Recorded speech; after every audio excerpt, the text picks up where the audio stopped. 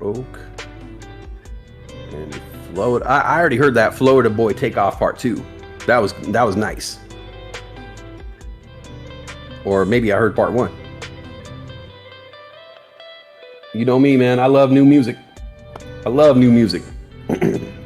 Jeff Galetta said space got bludgeoned for a second consecutive day. Yeah, super bummer. All right, we got that new stream cooking. Here we go, people. I'll meet you over there.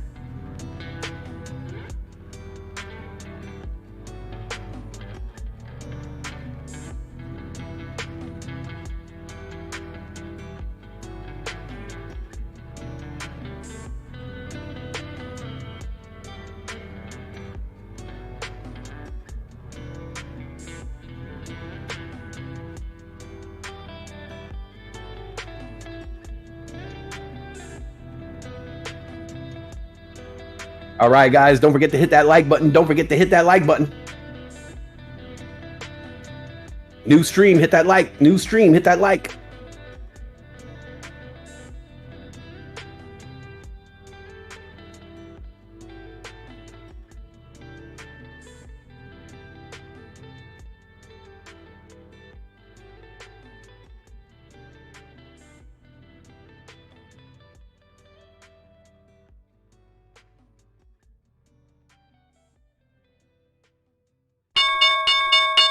And that is it.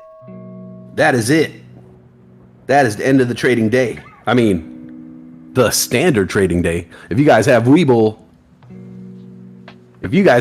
you know the day is far from being over. Thank you, Adam E. That's Lieutenant Like Adam E. Making sure that you guys are either gently massaging those like buttons or assassinating the buttons. Either way, whatever gets the job done. Thank you, Lieutenant Like, aka Adam E. Always making sure that we're hitting those like buttons. Adam E., you are the man around these parts. Thank you so much for that. Soup. 2, 1, booster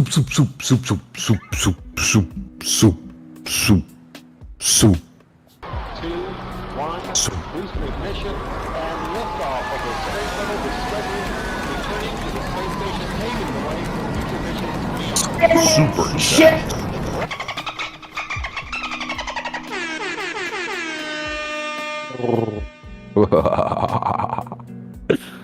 Adam E., thank you so much, man.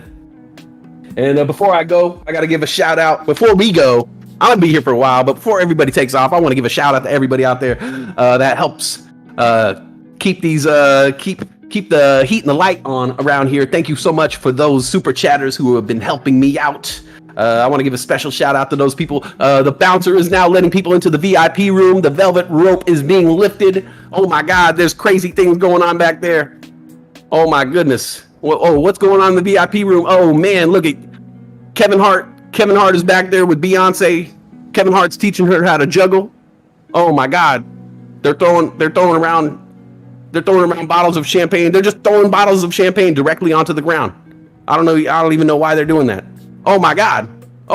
Who is that?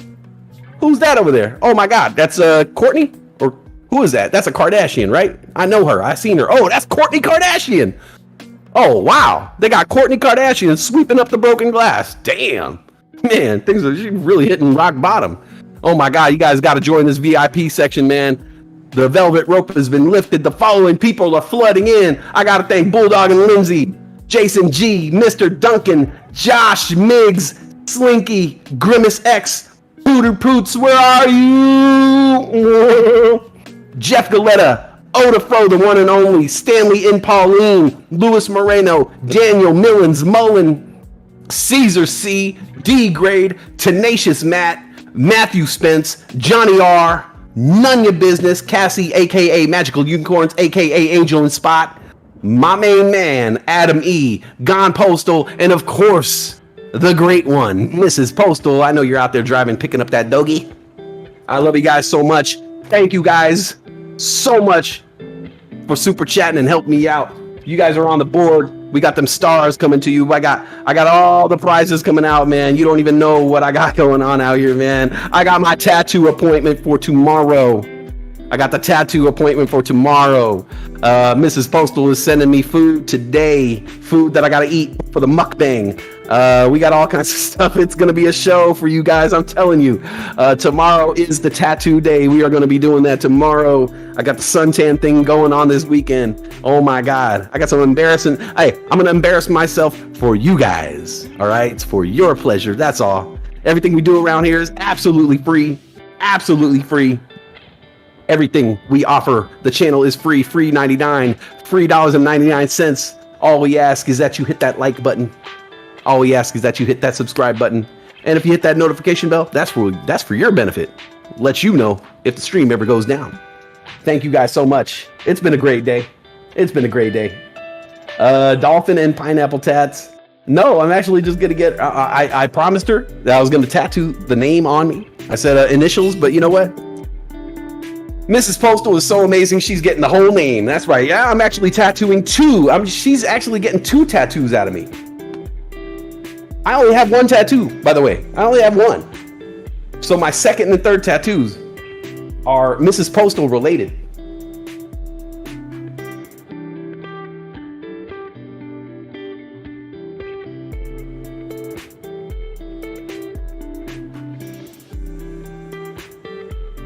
Shaq picking up Kevin Hart. Oh, Shaq teaching people how to juggle with Kevin Hart.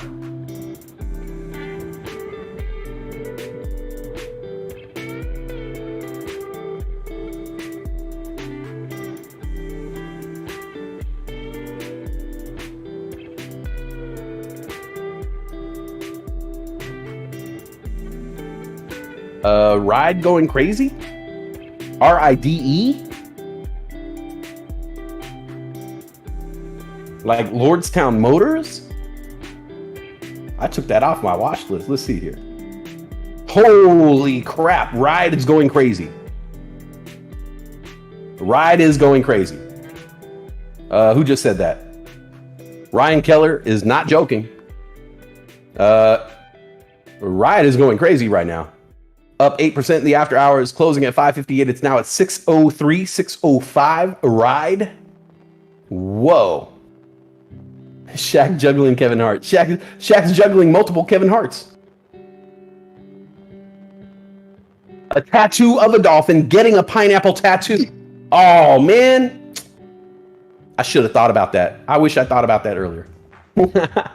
Caesar Crane says X-Bio is ripping. Yes. That's what I want to hear. Oh, not enough for me. I need it to rip more. Oh, there you go. 342, 345. Yeah, rip more. Andre's like, yeah, ride. What? How much for that? It's 2 gold stars.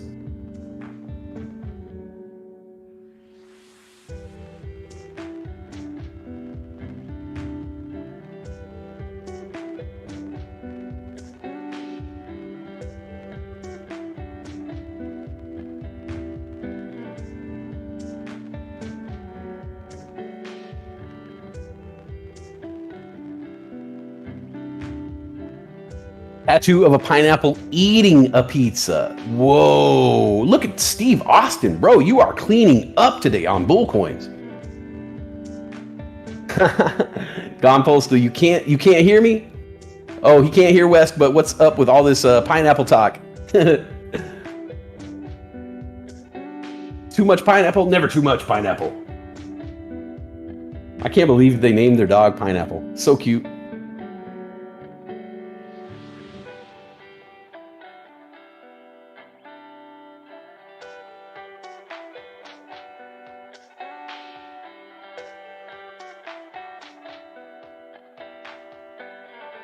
Let's see. Lordstown Motors now at 606. The high of the day happened here in the after hours at 608.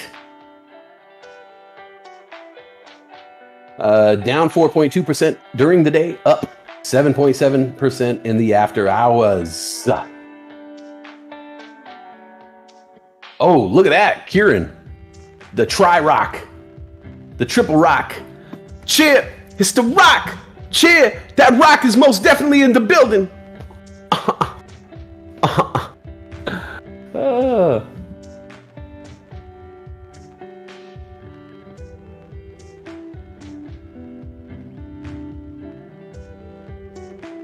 Rockets. Man, Doge really sent them rockets off today, man. I am impressed. I am impressed by some Doge. Not a bad day. Not a bad day overall, I think. How did everybody do?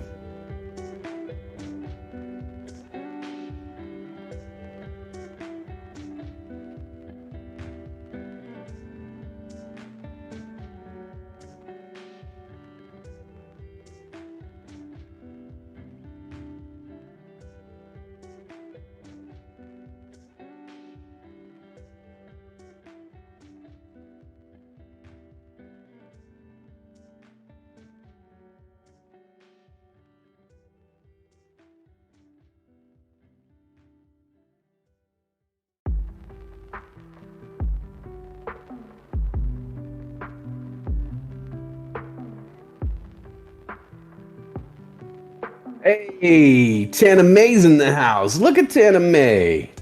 Look at you. You go, girl. What's up, homegirl? Oh my God, Steve Austin, dude. Steve Austin is robbing the vault right now. You're already the $1 million man. Do you need that 505 bull coins from us? Jeez. Look at you go. You guys, anybody holding on some CLOV? If you're holding on some Clove, you got that Clover Health Investments Corp. Look at it go. CLOV up 9.7% here in the after hours now at $8.91. It closed the day at $8.13. It hit $8.99 here in the after hours. Clove, cheer, Clove, young CLOV, cheer. And it's coming right back down. Don't worry. Don't get too excited. Don't get too excited. It's coming right back down.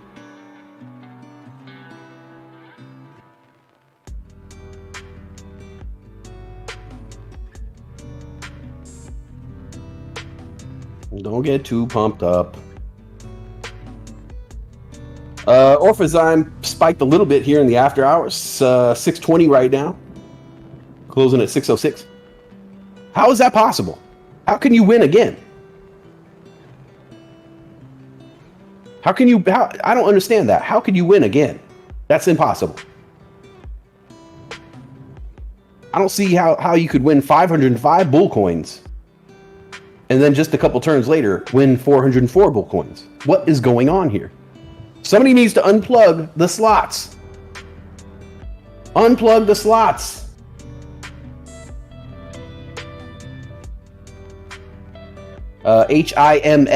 HIMS. Oh, Hims and Hers Health Inc. HIMS Hims. Closing at 750. It's up to 830 right now. Up 10.6% in the after hours. HIMS. Hims.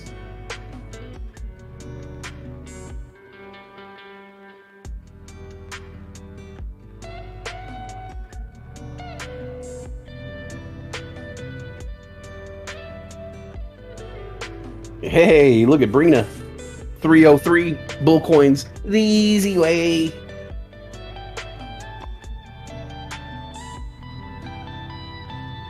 HIMS, HIMS just hit a high of $8.32 here in the after hours. Up 10.4%.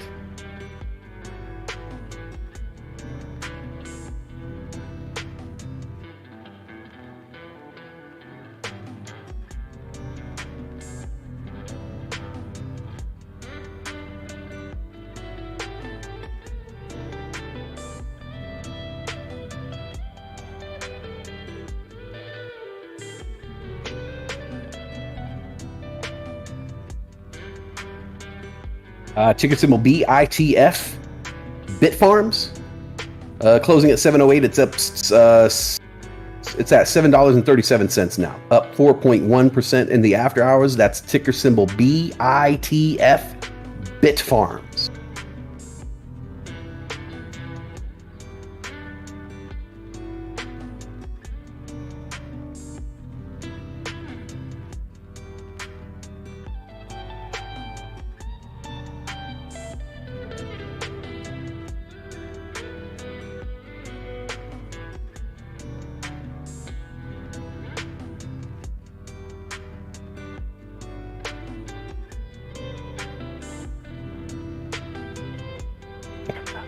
I'm going back in time now, and like I'm taking stock of everybody's wins. Because Sabrina said she just won.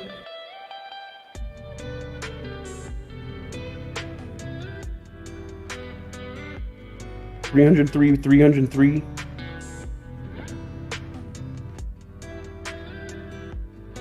That's 1,008 bull coins in the past 3 skins. What the hell, man? That's crazy. Oh my God. You're right, dude. You guys are assassinating the stocks right now. What the hell, man? Bulldog says bipartisan bill targets Apple and Google's ability to profit from app stores. Steve Austin versus Sabrina. Steel cage match. For real. Dude, it's like a robbery, man. Deposits only. Deposits only. No more withdrawals. What the hell, man? Save some bull coins for the rest of us, gosh.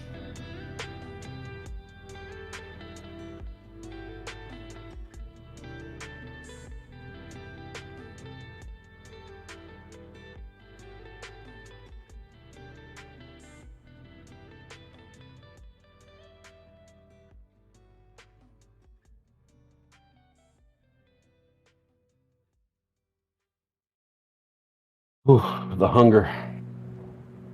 Oh, the hunger. Starting. Clove, $9. Clove is at $9 right now in the after hours. CLOV up 10.7% in the after hours. GP says ADA doing its thing. Yes, it is. Yes, it is, sir.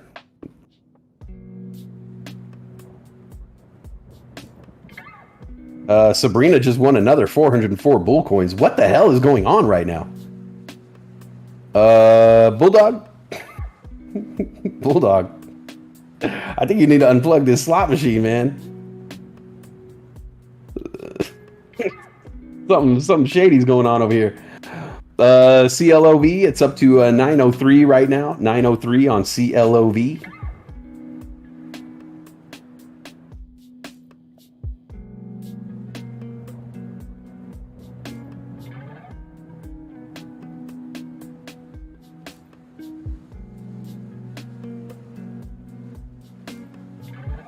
XBio at $3.47, up 7% in the after hours. That's XBIO. Sabrina's Danny Ocean, or whatever Sandra Bullock was in that Ocean's 8 or whatever. She's that. Oh, okay, low key. Somebody else won finally. Low key got some bull coins out of it.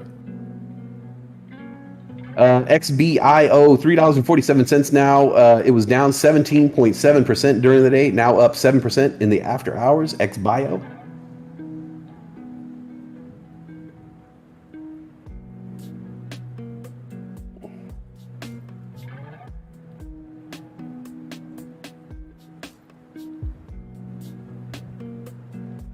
Ooh.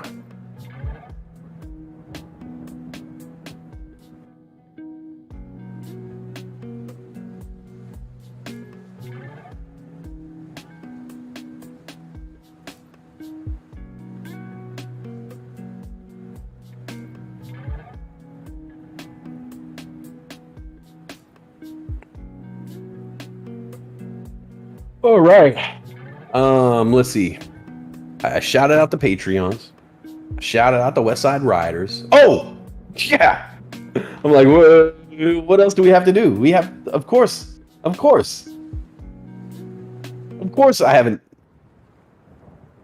didn't give you the NFT art finance token update.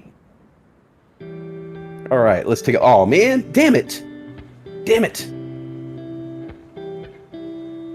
All right, here we go. As of August 11th, 2021, the year of our Bulldog, my $100 investment into NFT art finance token, which netted me a whopping 4,290,945,964 NFT art finance tokens.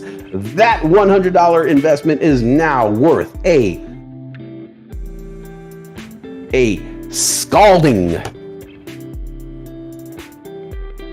$5.59. Yes, that's right, folks. A $100 investment has been turned into $5.59. Hey, but that's a long hold right there, baby. That's a long hold. Let's see. My $100 investment into Ethereum Max, which got me 778,273 EMAX tokens. We're talking about the max here, not the minimum. The max. This is the maximum that Ethereum can actually attain. That $100 investment is now worth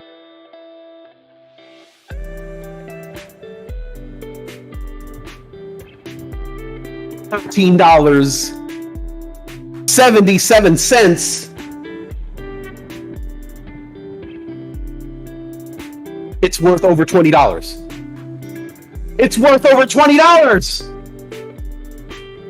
It's worth over $20. Yeah, party! It's a party. We got it. It's worth $20, guys. We did it. We did it together. Oh my God! Can you believe it? Yes. Yes. My $200 investments are now finally worth $20. Oh, wow. Oh my God.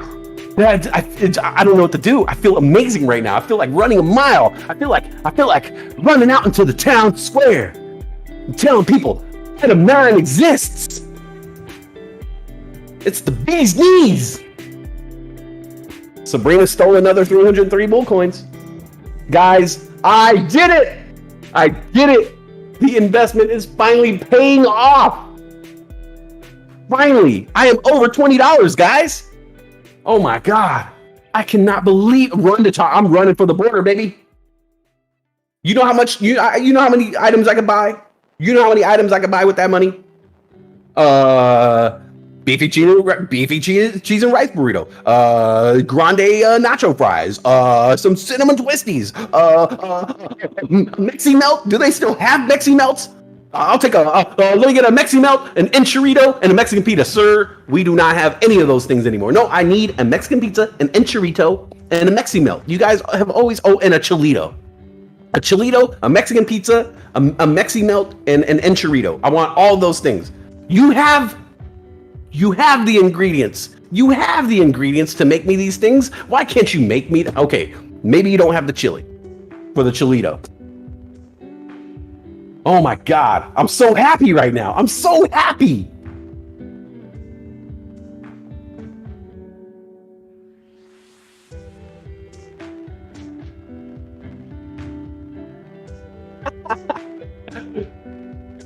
I'm gonna make them. When I open up my Taco Bell location, mark my words. When I open up my Taco Bell franchise, we're not only gonna have Mexican pizzas. We're gonna have chilitos. We're gonna have Mexi Melts. We're gonna have that chicken ranchero soft taco. Yes. We're gonna have the papas. We're gonna have the fries, the papitas y papas. Okay. I'm gonna serve all that at my Taco Bell. My Taco Bell is going to have the full menu all the time, 24/7, even breakfast. Oh! Mic drop! I'm dropping the mic. Drop. Mic drop. Even breakfast. You come in anytime, you can get a breakfast burrito. All right? That's my promise. That's my promise. All right? Yes, Taname, a Taco Bell franchise where everything on the menu is everything Taco Bell takes off the menu. Yes.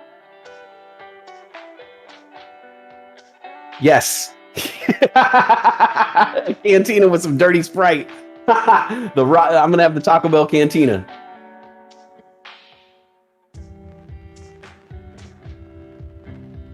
The double-decker tacos. Yes. Oh, the Verde sauce, right? Kieran, yeah, of course. I think we only, yes, you could pay in bull coins. You could pay in Doge coins. Sabrina, you might can drop with me. Oh, the pro got some bull coins out the deal. Look at that. Gary Frost, right? Enchiritos. Enchiritos. You guys know what an enchirito is? If you don't know, you're missing out, man. Enchirito was a Taco Bell enchilada. It was like a little burrito covered in sauce and cheese. Huh. Huh.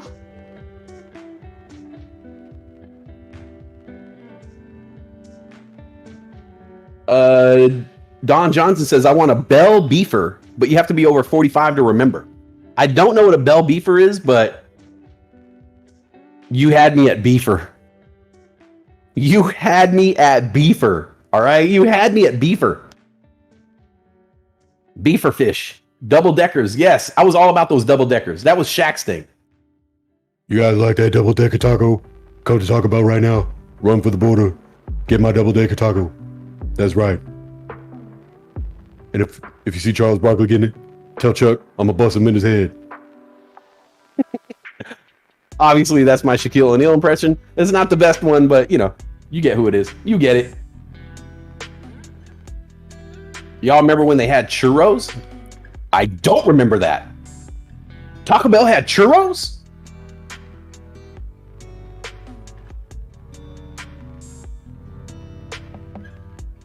Taco Bell had churros, like hot churros? Oh, now I'm just furious. Now I'm just furious. I want one of those churros. You know what I had? I had a churro from a Mexican restaurant. Guys. I had a churro from a Mexican restaurant that was stuffed with Bavarian cream. Guys, I had a churro from a restaurant that was stuffed with Bavarian cream. Okay, wrap your head around that. A hot churro stuffed with Bavarian cream. A regular churro on the inside, but inside of it, on the regular churro on the outside. Flaky pastry crust, covered in cinnamon, sugar, all over your shirt, but the inside was, they shoved a Bavarian cream inside.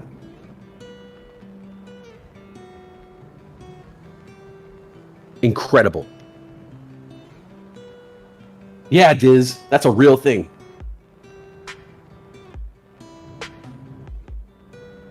A churro with Bavarian cream inside. It was so freaking good. And if you spent over $25 at the restaurant, you got it for free. Tana May likes the churros at Disneyland, but GTA is saying Universal's churros are better. I have not had either. I have not had either churro. Yeah, so a German-Mexican mixed churro. Yeah, which is actually, if you guys didn't know, there was a lot of German immigrants who went to Mexico. That's why Dos Equis is actually a German lager brewed in Mexico. There is a culture share going on there. So maybe that's where it came from. The Bavarian cream inside of a churro. Whew, okay. Trumpy Bear says, I just turned on the TV and thought I heard Westside say ovarian cream. No. Argentinians put dulce de leche in churros. Oh my God, that sounds so good. Sherry Jones, it sounded good until the shove part. Yeah, I didn't use the proper adverb for that. How about they squirt it inside? A regular churro on the outside, but inside they squirt it full of Bavarian cream. Is that a better adverb?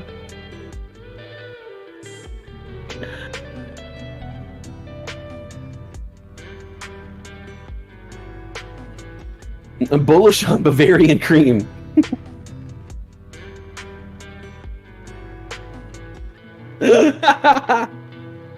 Oh, man. Oh, that doesn't sound better? No? Okay. I'll go back to shove. Hashtag. It's what's happening inside my mouth right now. All kinds of that. Hashtag. Hashtagging. Woo! Look at those, baby. Doge, 28-cent Doge right now. ADA, 187. Guys, crypto is flying right now. Happy times are here again. It's the roaring 20s, guys. You didn't know it's the roaring 20s, 2020s. Oh,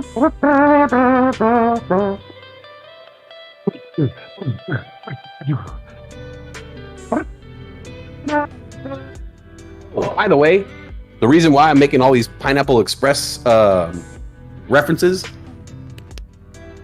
the weed I got the other day from the club, item 9. Item 9. If you guys know what item 9 is, that's a Pineapple Express reference. It is a hybrid sativa, Mindo Perps, plus Triangle Kush number 4, and Stardog Haze. Yo, I don't know what that means, but it sounds really fancy.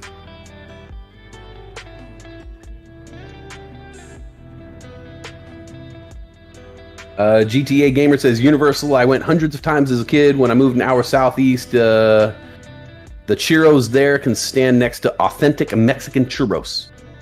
Item 9, yeah. I'll take a picture of it, actually. Let me show you. Because it's really, really pretty buds.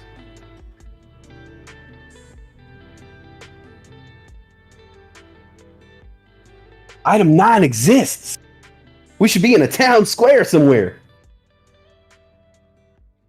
It's the bee's knees. Oh, my hair is terrible today. Holy crap.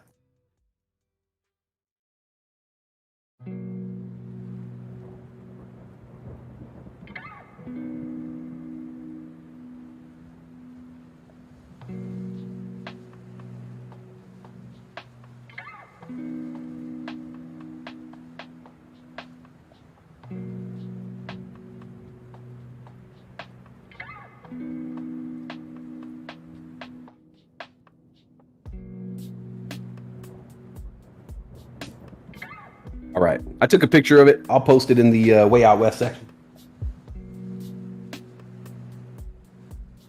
Oh my God.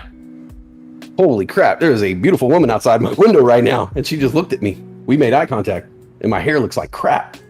How embarrassing.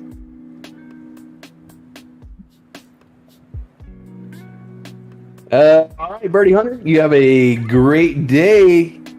You have a great day. Birdie Hunter. Bilingual. Holy crap. Dude, she's beautiful. She's beautiful. This girl outside my window is so beautiful, I don't feel like moving. I feel like playing possum. Just pretend you're asleep. Just pretend you're asleep.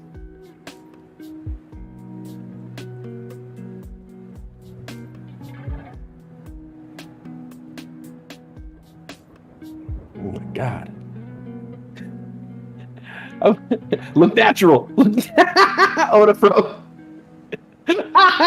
Show your dick sporting goods through the window. Sure, my portfolio. Pretend you're a mannequin. Oh my goodness, she's beautiful. Holy crap. Holy crap. Whoa. That was awkward. That was really awkward, and I'm the one who made it awkward. Fix your hair and go say hi, fool. Oh no, I'm good. No, she's way too intimidating. That's a pretty lady right now. She would just laugh at me. No! They're all gonna laugh at you! No! Let's see here. All right, I'm gonna post my picture here in the Way Out West. All right, if you guys want to see what item 9 looks like, it's the bee's knees. And while I'm at it, might as well pack a little bolski. Who we trying to talk to over here? Nothing. Some anonymous woman outside of my window who was walking a dog, and she was wearing a backpack. She's looking in my window, and I made it awkward. Yes, I made it awkward. You know how I made it awkward? By freezing. Freezing and not moving. Oh.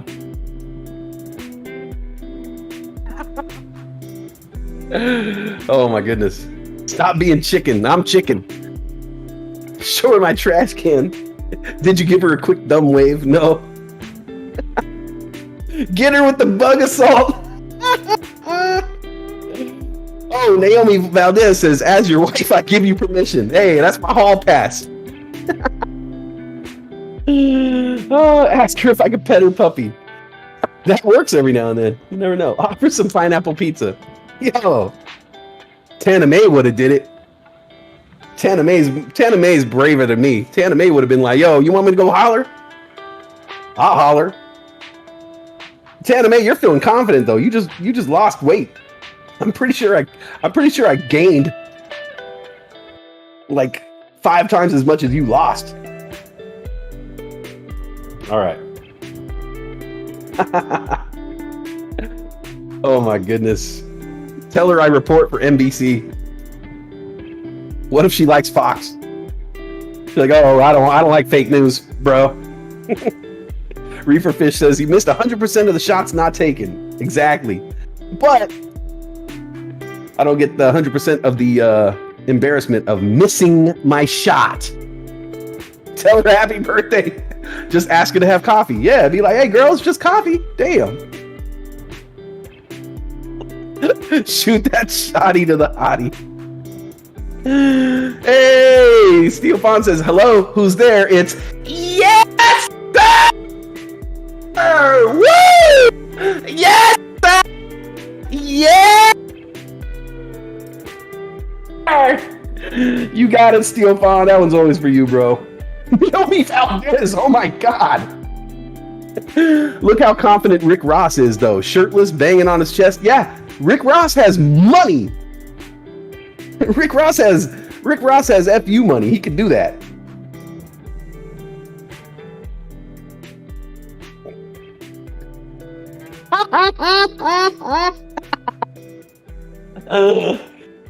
Coffee and a stash party. Netflix and pill. Oh, Gizmo is not gonna lock the dog. Exactly, Sabrina. You're right. I gotta find a girl with a cat. I need a girl who's mine. I need a girl in my life. Oh, that's what I'll do. I'll just sing. I'll just serenade her. I'll just serenade her with my lovely voice. That's a lady killer right there. Dot. Oh my god. If she was a booger, I'd pick her first. Ask her out in my Jay-Z voice, be like, shit.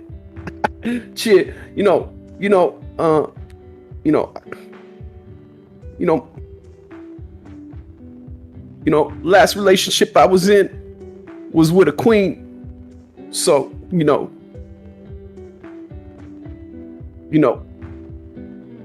it ain't nothing to date a princess like you. Shit.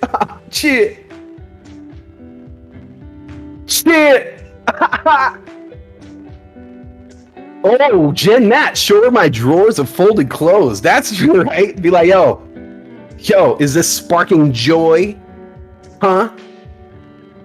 Do these folded clothes spark a joy?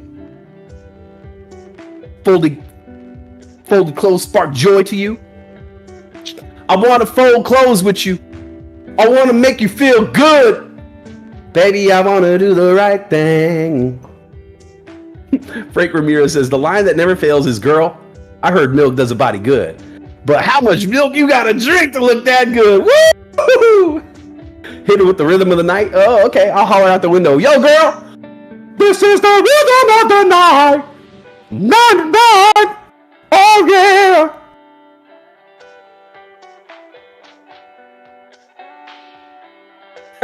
Do it, Westside. Show him you got the eggs to do it. I don't. I'm too shy. Too shy.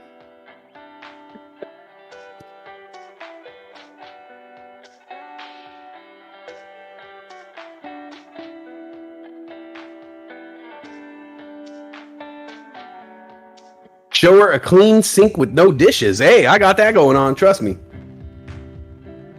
Steel Fawn says my chat up line is, hey, do you know Westside? I do. Oh, I should do that. I'll be like, hey, do you know the artist known as Steel Fawn? Let me play you a song.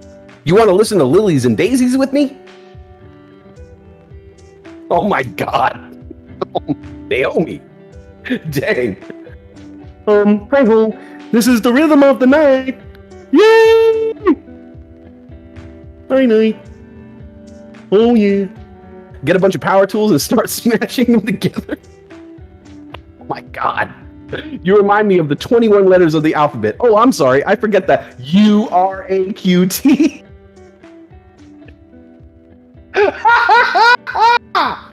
Oh my god, that's such a good one. I mean, it's bad, but it's good. Oh wow. How much do I need a super chat for you to put yourself out there? No. Degrade, do not do that. There's no amount of money. You cannot buy confidence.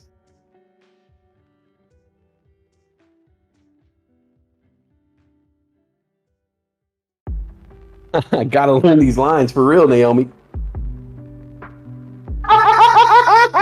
Reaver fish. Ask her to smell your organic milk from 2 weeks ago.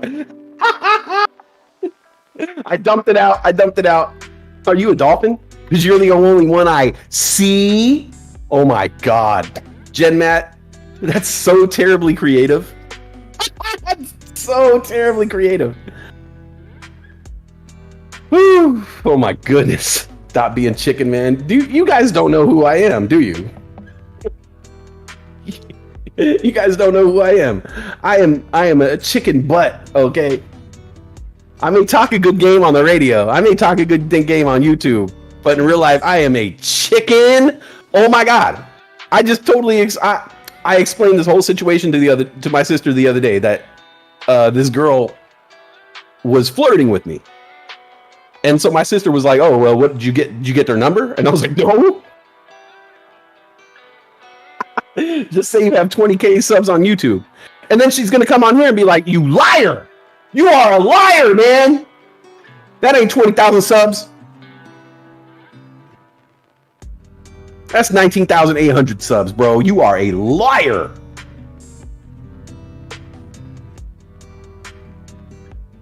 Sabrina, guess what? What? Chicken butt. That's me. If I told you have a nice body, would you hold it against me? Naomi, I am gonna die alone. I'm already fine with that. I'm okay with that. I'll be happy. I got my cat. Oh my god, my cat's like 16 years old. He's not gonna last forever. I better get another cat. Sorry, Giz. It's the truth. Oh my god, alone with cats. No, because the cat's not gonna last. I'll be just alone. No cat. Oh my god. It was very sad. AMC better moon quick, dude. AMC better moon so I can like level up, dude. I'm getting a bleak outlook right now, man. Oh my god. Wow, things are not. Oh wow, this conversation took a turn into freaking depressing territory. Why am I laughing? Why am I laughing about it? Oh my god. That's what tell me, let's go breathe in some, let's go breathe in some fresh air and get that good sunshine on our skin together. Look, there's a river right there. Let's jump in it. Let's jump in the river. Don't open with the alone cat thing. Oh my goodness. Oh my goodness.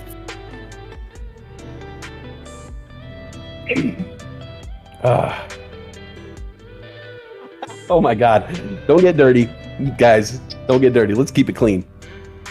I could tell her about my Beanie Babies. Would that work? I could bring up the fact that I had those Beanie Babies. So I said, hey, yo, I'm an investor. I got stocks. I got cryptocurrencies. I got some Beanie Babies. Yo.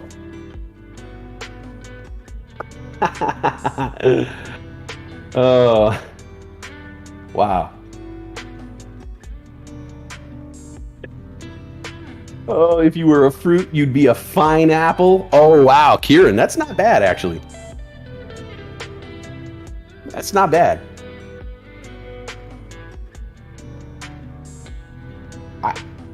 I like that one. If you were a fruit, you'd be a fine apple. I like that, actually. I like that. That's not bad. I gotta admit, that's not bad.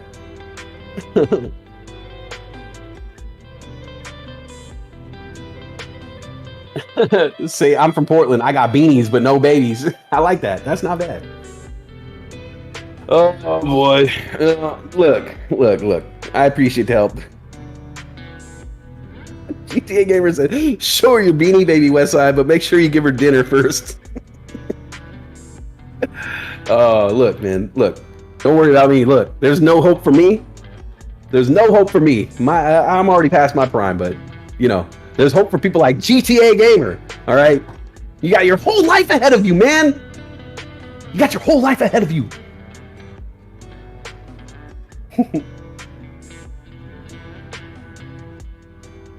That's the first time I've seen her walk by my... Yeah, she's long gone by now. That's the first time she walked by my window, and I don't know.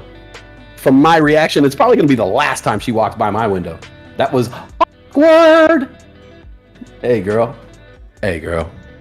Have you seen my Fantasy Football League championship trophy? Yeah, that's right. I spent a lot of time watching football, talking about football, checking out player points, looking at my lineup, setting my lineup, scouring the waiver wire. Girl, you into scouring the waiver wire with me? We could waiver wire all night long. Oh yeah, baby. You want that fantasy? I'll make all your fantasies come true as long as it's on the fantasy football field. Oh yeah, nerd alert.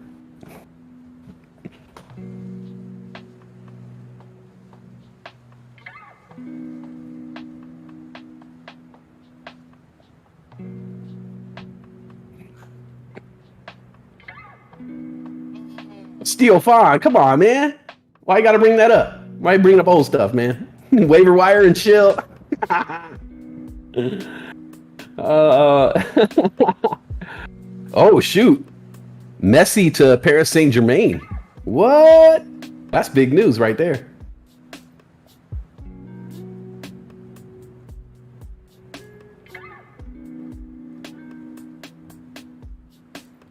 Too funny, man. You guys are cracking me up. All right. I'm glad you guys got my back, man. Oh, boy. All right. Am I still looking at numbers here? Nah, we're over it. I'm going to look at some crypto.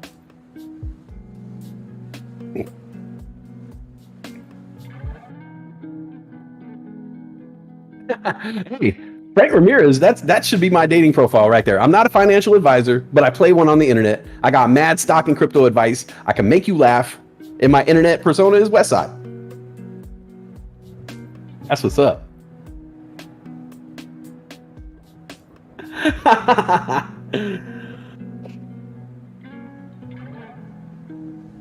Too funny, man. Tell her to pick it up. Pick it up! Oh boy, too funny, man.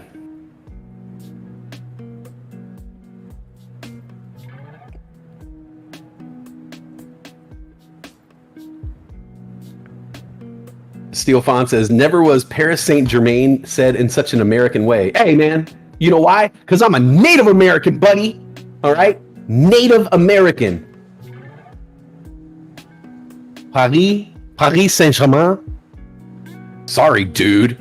We can't all be from Ireland. We can't all be from Cork. We can't all be international. We can't all be illegal aliens in this country like you, Steel Fawn. Bro, your name is Steven. Dog. Who is Steel Fawn, dog? I know your name is Steven. Love you, bro.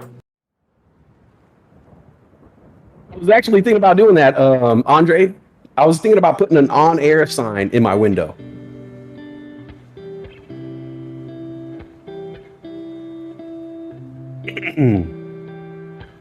Sherry Jones, I do not.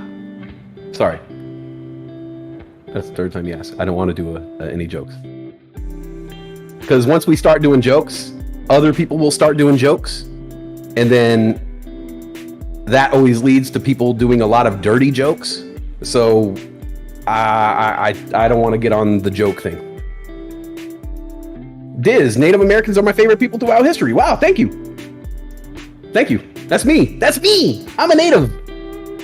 I'm an indigenous person. I said messy wrong. It's messy. GTA gamer. Yeah. Yeah, Steven. That's fired, bro. Oh. Only Mrs. Postal is allowed to do jokes. Yeah, she gets away. She slips them in there. You know, she slips them in there. But I try to avoid the jokes because every time people start telling jokes in the chat, it goes to a very bad place.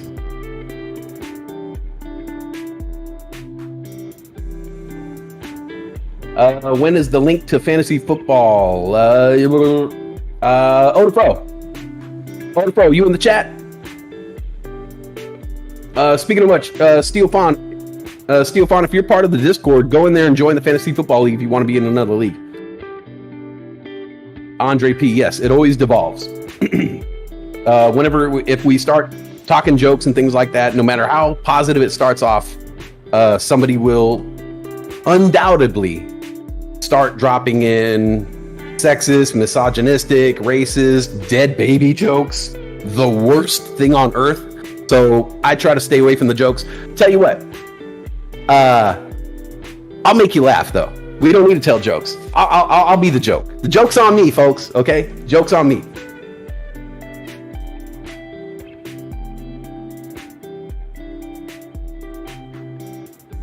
Hey, God Jr. What's up, God Jr.?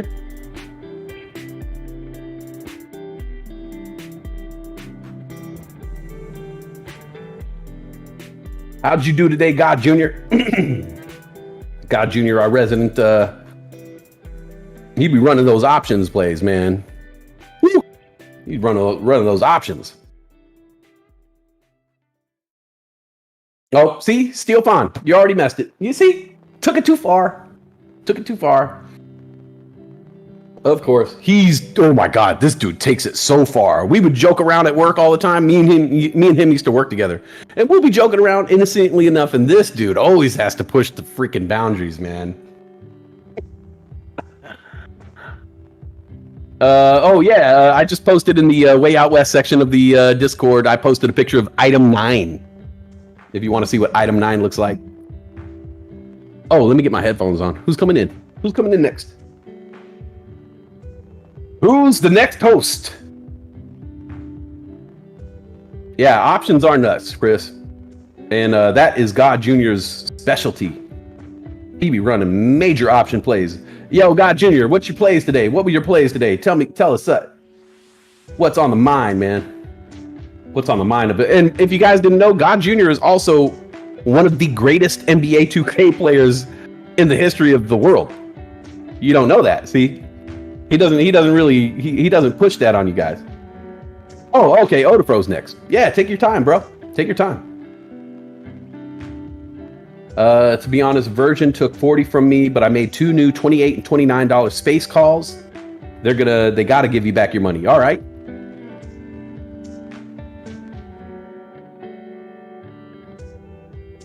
Yeah, God Jr., I don't know when you sleep, bro. I don't know how you keep such an active life. Working, playing the stock market, and dominating the world at NBA 2K. He's pretty much known as the greatest slasher on NBA 2K.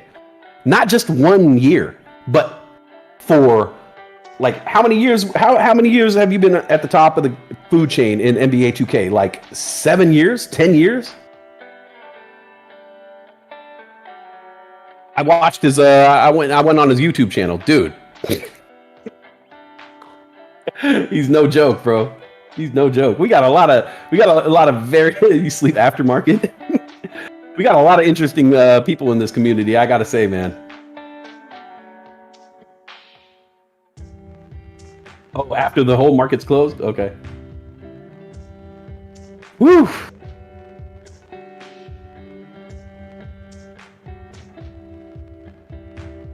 Too funny, man. GTA says SLGG going to the moon. I know Abdel is a little PO'd at SPCE, right? A couple people upset about SPCE today. That Virgin Galactic really took a dive.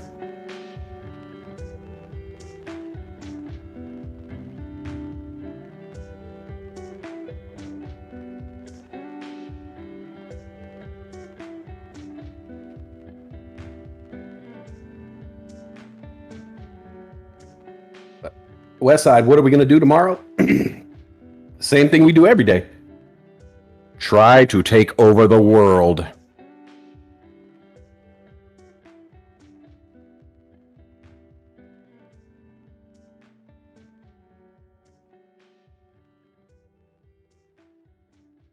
Awesome.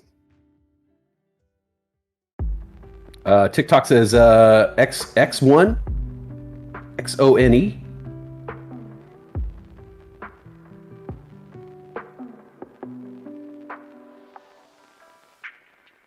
That's a crazy gap. It closed at 728. Now it's at 2409, 2410. What's up with XONE? Yo. Is that on earnings?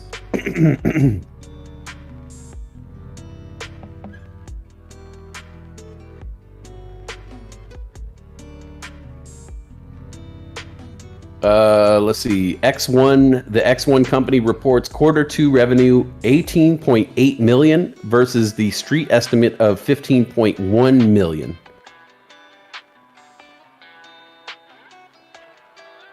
So they beat their revenue by $3.7 million. Okay, no wonder. No wonder it's going up. They got money.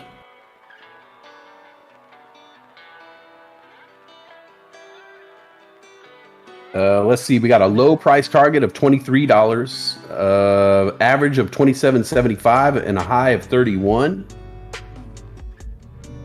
X1 now at $23.90, up 38.4% in the after hours. Nice moves, man. You're the man, man.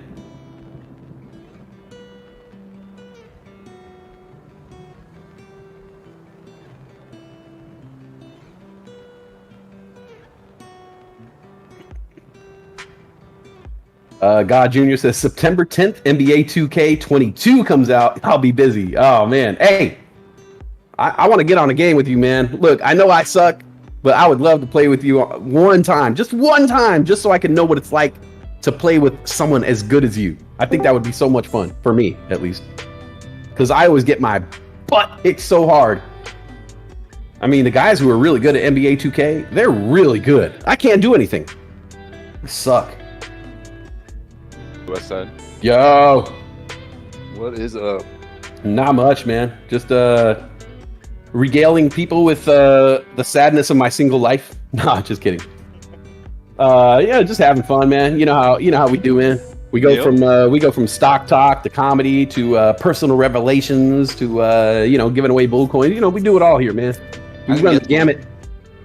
I didn't get to listen much today. Did you make anything? Did you have any moves that you made some money on? I made all my moves before I even got on the air because I swung trade Fulcrum and Orphazyme. Oh wow. Yeah. And so off those sales right there, I loaded up on AMC this morning and bought, like I was telling people, today was my second biggest investment in AMC since it was $12. I did hear that part, yeah. Yeah, I bought several $100s on. I bought $700 on Webull. Oh, okay. And then I bought $100 on Stash App. I bought $100 on Cash App, and then I bought $100. Oh, and then I bought some stock bits on another app. Nice. So I just went across and diversify your portfolio. Just threw down on a bunch of AMC, man. I was just like, forget it. All this extra money that I was sitting, because I had some like $100 here, $100 there in different apps that I would use for day trading when I ran out of my PDTs on my Webull account. But you can't really day trade on any other apps other than Webull, really. Yeah. You might be able to get in and out on Stash, but that'd be really hard because it takes like 2 hours for them to perform. Right. And we know the price discrepancies with Robinhood makes it really hard to day trade unless you have a solid percentage gain, because you're going to lose a couple percentage points in there. So I try not to day trade on Robinhood. I try not to day trade on SoFi and all these other apps because the price discrepancies are too much. Weeble's so fair that's recent change. Yeah. And so I was like, okay, so why do I have all this money on all these other apps that I can't day trade on, but I have money locked away for the day trade moments? Why don't I just hodl on those apps and use my Weeble? And I'm. It's a good day. You feel good about your moves. Right. Oh, and I also threw down. So last night I threw down on more apps. I opened up accounts on multiple apps. So I opened up accounts now on. So I had the Stash app and I had the TD Ameritrade. Huh? 10 trading apps now? Yeah. Stock? Yeah. Stock? Wow. Yeah. So I got Stash app and Ameritrade. I already had those. Cash app was already open. And then I bank with Chase. And so I have Charles Schwab through Chase, through my banking app. I had an account on Fidelity, but I never linked my bank account. So I linked my bank account with Fidelity. And then I went across the board. I did Moomoo. I don't know if you ever heard of Moomoo. It's kind of like a Weeble thing. Okay. Moomoo. I linked up my bank account with that. I linked up my bank account with Public. I linked up my bank account with M1 Finance. I linked up my bank account with E-Trade. Free stock just for throwing some money into them? I didn't deposit any money yet. I just linked all the bank accounts, so when I need to, I could just transfer the money, at the push of a button. Keep us posted if any of those do throw you some free stock, because I'll definitely go and throw money in. Moomoo did say that you get 4 free stocks with Moomoo. I think you get 2 with Public and 2 with M1 Finance. I already have an account with Doge. I hate it, but I have it. And then Robinhood. Another thing with Robinhood too, they said recently that if you add $250, you get free $10. Yeah. And then there's other increments like 500, you get $20, and then 700, you get something, whatever. So I'm going to throw a little bit more on my Robinhood and use that to hodl. But then I'm going to go through these other apps like Moomoo, M1, E-Trade, and I'm going to just start using them.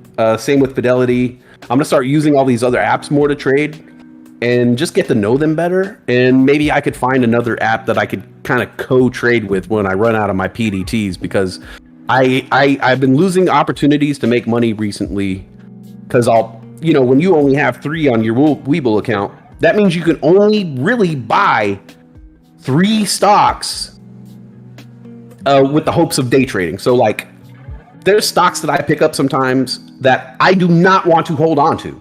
Yeah. I just want to buy them right then and there and sell them within 15 minutes. Yep. So the more I'm able to do that, I could probably make a couple quick bucks, like I'm saying, just like $20, $30 here and there on quick day trades. But they're worth so much to me on Weeble because it's my main account. And those day trades, like, say I'll buy something like XBio and it goes up a couple percentage points and I see it's like, okay, now I'm in the green, $35. Do I sell right there and use my PDT? How much is it worth to me? Is it worth $5, $10, $15, $35? And I'm finding a lot of the times I'll run something up and I'll get like a $15 profit and I won't sell because that PDT is worth so much to me, and I'll end up bag holding because I didn't use it on a small profit. Nope. So I think if I have more opportunities to do that, I'll just cash in on smaller profits across the board. And it'll just make me a more versatile trader until I get the $25,000 in my account where I'm allowed to just go freaking nuts. If you look at it this way too, if you look at these accounts with the new trading companies, Moomoo and all these other ones, those are essentially investments too that you will get your money back, but you will get something for it. So I look at those and I almost think, like, I constantly think back to the Sabrina story, but go in, put $100 in Moomoo, see what stocks you get. And then when that money clears, pull that $100 back out of there and just start playing with those stocks only on that account and see where you can go. You get what I mean? It's an investment. You put $100 in, you're getting your $100 back, and you get whatever they give you. You go to the other site, you put whatever money they give you. Robinhood, you're gonna get that $20, put that $250 in there, get that $20. As soon as your $250 is ready to get it, pull it the heck back out of there so that you don't use it in there, but you got that $20. Start trading with very slowly. It's small. You're building up, and it's not your money anymore. Now you're playing. That's a great idea. That's how I've been doing it. That's what I started Stash with. Cassie gave me her thing, the referral.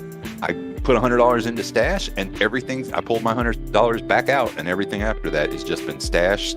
You know, I've been stocking up all these stash. So for $1 a month, I'm getting like 8 stocks. You know what I mean? Every month. Like, dude, it's worth it. It is. I was looking at it last night at my Stash app, and I was like, wow, okay, I've only had Stash app for, let's say 6, 7, not even that. Let's say 4.5 months I've had Stash app. And I've already, so if it's $1 a month, so it's cost me $6 to have that.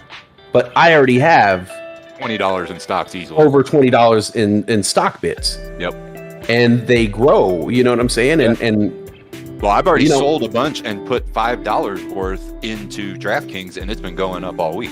Oh, yeah. Okay, so yeah, I actually had like a couple extra dollars in my Stash app account that I just threw down on one of the random stock bits. You know, it was like I had 45 cents worth, and I was like, oh, now I have $4.45 worth, you know?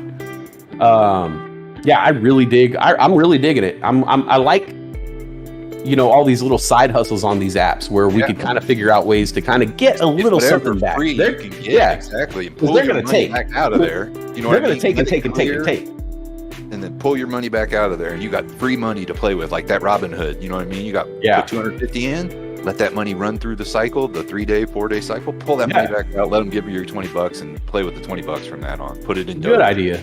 Good idea. Yeah. Mrs. Postal. I see. Hey, let's see a picture. Post a picture of the puppy. Pineapple. Post a picture of Pineapple the puppy. Mrs. Postal, we want to see a picture of the dog. It was so funny. She thought it was my birthday earlier. Is that what started it? She sent me, everybody started that, but then like, she was sending me a video. She was like, I heard it's your birthday today. I just wanted to call you and send you this video and send you a happy birthday. And she was like, oh, hold on, I'm getting a text. Oh, it's not your birthday. Postal mid-video. So funny. Brian Joel, you got like $60 in free crypto from Coinbase. Awesome, right? Exactly, right. I do that right now too. I don't have any money in Coinbase, but I keep taking those. They just gave out AMP. They gave out Algo. They gave out all those ones. I keep getting like $3, $2 ones. And I think there was a new one today too. They might have a new one. Yeah, I got a update.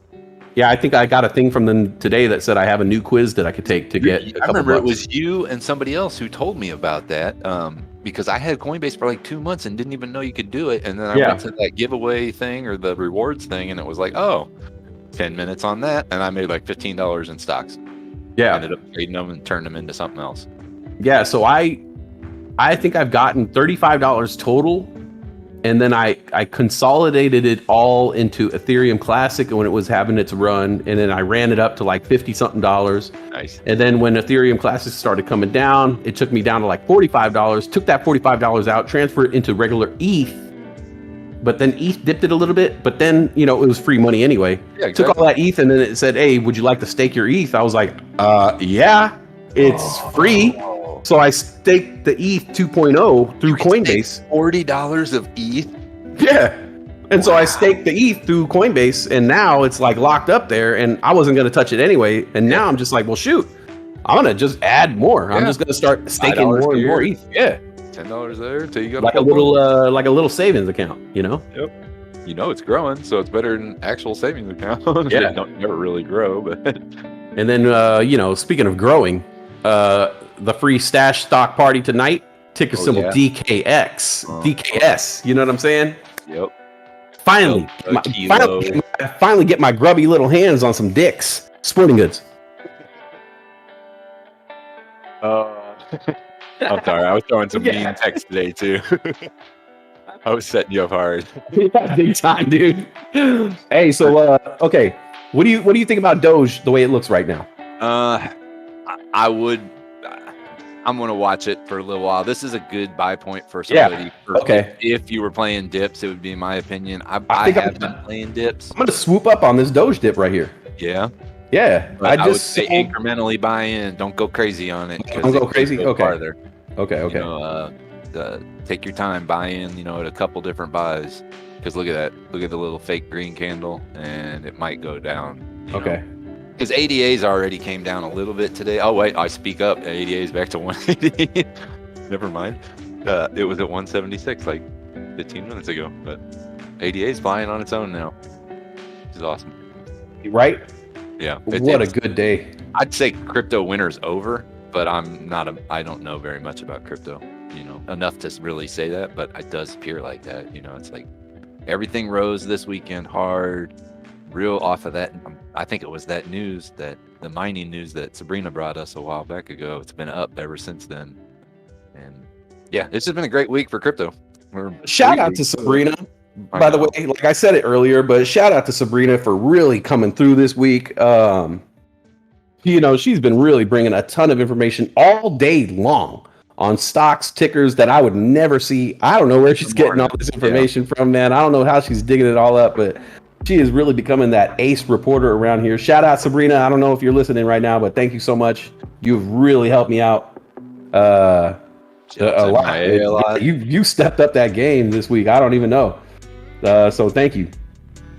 Thank you so much. Yeah, dropping stories, helping me out a lot, because I'm too busy doing yesterday all day basically, and I saw her. She was until 3:00 in the afternoon. News story, right? Stock tip. You know what I mean? It was all day long. Hell, she was the one who brought up what was the one today? Hit B, I think it was HITB. Was that the one? Let me see. Oh, Lit B, Light in the Box. She was the one who told us about Light in the Box. Did it run for a little bit? Oh hell yeah, dude! She told us about Light in the Box when it was $1.68 and it ran up to $2.09. Oh, nice gains, bro. Yeah. So shout out to Sabrina if you're listening. If not, you can buy 200 of those and you still made a nice little gain. That's a nice little buy right there. Right? Oh, I wish I would have been here for that. I had about $700 freed up money in Weevil. Dude, you could have blew it up, man. Well, yesterday I sat around here all day, right in front of the screen, like, okay, what do I want to buy? And I really, honestly, just was in fear of buying anything yesterday because it just seemed so fake. Everything just seemed like it was ready to tank on it. Right. And I didn't buy nothing yesterday, and then I'm still holding some things over, a little while. I don't plan on holding eyes for too much longer, but I'm hoping it gets to $4. Anyways, so I didn't buy nothing, and then all of a sudden today we have some nice greens and some nice little runners, and I hope everybody made money today. That's all I'm really happy for. Yeah, I woke up to some tendies. That was nice. And I'm waking up to 88 tendies. I have 353 free. I didn't pay any money for them. That's house money, 88 coins. I thought it was $1.29. It's $1.49, but I'm still up 31 cents. You know what I mean? Like on every coin. It's nice. Very nice. I wish I sold all my 129s back, but.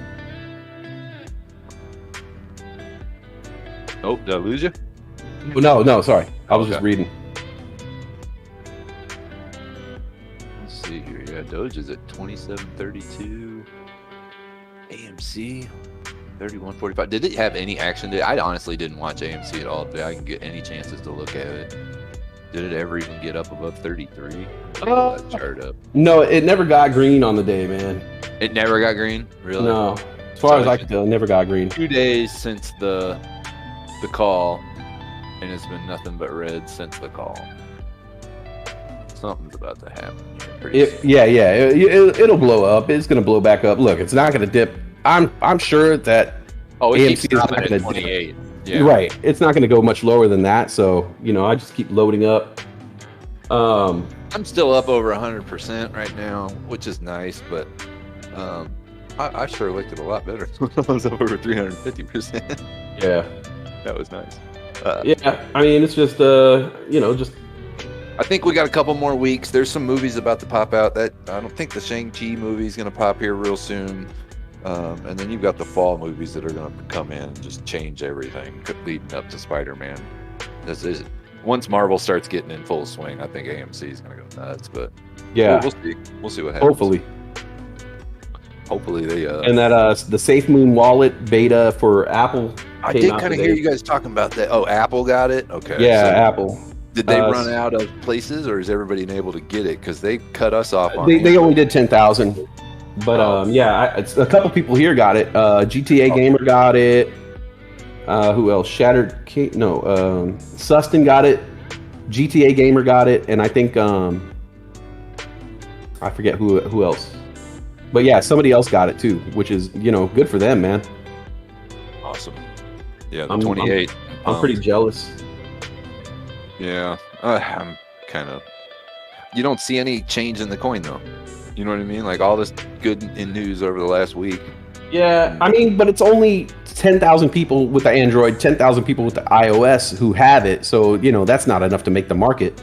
No, but it should be word of mouth. You think word of mouth would bump it up a little bit. Oh, Dr. GTI is the other. Oh, Low Key got it too. Oh, nice. Okay, so we got a good handle of people got it. Right. And they're saying that it looks awesome. Apple iOS open beta ran out of spots under 60 seconds. Yeah, I mean, I just want to see some price action. You know, we've been talking about this for a minute. You know, all this stuff that they have going out, all the tweets and everything that's going on. It's not moving the price up. No, it's actually been sucking it down. Right, and I'm a little bit concerned. Of course, I'm a big believer in Safe Moon, but it's just like, come on, bro. Let's see a little something, man. You know, I just need a little confidence. I'm that type of person. I just need a little confidence, and then, you know, I could roll with it. So it only had 4 zeros when I bought. I don't know how many zeros I had when you bought. It probably had 6 or 7. Let's see. I mean, I 35x'd my $100. Wow, very nice. Yeah, because the highest it ever got for me was that $100 investment. I looked one day and it was $3,500, and I remember telling my sister, I was like, "Look! Every time I swipe my finger down, it goes up. And then, like, later on that day, it went down to like 3,000, 28, 27, 26, and then I just saw it. Then I woke up the next day and it was like, you know, back down to 2,000, and you know, whatever. But I mean, I've taken a whole $1,000 out of my Safe Moon winnings, and I still have plenty left. Good for you. That's how you do it. Yeah. Take a little bit, keep the rest. And then Dave and Dave's laughing at you for NFT art. Yeah. Hey. That's harsh. Someday that'll be for $40. Someday. Hey, one of these days, man. It's over 20. I got them over 20, so hey, that's a start. Really happy about that. So how are you going to celebrate? What are you going to eat? You going to Taco Bell today? You guys were talking a lot of Taco Bell when I got in the chat. Man, I might have to hit up some Taco Bell. I actually have to go for a walk. I right over here is the Target. I got to go get my cat some food, so I'm gonna go for a walk, and I think Taco Bell's right over there, so I'll probably eat some Taco Bell. So did I hear right? You're doing the tattoo tomorrow? Yeah, I have my appointment tomorrow. I actually have to send the guy the picture of the designs. Yeah, so I'm going to get the tattoo tomorrow. I did get my back waxed so I could do the suntan trick this weekend. Mrs. Postal ordered me the food for the mukbang, and it's like crazy food I've never even heard of. I don't know what the hell I'm eating. It's like, oh, dude, you'll see. And so I think I want to see. Bro, it's crazy. It's crazy. Yeah, it's like food I've never heard of. Some of it is like food I've never heard of, and some of it sounds kind of gross. So it should be fun for the audience. Yep. I'm probably going to stream that maybe on Saturday night if nothing's going on. I'll stream the mukbang. Have a clothes hamper or that nice blue trash can next to you at all times. Oh, gross! I'm not a vomiter, so it's probably just going to be just me painfully choking food down because once it goes in, it never comes out. Like I'm just not a vomiter. Famous. The tattoo design is so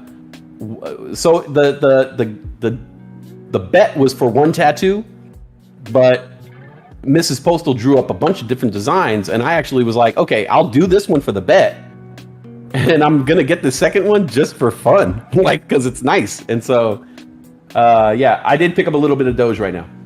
Oh, and it dipped harder. Yeah, it dipped harder. Damn, you're right. Damn, Odafro's a little fake green. Yeah, you were like I fake play green. The Doge dips a little bit, man. I know where to watch these, and it's not that time of the afternoon, in my opinion, to damn.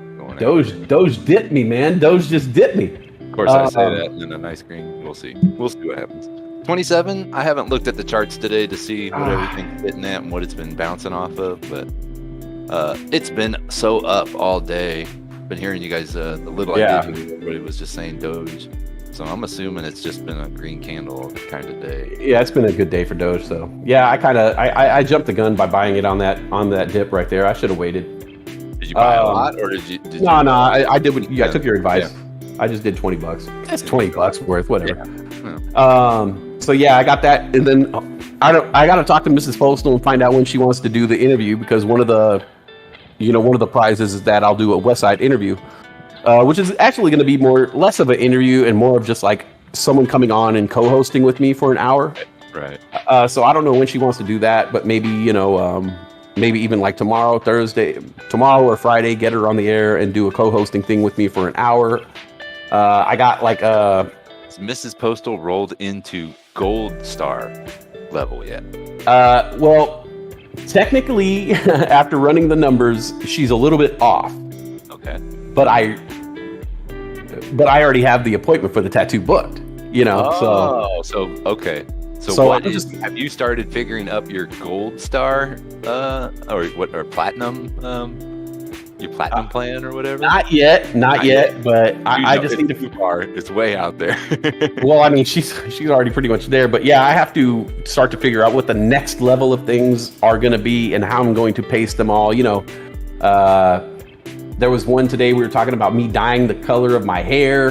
There was the Westside skydiving ones. Like Billy Eichner. Oh, I love that guy, by the way. That's my man crush. I want to see you do that. Skydiving, there's the me traveling to people and buying them dinner. But yeah, there's all kinds of crazy ideas. I just got to figure out how to tier them up. Yeah. And make it still original and all that. So yeah, I haven't even worked on the second tier. Who knew? I didn't think it would even get to this point yet. I thought we wouldn't even get through the first tier until the end of the year, maybe. But so yeah. L Bob, how much does it cost to co-host? Well, it's either up to, let's see, what is that? That's $550. What is that? I'm so confused. Sorry, I'm looking at the Ethereum chart trying to. What is there? I had it written down.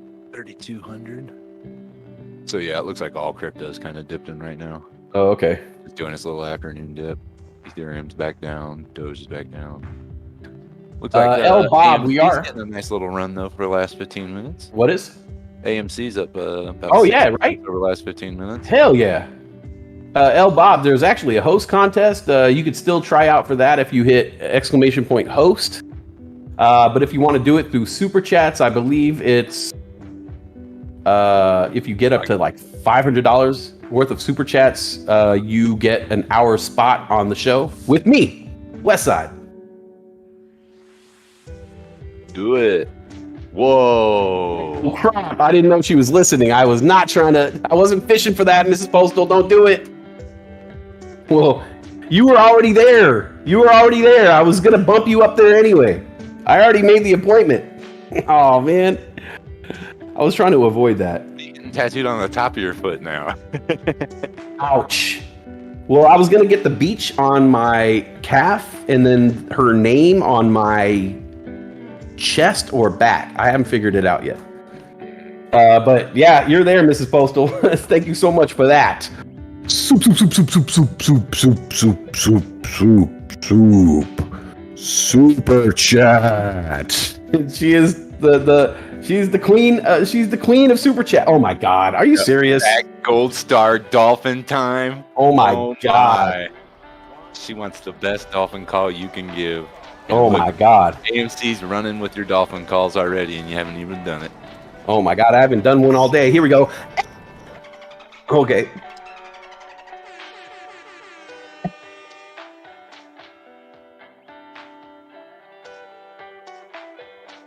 Yeah, thank you so much for that. Super chat. Super chat.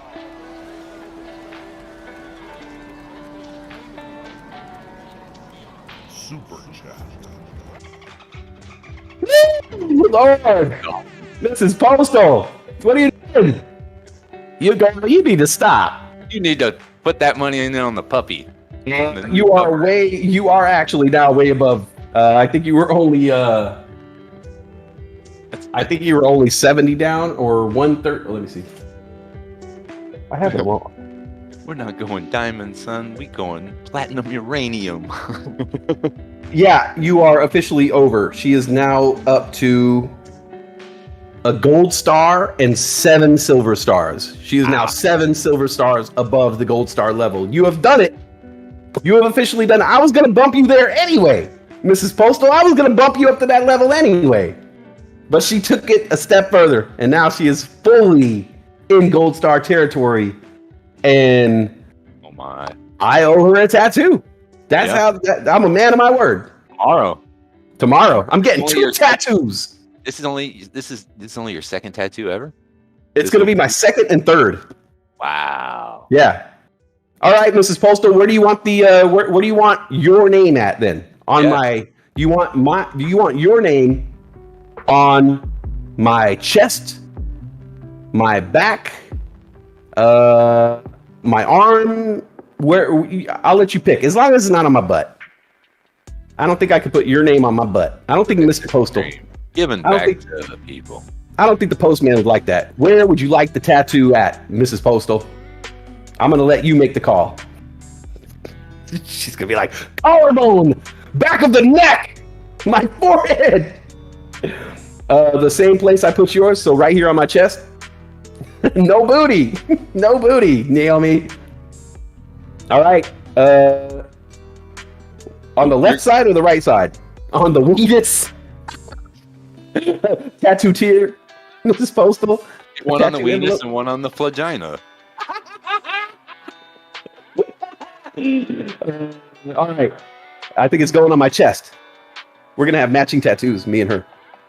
Oh, for real? Yeah. Okay. She's getting a tattoo tomorrow or later on? She already got it. What? Yeah. Oh, my. We're going to have matching tattoos. Left over my heart. Okay. Left. I'm getting her name on my heart. Tomorrow. Wow. Tomorrow. How many YouTube hosts are doing that, ladies and gentlemen? How many YouTube hosts are out there getting tattoos? No other. All right, for super chats. All right, Keenan Grace ain't doing that.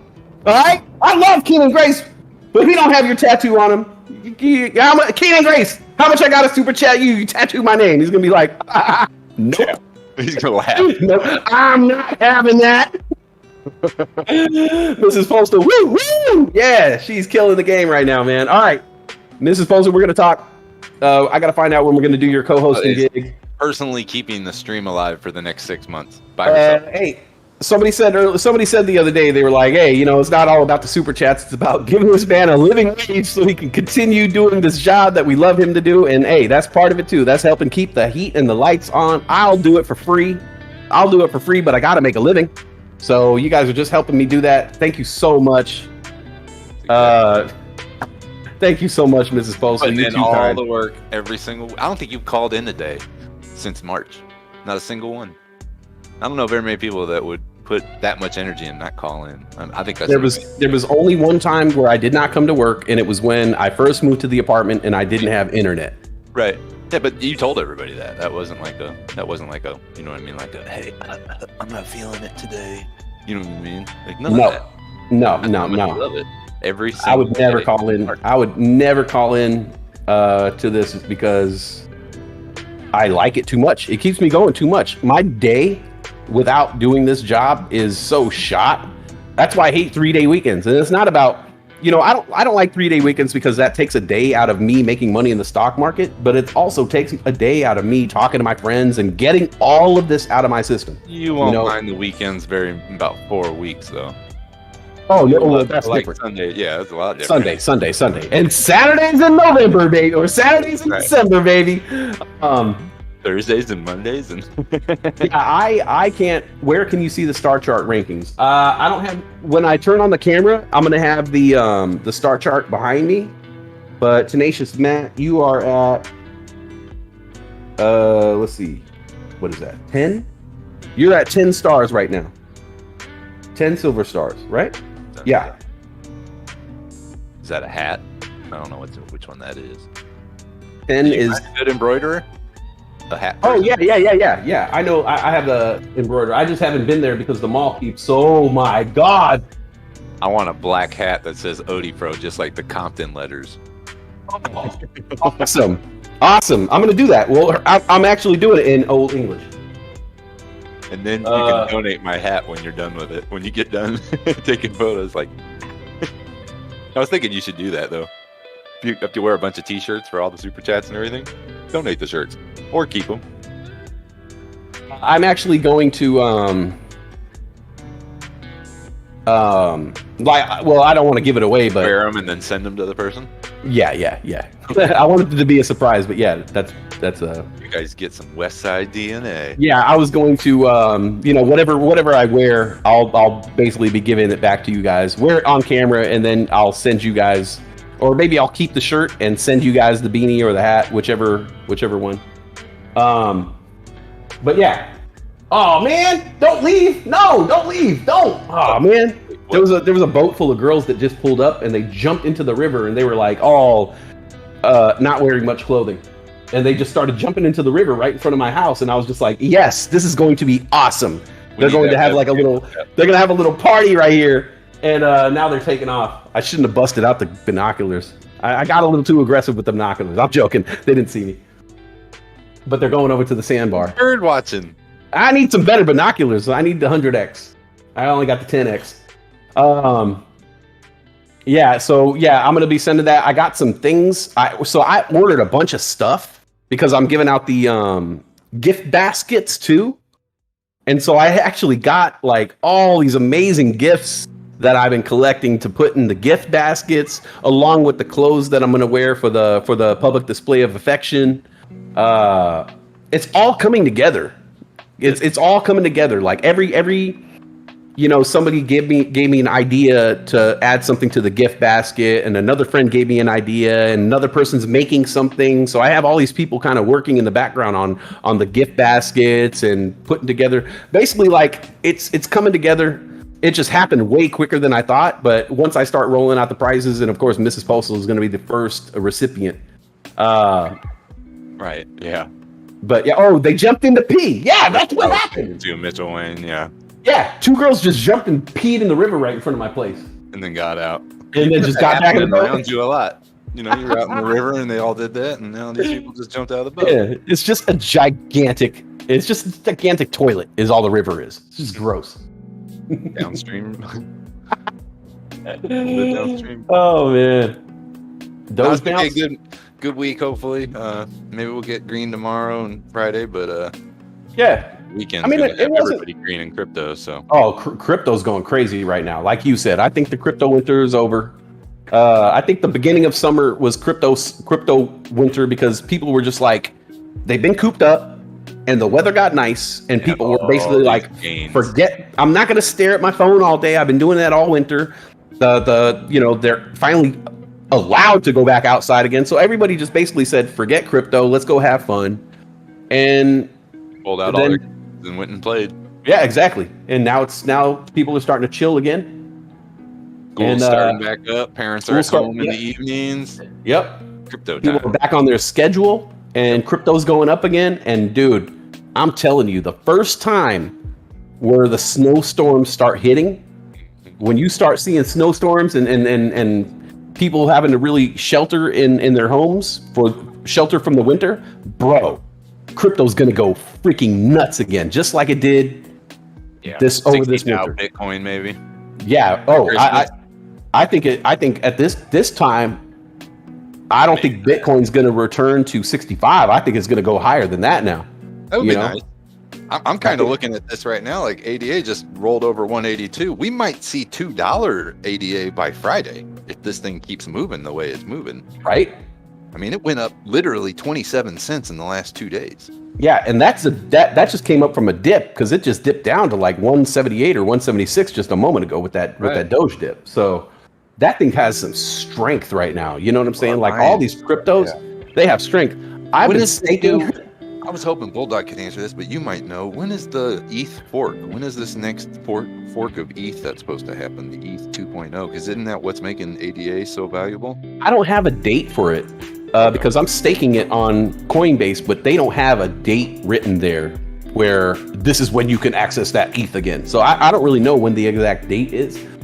for me, it's just like, man, they could tell me next year, 2 years, it wouldn't matter to me. I'm not moving my ETH, you know, it's there. Like, I've forgotten about it. So Yeah, Adam, it's me, Odie Pro on the mic. Bro, What is up, boy? in the house.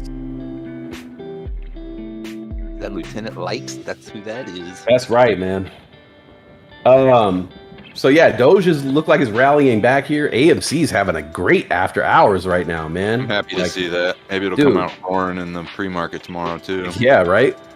I mean, I can't wait till we could see, you know, I got a little bit more of the tidbits of the Kramer interview, and that was just dirty, man. Like, he's just such a jerk. I just want to smack Kramer the way he talks to people, because he like tries to set him up so he'll fail in his answers, and then of course Adam shows him what's up, and then Kramer does it again. It's just like, I wanted to punch. Did you? But I watched Mad Money yesterday, and at the end of Mad Money, hold on, dude. Kieran S. The reason ADA is gaining is because of the announcement Friday regarding smart contracts. Okay, I'm gonna look into that. Thank you. I didn't know. I knew they were coming, but I didn't know the announcement was Friday. So last Kramer broke at the end of Mad Money, at the very final thought of Mad Money yesterday. Kramer was talking about Adam Aaron, freaking so nicely. Like, he compared Adam Aaron to Tesla, to Elon Musk, and you know, the John Legere from T-Mobile. He went off about Adam Aaron, about how innovative he is and how smart he is, and how he's just like this incredible CEO who has like a plan and charisma, and said like, this guy has brought AMC to levels that, like, he was praising the hell out of him, man. Saying basically like, what dude can take a failing company like that and now be in a position to keep the company alive? It was a dying company, and now it's in the position to stay alive forever, you know? Yeah. And he was just praising him, saying like, Adam Aaron knows. Questions him though. It's like he's trying to set him up to fail. And he doesn't do that with everybody else. No, I don't see it with everybody else. The people that he likes, you know. Right. Oh, because he interviewed like 2 or 3 other CEOs on Mad Money yesterday, and he was super nice, like throwing them softballs. Exactly. So yeah, he definitely did try to catch Adam Aaron up, but you know, our boy can roll with the punches. But I gotta say, and look, I know we hate on Jim Cramer all the time. I like Jim Cramer. I think he's full of good information. I know we like to like hate, because it's nice to have a shared enemy. Yeah. You know, it's cool when we all have someone to like, it's Citadel, you know, but or the Raiders, you know, or the Raiders, or the freaking Raiders. Ugh, gross. Thumbs down. You get one of these, okay? But yeah, I gotta say, I gotta give Jim Cramer his credit where the credit is due. He praised the hell out of Adam Aaron, and a lot of people saw it. Hey, like I said, he compared Adam Aaron to Elon Musk. Like, that's high praise. So props to Jim Cramer for keeping it real on that. Like Kieran's saying, maybe he was doing his job in the interview, where he's trying to bring him down, you know, and then after it, he goes out and actually is a real person, where he's like, no, this guy actually knows what he's doing. But he probably got paid to do that cheesy, the questions he was asking, because Adam hit him out of the park. I can't remember exactly what he said, but he asked him a question where it was like, tried to put him in a corner, and Adam just was like, nah, dude, that wouldn't happen. Or I can't remember exactly what it said, but if you watch the interview, you see it. It's just like, oh. I mean, I've never... No reason to even ask that question or put it in that manner. I've never seen Adam Aaron lose in an interview or a debate or any... I've never seen him once come out and I'm like... Speak very well, yeah. I've never once said like, oh, we're in terrible hands. Oh, no, not him. You know... yeah, he's never came out like that GME call. Exactly. Oh my God, dude! Yeah, like that. Like, talk about was horrible before Cohen got there. The day they should have just brought Cohen in, because he had just been announced, and they went with the other idiots, and the other idiots are just like, oh, they blew it. Really have anything to say? Oh, and we can look back at that point in time and say like, that's when the GameStop squeeze died. You know, GameStop was doing great. It still has its days. Yeah, but it's nowhere near what it was back then, and that call destroyed that momentum. Yep. You know, and so to have someone like Adam Aaron who freaking nails it every time, Every time, I never see him good rattle. reaction, but he definitely hasn't blown a call. That's for No, sure. but he also has this thing where he plays both sides. He's playing the corporate side, but he's also playing the apes. He concentrates on the apes. He lets us know, like, hey, I'm reading your tweets. I'm out there. I worked my own Twitter account. He also has this thing which you need if you're going to talk to groups of people, and you have to have a little bit of humor. Yeah. Humor. I thought his explanation to the drive-in thing, when the person got to ask the question about the drive, like, how come he doesn't do drive-ins? He was really concise, but he spoke in a manner that everyone could understand. That, like, look, it doesn't get dark out. I can't make money. It only works in the summer. I can't make money. You know what I mean? Right. We can't make money, and everybody can understand that. He didn't make a bunch of BS about concessions and stuff like that. He just straight up told them, right, we can't make money, dude. Like, it's not feasible for us. So it's not a way to go. And I like they're parking lots. You know what I'm saying? They're just parking lots. They're swap meets on the Sunday. Like, that's exactly what ours are. We still have like 2 or 3 here in my area, and on Saturday and Sunday mornings, they're giant swap meets. That's all they are, because they're trying to find some other cash. Exactly, because you have basically a theater that can only be used for what? A lot to rent those movies now. 6 hours a night, like to be able to rent like Avengers for a drive-in, to be able to get the digital code, to be able to show Avengers and not break Marvel and Disney rules and all that cost a lot of money. And let's face it, a lot of these drive-in theaters, like, they're nostalgia. When you tune into the radio to get your audio, dude, you could just park outside the theater gates, really, and tune into the audio and watch the movie from outside. You don't need to pay for a ticket. You could load people, you buy one ticket, one car worth, load people in the trunk, put blankets over people in the back seat. You could get like 8 people in, like bring in buckets of chicken. You don't need to buy any concessions. Like, it's really like a losing business. If you're running a drive-in, you're doing it just out of the goodness of your heart. Basically, So yeah, no, I love Adam Aaron. I think he's been doing such a great job. He represents his company well. He's the guy. He's the dude for his time and place. Like, I couldn't imagine someone doing that job any better. Not right now. No, because even that one question where they're like, "You want to start making your own movies?" and he's like, "Look, we have done that, and we know." Look at it go, dude. I know it's getting up there, 32.10 right now. Hell yeah, dude! Doge looking nice. That and Doge. I love it, man. This is a great way to end the day, man. Great way to end the day. It's nice to see things going up for once instead of going down. Oh, I was going to ask you. We still got a little bit of red on that market. When should we cut off the signups for the fantasy football league? I think I said it the other night. I was thinking I was going to take it to August. I looked at the date. Hold on, let me see, because our draft date for all drafts is going to be the 4th. If you can't make it to your draft on Saturday the 4th, message me and I'll show you how to set up your auto draft. That way you have players you like in the places you like, and I can help you with that. It's not real hard. But looking at the map here, or looking at the calendar with the Saturday the 4th, I think I was going to cut off on the 21st, because we can always make more leagues. But I think we're almost full right now with 3 leagues.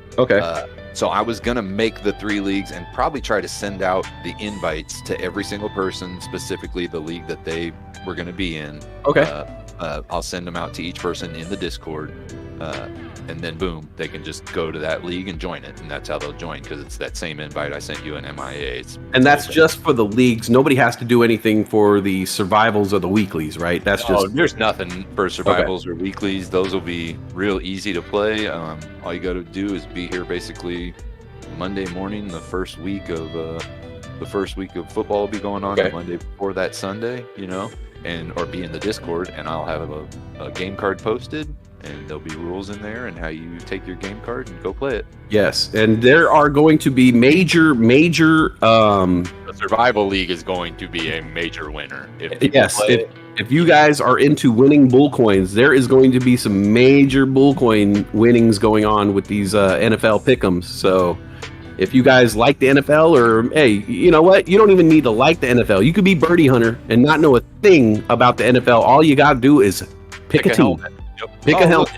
I like that helmet. They're going to win. What do you like? Eagles? You like bears? What kind of animal you like? Lions, beagles, lions or beagles? You like beagles or bills? Whatever a bill is. Bingle. You like an eagle? You like a kegel? You like a kegel? Nobody likes the Eagles. Nobody likes the Eagles. Or the Cowboys. Yeah. I'm going to have a lot of hate here in about 2 I'd rather represent the Kegels over the Eagles. I'll tell you that. Yeah. I think that's a league as it was long once ago. So yeah, guys. Just a heads up on that. If you guys do want to take part in the fantasy football leagues, don't forget to sign up. Sign-ups are going to be closed. I'm guessing sometime next week. Sometimes by the end of next week, we're gonna start. If we get too many, if I get to like 4 leagues, that's going to be crazy, and we might close at 4 leagues. But right now, we've got our Hall of Fame league, our Pro League's almost full, and I believe the Rookie League is full. And basically, anything that flows over, I might just consider it all pro players at that point, and just put everybody together. Yeah. Good idea. But we'll see. We'll see what happens. Don't forget to join up, girls. Don't be afraid, because I know you girls know the football There's too, a couple man. ladies out here that I'm expecting to at least win the weekly pick'ems. I'm talking to Jen, Matt, Sabrina. Yeah, Sabrina knows Mrs. Postal. She likes. I want to see. She likes NFL though, so I'm wondering if she's gonna do tiny boxes. I know you girls. Know the football game too. Oh, but Cat, Hugh and Cat, man, you and Cat with those Chiefs. Oh yeah, KC Love right there. Bro, look at AMC go, man. Make it 35 tonight, please. Do something, dude, man. This is awesome, man. I've got 13 play shares that I've got on Robinhood that they're way down. I bought them in at 38.70, and I just snap, do something. It's only 13 shares, but it was I bought it and I thought it was gonna do good, and then the thing just bottom dropped on us again. Right. Whatever. It'll come back sooner or later. But I've still got my Weeble shares, so I'm not doing nothing with those. Yeah. It's nice. It's nice. It's just nice to see, even if you don't own AMC, just, everybody else is happy, and that makes me happy. I'd like to see GME sitting level above 200 again for a while. Yeah. It just seems like it's been drawn out so long now that everybody's just they know what they're doing. These people know what they're doing. They're trying to force us out, to just draw us out where, school's starting. Well, somebody's going to have to pull their attendees out for school, and then holidays are coming. People are going to have to pull out money for the holidays, and taxes are coming. People are going to have to pull out money for taxes. So it's like, are they going to draw this thing out till next May? You know what I mean? Until everything's paid up and there's no more BS that can be played. I mean, they definitely know the psychology of the retail trader. Money to come in and watch us in these chats. Yeah, because I know there'll be a point where I'm hanging on for dear life, where I've lost all confidence in a stock. And usually when that happens, if I hold for an extra day or two, it always comes back. Yeah. But there is so many times where I have not had the patience, and I've sold at the last minute, and I'm like, you know what? I can't take it anymore.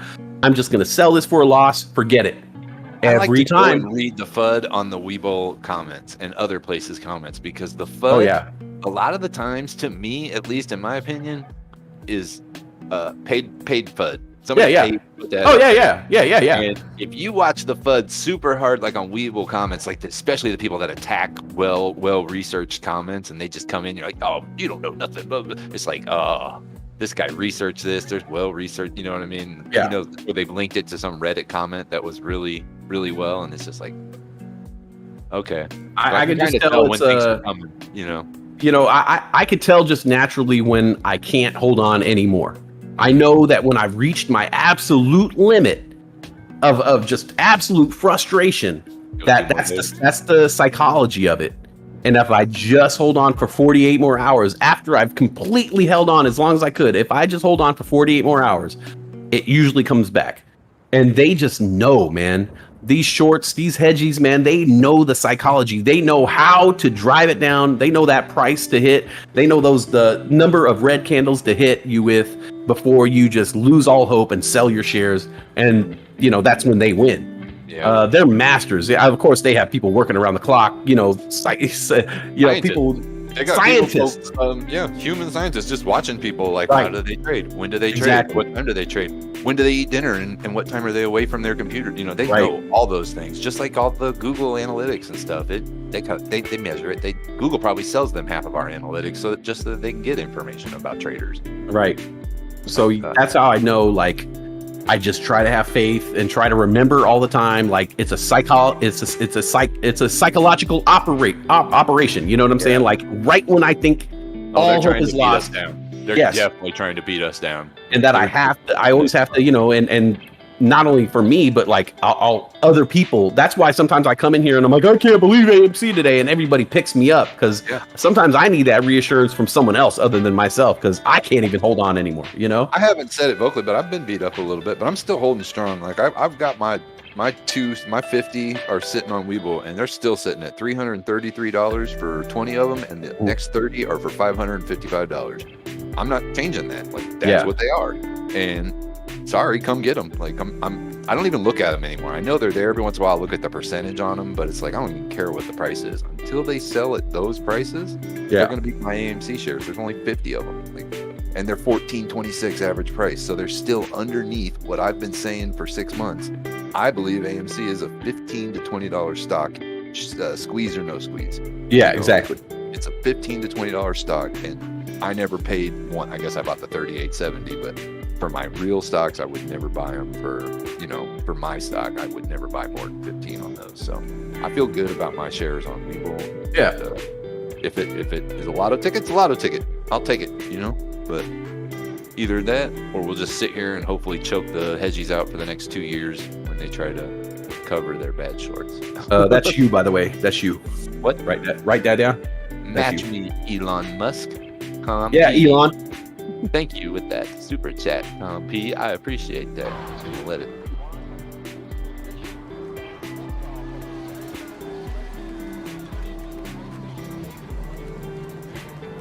Super chat. Horrible dolphin, man. You know what? Super chat. On that note, I'm gonna go take off. Yeah. Because I'm having the major stomach grumbles. I'm pretty hungry, so I'm gonna go get Patriot roll your nose time today, and I know you were gonna cover for me, so I just want to say thank you for taking that offer up. And oh yeah, no problem. You guys know I'll always cover you guys for a little bit. You know, nothing unreasonable, but yeah, if it's a couple minutes, I'll just stay. I love the people, so you know, I have nowhere to go other than eating food. So hey, lots of work though. You got lots of work to do. yeah, I got a lot of food to eat. Thinking of your sweet fantasy team names. Oh, I'm gonna use the name that I've always used: Death Metal Vegans. Oh, okay. All right. My standard fantasy football name has always been the Death Metal Vegans, unless we have like a theme league. So, like in my league, we have one that's always the original league, and then we have a rotating theme league. So, one year we did a World War II theme. One year we did a WWE wrestling theme. That's why, if you guys have seen me in the Ultimate Warrior makeup, that's why I did that. This year, on your YouTube. Oh, you haven't seen that? Oh yeah. I dressed up like an Ultimate Warrior. This year we're doing a Star Wars theme. So yeah, we have a theme league that me and my buddies always do. By the way, I got to get you the invite for that. Oh, okay, bet. Yeah, because there's actually a couple people who that requested to be in the league, and if I had any spots, I was going to hook them up. And I think I actually do have like 2 or 3 spots. Okay. World War II. Hope somebody was patting. Let's see. What was my World War II team name? Was the Wakanda Black Panzers. And what was I forget what my WWF name was. I got to go back in time and look at all that. But yeah, we always do some fun. You know me, man. I'm a character. Right. I always like to bring the funny stuff. So every year I make sure that everybody in my league, we're gonna have some laughs. We're gonna have some good times. You know, so we always have good times in our leagues and stuff like that. I'll get you. I'll get you those. I'll get you that invite. I definitely want you to be part of it. But yeah, I'm gonna take off. I'm gonna go get some food, dude. Thank you for hanging out with me today, man. Thank you, everybody. Special shout out to Mrs. Postal for taking it over the edge. You guys, hey, Mrs. Postal, I got my tattoo appointment. I'm gonna have your name on my chest from Super Chats. That's right. That's a real thing. Who else is doing that? Who else in YouTube is doing this, man? Nobody, man. We bringing it to you, man. You have a great day, man. It's so fun to hang out with you. Everybody, I love you guys so much, man. Don't forget to invest in yourself. Don't forget to do that posture check like Caesar says, man. Get up and stretch, walk around, get that blood flowing, get that good sunshine on your skin, get that good air in your lungs. Keep this positivity rolling day and night. All right, I'll see you guys tomorrow. I love you guys. Alexa, fart 40 times. Oh, you got them good. Later, bro. Have a good one, man. I'll talk to you later. You guys know how to handle this in the chat. I think you've done this quite a few times before. You might remember how to do it. I think we start with a little something called green hearts, maybe a little green leafage, some of those Canadian maple leaves. You know how to do this. Let's see them. Light that screen up. Mrs. Bulldog started the green hearts because she liked the way they look, I believe, and she likes hearts. And green is the color of attendees. So we've been doing that for quite some time. Hope everybody's having a good day. I just saw an amazing thing. I know people have been getting crazy slot wins all day. Did I just see double back-to-back cherry wins? That's crazy. Pompey and Steve Austin both picked up tri-cherries back-to-back. What is going on? Why are you guys fishing in my waters today, by the way? Oh, where did my volume go? Sorry, my mic might have bounced away a little bit. My bad. Took a sip of coffee there when I had a chance. Oh, Wes left and my mic got super quiet? Oh, I know what might have happened. Hold on. Bulldog said that every time somebody enters the stream and leaves the stream, the mics get real low.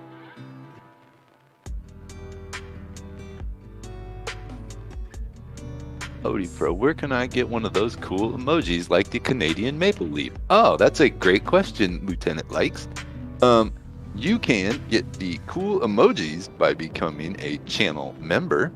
If you look down underneath the actual stream screen, you'll see an option where you can become a member or subscribe. If you click on that member button, you can, for a low special fee, you can become a member of the channel. And you can get some pretty sweet emojis. Like the woo. I love me the woo. Lockwood just won up 200 bull coins. Very nice, Lockwood. Everybody, I hope you had a wonderful day trading. Or if you're just getting here now, maybe you're looking at your crypto. I want to say thank you, Tom P, again for that super chat. It's very nice. Thank you. I did not get a chance to really look at the stock market today, so we're all going to take a nice little look together at some of the hot stocks of the day. That'd probably be a good way. Just want to say I'm honored to be here with you in the afternoon. This is actually my first time coming in here at this time. It's usually been nights, so I'm happy to pop in. Let's go over to Webull. Take a couple looks. Just kind of do a little quick rundown what we're looking at. So, top gainers of the day. Ooh, that's some 50% gainers. Rainy Therapeutics, DYAI, Didec with 47% gains on the day. AC, and I think I heard you guys calling that one out, up 46% on the day. That's ACY. Oh, this is the light in the box. The LITB up 41.8% on the day. Sabrina, I guess, made a call out on that one. Say thank you for that. Joby Aviation up 33.6% on the day. And Doximity up 33.02. Helium Therapeutics up 29.75% on the day. So we had some big gains on a certain stocks here. Allied Healthcare up 18.05. Yep, the Orphazyme. I see that. Up 1609 on the day. PDF Solutions. Oh, Bit Mining Ltd was up 1421. All these crypto hooked Bitcoin mining companies, Mara, Riot, they all seem to be running as crypto seems to be rising. So keep an eye on those if you're interested. I've also been keeping a real close eye as sports are coming around. I constantly keep bringing this up, but keep an eye on gaming and gambling sites. You're going to have some rises here probably over the next couple months as people start blowing money into certain places in Vegas and states that allow gambling.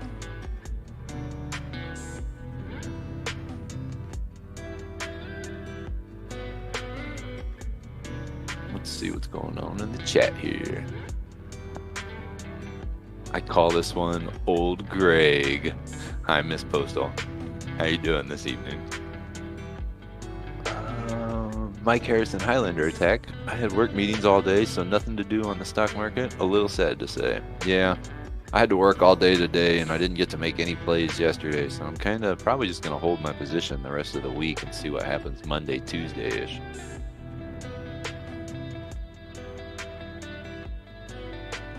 Naomi, I'm not really sure what I see for the rest of the week. Today was a little different from Monday. Of course, yesterday was pretty red, but I don't know. Maybe Thursday we might see some nice green. We did see some nice green, I think, last Thursday, so it wouldn't be bad to have a green Thursday instead of the green Wednesdays. Maybe if that trend's starting to switch for us. But I don't really expect anything ever on a Friday. Sometimes Fridays are hot, but I never go into a Friday expecting a Friday to be a big play day. I always expect people to sell on Fridays.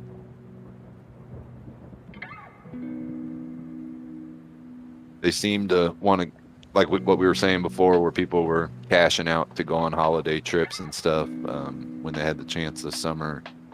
Kind of the same play for the weekend. Plus, I don't think a lot of people like to carry their stocks that they're day trading over an entire weekend. I think they like to get out of them on Friday.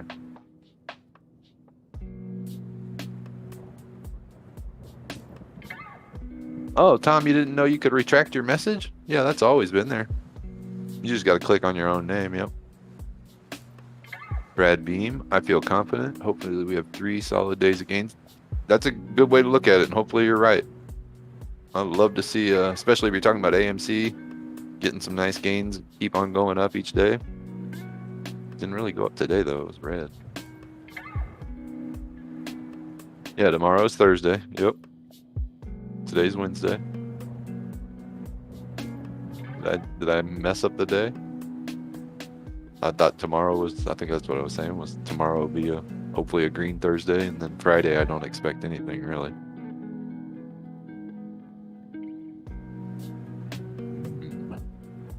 See, Nunya, how you doing today? I think I kind of fell into that friends thing where you're like, how you doing? That was weird. Let's do some slots. So AMC sitting at 32.17. Couple of little red candles here.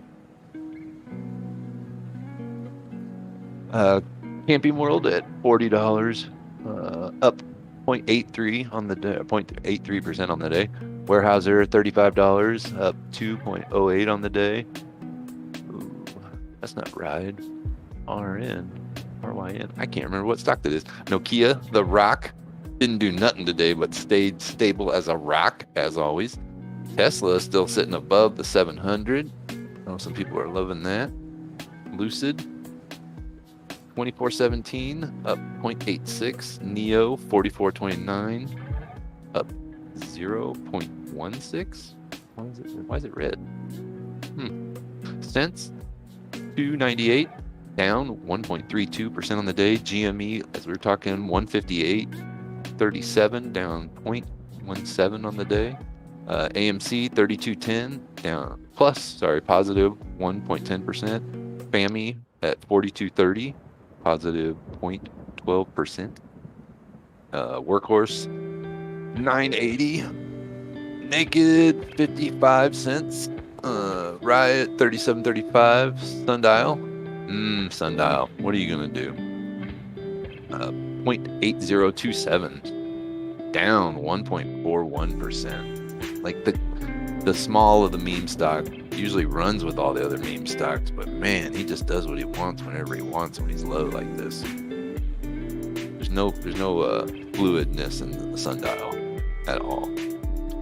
BlackBerry at 1020, Space at 2741, down 12.51% on the day. Sorry to anybody who's holding Space and had to deal with that today. Wish at 993, down 3.59% on the day. XELA, sorry, 308 plus 8.42% on the day. Of course, I think everyone knows about that. And ORF, everyone's probably well aware of that, plus 16.9% on the day. Eyes still not doing nothing a week and a half later after I bought a call at 378, down 0.79%. CPOP 4.70, down 3.47%, and CEMI $2.64, down 4.68%. Lots of losses going on in the Streamlabs over here. Oh, Friday the 13th is coming up. Yep. Yeah, it is going to be Friday the 13th. I think that means if Friday the 13th, if I'm correct, that means my birthday is a Saturday. So I'm going to check that.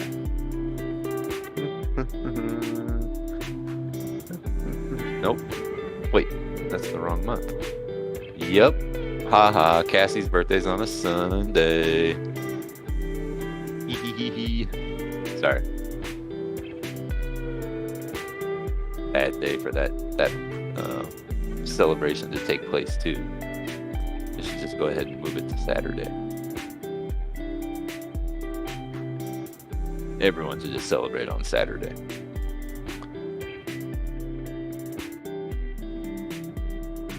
Oh, what do we got going on here?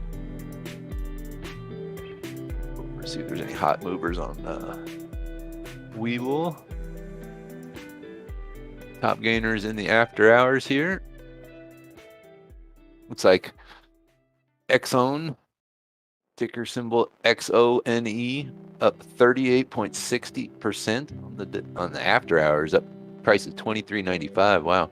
CNFR up 33.10% in the after hours. Price at $3.78. Open Door, ticker OPEN, up 19.52% in the after hours. Price is $17.33. Him and Hers Health, ticker symbol HIMS, up 12.15% in the after hours. Price is $8.49. Ergo Grow or Urban Grow Inc. up 12% in the after hours. Price is $11.40. And then Sonos is running in the after hours now at 9.71% up, $38.16 on the price. All right. Yeah, AMC, that's a nice little gain here in the after hours. Got as low as I see as $29.40 today. Looks like it came around 10:30 this morning was its low point. No real jumps in the pre-market at all. But it is 32.05, up 1.58% in the aftermarket. And I just see a lot of red. I see some things that are green when I'm looking at my overall. Some of them are a little bit green here, but a lot of our main stocks that we talk about around here, I think they're falling down. MViz down in the after hours. ARDX down in the after hours. Let's see here. Palantir's up in the after hours 1.66%. Marin is up in the after hours 0.98%. Price at $5.63. Let's see what else here. Nova Bay's up. Neuro, ticker symbol NURO, is up 0.76 in the after hours.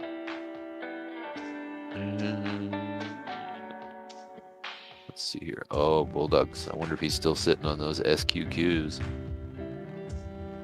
It's up in the after hours, 0.49, but it was also green on the day. All right, come back to chat, guys. Sorry. AMC, a couple green candles here. Doge at 27.19. I will pull up a little crypto pricing here, so just so we can know where everything's at right now. ADA currently at 181, up 7.76% on the day. Doge at 27.16, up 4.22% on the day. Ethereum at 3,210, up 0.84% on the day. Bitcoin at 46,177, up 0.77 on the day. Mana at 82 cents, up 0.19% on the day. AMP at 0.6 cents, sorry, 2.48% up in the day. XLM at 33 cents, up 8.7% on the day. That's nice. I keep trying to remember to put a Luna thing up here, so I'll remember to check Luna. Sorry about that, Snap, if you're out there.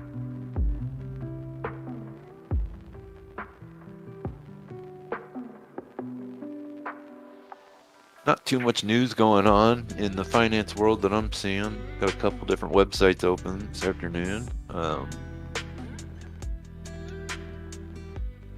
Basically, it's all got to do with the Schmamic. There's not really much any insider information I'm seeing coming out in the after hours. It says that lumber drops to its 9-month low, extending retreat from the record high price. So we might be able to get some nice plays on lumber here, or into Weyerhaeuser if its price drops for a little while and then comes rushing back. Let's see here. Karen says she hopes the eyes drop to sorry, I didn't mean to do that. Hope eyes drops to $3 so it can stack up. Yeah. How's DYAI looking? I'll look real quick.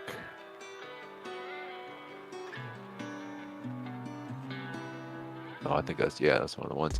Didac now in the after hours is down 1.52%.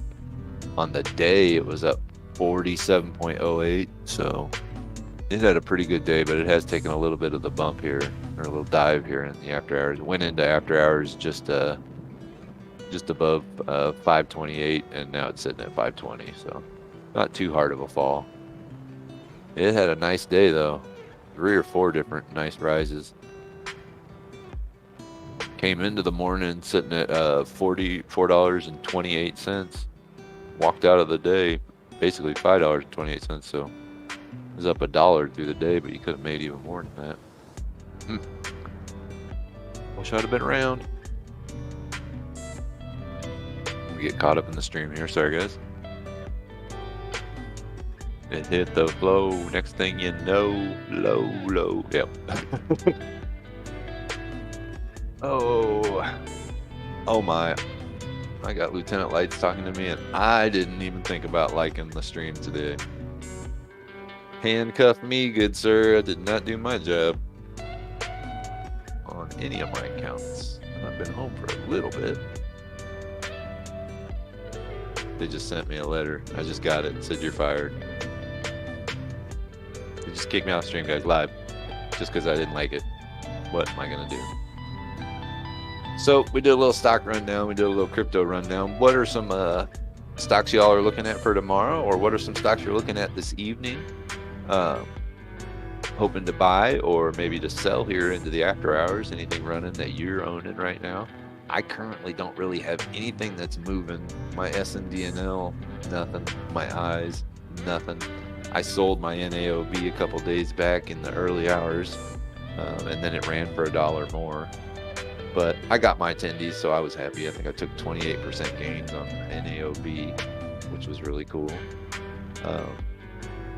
Whenever you take them, at least for me, whenever I can grab myself some tendies, I'm going to take them. But you don't always get to see tendies. Sometimes you bag hold. I'm still holding a $5 call. Okay. Should have sold, but it doesn't expire until next Friday. Okay. When Doge moon? I don't know. Maybe tomorrow. Maybe tonight. I want to see it get to 30. I think once it goes 30, it goes FOMO again, and we'll see that rise like it did last time, where it went from like 44 to 70 in 2 days, where it just went nuts. But I think when we hit 30, people will get their confidence back. They'll just start throwing money at it again.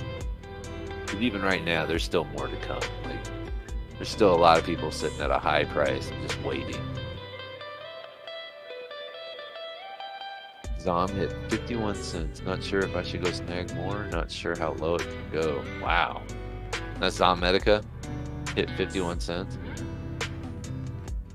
I'd almost think about grabbing some of that.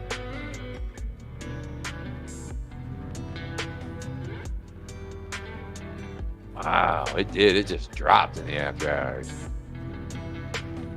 Looks like it's leveled off though. About almost near a half hour of just trading sideways. I might look for that third time touching 51. If it comes down to that low 51 again, touches it a third time, and I know that's a good line of support. And there's nothing on the order books right now at all. No one's buying, so it's not going to go up tonight, but maybe in the morning when people see price. I don't know. That's amazing though. It just kind of dropped out of nowhere. It's a pretty well-known stock too. Oh, sorry. Pull it back up.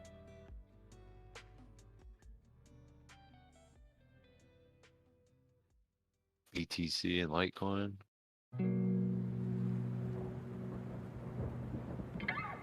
BCTG.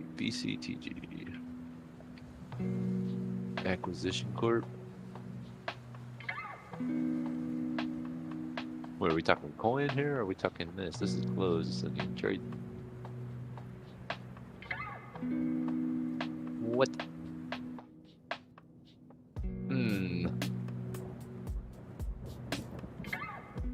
They reported a loss of 4.7 million, so it did drop for a reason. Okay. All right. Thank you, Andre. I appreciate that. Thank you for that information. Brian Joel says, I'll be ready in about an hour. Okay. Well, I know most of you need to be ready in about 5 minutes. 5 minutes. It'll be 4:20 somewhere. Better be ready for that. Throw my cymbal horn up. Actually, I don't have to throw it up. I've got the microphone. All we got to do is make like a hand movement with a little trumpet. Yeah, that was the call. I think that was more of a Asgardian horn too. That wasn't like a trumpet. That sounded more like an Asgardian. AMC dang teaser. Yeah, I know, Naomi. It does. It'll do that little high bounce, get people to buy into it, get all flustered, and then go back down. It's still, we're just sitting here waiting, just fueling our rocket. Sitting there, they're taking boarding tickets right now.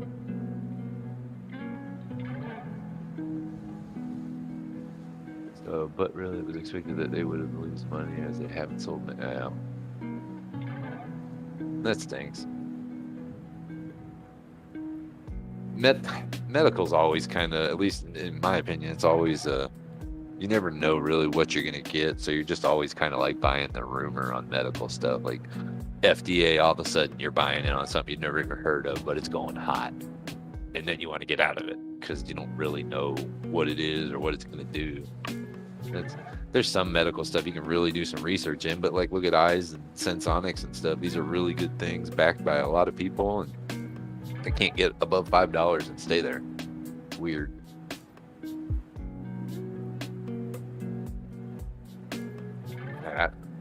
I think I've been in Eyes like 4 or 5 times, and it just amazes me that I can't stay above that. Like get $5 to $10 and just stay there. But maybe there's something else on the market that we don't know about that's going to come out that's going to blow Eyes away. It just hasn't happened yet. Doge at 26.88. A couple of red candles brought it down below the 27 mark. Sorry, guys, I got something in my throat here. Hold on for 1 second.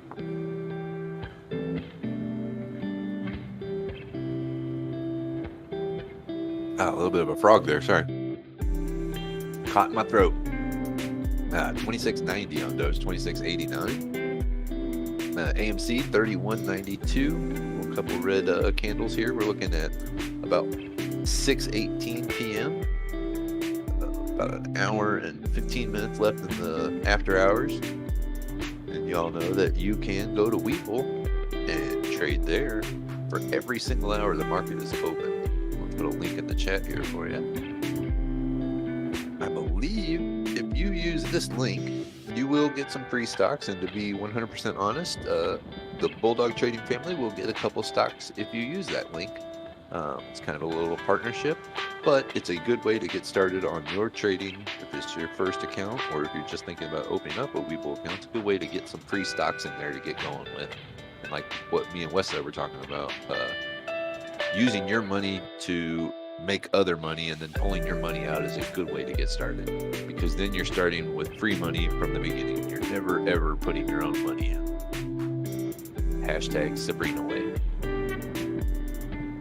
Yeah, Doge is fighting some resistance right now.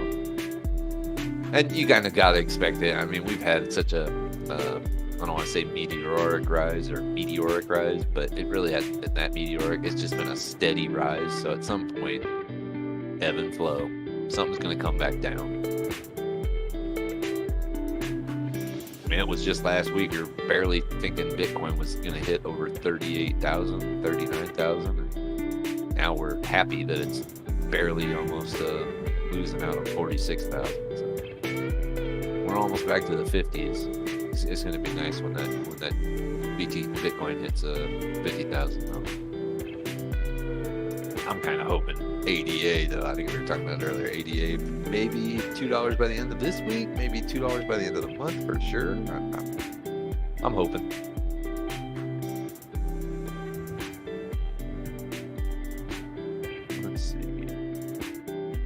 After hours, nothing's really moving still. Same list pretty much. Top losers. There's a couple nice top losers here. If you guys do have a Webull and you use that the market tab, you can go over and look at these top losers. And some of these are some nice little tasty buys possibly. Do your DD for sure, but there's a couple companies on here that took some hard falls today that might be a nice little snag. I see a couple I'd like, but you definitely do your DD, look at a couple different things, and figure out what works for you, your strategy. I like buying some things that are deep in the red personally, especially if I can look at like the past 2 months and see how they've reacted to the red and where their actual levels are at. And if I see something that's just took a fall and there's no news behind it, I may pull a call on it, a quick call, or I may buy some stock and hope it just rises up and then I can get out of them real quick. That's my strategy though. That's not advice to anybody else. That's just my personal strategy that I use.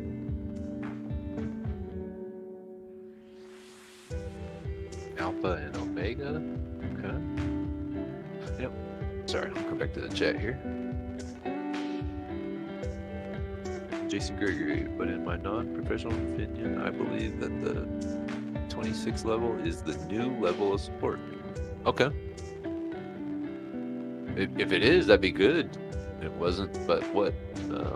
Like 3 weeks ago, Doge was at 16 cents and barely sitting at 16 cents. It couldn't even climb up to 18 in a day. And I think Doge is what claimed it went to 28 cents last night or this morning.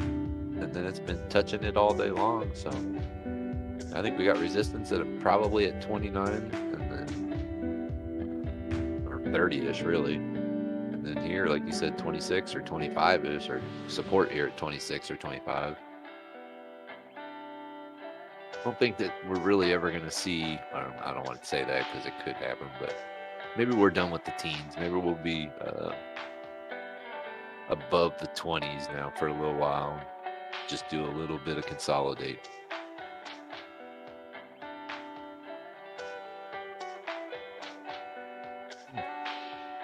Haven't seen a slot win for a good 30 minutes now. I might have to jump in just to get them fluffed up.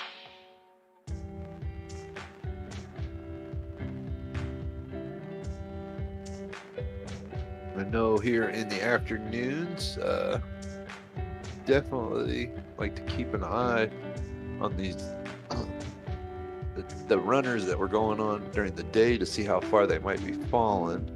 So I'm going to take a little peek back over on some of those top gainers and just look at their chart and see where they're going.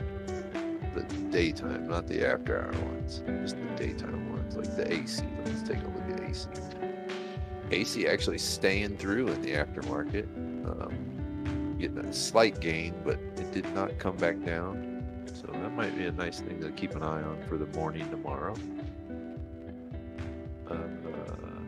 This PDF Solutions, it had a huge jump in the morning from 1847 to 2169, and it's holding into the after hours at 2160 with a slight gain of 0.51. So no big drops on it. Nothing is selling out yet. Always pay attention to that too. Something's ran all day and then you get in the aftermarket and something just drops out on you. It's like, you know, maybe it was time to get out during the day instead of waiting to try to carry it over the night. That's again, my opinion, my strategy, because I don't choose or like to go carry things very long. I think I was saying this the other day. I'm not really married to any stock. I just want to make my tendies and run as fast as possible. I've got a couple stocks that I'm maybe considered minute long-term in, but nothing big. Yeah, Jason, it was bouncing back and forth. And we kind of saw that coming. I mean, once we saw that, at least I saw that news, I told it. I think I said a couple times I thought Bitcoin was going to hit 44 during the weekend. And it's exactly what it did, and it brought everything up. Not like tooting my horn, I really more tooting Sabrina's horn for bringing that news to our attention, because once you add 60,000 miners to the U.S., that's definitely a confidence building thing, but with all the Bitcoin mining that got tore down in China. So once we got that news, at least I felt more confident about crypto at that point, and I think a lot of other people did too. And I think we saw it on Monday when Riot and Palantir and Mara and this Bitcoin or Bitmine Ltd, all these companies started doing their little rise too, because crypto's going up. We out of the crypto winter and entering, I don't know, we'll call it crypto spring. Crypto spring.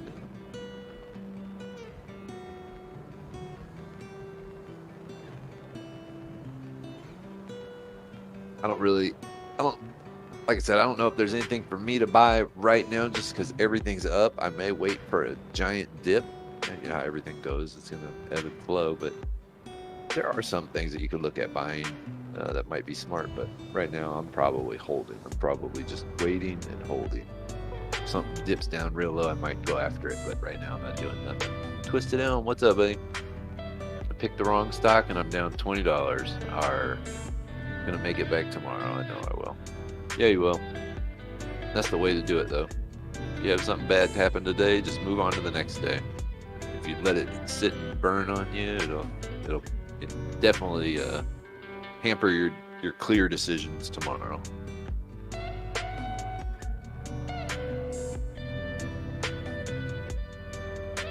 Jason says, I have put more time and research into crypto more than I have stocks. Next on my list is to research the stocks heavily. Jason, that's good to know, and I'm glad that you're a member of the Discord, because you know, there are people that'll trade that information for the information you're looking for. Twisted Elm just picked up 400 gold coins. That's nice. Chuck Peters jumping in on that slot action.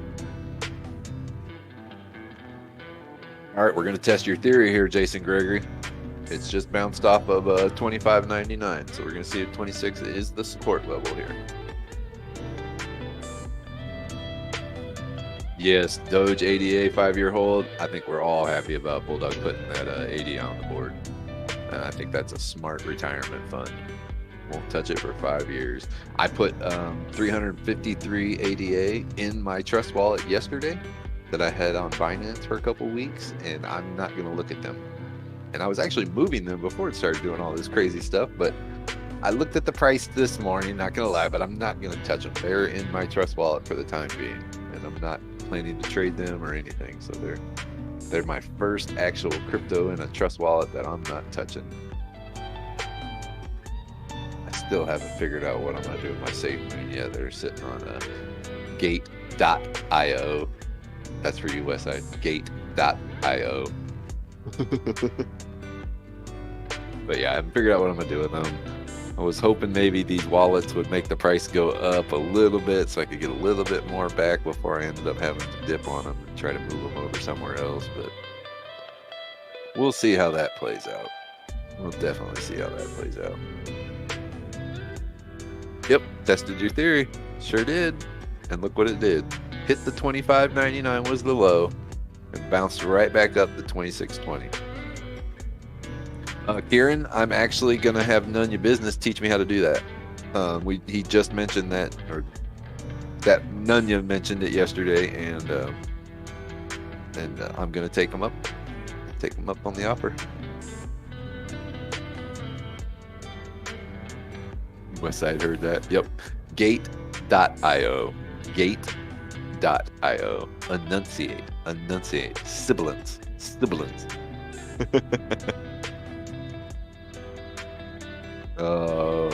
AMC sitting at 31.95. Not really getting any volume at this point. I don't see anything there. Doge at 26.35, coming back up with nice green candles off that 25.59. Yeah, 25.99 bounce. Specadoodles losing 26 bull coins. Brian Joel jumping in with the slots 101. High roller play, going for that 500. Oh, but got the 404. Very nice. That's almost the best you can get. Almost the best. One more step up. In Europe, Binance gives 7.79 interest per year. Are you kidding me on ADA for real? Oh, wow. Okay. Can I do a monthly on Binance? I don't know anything about. I'm not gonna try to like act like I know anything about staking at all. I need to go and read about it. I need to go and learn about where you can do it, who offers it for certain coins. I have lots of information. I've been very busy with other things, and I never really looked into it. And also, there's another thing I want to learn about, and that's wrapping coin. There's some things about, like, I guess, wrapped banana I need to learn about, and other things that could possibly be making me gain somewhere else. So our quest to get more and more never stops. I just want to learn and try to get more and more for free, I guess. Oh, you can choose between 30 days, 60 days, and 90 days. Okay. Thank you for that. I appreciate that. And I'm writing that down. That's the sound of my pen. Yep. Doge coming right back up. 26.50. That might have been the buy point. Right when it hit 25.99. If I was going to be playing for a nice little dip here, which I'm not, but I might have, looking back now in hindsight 2020, I might have done that. The more days the higher the interest currently got. 1K ADA staked, and it keeps it staked for like 5 years at least.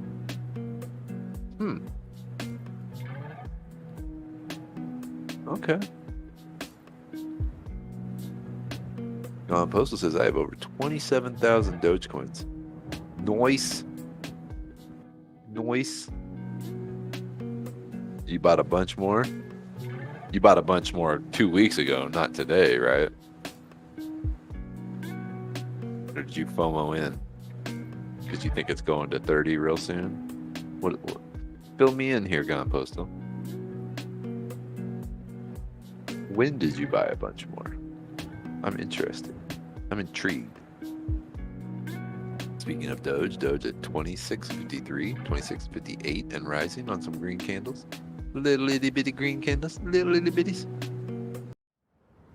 GME at 157.70. Not really doing nothing. Really nothing's moving at all. There's really not any volume popping. And to tell you the truth, I haven't even logged into or looked at the Come into the volume charts. Ooh, I can't do that. That would have been a bad thing. Sorry, I'm having a little inner battle there of almost jumping into Bulldog trading live scanner, and that would have took me out of the stream, but can't do that. Kieran says, but I can say how the staking interest percentage goes in US. Hope it's the same in Europe. Yeah, I'm sure there's some differences there, some tax differences and whatnot. So I'll look into it though. Thank you for that information. I definitely, like I said, I need to learn a lot more about staking and where, when, and how. Were y'all aware that Workhorse is drone delivery stuff? Is that the one that you had sent me about, Andre? The drone delivery stuff? I didn't realize that was Workhorse. Thought that was a completely different thing. Yeah, I think you're bringing me. Maybe you're bringing up something different. But no, I was not aware of Workhorse that did drone delivery. But I remember a couple weeks ago you sent me something with some drone delivery stuff. November Rain, been holding both ADA and AMC since mid-January. Good for you, man. Can't wait for AMC to squeeze then. Buy a bag of 20,000 more ADA. Okay. Retirement funds. Let's see how you're doing. Jason Gregory says, I have a feeling, and I say a feeling lightly. I believe Doge will touch 30 cents this weekend. Don't hold me to it, but I have been having that feeling. Okay. I mean, you did just call the bounce, so maybe I'm going to take you on that feeling. Oh, okay, Andre, yeah. I think it was different, too. I think it might have been like Amazon or like McDonald's or something. It was something we both were interested in, though. And they were doing like delivery, and you tried to get some info on it. Doge ADA hold, hodl, 5-year hodl. Name change, ADA bag donkey. What you think? I mean, it makes sense. You're going to carry that ADA. Are you done with Doge at that point? Is Doge not a 5-year hodl anymore, though? What are you saying here, man? Cutting Doge out of the name. I don't know. You do what's best for you. I think ADA bag donkey is pretty cool, though. Kieran, if the announcement Friday goes good, ADA will rise to $3, I think. Not fried rice. Not fried rice. But if you were going to get some fried rice, I recommend the soy sauce. It's good. I like La Choy. It's good. I'm not a big Kikkoman fan. Not at all. I like to see that sentiment, though, Karen, because I would love to see some ADA hit $3. That would be awesome. We're not talking about penny gains at that point. We're talking dollar gains. Dollar gains.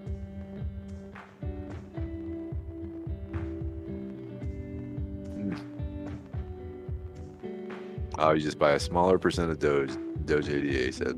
Okay. ADA is moving so crazy in the last 2 days that it literally might hit $2 by this weekend. Well, we got Thursday, Friday, maybe Saturday night. We're looking at $2 ADA. That's 20% gains in 2 days. You can't even get that in the stock market right now. Unless you're lucky.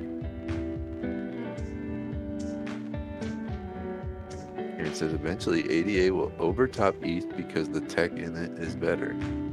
I think Bulldog is of that same opinion. But yeah, I'm waiting to see what ETH 2.0 will do. Yeah. Because that's what I think I was asking Westside. When's that fork coming? I know I've heard it's coming. I just don't know. Honestly, I don't even know where to look to find that information out. I'm very ignorant in the ways of crypto. I need to learn more and understand more. Nelly Valdez, in 9 days, Hive made me 24%. Nice. Oh, Hive B. Okay. Still, a 24% gains. Doesn't matter what ticker symbol it is. Those are some gains. Making some money. If you were moving, you'd be moving to Gainesville. ETH 2.0 can take up to 2 years. It's still going to take 2 more years for ETH 2.0. Wow. Wow. Whoa. I can't believe it's going to take that long. Yeah. Mitchell Wayne says he had HVB once. Are we talking about stocks here? Okay. All right. If ADA is predicted to do that, I need more. Yeah, sorry. I was still kind of wondering what was going on there. If ADA is predicted to do that, I need more, Jason Gregory says. Yeah, if ADA is predicted to do the $3, I might go on. Yeah, I might go drop some. Doge kind of leveling off here at the 26.53. AMC getting some green candles, falling down to 31.83. Let's see here. Gaming World getting some red, right at $40, only at 0.83 on the day. Warehouser at 35. RNY, I gotta look that up. I can't remember what RNY is. Why can't I remember what that is?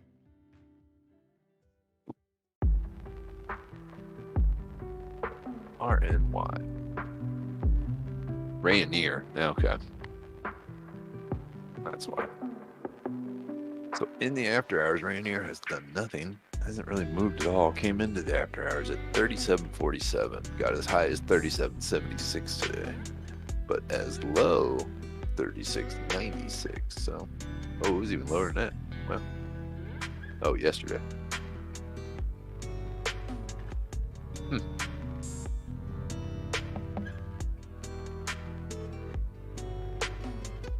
Nanovibronics getting a nice little jump here in the after hours.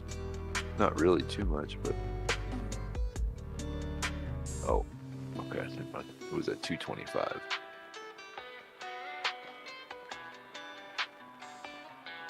Rayonier is a 3% dividend, really? Okay, wow. Thank you, Bulldog.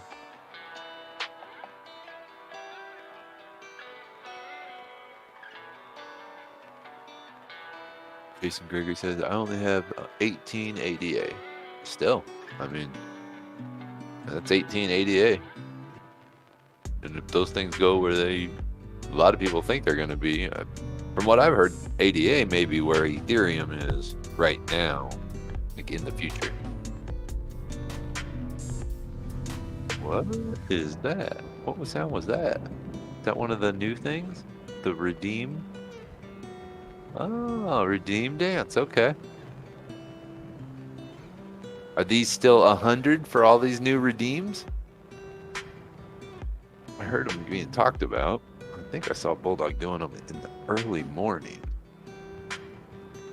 Oh, exactly, Kieran. You got to start somewhere. 18. That's acceptable. 18 ADA is acceptable. There's some people who don't have any. Here we go. Redeem happy.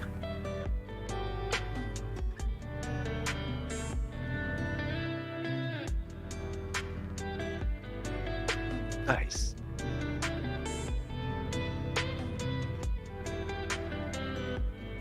Yep, they are 100. Okay, cool. Did we get the tumbleweed one yet? Do we have redeem tumbleweeds?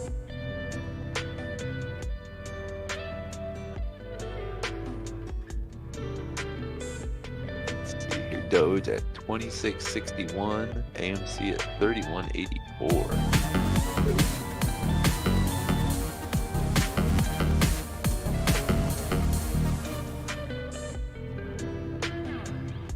Yeah. ADA at $1.79.71. Looking hot. Looking hot, ADA.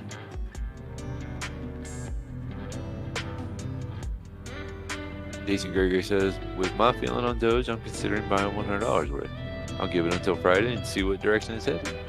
I think long, good decisions are made when you take time to make them. So, oh, what was that? Redeem some rocket. Is this a new rocket sounder? Oh, look at that.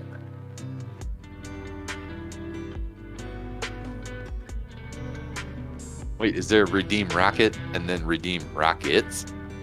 Hi, Mrs. Bulldog. Hi. Hi, this is Odie Pro, and this is Woo Woo. Woo.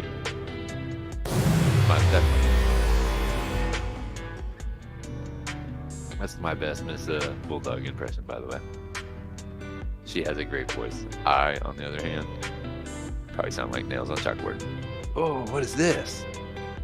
What's that guy's name? I can't remember that show. Is that the Dragon Ball Z guy?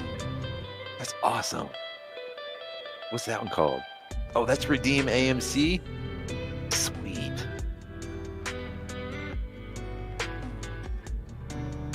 I'll be using that one a lot. Okay, I like that. Woo Woo is on your lap right now. Aww.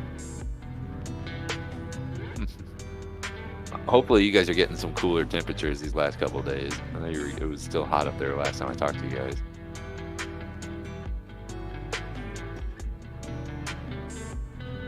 That's smart, Jason. That's right. Do the research before you dig in deep. It stinks when you buy it and then it drops on you and then you're doing the research. That's the worst feeling in the world, because then you're just like trying to read stuff that'll make you feel better, like it might come back up. If you do the research before, you never have to do that. You know what you're buying into. There's been many times I've bought into stuff and then I'm like, oh, okay, let me go look this up. Do I have any chance my money's coming back?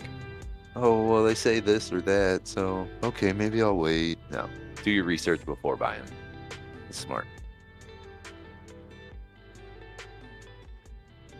Bounce time, Doji. Yeah, bounce off that 2650. Lindsay says it's rainy season now. Rain most of this month, and then it will start to slowly turn to snow. So it's already begun the change. Bulldog says, I've been doing some DD on cruise lines. The stock has moved up. What kind of reaction do you think the stock will have when an outbreak inevitably happens on board? Maybe start looking for some long puts, man. I know Carnival's been riding up. I've been keeping a little corner of my eye looking at Carnival, a couple other ones. They've been going up, but I think you're right. That price will come halting down when inevitable things will happen. And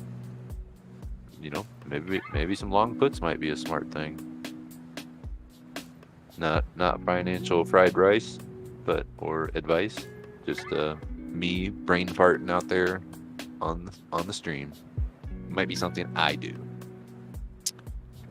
Jason Gregory, that is where I 816 myself in the stock. Something looks like I may fly, then I end up holding bags of nothing.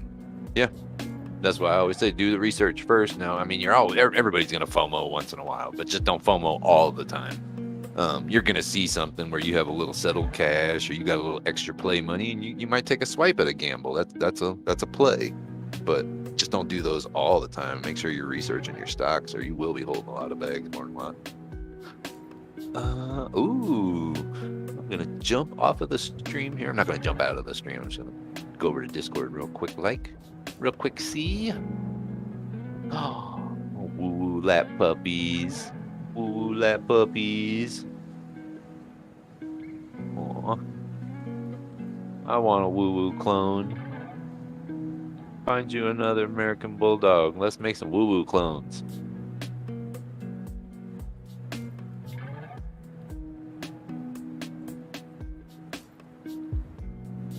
Bulldog says Doge ADA 5-year hodl. I think the spread is massive on eToro. KuCoin, Kraken, Binance, even Coinbase Pro has the 1/20th the cost to trade. What were you two talking about? I might need to see this. For anyone thinking of starting a long position, I think eToro is a good place to buy ADA. They take their spread up front and bags are kept separate. That's what Doge and ADA 5-year hodl says. Bulldog responded, I think the spread is massive on eToro. KuCoin, Kraken, Binance, even Coinbase Pro has 1/20th the cost to trade. Oh. Okay. So we're getting a little info there, guys.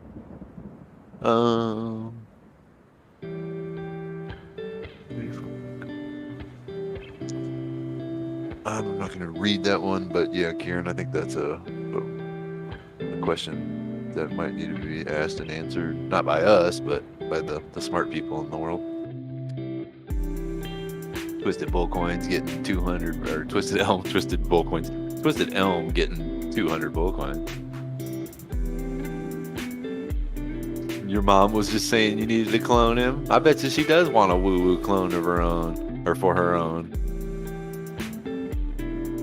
Compostal says, I want to be Don Johnson when I grow up. I beefed up my doggy a bunch.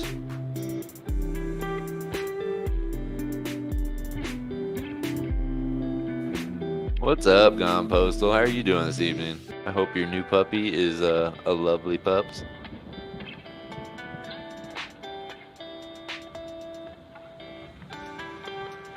Wait, didn't you already ask that question? Okay, I've been doing some DD on cruise lines. The stock has moved up. What kind of reaction do you think the stock will have when the outbreak inevitably happens on board? Well, I mean, the stock, I think, will go down to fully answer your question. And that's what I was saying. I think I would put, me personally, like on Carnival, if something like that happened, I would want to have some puts placed on it because I think it will go down. If the Schmimic happens again on a boat. Pineapple is still on her way. Oh, it's a long drive. Okay. You out of work now, Mr. Postal? Bulldog says, I don't like KYC either, and all of those I mentioned are KYC compliant, you know. Yeah, I'm starting to understand what that's for and why they do it. And yeah. Slots 101. Pineapple is the name of my dog. See, you won a dog what you lost on the slots. So, Pineapple worked out for you. God Junior, yeah. Yeah, it's fake. It's not real. It's just what they make it look like so that we all try to get scared and run away. We know what's really happening. They're just not doing anything. They're trying to wait us out. John Postal says he's not out of work yet, but he's got about 45 minutes or so, and then the Coors Light bat signal will fly. Shirtless barbecue will commence. Yeah, they do it to track your money and take a nice chunk of it for themselves. Yep. Yep. I mean, I'm not going to lie, I also see the money laundering side of it by putting people's names on it and tracking and being able to track where the money goes and what transactions and who, certified everything. But on the other hand, yeah, if it's just going to be used as a taxation device, I don't like it. I do like it in the anti-criminal sense of it, but if it's just going to be used for a taxation device and they don't really do anything to stop the criminality of stuff, then what's it for? It's just a taxation device. But my little soapbox moment there. Chest hairs and burgers for the win. That's right. Little burn-ins on them. The nice smell of propane and burnt human chest hair. Makes me hungry. No. I don't think it's the fire though that burns the chest hair. I think it's the scorching San Francisco Lodi, or not San Francisco but Lodi sun.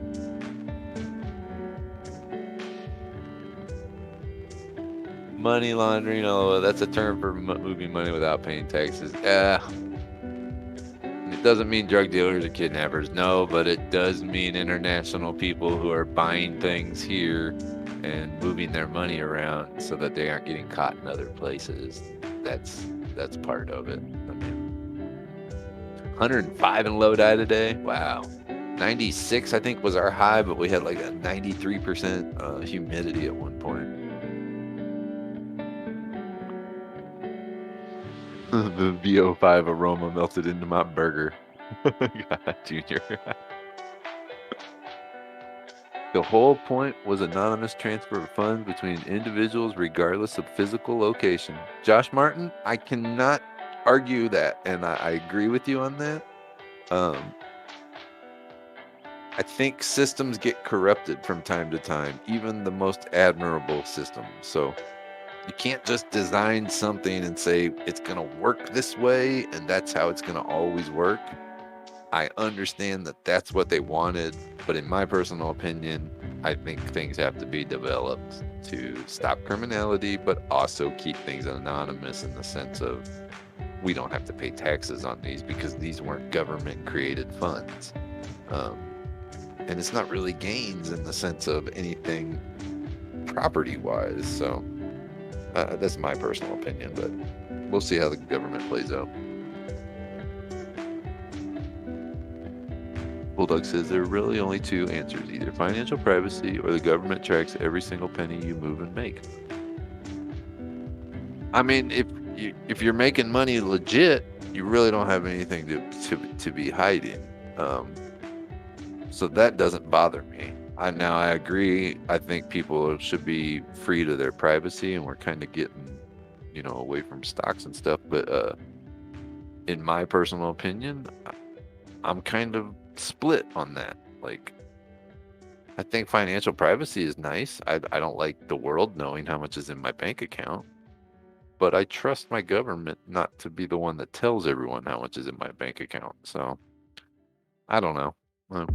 Like I said, that's my opinion on a microphone is not the opinion of the world or the voting public. So it's probably not the right thing to be saying on here.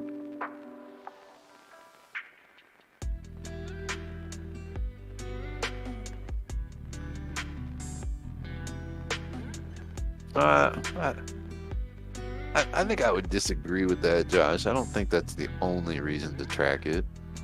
I mean, what about the people that just got stole 600 million, right? Or the other people that got held up for a bunch of money? Wasn't the FBI able to catch them because there is trackable information? Weren't they able to return nearly 99% of all the stolen crypto because they were able to track it? I don't have anything to hide is the first statement towards the loss of freedom, says Bulldog. I mean, that's an opinion. I don't agree with that opinion. I think that I'll just leave it at that. I don't see it the same way.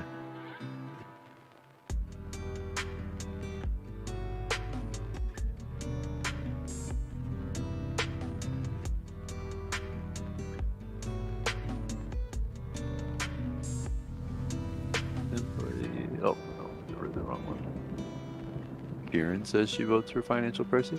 I agree with a lot of people here. I do see that the financial privacy is something that everybody wants, and I hope everybody can get it. I hope they don't step on it. I don't want anybody to step on our privacy in any sense. So Bulldog says, what concerns me about the 600 million is that Tether was able to freeze 33 million of those funds. Really? I didn't know that. So they were stolen, but Tether was still able to freeze 33 million of the stolen funds before anybody else got their money back. That's kind of crazy. Doge ADA says, if an ADA hard wallet that stakes comes out, I'll be in. Oh, yeah, I'd be in on that too. Definitely. Bulldog asks, what happens when you have to abide by a rule that you don't agree with, or your money is frozen? Now, see, I think that's a different question, and that kind of goes into what you and L Snap were talking about the other evening about having cash and not going to a fully digital system. Because if you have cash, you can't freeze people's money.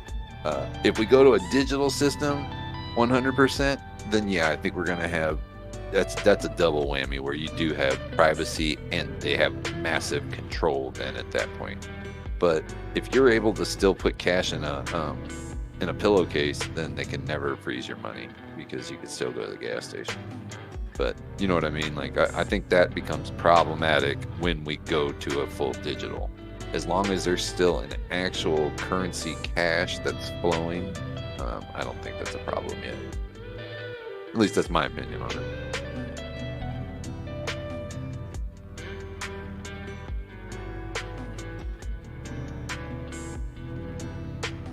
Let's see here. AMC at 3201. Doge getting a couple little greens after we fell back down there a little bit, so we're 26.45. No grandfathering your accounts, Josh Martin says. They will be outlawed as non-compliant accounts and be frozen and disallowed from transfers. It just provides a cancellation of a switch at whim with zero protection. Huh. Monero is digital cash. Anonymous. We know we're going to a digital system. Look at Switzerland, China, and so many other cashless societies. We are using less and less cash every year. Oh, I'm not going to deny that. But I also think that you're never going to be able to tell people they can't trade gold, or you will have problems. You're never going to be able to tell someone they can't trade a dollar bill, or they're going to have problems. Because there are still people to this day who have large stashes of all those things. You're just going to tell them it's not worth nothing? Or that they have to truck it into a bank and turn it all over before a certain date, or it'll be worth nothing? Yeah, I just don't see that happening. I do see us moving more to digital. I do see a digital currency becoming more of a priority, but I don't think they'll ever just turn off cash. They can't. Like, there's not enough people right now that are even hooked up on the web in the middle of America to like have full internet service all the time, and then you're just going to tell them no cash. Like, it's just not going to happen for a while. Maybe later on down the road we're really talking about this, but I don't know. If anything, maybe 20 years down the road. It takes a long time to make big changes. Big changes take a long time.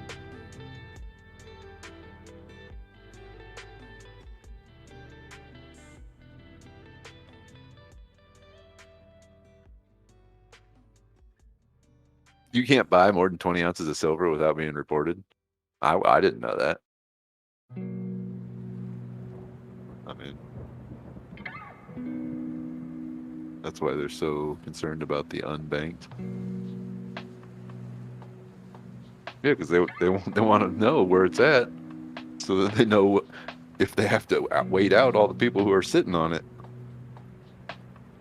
and if people are still buying more, probably. Oh yeah, Bulldog, you know I don't mean any like disrespect, or it's just the way I see things is different, you know, from other people, and the way you see things is gonna be different from the way other people see it too. And I'd love to learn, so I definitely, you know, if we can have better discussions than, you know, our YouTube allows us to have, I definitely would listen and have discussions in Discord or anywhere else. Like I said, I'm always a bendable person. I'm not hardline in any sense. Kieran, I agree with that. They need us in the system, and yet the system is totally broken in a lot of ways. In a lot of ways, but I hope we can all... I think that's what's great about this channel. Let me just put it that way. This channel kind of mends all the differences in the system and all the broken things in the systems for all the different matters of all the different people that have come here. I mean, we could all tell our stories, and every one of our stories is different, but when it comes down to it, all of our stories are made worse because we're having a boot stepped on our neck by a ridiculous financial system. That's why we're trying to make gains here. We're trying to overcome that. I think that pushes all of our political and sociological and you know, our belief system. It just pushes all of them aside because we're here trying to reach one goal.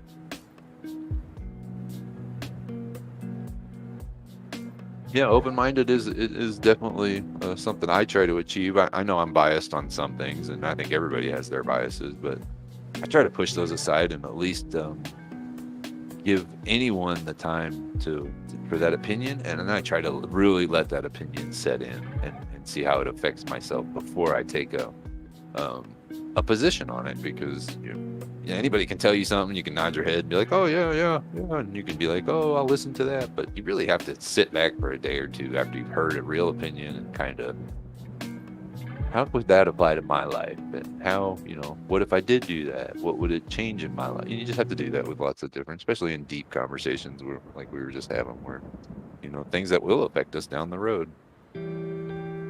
in mass amounts, whether good or bad. Change is always going to bring something forward. You know, it'd be interesting to see what's coming up the next couple of years. We all eat pizza, we all make tendies, but only some of us wear pants. Pantsless gang gang. We all eat pineapple pizza except for you, Bulldog. Chia. Yeah, put yourself in other people's shoes before you make an opinion on it. Definitely. I try to do that. That's something, you know, it's like a practice you have to do. Just like everything else in life, you gotta kind of practice and step up and do it. Doge at 26.73 after a nice little couple green candles there. Tomorrow I better see the green giant. This is ridiculous. Oh, November rain, no problem, man. I'm not perfect in any way. I have my opinions, but none of them are right, or correct or right for everybody. You know,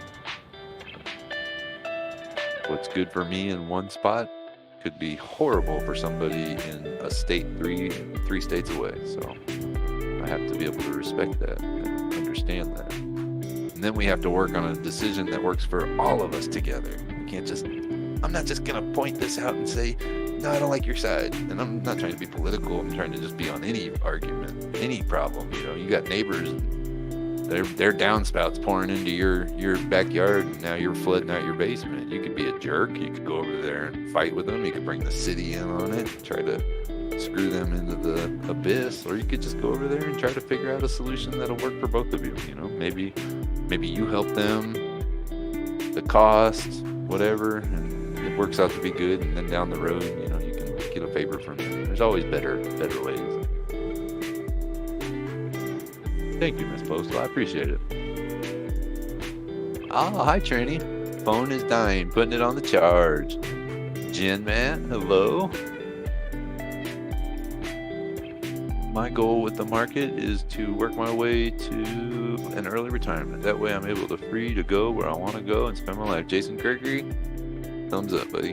For real. That's what you want to do. Doge ADA, I'm just up to all knowledge. I think learning is the best thing we can all do.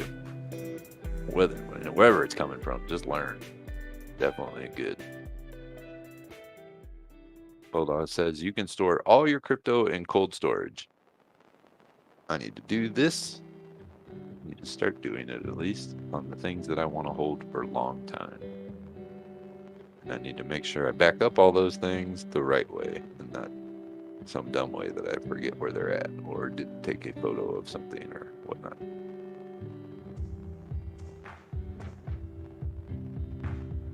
Hold on for 1 second, good. Text the neighbor real quick.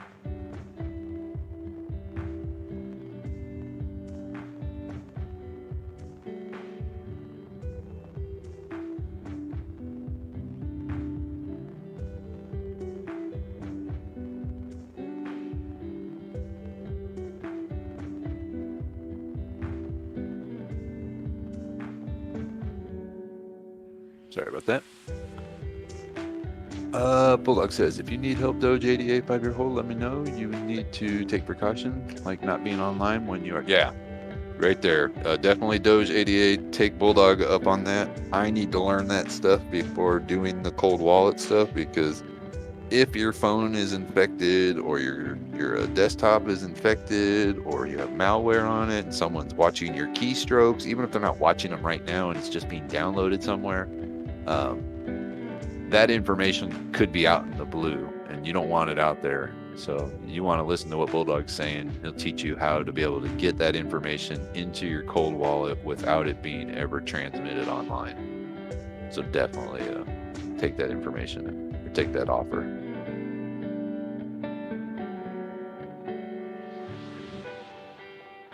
God the Junior says there's got to be a lot of people who loaded up on the $33, $34 calls. They're not even let. Yeah. I was kind of in the same opinion of that too, and I think it'll be interesting to see what happens tomorrow. If it jumps like early in the morning to like 35, just to see how quickly they push it back down, I think you'll get your answer on what if you're right about that 32, because you know, sometimes it gets out of control, and then all of a sudden they'll just turn the faucet off, and bam, it'll drop back down. Oh, there's Bulldog right there. Do not use your phone.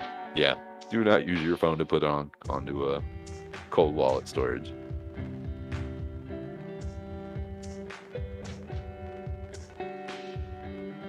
Kieran with some good information there for him. Write down your password in case you forget it. And I would double that up and say put it in your safe files box where you keep like your tax information, and hopefully that's in a fireproof box or a fire resistant box where you keep like your social security cards and everything else. Keep it in that box. And just don't put it in your wallet, don't put it in your jacket, put it somewhere safe in a fireproof, water resistant, non-humidity. I mean, you need to keep a hold of that thing. You don't want to lose that ever, and you definitely want it in case you lose your phone or you lose access to your cold wallet. You need those backup passwords for sure. God the Junior says, I just want it to touch $34 once and I'm outie. It can drop after that and I'll get back in at 29. Yeah. I wish I was doing that. I'm sitting at 38, hoping it would touch 38 once just so I can get out and get back in. Tattoo it on the bottom of your foot. Okay. Which is true because, I mean, technically, if you went to jail and it was on the bottom of your foot, nobody would be able to use that code or figure it out and do anything in jail. So it would be okay. It'd still be there when you get out. I mean, if you get out. But, you know. No, I'm not tattooing on the bottom of my foot. 110 million. Dude lost his wallet. He lost 110 million. Oh man, that's gotta hurt. Who gets those coins? What do? They just burnt coins now? They just sitting there? Like when people lose their coins, what happens? If nobody attaches that wallet after like 10 years, does somebody just throw that wallet away? Does the wallet just get burnt? AMC down 200,000 AMC, but still holding and buying more. Ashley Campos. Okay. You're diamond handed. That is the essence of diamond handed. Right, but he lost his password. But I mean, like, if he can never get back into that wallet, Kieran, what happens to those coins? Are they just perpetually stuck in that wallet till the end of time? Or do they get burnt at some point, like 30 years down the road? Nobody's entered that wallet. You know, no one's logged into it. Does the wallet just, okay, crap, go away? You know, I just don't understand it. Holding for the family and including all you apes around the world, Ashley Campos says. He is currently at 9 out of 10 tries before the drive wipes itself. Oh my gosh. Odie Bro, they are gone. They're just gone. Wow. Poof.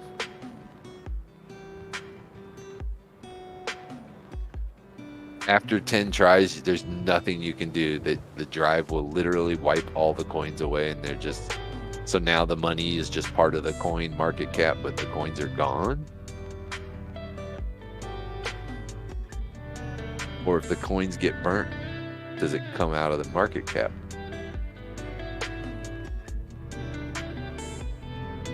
Yes, I think it is a good time for you to show the cold wallet generator.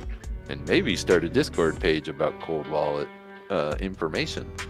I think you might already have one. If I don't, I may have just misinformed everyone, but I believe you had some crypto cold wallet information in there at one point. But yeah, anytime you want to drop some cold wallet stuff, Bulldog, it's your channel, and definitely I want to learn it.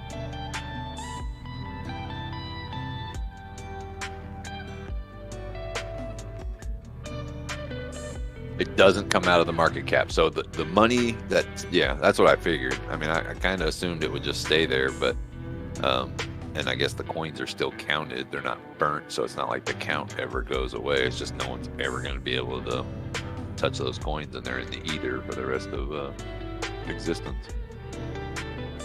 Cold storage is the best way to store long-term crypto and put it in a fire safe. Okay. Yep. Match market. There you go. Yeah, I keep all my important info in a fire safe. I don't play around with that. Hello. Bling bling. Bling bling. What's going on, Bulldog? What's up, brother? I just wanted to, I mean, it's crazy the lack of understanding about the wallet generators, and a lot of people don't understand what a wallet is. So I just thought I'd show how many wallets you can create and how quickly you can create them. So give me just a second and I'll pull it up and I'll show some of that. Definitely. I'm all for learning, and we got a little bit of time here. Stocks aren't really moving tonight at all. Store your password in that safe also. Exactly. Yep.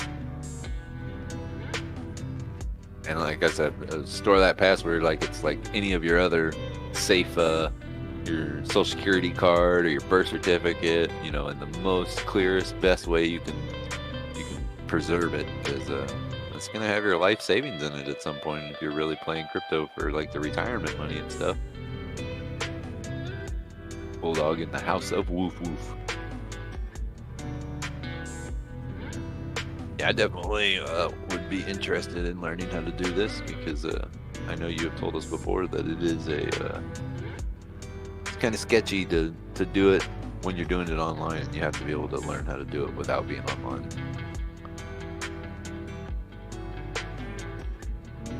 Let's see, we'll do a little quick run around while he's getting that all put together. Look over at some coin prices. ADA currently at 178.09, Doge at 26.63, Ethereum at 3,173, Bitcoin at 45,740, VThor is at 0.0097, BNB at 392.13, Helium coming back down after its monstrous rises all day, back down to 16.46, Mana at 82 cents.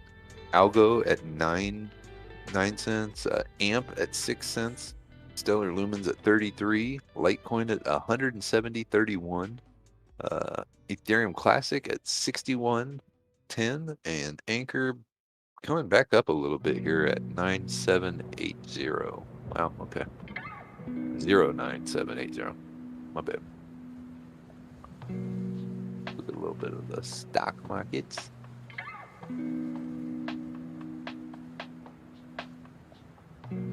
Yeah, Rainier still sitting there. Nokia getting a little action in the aftermarket. Little action. The Rock. Kieran says, oh, go ahead, Bulldog. Sorry. Sorry to interrupt. What did Kieran say? There are a lot of Bitcoins that are lost. It says there will be a big problem with crypto when quantum computers are widespread available if crypto doesn't defend itself against it. Okay. I didn't think of anything like that before. Ashley Campos says 73,088. Okay, big problem. Wow. With crypto. Okay, so we had a guy early on that came on, and I talked with him late night, all night, one night in the Discord, when the Discord was brand new. And he came on, and he works in a kind of super secretive field of quantum cryptography. Basically, the answer to quantum computers when it comes to cryptography, right? Okay. And basically, SHA-256 is 256 characters, so it can be broken in a matter of time if you put all the computers on it. Put all the supercomputers on it. They can sit on it and they can hard break it after so long, right? One Bitcoin wallet that all the computing power in the world right now could solve it if they were to sit there and work on it for 100 years. Yeah. But as soon as quantum computing comes out, potentially they could crack a private key, in a matter of a year, or who knows how fast the computer can be. But this quantum cryptography that can be built in, and that's one of the reasons that crypto is so democratized, right? That's part of the brilliance of Bitcoin in the beginning, is that if that risk ever happens, well, guess what? We've got this transparent ledger we can all go back and look at, and we can say, well, before this happened, everyone had these coins. So let's start it up with a new algorithm with the same ledger, with everyone having the same crypto they had before that this quantum computer hack happened. And let's enact a new cryptography for Bitcoin. And it's happened before. They've done it before. They fixed bugs. They fixed it. We've got Bitcoin 2.0. We've got hard forks in Bitcoin fixing things like this. And it can happen for all crypto. This is what's I'm not going to afraid happen of to it. Ethereum right now, pretty soon, right? The fork. Yeah, the fork, right? The majority of the miners are going to decide to move on with this version of the ledger, with new things enacted, and they're all enacted at the same time on a specific block. And some of the miners will decide to continue on with the old fork with the same ledger. They both have the same ledger at that fork, and that's why it's a fork in the road. They go in two different directions. So everything that happens after that transaction-wise on the two separate forks is different, right? Yeah. Odie had 10 Ethereum on at the beginning, so you have 10 Ethereum on both forks when it forks. But you can only send it cash off. out once, right? On You one can cash out yeah. both forks. Matter of fact, Wow. the old Bitcoin that I gave people is now Bitcoin Gold, Bitcoin Cash, Bitcoin SV. It's all of them because it was off of the same ledger when they forked. So you own them all. You own it the same on every single fork. That's crazy. So if you had 500 Bitcoin and then they opened up Bitcoin Cash and then they opened up Bitcoin, you have 500 of Bitcoin Cash at whatever price Bitcoin Cash is at? Yes, along with your That's Bitcoin awesome. Gold, your Bitcoin Diamond, your Bitcoin Satoshi's Vision. Wow. So being an early owner was nice. It was, and I had to do that a couple times and figure out, where's all my Bitcoin and cash it out of each particular blockchain at the time. Nice. So there is an answer to quantum computing. Andre says 20 years tops. Yeah, potentially even sooner if technology, 20 years until we get it right. They had GPS, in I want to say the 70s? GPS satellites, right? And we didn't see a GPS device to the public knowledge for quite some time. Yep. Oh, they had CDMA network coverage back in the 60s. We just weren't allowed to use it. All right, so let's look at one popular version of a wallet generator. And I'll put it up on the screen here so you guys can see. And essentially what this is a client-side JavaScript tool. So basically, once you open up this website, you've got this JavaScript running on your screen, and you can disconnect from the internet completely. Now, how this one works is the SHA-256 encryption is done by moving your mouse around to different pixels, and you can see the pixels appear on the screen as you move the mouse around. And the goal of this is to create a random code for the wallet generator, right? So that it'll generate randomly and not the same for everybody. So based on these 500 mouse points, no one's going to ever push these 500 mouse points to the same exact points. That's how you end up with a random code. So you're offline at this point. You've opened up the website. You're completely offline. And now you have a wallet. You have a public key, which is here, which you can share with everybody.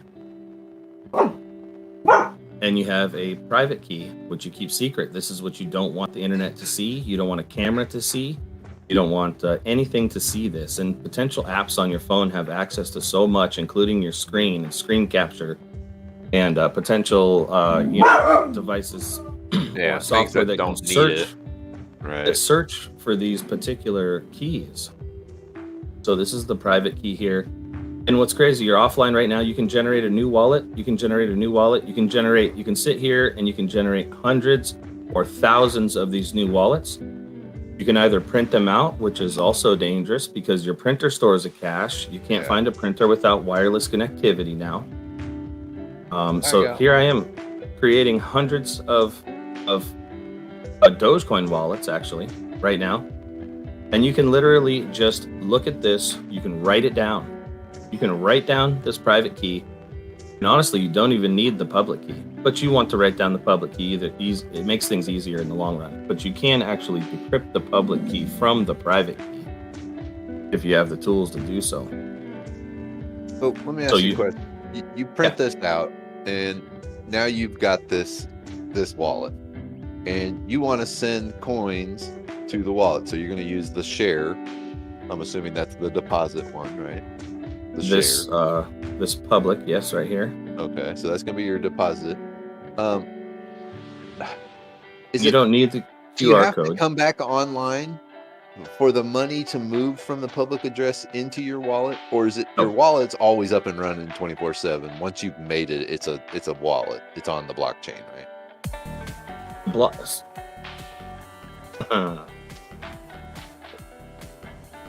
Right on, like in the dancing. Thank you, Sheep. So these wallets, they're not on the blockchain yet, right? If we were to go look up this wallet, it's just nothing. It's empty. But when you send coin to it, then the blockchain knows this is a viable wallet.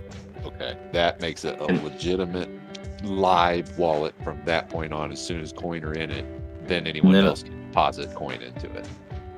Yeah, and anyone can deposit coins to any of these wallets that I just created. And this will never create. I could sit here and do this for 1,000,000 years, and it will never create the same wallet. Right. Because of those the 256, you're never going to hit the big Because of 256. It's like, from what I understand, you can shuffle a deck of cards for the rest of your life and never get the same order of cards. And that's only 52 cards. Mm-hmm. That's the... every time you add a digit, it's exponentially increasing the difficulty of it being the same. Yeah. So, this is creating wallets here. Well, that's cool though, because I didn't know if like the wallet was hot. You know what I mean? So if you don't put any coin in it, the wallet's not hot yet. It's not going. So that's hot cool. wallet is essentially a wallet that's stored online. Well, I know what you mean. I mean, like it doesn't have coin in it. It's not working yet. I guess is a better term instead of using hot wallet. But I mean, it is wallet until you put money into it. I suppose it's still functional. It's still a functional wallet, mm-hmm. but there's no currency. And if we were to look it up, it would just show zero balance. Okay. No transactions yet to it or anything. No transactions yet. So you can print this off, or you can just write it down, your public key and your private key, and then you can type this into your Voyager or whatever you're using to buy your crypto, your KuCoin, obviously not your Robinhood, because you can't send coins off of Robinhood, and that's one of the problems. But wherever you're buying crypto, Kraken, Gate.io, many other exchanges, Binance, you can send your coins offline to a cold wallet, and you can have this and you can store it in your safe, and you can do it in small sections, right? You can make a ton of these wallets, and you can put 100 Dogecoin in each wallet, and you can carry them around like $100 bills, and you can only show people this public address, and they'll see, hey, this wallet has these funds in it. And you're like, okay, well, if you want this $100 Doge wallet, you can pay me 100 Doge cash or whatever I want, or 100 Doge worth of cheeseburgers. I'll hand you the wallet. You can scan this private key, and boom, they'll be in your wallet. Yeah. So you can stack these like 100 Doge bills. Yeah. Paper wallets in your safe, which I happen to have some of. Like, and this wallet generator site here is a trusted source. It's open source. It's been verified. You can look it up. You can see the reviews. Talk to people on GitHub and stuff that have made it. It's very simple, and it's done offline, and it does all of these different cryptocurrencies.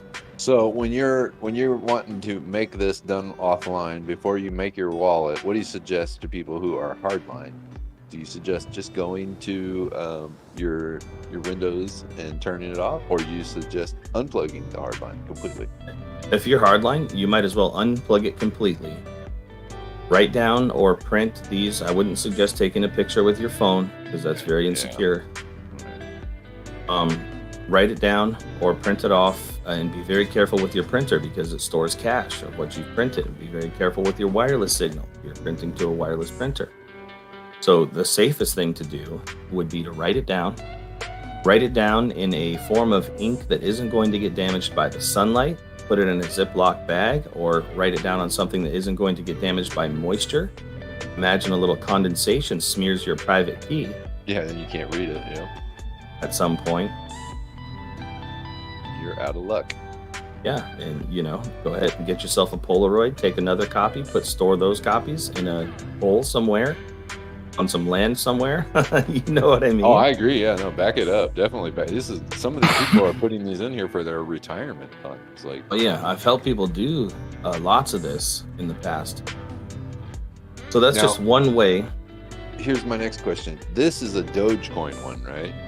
Or is this one, can you choose multiple coins in this one? Can you make a multi-wallet cold wallet? A multi-coin cold wallet? Potentially, but I don't really see the need, because I can go down here, I can click on Bitcoin, and I can make Bitcoin wallets instantly.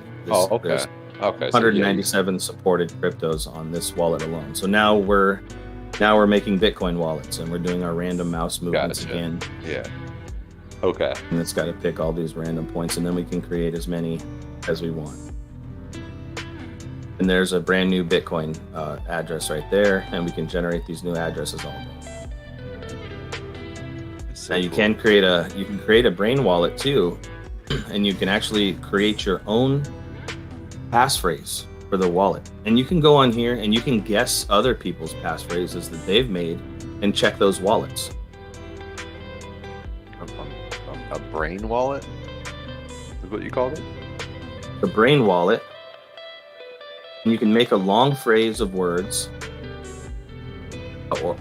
or letters or numbers or whatever you want to do. Special characters, whatnot. Yeah. They don't match. Odi. See if I can get one to go here. And paste it. Yeah. Oh no, chopped off some of it. It's not gonna let me paste it. There goes. Okay, boom. So now there's a wallet, and the recovery phrase for this wallet is Odi 14 times, or however many times I typed it. Boom.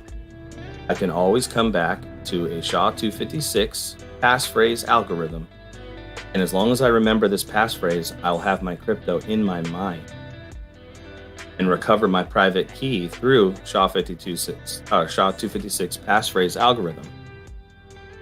So it That's makes the a Odi hash, wallet. Stores it. Yeah. It makes a hash. Makes a hash. Stores It stores it, and then you can always recover your private key and your public address from a passphrase.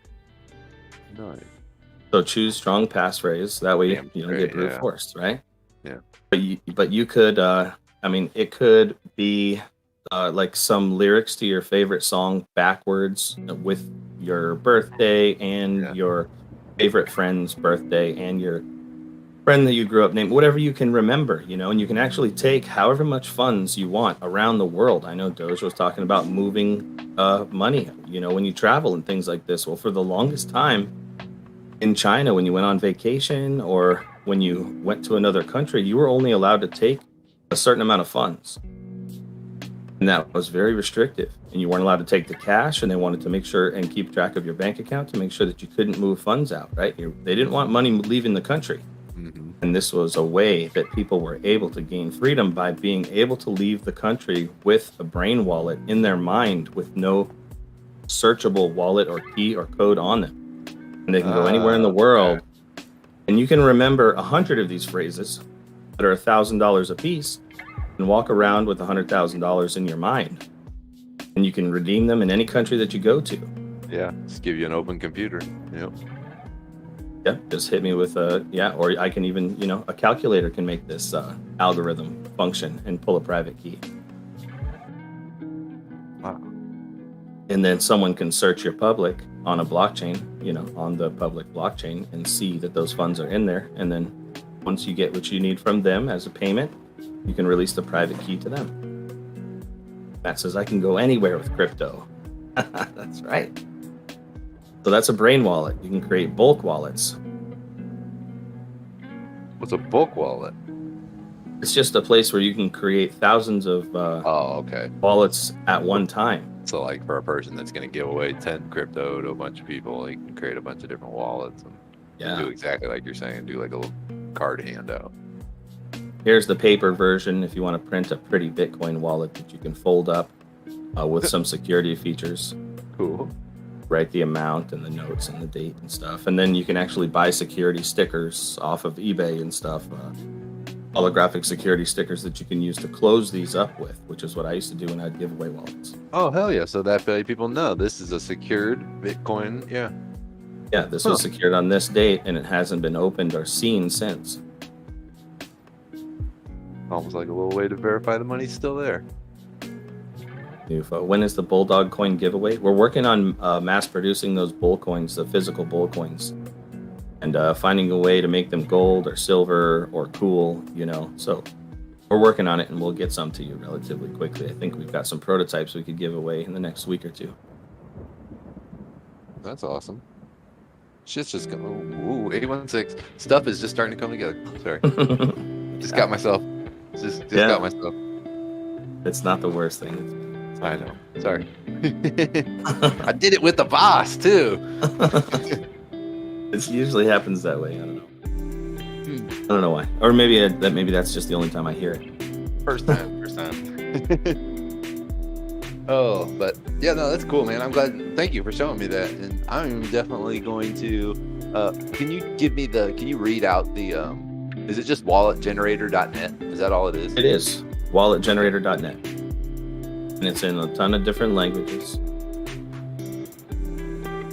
Walletgenerator.net. Because I'll be making a couple of these. I wonder if they beat SafeMoon to the wallet. That's a great question. I don't think that they have. I mean, maybe they do. So let's see. You have your own SafeMoon cold storage wallet before SafeMoon came out with theirs. Like,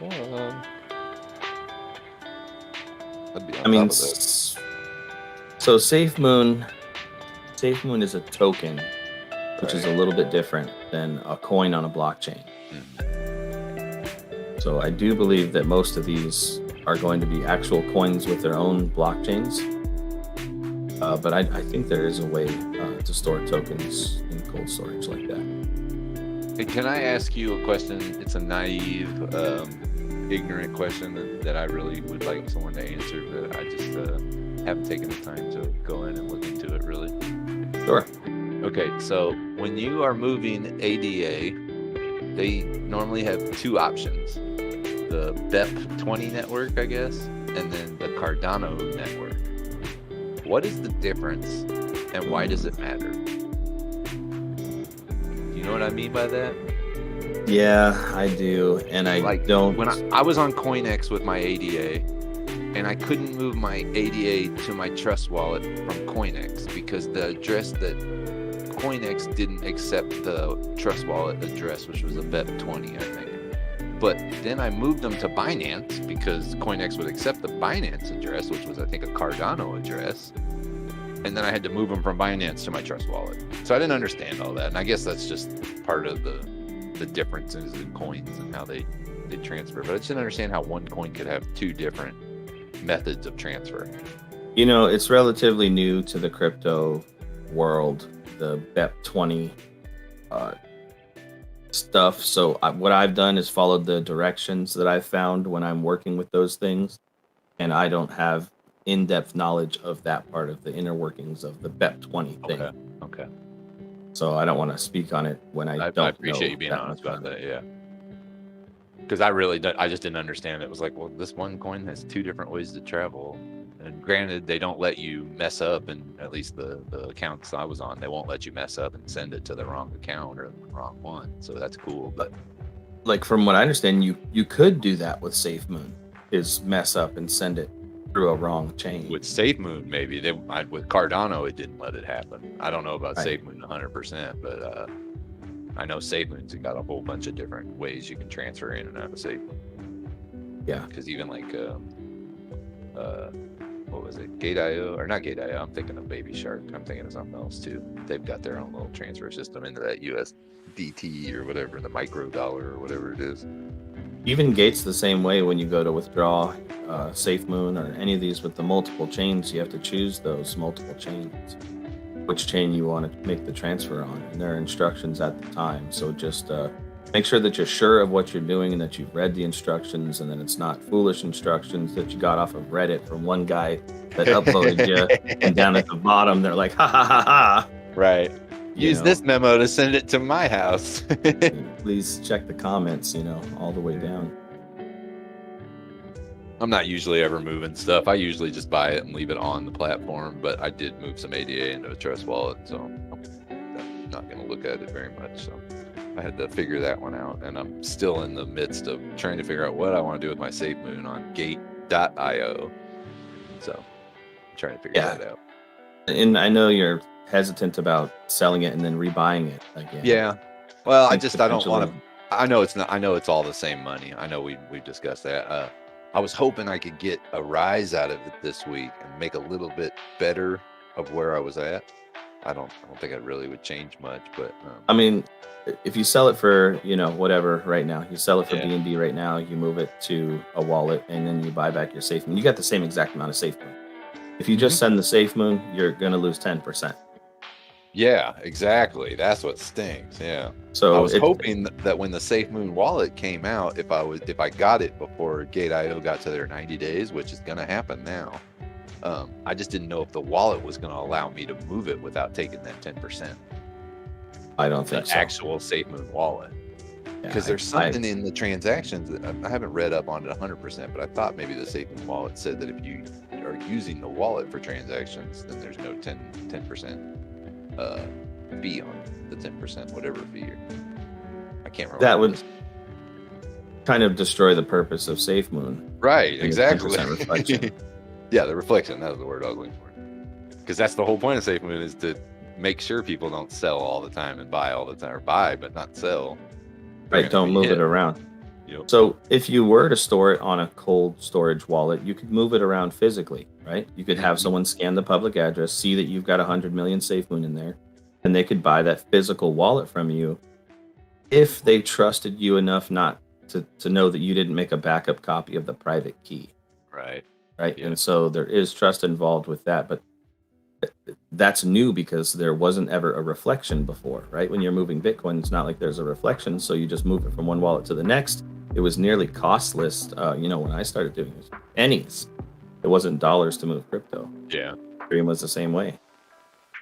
Yeah. Until I know. NFTs come out. I need to do it now, I think, with the Safe Moon, because if it does take off, it'd probably be better. Because then if I really wanted to while I'm doing it, I could buy a little bit more, maybe. Since it's And so yeah, it low. doesn't make a difference what it's worth when the 10% comes off. The 10% comes off. It's of how many Safe Moon you have, not Right. the value. It's the coin, not the value. Yeah. Yeah, I'm seeing for a while there, I was thinking it was the value too, and I didn't realize. And it's the same thing. It's the same thing. 10% of the coin is 10% of the value at that given time. True. At that time, Yeah. just not at the time you When bought you it. Right. Right. You're gonna take 10% of my coin now versus when I bought it. Yeah, it's a different. Caesar C says, one thing is for sure, Uncle Sam will get his share. Oh, of course. So I will do a YouTube video, a class on how to store crypto, dark cold wallet storage, Okay. which is essentially invisible crypto that winds up on a cold wallet that's in your hand with no traceability.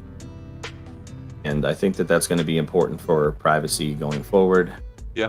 There's some ways you can do it through Monero, which has ring signatures, which automatically obscure who is sending crypto and how much crypto they sent, and then transferring it back into other forms of crypto through an anonymous way, through an exchange that isn't KYC, that'll move it exactly into whatever crypto you want into your cold storage wallet that's in your hand, and no one will have any knowledge of that. Wow. And that way you can stack 100 Doge bills in your safe, and no one has to know that they're there. And of course, I suggest that you follow the rules on if you do sell them. It's just like silver that you acquire not from a dealer when they report you when you buy 20 ounces. If you acquire silver by buying it off Facebook, a marketplace, or through Craigslist like I do, and I stack silver, it's on me to report my gains of my commodities when I sell them. And crypto is a commodity, just like bars of silver. Mm-hmm. So when you do sell those, it's on you to do your own reporting and stay upstanding with the law. Yep. Yeah, that's cool though. Let me ask you a question. I'll teach So, you. if you think everything's going to go digital and everything's going to be, transacted, but not really written down. Let me think of it. Recorded. Wouldn't a whole bunch of completely unknown Doge wallets be an issue if you tried to cash them in later on? You know what I mean? Like we don't know where these are. We don't know where these came from. There's no registry these were ever actually paid for. So how do we know these are real? You know what I mean? I know the coin is real, and I know the money in the coin is real, but wouldn't they Currently, old Bitcoin and dark Bitcoin holds a premium to new Bitcoin and KYC Bitcoin. So you're going to pay 10 to 20% on the street for a premium for dark Bitcoin, which hasn't been on exchange, which is basically directly from a miner these days. So they don't know who owns all the Dogecoin because those wallets are still anonymous to the point where you have to be registered with an exchange with your ID and have seen those coins go into your wallet for it to be registered with somebody and actually recorded. And that isn't the case with all Doge. And Dogecoin doesn't have a limited number either, so you can just keep making more. Yeah, lots of Dogecoin still mined, and that's why lots of people like to buy directly from the miner, anonymously. And that's why this new regulation is threatening miners and their ability to distribute coins, because they'll be considered brokers under the new infrastructure bill regulation. They're going to get which taxed. will force KYC on it. Yeah, they're going to get taxed. In some ways, I don't want to say it's wrong. In other ways, I'm like, yeah, tax them. But that's just me. I don't know. I don't know. Let them pay their tax for the gains that they're making. A lot of these are really big businesses, and it's all out in the open how much Bitcoin they make and how much Bitcoin they sell, and they sell to exchanges. They sell to Coinbase to sell crypto, and they sell to Robinhood. And I don't know. I guess it's just to me, it's something that's like you put on much time. It's supposed to be decentralized away from governments across the globe, not just our government. But in some ways, I'm kind of like, no, I think crypto should just be left alone. Like, don't even tax it, ever tax it. Period. It's something completely different, and just keep our currency the way it is. But I guess the two are intertwined so much now that they're going to get into it. The original thought with crypto was that we would move, that the US dollar was the only thing that could be taxed here in this country, and that when we're using crypto to buy things, you wouldn't be taxed. But they've enacted tax laws now. When you already pay taxes on the money that you're buying the crypto with, so why do you need to pay taxes on crypto? You know what I mean? That's where I come in. It's like the dollar bill that I bought with crypto was already taxed. And my money. They don't want to tax you on the exchange of that. They want to tax you on the gains. Right? Which is BS. Like, why do I need to get taxed on the gains of the money? You know what I mean? Like, I get it. You buy a house, you buy the wood for a house, and then you build the house, and then you sell the house for a whole bunch of gains, and they're going to tax you on the gains. Fine. That's the game. That's the highway robbery. I mean, do you have taxes when you buy and sell a car from someone privately there when you go to the DMV? Is there a tax there? If you make a whole bunch, if you make a good amount, you will. If it's just like if it's at the price, the blue book value and stuff, I don't think we get hit with gains. But if you sell like a hot rod or something, in Washington State, they tax you on every private sale of every vehicle and boat and everything else. Right? Lots of places they do. So we could take a $10,000 car. Let's just say it's a Corvette from 1976. I could sell it to you, and you'll go in and you'll pay $700 tax on that. Yeah, no, we get taxed for private sales in that sense. And then you sell it back to me, and then I sell it back to you, and you sell it back to me, and I sell it back to you, and eventually our $10,000 is gone, and it's in their hands. Yep, and the car has lost value every time as well, but they're still getting their money. Meanwhile, yeah, maybe the car has or not, but our $10,000 is gone just by trading hands between you and I. And crypto was like an answer to that. Like the whole idea, one of the oldest sayings that I love is like when Bitcoin hits $1 million, who needs dollars, right? Because you won't. You'll only need Bitcoin.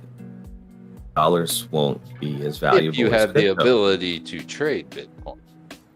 Trade it for what? Or you chose. Well, that's what I'm saying is like if Bitcoin gets to $1 billion, even the way it's been going for the last 10 years, who would want to trade their crypto for dollars? I agree with you. I agree. And what I mean trade is I mean like buy and sell things. You know what I mean? That's what I mean by the word trade. But there are still going to be people. Let's say Bitcoin hits $100,000 in the next year or less than a year. There are going to be people who still are not internet enabled. There are going to be people who still don't have a debit card. You know what I mean? Like that's where it becomes an issue to me, where it's like, I don't think it could always become just crypto or just There will be. So what's the answer for them in cashless societies like Switzerland, where 99% of transactions happen on the internet or through a card? True. You know, where are those unbanked? And that's why the Isn't unbanked are such a huge isn't issue. Switzerland the label of the S word? You know what I mean? They've got the What? with their healthcare and everything else that they take that S word. Oh yeah. You know what I mean? You So know- that'll never happen here. At least that's what everybody wants. So I don't think Right, it but- could go that far. But The schmandemic situation, you know, has pushed us more cashless than ever before, faster than ever before. true. As a matter of fact, like many of the businesses weren't even accepting cash Mm-hmm. throughout this situation because you had to touch it and stuff like that. Yeah. And that stuck. And a lot of people now aren't using cash that were using cash before. I know El Snap was telling a story about some people just aren't even going to the banks anymore to get cash for their business. They're just running through. Well, heck, 90% of the people that open up a business like these OnlyFans and everything else, they just use their camera on their phone for transactions.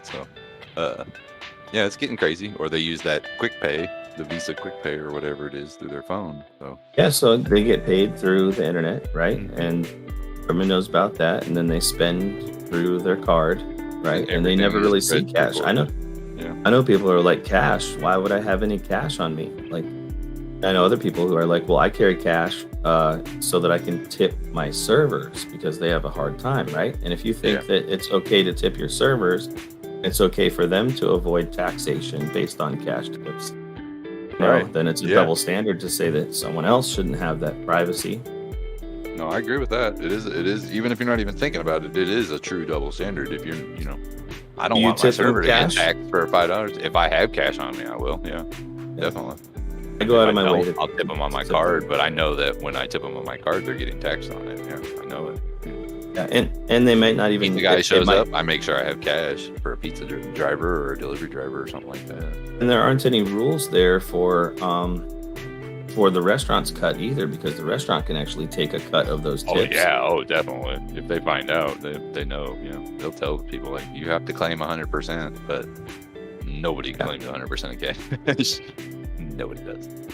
Right, but they're getting a lot less and less cash tips now. Yeah, that's true. A lot, exactly, because less people are walking in the door with cash. Like you're saying, more digital is happening. I just don't think we'll ever go to a 100% digital. I just don't think it's I hope feasible, not, at least here right? in the U.S. Yeah. And a lot of there's a lot of proponents even in the government that say we can't let that happen and we still have to preserve cash, even though there are lots of kinds of rules on cash, right?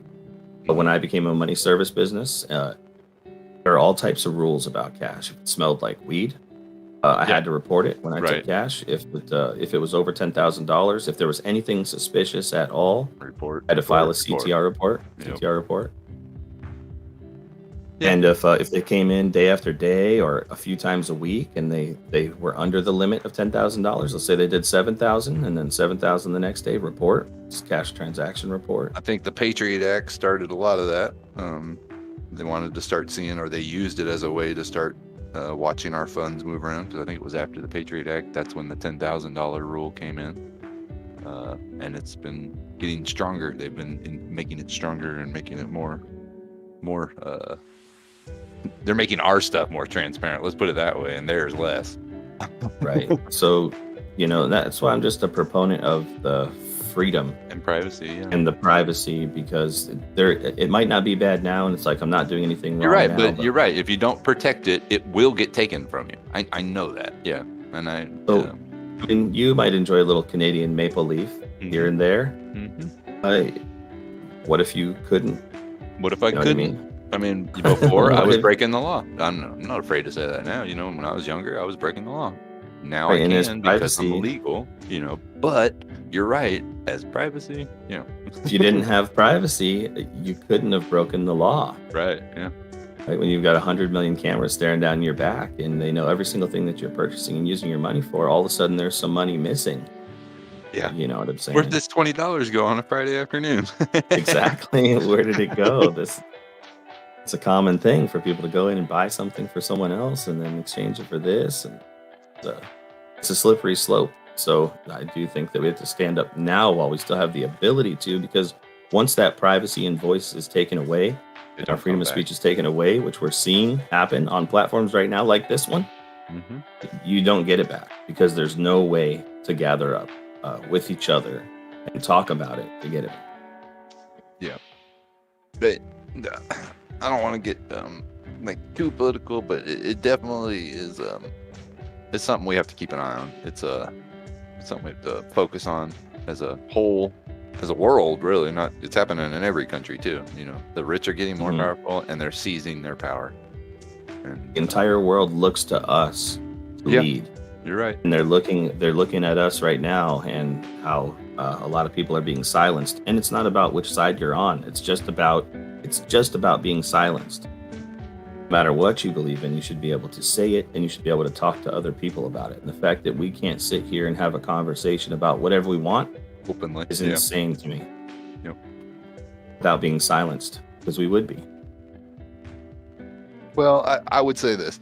If you, and I always say this to everybody that starts having this discussion, we're on someone else's business right now. We're in someone else's, somebody owns this channel, this thing besides you. I mean, the actual company, YouTube, somebody owns it. Now, granted, we all know who owns it, and we all know what they're capable of doing. But if it was anybody else, I would give them the same benefit that I'm giving YouTube of it's their company. You know what I mean? I got to follow their rules. So let me ask you this. What about AT&T? What about text messaging? What about phone calls? What about censorship and filtering and silencing when it comes to that? That's crazy to me. Because they're a company just the same way, and they're providing a service. True. Yeah. They have those filters in place. I guess that's a way to. I guess that's a way to look at it. I mean, if you're gonna say it on this channel, you should be able to put it through a text message. You know what I mean? Because you're paying for that service. Well, right. I don't know. You're not paying for YouTube. You are though. Slope. See, you are by watching the ads, and a lot of us are by buying YouTube Premium. True. And the phone, and then that's the thing, is that's a slippery slope. Like, is the internet and are these services now, have they become so big to where everyone uses them? Things like Facebook and YouTube and Twitter, where they should maybe be considered public utilities with some type of protections built in. You can continue to have a freedom of speech, because I mean there are instances of text messages being silenced. Kieran, I agree with your comment there. I will 100% agree with your comment. It's their company; they can make the rules, but that doesn't mean they're morally correct. You're 100% right there, and that goes for lots of companies, not just the 5 or 6 that we're talking about right here. But oh yeah, and I don't care if they don't want me to talk about the Earth being flat. Mm-hmm. Or if they don't want me to talk about something that might be more serious, right? But the fact that they're the ones, and there's no what you can democracy. Yeah, there's no democracy about what we can and can't. Yeah, some things, sure, right? Like you can't have it completely open, and you'll have CP problems and things that shouldn't be out there. Yeah, and it's definitely something we all have to keep an eye on. It's, it's a slippery slope, because once it does start to go, it does go, and it's hard to get back. Football's dangerous, and it kills people every year. Right. Yep. And driving is dangerous, and it kills far more people than some of the other things that we're worried about these days. You know what the most dangerous thing is, though? The loss of control and power. Yeah. That's what they're afraid of. And that's why they keep implementing all these things. I'll tell you, this is a little weird, but this is a true story. In 2018, the state of Missouri, bipartisan, voted to get gerrymandering out. 100% out. We voted it out. Like 87% of the voting public voted to get gerrymandering out. We all know gerrymandering. We all know what it does. I'm not going to point fingers, but it does happen on both sides. We voted it out of the state. In 2020, the people that run the state, not the voters, decided to slip gerrymandering and massive control over gerrymandering back into another bill and hid it and passed it And now we, the state of Missouri, cannot stop gerrymandering, and we basically have no way of stopping it without getting a 60% control of our state government and getting it completely out again, which will basically never happen in any state. You'll never see a super majority be able to overturn the one that's running it right now. So that just goes to show, like, they feared they losing their power, and they just took it back. They just took their power back, and that's frightening. Yeah. Again, I'm not pointing fingers at sides. I'm not even saying what sides did it. I'm just saying at bipartisan, we took gerrymandering and threw it out of our state, and 2 years later, they put it back in with no one voting on it. They just put it back in, and now they can gerrymander all they want. That's To me, it doesn't matter which side. You it doesn't can't matter. have those types of controls. You got to keep the power with the people. If the vote doesn't matter, then we all lose. Like, period. You know what I mean? Like, if they can literally just say, you know what, your vote doesn't matter, and it was an 87% bipartisan vote, and they just said, we don't care. We're going to throw that out and write our own law. Okay, right. And if you read how they snuck it in, you'd be like, whoa, they snuck it under radar. Nobody even saw it until it passed. Some of us knew. We were trying to alert everybody, but the normal voter didn't see it. I mean, yeah. I mean, that's obviously, we're talking about voting. It's very political. Well, I've got some it's like serious what they did with answers. the infrastructure bill. Like, they're slipping that crypto crap into that infrastructure bill. It has nothing to do with infrastructure, but they just slip stuff in. They just on all levels of government. It's frightening. It's frightening. Yeah, that's absolutely wrong. Why would you have to have all of these things built into one thing and have to have these negotiations of, well, if you're going to have this in it, then I'm going to have that in it. Right. Versus voting on particular subjects that they can agree or disagree on, one by one.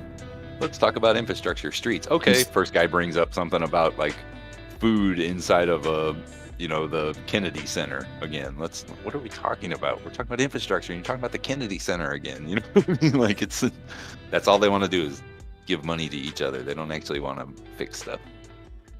And that's their idea of doing something. Mm-hmm. Right. Is just moving money around. They don't actually do anything but move money around. And that's how they see things being accomplished. And that's the game that you play when you reach that level of societal evolution. It's all a game. That's why generals play war games. They can't even see what it's like on the front line because they're literally playing a board game in a tent somewhere. Yeah, with moving pieces around. Yeah, moving pieces around. And that's exactly what they're doing in politics when you get to that level. Yeah. We're going to give 50,000 jobs to this state with these new buildings that we're going to give to them because one senator wanted them. And then next year we'll give 40,000 jobs to this state instead of being like, hey, why don't we just open up a bunch of new stuff this year instead of each year, somebody's going to add something that gives them so it makes them look good, whether it's on any side, so that they can get revoted in and the status quo stays the same way. And it's just like, it's a funny circle because, then those same people end up getting a lot of money for speeches to those same industries, things like that, Yep. I just read that article about Janet Yellen getting more money from Citadel. Like, I don't care who puts her in. I don't care who's the president right now. If the person who is running the Fed is getting paid more from the Citadel than they are from our government, there's no reason to act on our behalf. There's no reason to. Citadel's paying her more money to act on their behalf. Was that $7 million in private I don't know how speech? much it was. Yeah, and that's ridiculous to me. Like, that should have been a marker that said, nope, you can't have this job because you're basically you know how the foreign agent thing was a big thing over the last 4 years? That's basically a foreign agent for Citadel in our government. Like, I hate lobbyists, and you know what I mean. Steve Mnuchin was a big guy with one of the big money banks, big companies.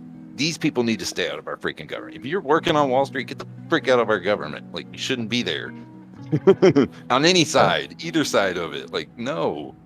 And as soon as you get there, you've got nice suits whining and dining you and asking you to come and speak, and we'll give you $1.5 million to come and speak 5 times this year. Right. But there's nothing implied. Nothing implied. Nothing implied. Nothing. No. There's no like memo of what they're going to speak about. But then all of a sudden, in September, that company gets exactly what they needed to make maximum profits this year. You know what I mean? Like, after those speeches have been paid for, all of a sudden that company gets maximum profits from some decision from the Fed, and it's just like, ugh, everybody knows it and sees it, and we can't stop it from our puny little spots, but they can just carry on. It's frightening. I keep saying that, but it's scary, man. Like what God Jr. said, he says what's dangerous is a lot of broke apes, and that's like a big reason. I like that. Yeah. A big reason I'm a part of this movement from the very beginning when we decided to stand up against GameStop.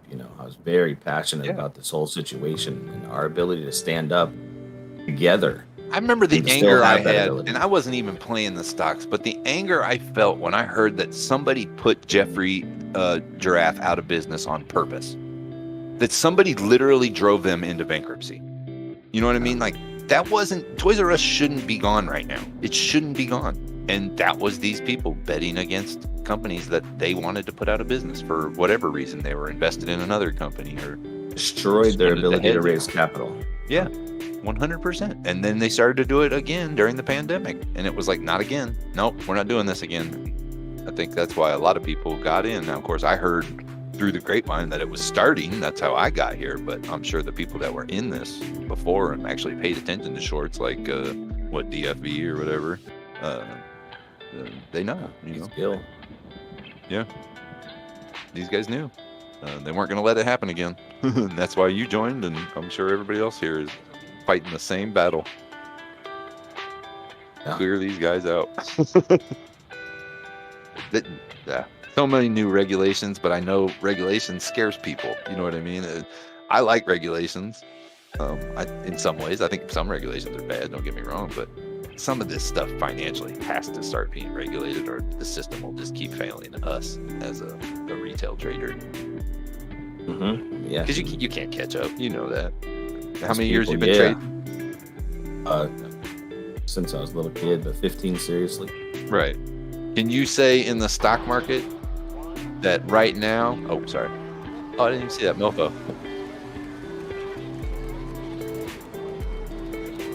Mofo worthy with the super chat. The original is always better than a copy. I love it. Thanks, mofo. You know what's up. You talk. Oh, there's still Toys R Us in Canada, though. Huh. That's cool. I didn't know that, Matt. Thank you for that info. Yep, so they just went bankrupt. Still GM in the U.S., but every shareholder that was holding it through 2008 has nothing. Yeah. At the game there, It's a big game. I've seen it happen over and over again. I've told the story of Cricket Pavilion and how Cricket phones started. And they were, $10 a month for a phone. Mm-hmm. They built the business knowing that they would go bankrupt, knowing that it was unsustainable, but they built it out and they built all these customers and they had investors. And they shafted all the investors after they bought Cricket Pavilion for millions and millions of dollars. And now they had, 1 million subscribers to their phone service. And then a new Cricket sprung up with millions of subscribers already to their phone service. They raised the price to $20 a month and they owned Cricket Pavilion. They already had the name there.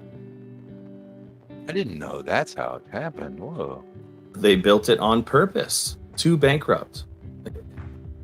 It's ridiculous. And that's how business is done. Manipulation. And the small businesses and the people who have real feelings, like real honor, right? The kind of people who won't take a handout are the kind of people who won't do that dirty, underhanded type of business. The kind of small businesses that'll be out here paying off idle loans for the next 30 years. Suffering under that debt when a corporation's going to say, oh, we'll just bankrupt and wipe the debt and start anew. And I'll still take pay, by the way. I'm not going to take a pay cut as a CEO. Of course. Oh, my preferred shares, they're definitely being paid out. Common shares, no. Yeah, that's the way they do it. They can just shut it off at any moment. They can turn the faucet off. And nobody gets slapped on the wrist for it or nothing. Because it's all legal, and the honorable people that won't do it, won't take the handout, and will pay every cent of that back by struggling as a small business. Those are the ones that are going to suffer from that. Yep. That's it makes you mad because the honorable people are the ones who should be receiving the benefits of our system, and A lot of those people will like need it. People that I know that need it and won't take a cent of unemployment and have suffered huge because I took it. I'm not gonna lie. I'll be straight up, man. I paid into that crap. I'd never taken it before. I took it, man. I took every cent they gave me. Begged and pleaded with many of them. I know and you said, did for you know, months. Get out there and take it. You're paying take for it either way. because- Yeah, guess what? You're going to pay for it.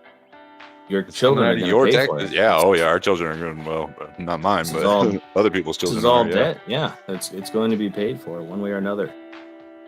So take advantage of it now, you know. But a lot of people won't. A lot of people have their head held too high. Yeah.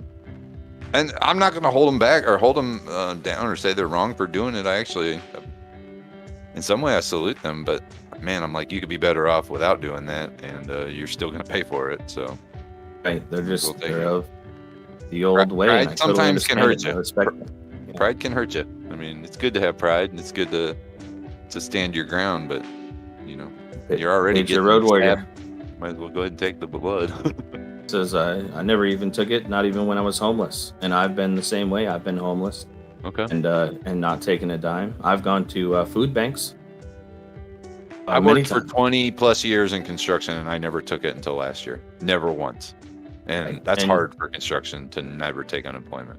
But But when granted, you're I was, told you I was can't go to work- non-union, so I couldn't get unemployment easily. So Yeah, when you're told you can't go to work and it's scary out there and everybody must stay home, yeah, you absolutely deserve to reap the benefits of something that you've been paying into for so long. Mhm. 100%. No, that's that. I'm of that mind frame. I'm not of the prideful mind frame. I mean, as much as I respect those people, like I said, you're going to pay for it. So please do take it, especially Yep. if you're one of those honorable people that have been busting their butt for this long without taking a dime. You know, supporting everybody else, because there's only 100 million people that work in this country, right? And there's close to 400 million people here.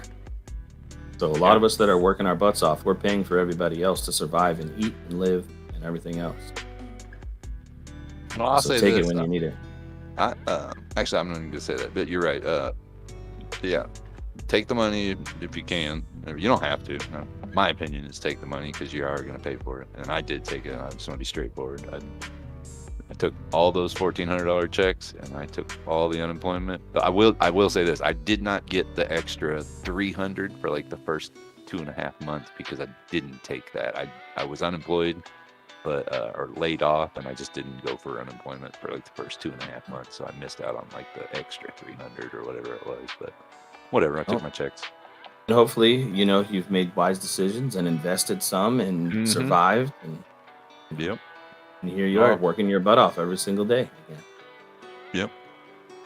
Yep. And putting that money back in crypto and other things. Right. Yeah. So that 37% of that can be taken and pay for the rest of everybody else. Well, let's hope that my CTRM losses this year and a couple other small losses, like a couple call. Can you use call losses? That's something I was going to ask you. Are those right? Absolutely. Okay, so I got some nice big call losses that I took on warehouse and skills. So yeah, I'll write those off. It's funny because you know you can lose $100,000 this year and write off 6,000 of it. Right, and yeah, And then Even. you make 100,000 next year and you pay $33,000 in taxes. So not very even. yeah, it's so in messed that up. respect. Like your gains are taxed, but if you do losses, your losses are like 18 times what your gains Limited. are uses wise. So it's like you could make a whole bunch of money, but if you have 5% losses, you're almost even. Like, what? How's that work? They want Losses these are guys to limited. keep their money, yeah, unlimited, so they can keep writing them off. Like you said, do the bankruptcy and do their losses. Like, oh, I took losses this year. Wink, wink. It's so funny too because it's just a structure situation. In my partnership, we've been structured as a partnership for a long time, and when you make a certain amount of money, well, when you pay out each other, if there's just two people and you make $100,000 that year, you pay out to both people through draws, and that's $50,000 a person. Then you pay self-employment tax on that, which comes out to about 37% because you have to pay FDIC, or whatever it is, the Fed one, the unemployment, everything, right? Medicare, all of it. But if you structure it as an S corp, you only have to pay out a third in draws, and then you can pay out the rest in dividends, the shares that you own of the partnership. What? So you can And then just you're bypass only- all the crap. So you only pay the self-employment tax, that high tax rate, on 1/3 of your income, and then the other 2/3 are dividends from your business that you own shares in, which are taxed at the capital gains rate. Always it's just- some way. It's a little game that you Yeah. play, and most of the time, the small and honorable people, they don't know about these little games, right? So Right. they're paying tens of thousands of dollars more taxes every year than they could if they structured it just a little bit different. If they had a little bit more money for the lawyer to do it, even though it doesn't even really take a lawyer to do an S corp. You can do it on LegalZoom. Yeah, $500. Exactly. And that's just because you don't know, because really it doesn't, it's just one little paper filing. And then when you file your taxes, you don't even have to use LegalZoom. They charge you out the butt to put Right. a $50 fee in to do it. All you just got to do is go there and absorb the knowledge, and then you can just take it and do it for free. Yeah. That's basically all you do is just read how they're going to fill it out, don't finalize it, and then They send you a do it cool myself. book. Send you a cool book, and then they make you a stamp and stuff, so you can stamp your stuff with your logo. Oh, I didn't know that. That's pretty cool. Yeah, it's pretty nifty. That's when you make your own LLC, or like you're saying, the other one. Yeah, yep. The S corp S or corp or whatever. LLC, and then you get a cool stamp. That's worth the $500. Yeah. Bulldog trading. Right. You can make you one of those real soon. So I'm going to try and get Bulldog Trading a nonprofit designation, spreading financial awareness, and see what we can do with that. And honestly, like, if I wanted to make money from it, Mhm. I could, by just paying myself for doing the production. I could pay myself $200,000 a year. There's no limit what I can pay myself, until you get to some really high limits, and then you can just call those part of the nonprofit assets, right? Yeah. So if I buy this huge piece of land and this huge mansion, and I use it to meet once a month with people, the nonprofit, then it's part of the nonprofit too. There's so many games that can be played. That's not the reason I want to make it a nonprofit.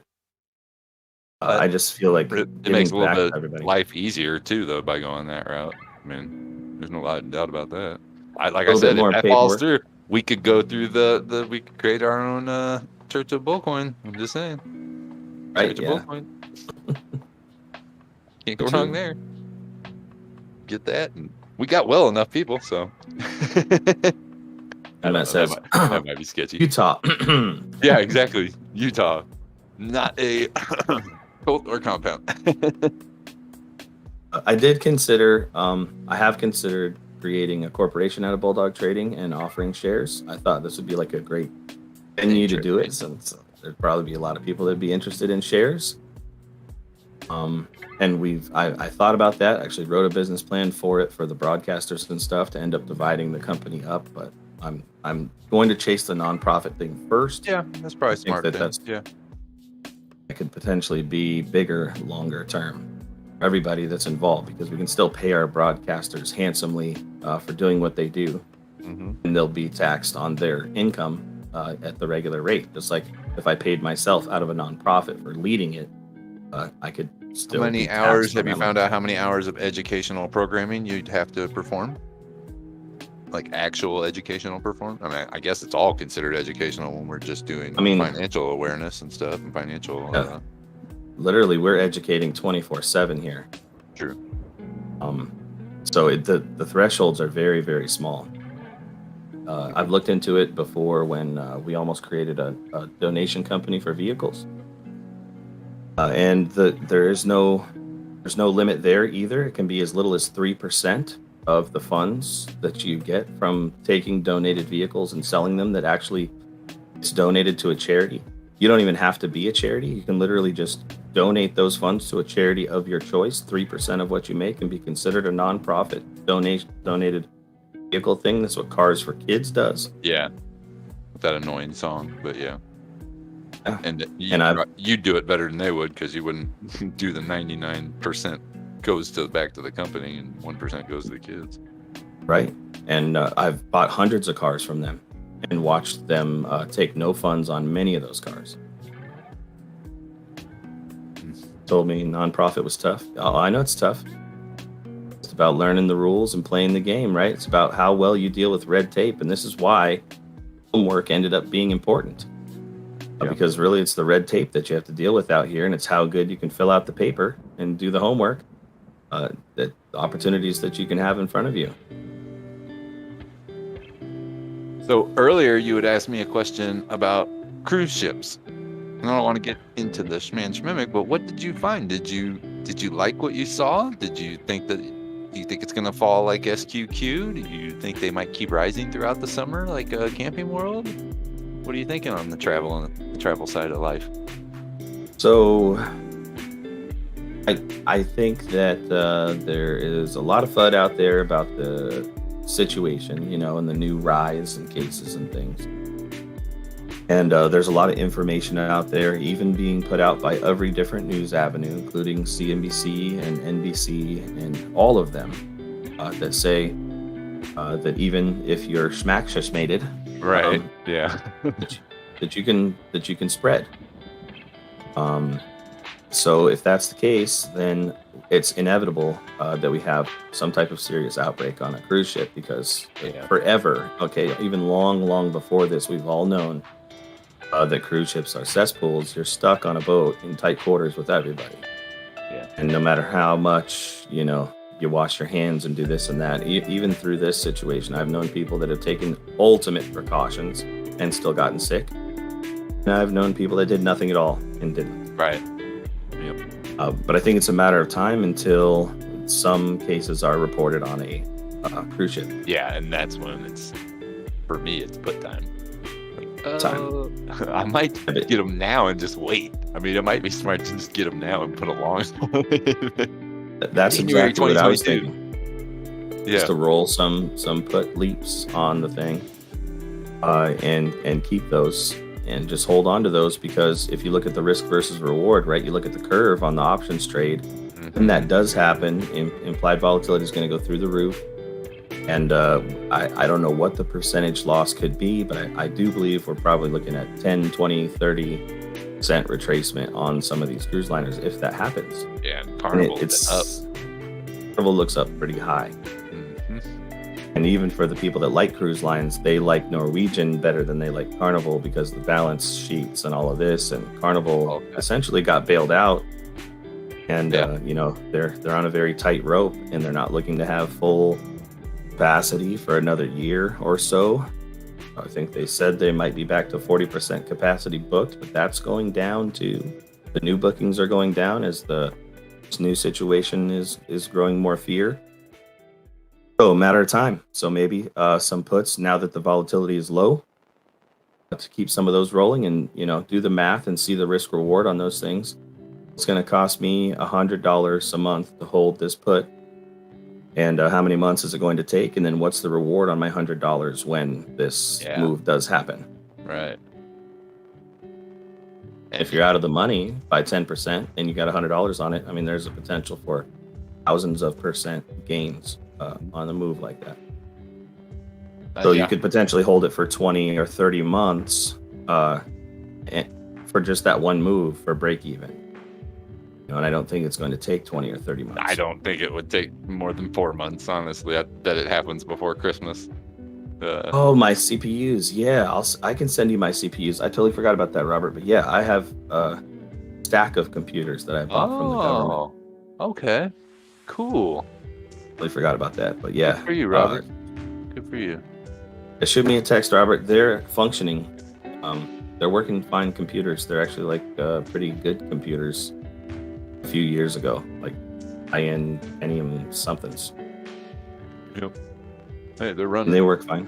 I just fired one up the other day for Lindsay's dad. He was typing out a story. He does those stories, like some pretty good stories. And he just needed a word processor. It does good for that and surfing the web and everything. So yeah, just shoot me a text, Robert. I can still I can make that happen. How's your ADA looking? It's looking Pretty tasty. it's looking a little lighter. Oh, you got off on some already? I've taken some tendies here. Okay. What was your what were you averaged at or close to an average at? Were you below $1 or were you you been in and out a whole bunch?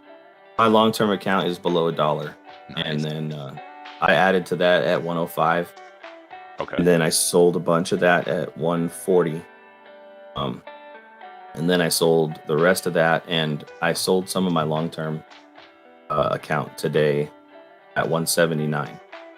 Yeah. Nice. And I'm okay with it. I think I'm Yeah, still a take little them bit tendies, fearful yeah. about crypto. It might continue to run, or it might pull back. I'm still holding Ethereum. But ADA just had such a magnificent run. You have to expect some type of correction. Yeah, that's where I'm at right now. I'm not buying nothing really on any crypto right at this moment because I'm waiting for the correction. It's been 3 days straight of nothing but green rises.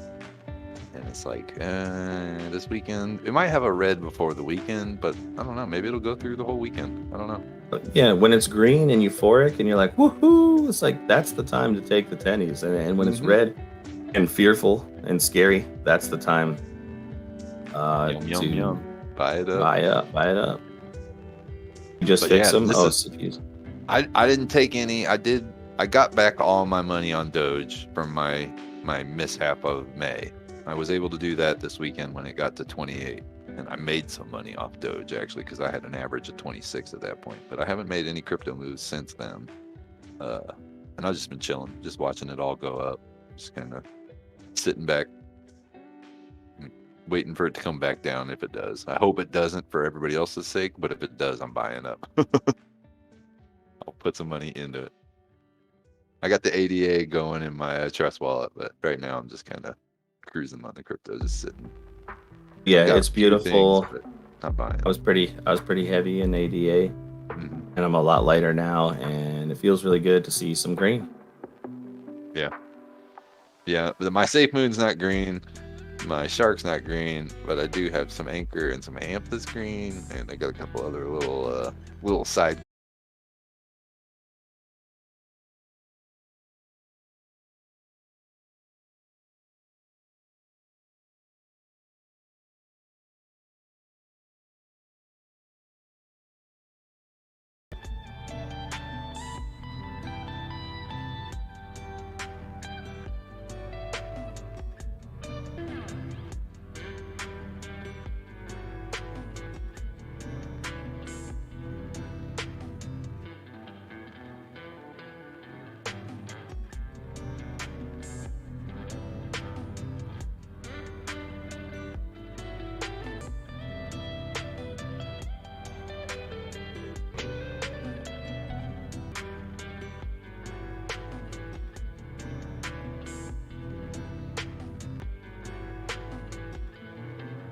Weird. No data.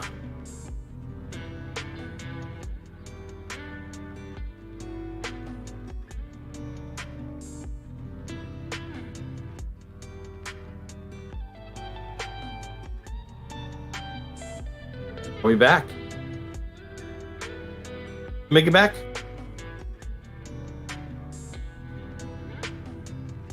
If it was me, I mean, it obviously wasn't me on purpose.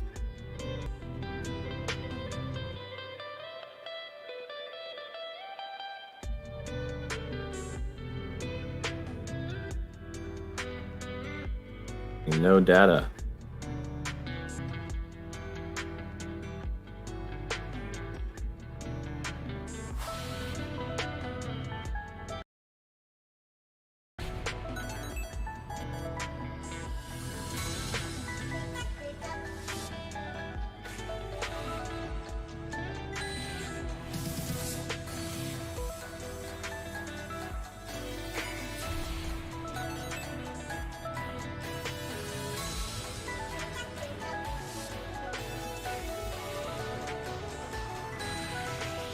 Yes, Twitch live.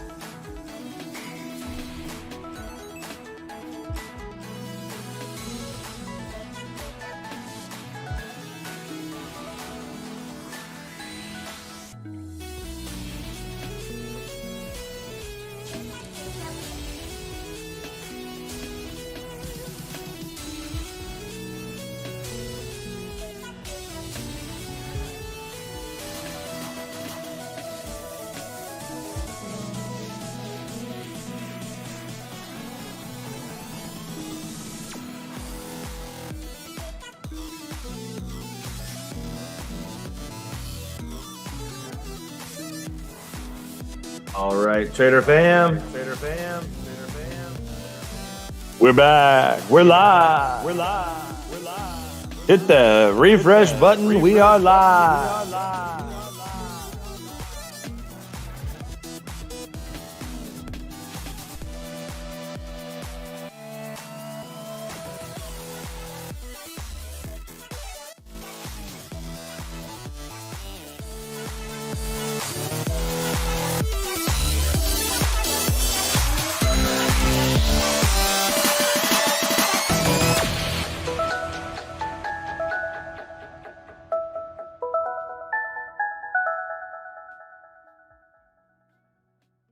Yeah. Okay. I think we're back.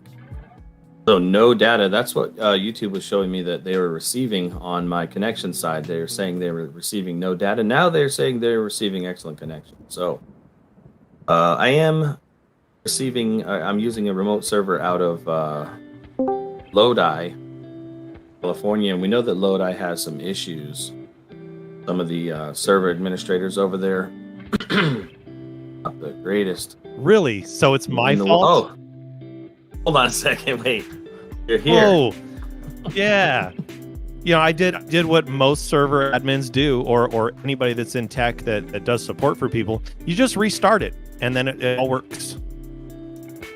Okay, yeah, that's what I tried. Yeah, turn it off, turn it back on. Yeah, and, turn it off, turn it yeah, back we're on. back live. Awesome. So yeah, some of you guys might be in the past if because of all the buffering and everything. So make sure to hit that live button. Make sure to hit the refresh button to make sure that you guys are up to speed. Otherwise, you might be a few moments in the past, and then you'll realize it when you're the one saying bacon and nobody else. A lot of people said bacon like 5 minutes ago. See that every now and then. What's funny? Who owns AMC? 10 minutes later, I see like 3 AMCs come through the chat. Today, I had to re-click live twice. Normally, I don't have that problem, but I don't know what it was. And it wasn't like I didn't catch it doing a circle thing or whatever, but it happens. It's a YouTube thing, I guess. I don't know. And for a while through those like super intricate AMC days where it was really, really important that everybody stayed live as we mooned, I turned that feature off so that to make sure that nobody was living in the past. But overall, the overwhelming vote is people do like to be able to rewind, especially when Westside's on. Yeah. Oh yeah. Certain things. I've done it. Actually, I think Westside does this also, but I like to do it to go back and listen to certain parts just to see how I sounded, or did I sound like a dummy, or was I speaking correctly, or or did I sound funny? I don't know. You know how you just check yourself. Right, yeah, I absolutely do not ever do that because I sound funny every single time I try to do that. So. Maintain any form of confidence at all. I do not go back and listen. Sometimes I'll specifically go back just to hear Alvin, because I do like him, and I don't wear headphones. I keep the volume down on the stream, and I do like to go back and hear him sing every now and then. Right on. What does he make you wear headphones when he sings? Is he shy like that or something? Here, wear these headphones with loud music on it so you can't hear me.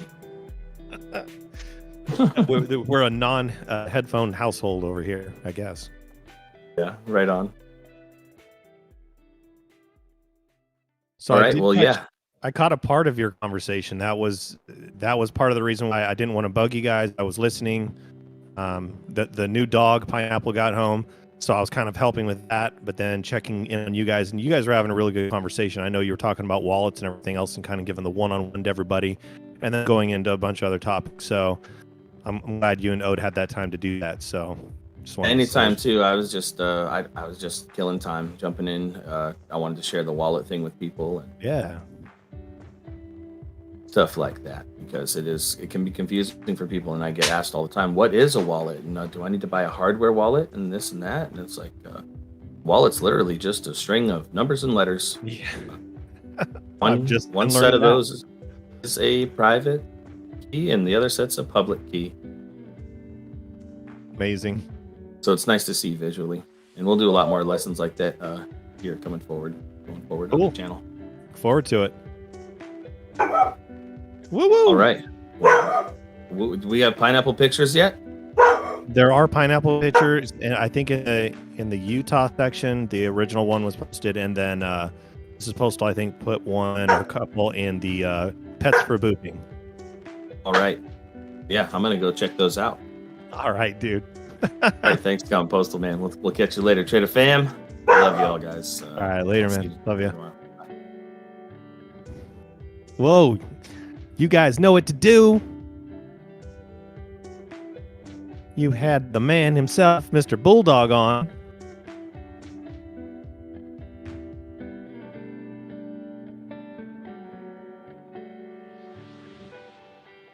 Going into teacher mode, showing us how it all works.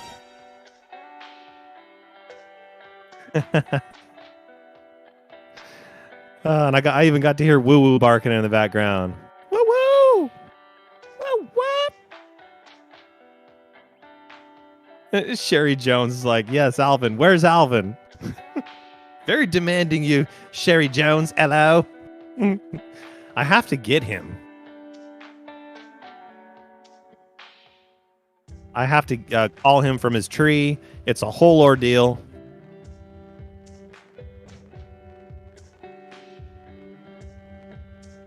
All right, look at all that green. Yes, sir. And yes, ma'am.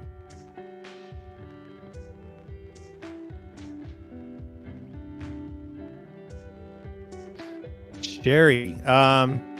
So it's a mix, but it's a Alaskan Malamute mix, and she is 4 months old. And I got to sit with her for just a little bit and take her to the backyard and kind of go start doing stuff with her here and there. As soon as she got home, the wife is probably cleaning her up right now because while she was driving, and our dog is named Pineapple, in case you guys don't know. That's not a joke. There probably will be nicknames like Piney or Ms. Apple, Mrs. Apple. I don't know.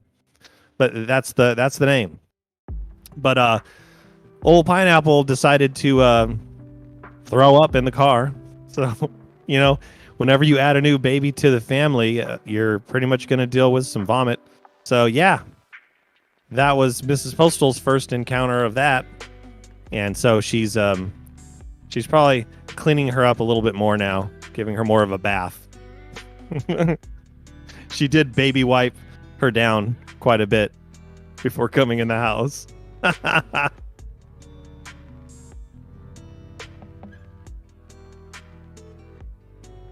But yep, if you guys want to see pictures of this puppy, who is huge already, still a puppy. Her paws are massive, and her ears are massive. You can go to Discord, check it out. You can see it in the Utah room, or you can see in the Pets for Booping. Oh no, Share Bear, he made his own. He made his house on his own with his own bare hands. He wants to do everything on his own now. Now that Alvin's moved away from the rest of the chipmunks. And the regime of living under the regime of Dave. He likes doing things for himself now.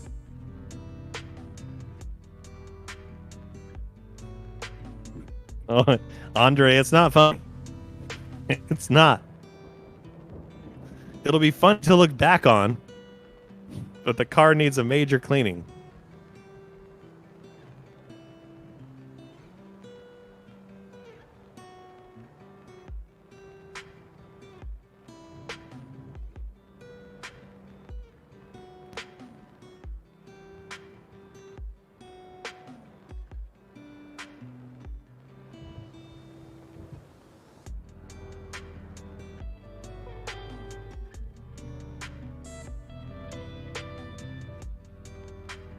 And I'm getting live updates right now. It sounds like our bigger cat, Dinosaur, one of our two big cats, his name is Dinosaur. Actually, she's a little afraid of him. And now he's like, hey, what's going on? You're just a dog. You don't need to be afraid of me.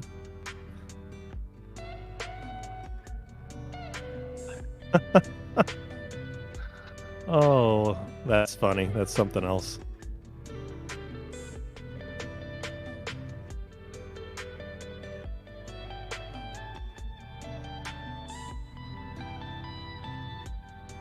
Oh, this will be fun.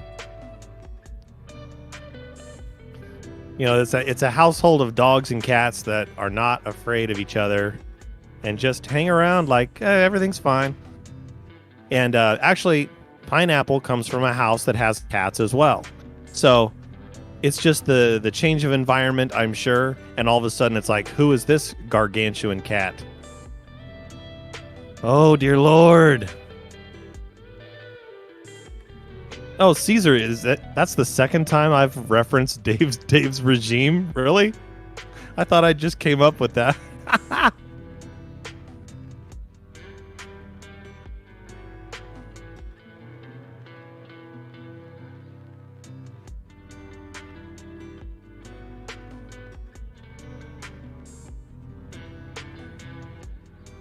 So yeah, the new puppy is acclimating currently as I speak. Getting a little washed down by Mrs. Postal. And then we will slowly be introducing the other members of the household. She's already met the humans. She's doing well. Doing well with the humans. So now we just need to slowly get her warmed up to the others. So far, it's only been Dinosaur the cat that has met her.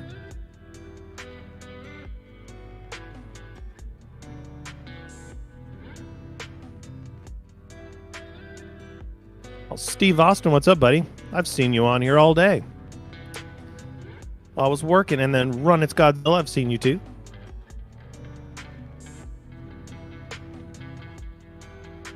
Well, AMC did some weird stuff today, didn't it?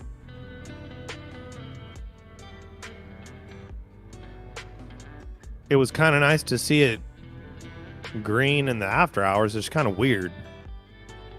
A lot of sideways today. But could have been worse. Hey, Mrs. Postal's playing the slots. She's playing the slots while cleaning a dog. Well, there's a multitasker.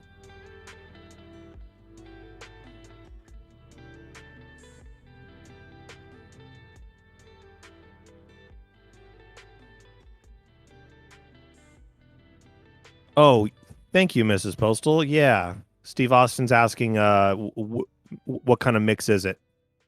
And yes, Husky, I believe, is right. Oh, the car is going to be bad, especially out in the sun right now. You almost just need to take a hose to the whole back seat. Just hose it down. Keep the doors open. I'm sure nothing bad can come of that.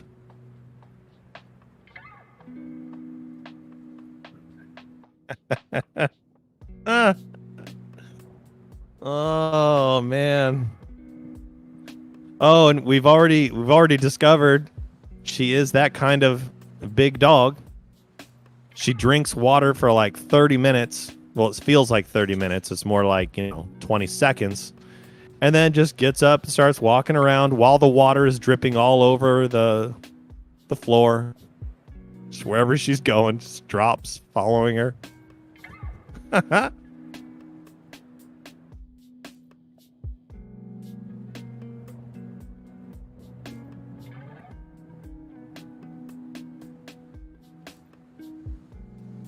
He got washed down. Yes, Bill.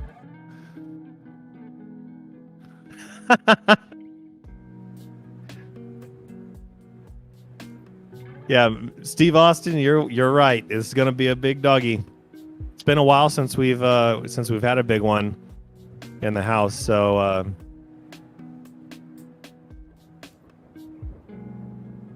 it'll be fun.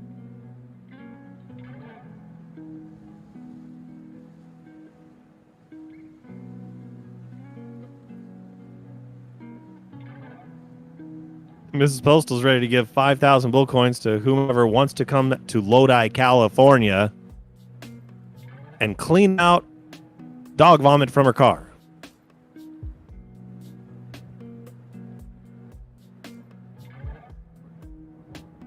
Gonna be a big old dog. Big old dog. It only makes sense since I am more heavily invested now in Doge than I was previously. I am betting on that doggy. He's gonna go up. I've increased my household with dog, and I've increased my position with Doge. That's your breaking news. More news at 11.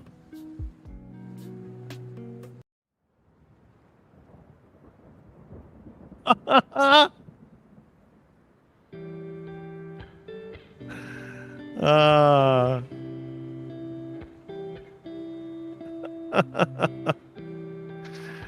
don't know. Run It's Godzilla is like, hey, here's 5,000 bull coins. Go clean that car now.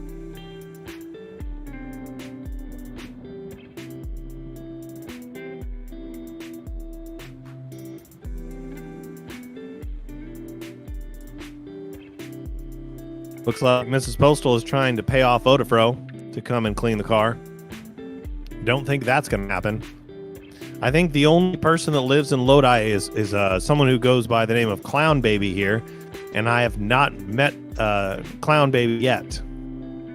Maybe Clown Baby wants to keep it to himself, which is fine. But we do live in close proximity. So, Clown Baby, you want some bull coins? There's a job. There's a job being offered. If you're listening.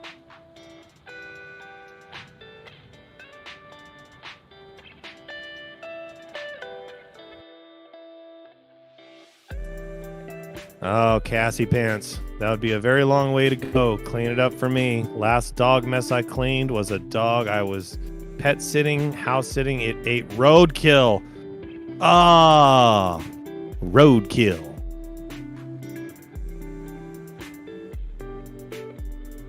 Now just come on, drive on down, Cassie Pants. We'll leave the light on. You know what? I'll even leave a Coors Light outside. Coors, the banquet beer. I'll make sure it's nice and cold for you. We'll probably be asleep.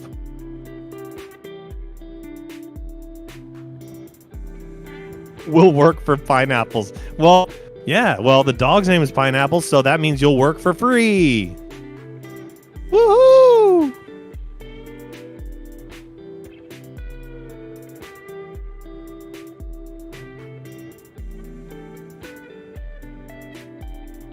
Slots 99. Gotta go clean.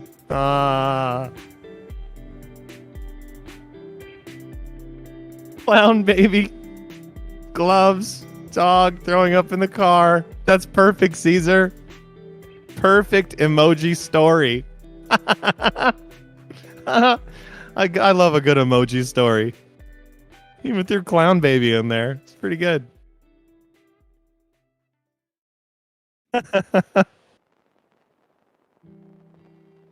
Speaking of you, Caesar, you said you weren't going to be on that much this week. I think you said that like over the weekend or whatever.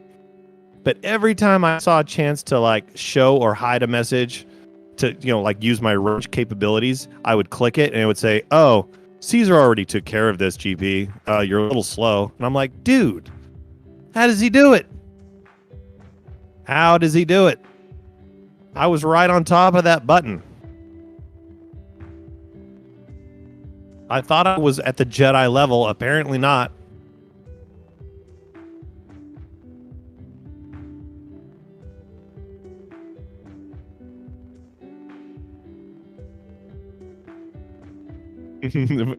Bill Gangs calls Run It's Godzilla a bullcoin whale. Yes.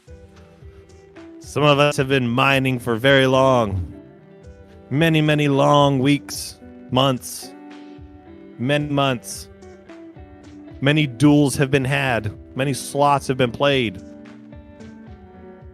sometimes very, very seemingly rigged slots, but no, we still earned. Oh, you beat Caesar to a nuke? Aw. But he beat you to the rules. Yeah, he's going to beat you to something. Each time. He's quick draw McGraw.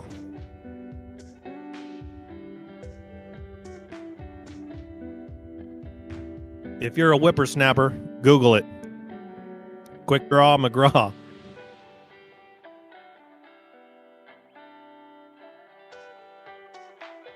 I got a funny story. It's just okay. So, for those of you that don't know, I actually have a bowl of Werther's Originals in the garage where I'm hosting right now, and also where I work, where I do my job. No, I did not buy the Werther's. No, they were a gift from some of the family here, and I thank you so much. Even some Sanka. I got a little plastic bottle of Sanka, which is mounted proudly on my wall. But the funny story is that our 9-year-old, who is almost 10, he got home from school. He had a minimum day, and he came inside in the garage, and he gave me a hug, said hi, and I said, "Hey, how you doing?" And so he's telling me about his day a little bit, and then he sees the bowl of Werther's. And he says, "Hey, what are these?" I go, "These are Werther's Originals." And he goes, "What are those?" I said, "Oh, they're hard candies." I said, "Lots of people like them, apparently. Do you want to try one?" He goes, "Sure." He goes, "What does it taste like?"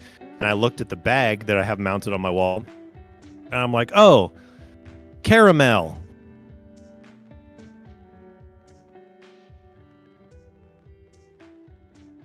Caramel, caramel, whatever, same thing. But I was like, "Oh, caramel." And he goes, "Okay." And he takes one, and he's like, he's got it in his mouth and stuff, and he's like, "Can I take a couple with me back into the house?" And I'm like, "Sure." I said, "You come back out whenever you want to take from this bowl."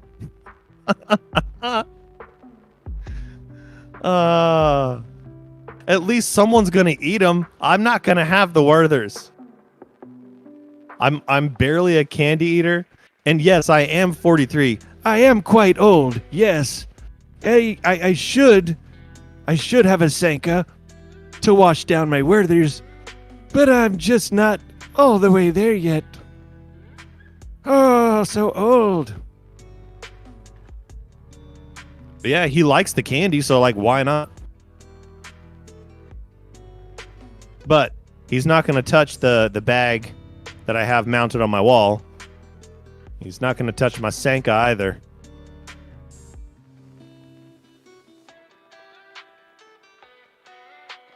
Oh, yeah. If I actually try a Werther's and like it, I don't... You know, I'm glad... Okay, Mrs. Postal forced me.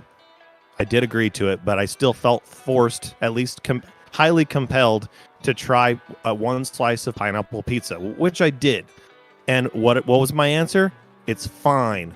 I would not order it for myself. It was fine. But I know I would never eat it again unless I was, getting triple dog dared. The one good thing about it, though, is it had bacon on it, so that kind of helped to wash out the other taste of pineapple. But like the Werther's, if I take one and it's like, hey, this isn't bad, then I know for sure I'm never going back to to being even slightly young. I might as well retire, just sit on my recliner and watch Jeopardy. I'm not ready yet.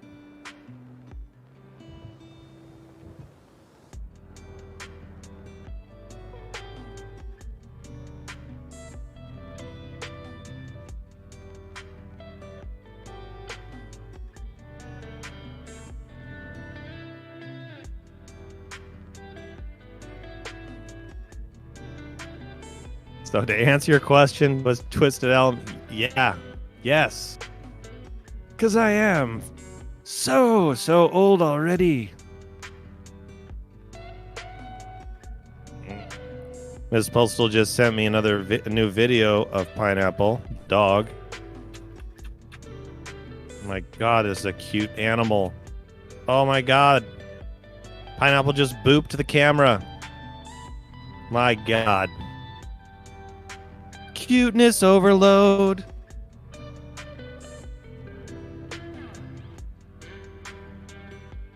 Nathaniel, I know. I think, Nathaniel, you're the one that says no pineapple on za. I know. But I was being harassed. Or harassed, however you want me to say it. So I said it. I said both ways. The wife was going to keep harassing me. I was like, fine. And then I ate the slice. And then I ate it down to the crust because I didn't need to eat the crust. And I was like, well, that was fine. Give me a meat lovers one next time. Or just standard old pepperoni. Dip it in ranch. Life is good. You don't need sweet pizza.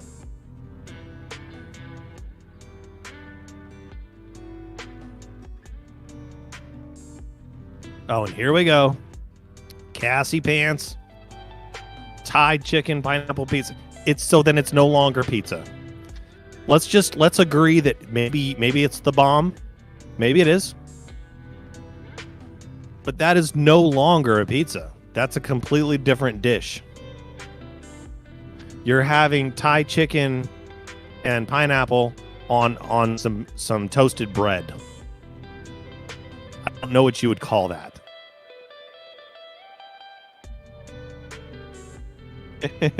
Arctic Fox, what's up, buddy? What's up? How are you?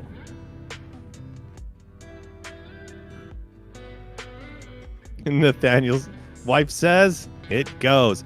Well, I mean, that's the joke, right? Oh, happy wife, happy life. But seriously, like there are times when I like put my foot down. I do.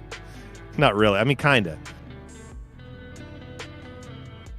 But she can attest to it. If she wasn't cleaning up dog vomit right now, she could actually say, yes, there are times when Mr. Postal will have to put his foot down and say, you know what?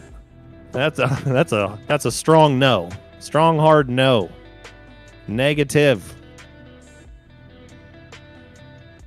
Most of the time, we kind of agree on everything, though, so it's not very often.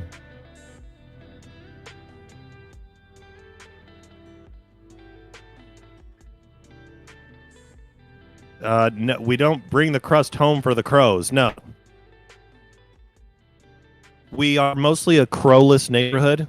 Every now and again, I might see one, like once every few weeks. Like, we just don't get crows around here. I don't know. I'm not gonna lie. Sometimes a dog or two will get a piece of the crust. It's a very special dessert for them. Doesn't happen very often, but they do.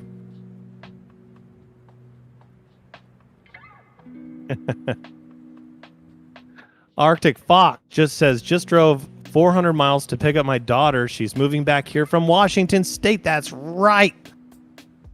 You were telling us about this coming up. Exciting.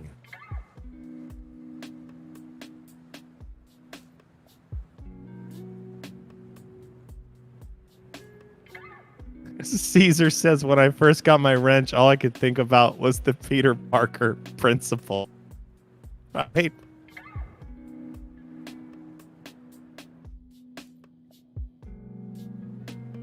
With great power, yeah. And hey, we are responsible with our wrenches. We are. Sometimes, if I'm not on the mic, if I'm just in the chat and say Westside's on, and I see somebody like, oh, I don't know, like Caesar does something before me and like deletes somebody's message, and I see the message, and I know what the person said. I was like, ooh, they said something bad. So then I'm waiting, and I'm like, okay. So then sometimes I'll check with Westside because I'll see the person like chatting a little bit more and kind of being, I don't know, passive aggressive. I'll be like, Westside, is it time to pew pew or no? And sometimes he's like, no, not right now. or he doesn't say anything at all, which to me implies going for the kill. And then, but then pretty much I see everyone else kind of following suit. I think we always make the right choices. We protect the neighborhood. We do not overprotect, though. We are not helicopter wrenches.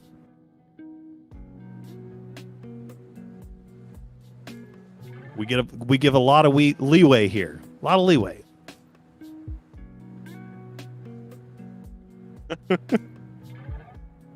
With great wrenches comes great pew-pews.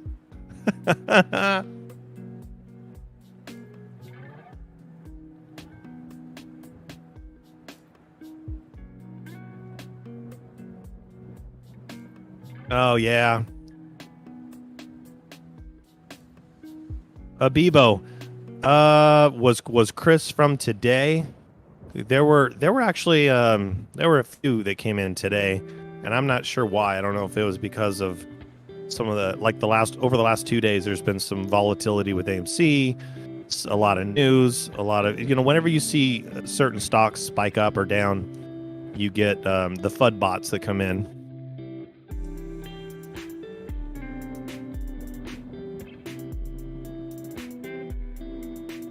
Cassie, yeah, I do understand. Sometimes, I mean, I'm always curious. So a lot of times I'll click on it, and it's like, and it gives me more of a reason to like over pew them, because they're not someone that's really trying to stay here. They were trying to get pew-pewed. And see, the piling on is my favorite part. Yeah, because I mean, if you're gonna time somebody out for 300 seconds, and let's say it was a mistake, they come back, they say they're sorry. When they come back and they double down on the curse words and just talking a bunch of hate, yeah, it's a dog pile of pew-pews. And it is hilarious.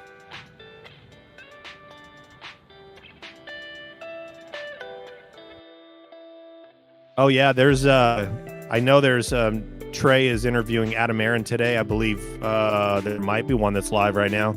I'll be watching it afterwards. I want to be able to kind of watch it in my own free time. But yeah, I am very curious. I'm sure he's going to say a lot of the same things that he's been saying in the previous, like the earnings call and CNBC interview. I think he did really well there. He covered a lot of topics. He had a lot of great news about the company. There really wasn't much bad to say. Which is why I was so curious why it went from $37 down to 31 or so. Right the day after the earnings call. So strange. So strange. Very strange. I'm not done with AMC. Not letting her go just yet. Not even close.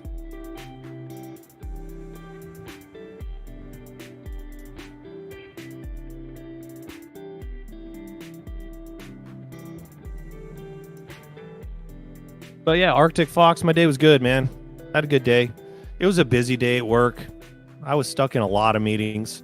The meetings kind of are, I don't know, they're the worst part because you don't really get anything done. You talk about doing a lot of stuff, but I already know what I'm doing. I already know from my manager what's required of me.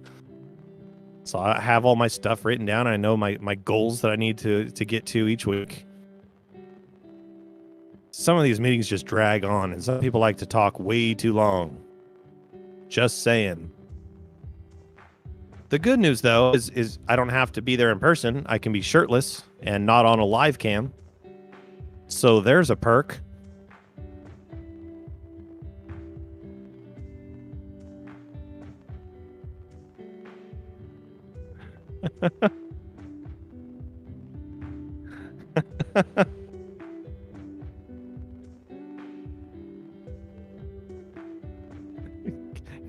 Can't hear but can read. Can't write either.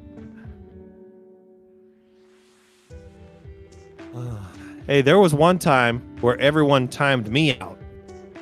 And guess who was the first person to do it? Bulldog himself. Yes.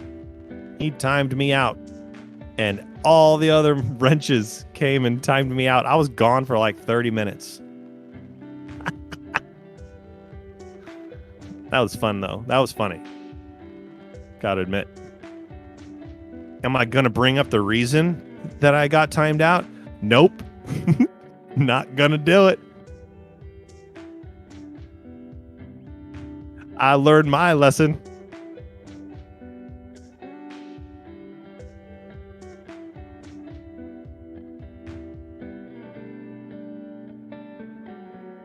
Oh, okay. Andre says that he didn't time me out. Okay. Well, I'm telling you right now, there were so many that timed me out. I think Caesar was one. Of course, Caesar had to be one of them.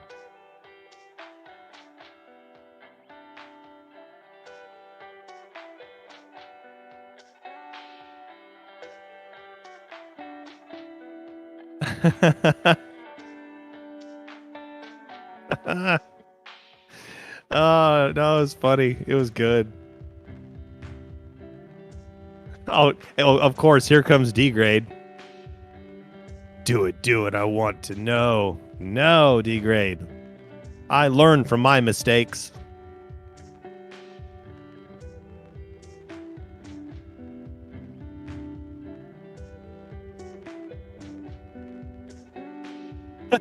Andre's like, they don't need me for this one. Bebo got accidentally timed out. You're so slow at typing. By the time you got the next message, you were not timed out. That's funny.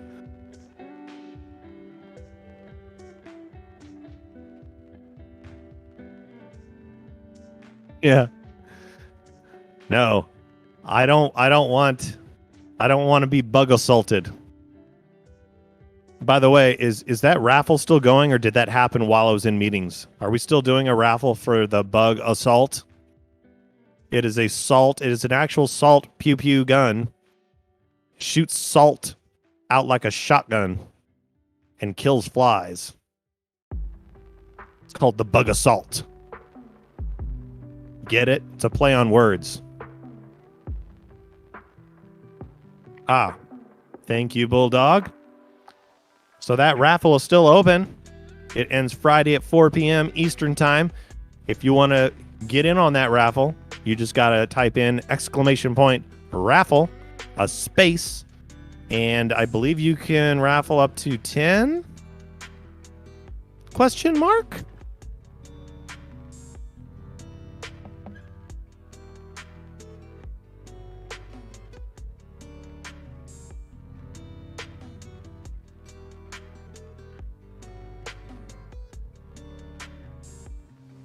Oh, and I was waiting to listen to that interview later. Well, I don't know. Okay, 10 tickets. Thank you, Bulldog. So was the interview any different than what we already heard in his earnings call and also in the previous interview he was on with CNBC? Did he have some new information to divulge, or was it kind of like the same conversation? Which I still want to watch it, but I'll watch it when I'm not on the mic.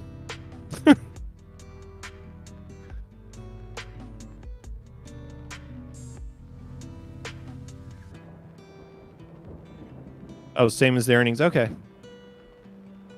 By the way, Taname has entered the chat. Taname, ooh la la. Yow. Yow.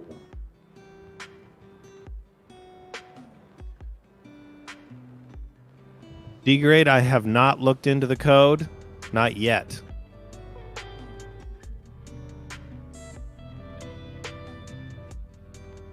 Oh, 6 months? Okay.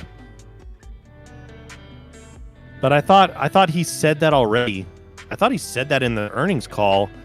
He kind of mentioned at his age he does need to start thinking about some things for down the road. I don't know, something like that.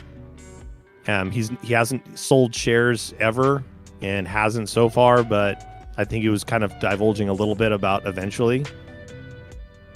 Maybe I heard it wrong. And maybe we'll see exactly what he says in the newer interview or interviews. Looks like there's different episodes that Trey is doing.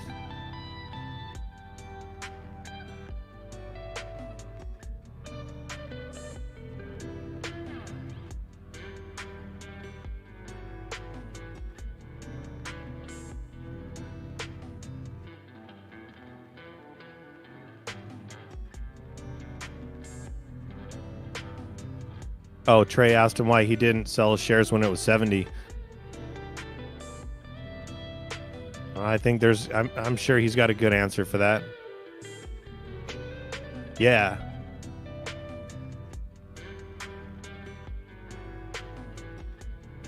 Oh, he said because he believes the CFO should own a lot of shares. Well, and I think he also has some expectations of some of the other big wigs that are on the AMC side, where they are basically, I don't know if they're being told or politely asked not to sell any shares, but I think there's been an agreement that no, they're not going to.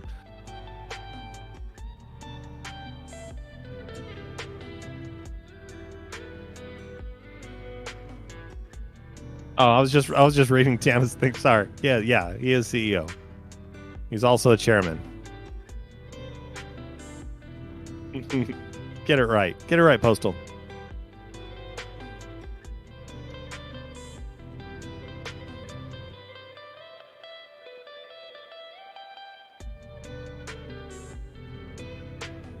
Ah.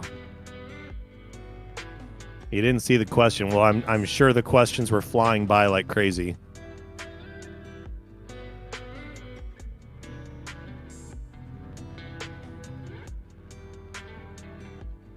Yeah. I remember him saying that, Bulldog, that, yeah, he wasn't going to sell shares this year.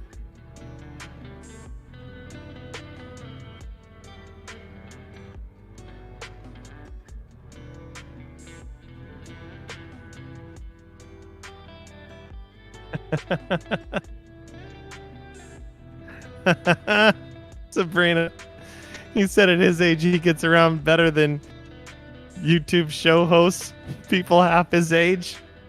Trey looked at him like, what, the 816? That's hilarious. Oh, the cat punched him too? Oh, yeah, he's got a cool cat. He found the cat outside not too long ago, brought him in.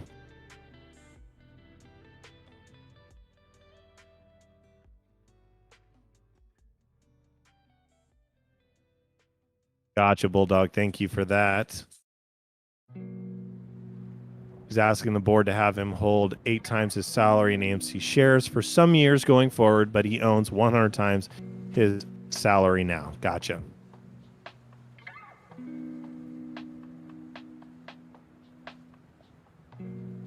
Oh, I missed a heist. Oh, I was too busy talking and reading other stuff. Redo it. Redo the heist.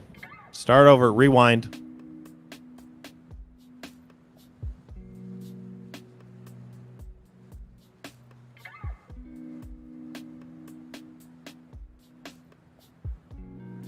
Well, if we have any folks that have not heard yet, there is a Bulldog Trading host contest.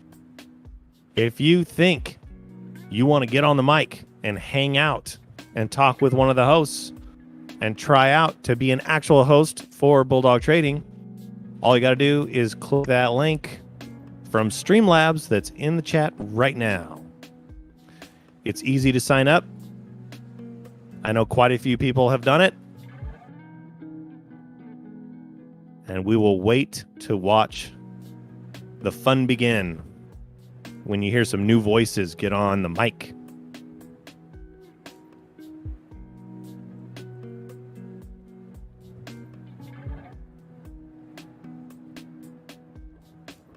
Andre, I agree with you. They really tried to bring the FUD out when Wanda sold shares. And in the grand scheme of things, it was nothing in the volume, the typical volume per day that you get from AMC. That's very true.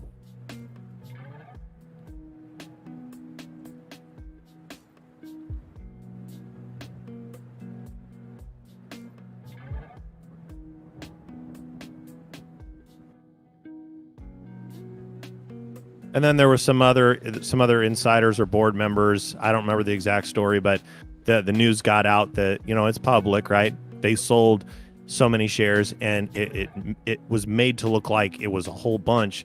But if you look at the daily volume, once again, you could see it wasn't really affected. It takes a lot more than that when it comes to firepower to negatively affect a stock.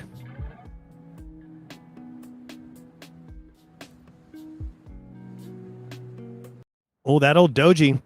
That Doge is going to hit 30. I'm not going to say in no time. I'm just saying it's going to hit 30. I don't know when. Can't predict. It's been there before. It's smelled it. It has smelled it over the last 2 days. It knows 30 is there.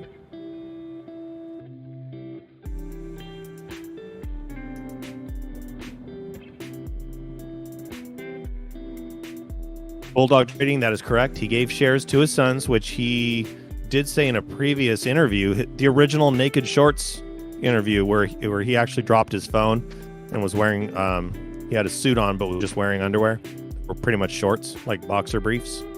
Yeah. Which kind of made me like him more.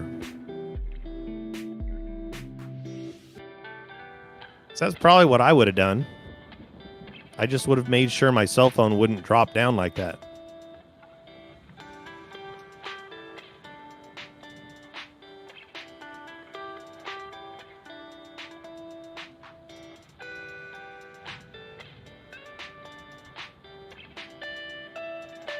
Well, Chris T. Smith coming out of nowhere saying ADA, BTC, and DOT will be the currencies of the future. The future, Conan?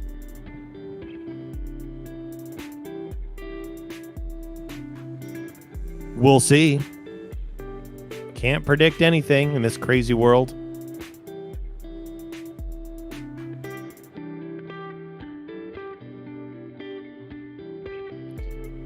Tana, yeah, you're right. He did say that we do.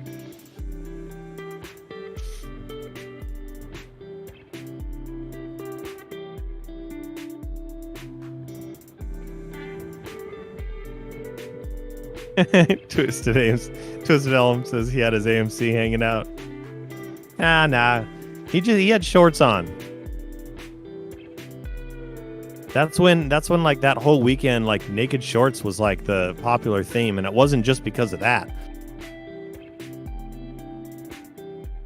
There was a CNBC anchor, I cannot remember her name right now, but yeah, she said naked shorts, and that was caught on video. It was recorded and put on Twitter and tried to get blocked, and that wasn't going to happen. Got spread around. It was hilarious.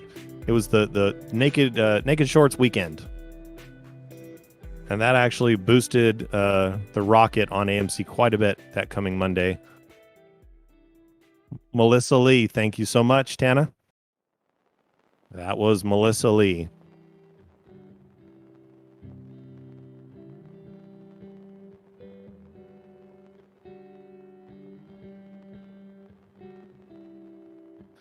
I don't know what you guys are doing with states.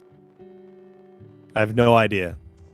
I must have missed something else is going on. You guys have like a mind of your own. What's up with that? I thought we all thought the same.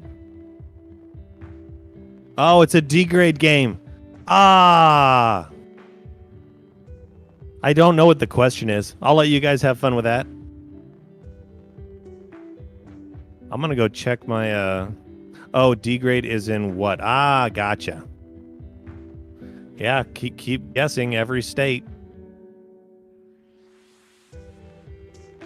That's right. You know, I try to keep you guys under control, but you guys do what you want. You don't care. Yeah, I guess you learned it by watching me. Cause I don't care. Whatever. I'm not affected. I do what I want. And yeah, Doge is gonna be trying to touch 28 cents. Let me check my Weeble. Ah, yes. Looking very green in the doggy area. I like it.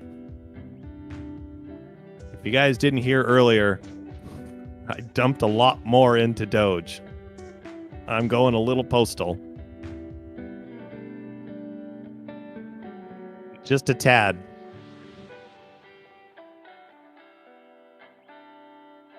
Andre, Grandpa, you wouldn't understand. Okay. You don't understand us young people. Go play with your newspaper or something. Whatever.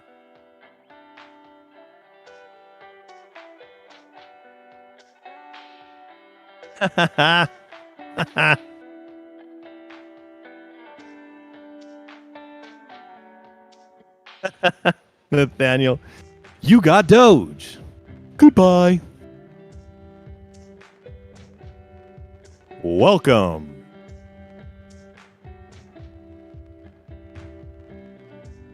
I don't want to eat my Werthers. Andre P., whoever you are. Why do you got a pink dog next to your name? Why do so many of you have pink dogs? I don't get the flair. I don't understand it. It boggles the mind. Whatever mind I have left. Steve Austin can't talk right now. He's busy mining bull coins. He's lurking. I'm scared.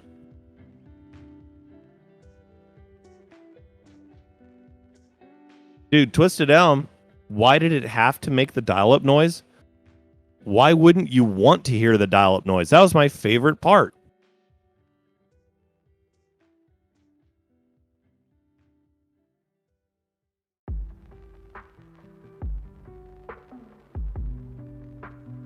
I love the different dial-up noises over the years.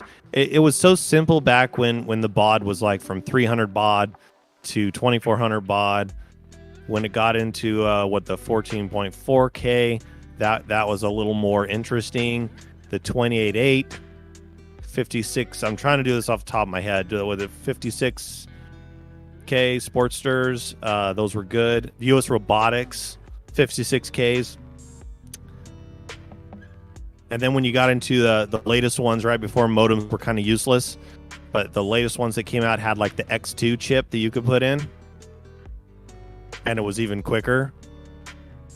Download speeds were so much faster, and you knew that it was the X2 because it made a bong bong sound at the end. If you didn't hear the bong bong sound, then you did not connect to a device that is X2 capable. Twisted Elm, why did you send me down that rabbit hole? Were you catfishing me to go into an old IT rant? Oh, yeah. I mean, I guess if you're trying to, you know, you could silence your modem, right? You could silence it. You didn't have to have the noise on.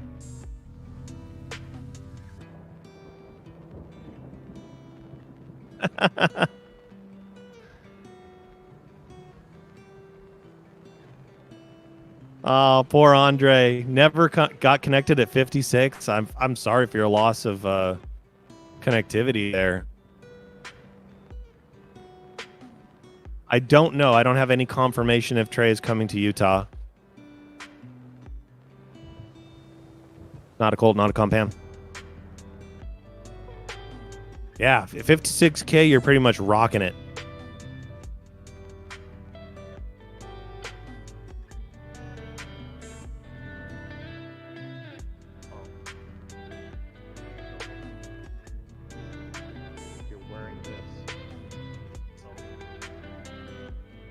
Oh, yeah.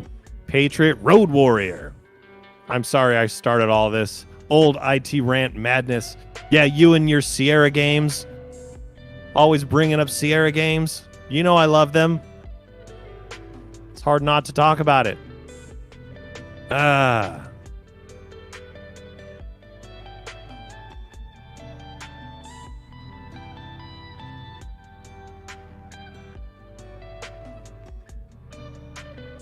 Oh, what is that baller song? I wish it was a baller. I wish it was taller. Oh, what is that song? If I had a girl who looked good, I would call her. You guys know what song I'm talking about. Why am I thinking of this? Oh, because he said baller.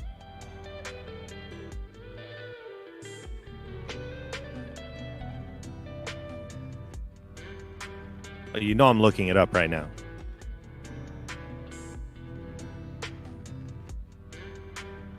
Oh, yeah. That's the hook, right? I wish it was a little bit taller. I wish I was a baller. I wish I had a girl who looked good, I would call her. I wish I had a rabbit in a hat with a bat and a 6'4" Impala. Yes. All right, pausing for just a second. Postal came out and it's probably going to give me a pineapple update. It's nothing bad, but I'm going to get an update. Hold on. Please. Hold, please.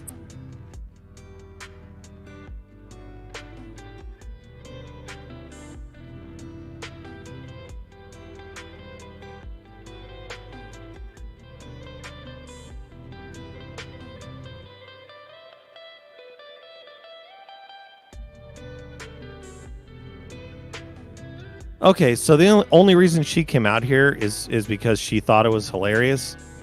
That I have to admit that moving forward, I love pineapple. Pineapple the dog. I'm gonna have to have a disclaimer each time I say it.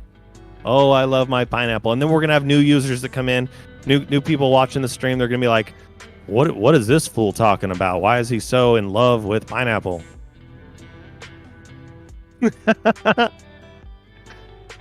Yeah, you guys know that song. I totally riffed it. I did.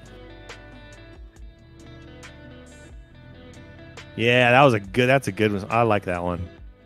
And I'm sorry, Loki, yes. The IT guy put you on hold.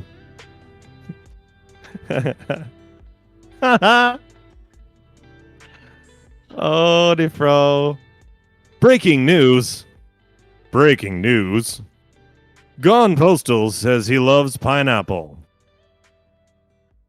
News at 11.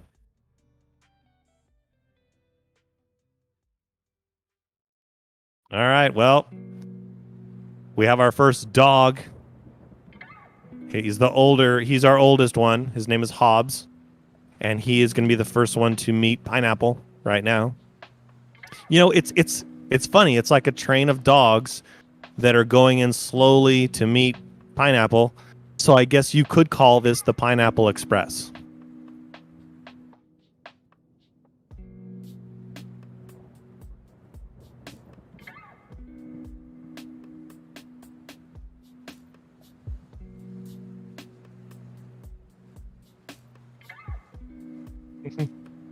trying to read like previous stuff here. Oh yeah, I wish I was like 6 feet high so I could get. She don't know me, but she's really fly. I'm gonna have to listen to the. Oh, you know what? That's a good song to put into the rhythm room on Discord.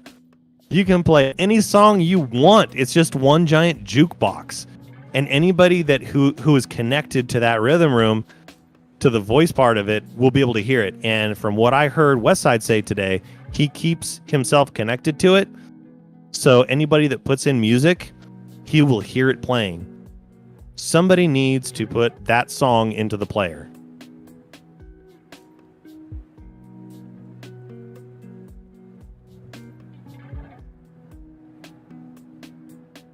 And the group was called Skilo. And the song is I Wish.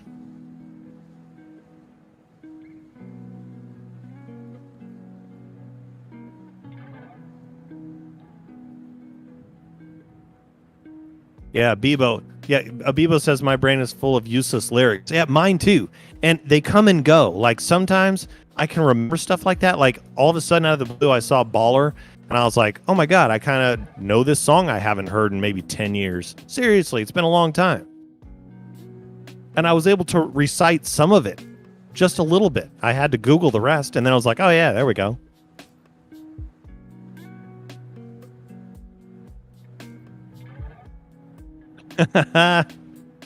If the new dog handles it well, you could call it the pineapple smoothie.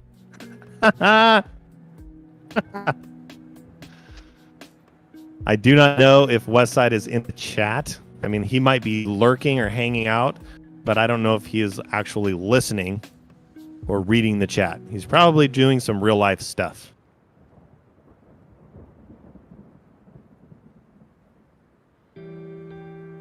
I wish I had a rabbit in a hat. Yeah, dude.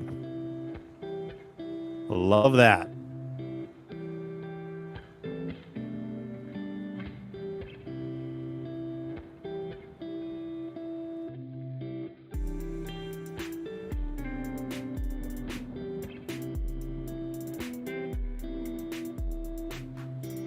Well, nice to see you, Josh Mings. Did you need to pass a note in gym class to him? Oh, you're listening to KDOG, K-Dog, in the after hours. This is your host, Gone Postal, bringing to you the lo-fi beats, well known on KDOG.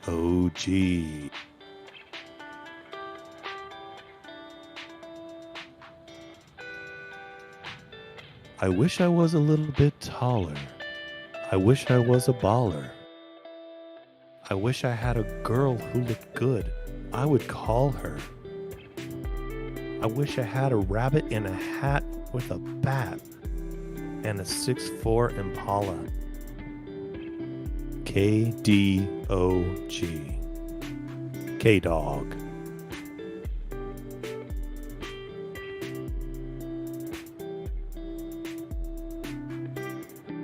What's up, Josh? This is GP. Coming at you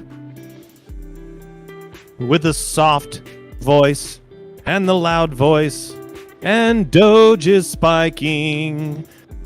Luis Sanchez, oh yes sir.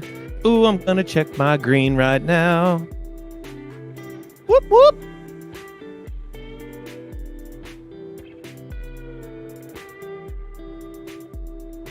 Okay, I see I got a t-shirt in the mail.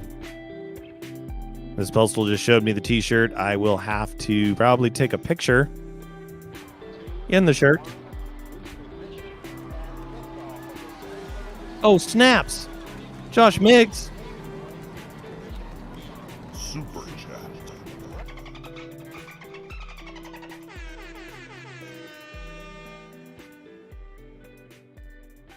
Josh Miggs coming in, firing all kinds of shots with his potential bug assault. $10. Sorry I didn't know you, Postal. Get it.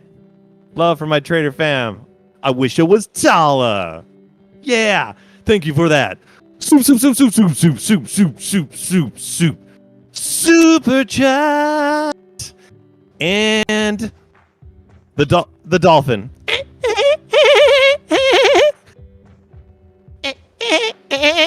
Now that's more like a sick goat.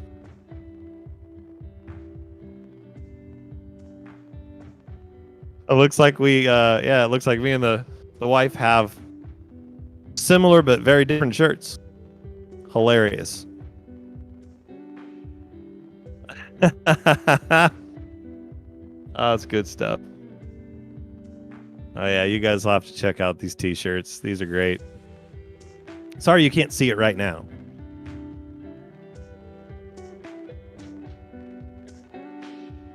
Just take a picture and post it. Do that. Nufo says, "Oh, I forget the commands." Nufo.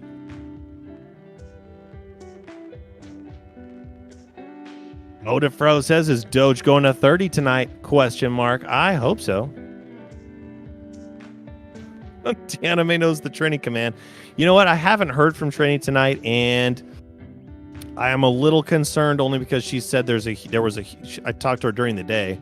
There's a huge storm that was coming their way, and she wasn't sure how bad it was going to affect them. Hopefully, it's not too bad.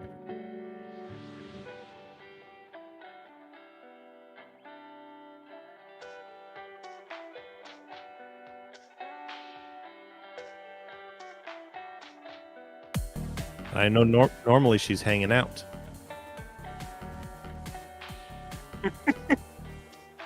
Oh, you guys and your commands. Yep. Odafro, he's got his. Cassie Pants. Nufo redeemed happiness. All right, looks like I got screenshots of the shirts that just came in for us. Custom built, custom designed by Mrs. Postal. I will make sure to post those in Discord. I don't know where I'm going to put them, though. I'm going to have to think about that.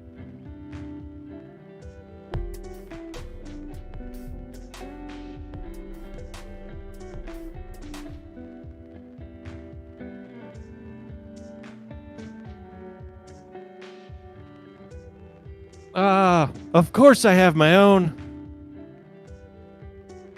I actually have my own shirt now, too. Just you wait. Just you wait, you whippersnappers. You're gonna see.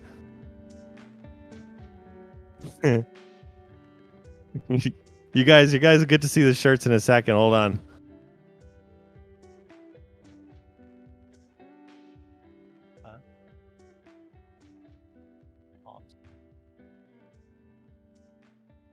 Checking each other out.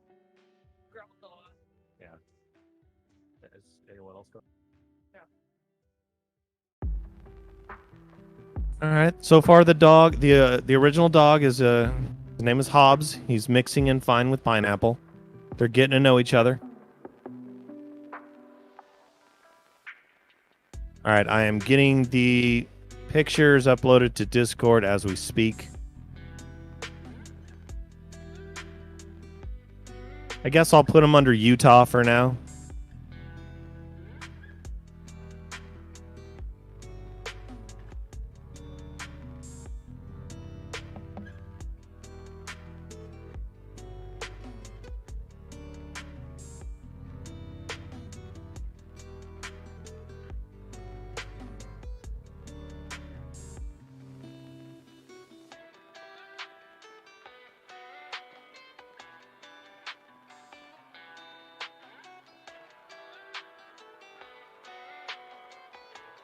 All right.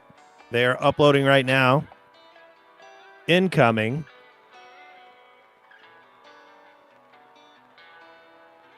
Yes, Miss Postal does know how to have a good time.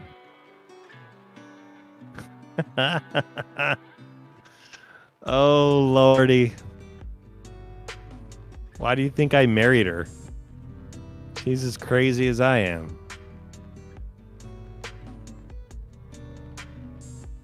Crazy knows crazy.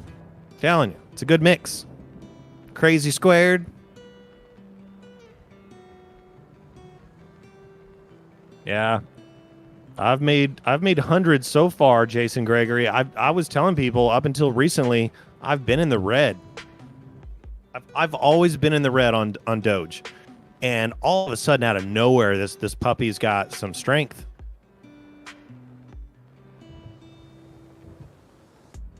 And I love it.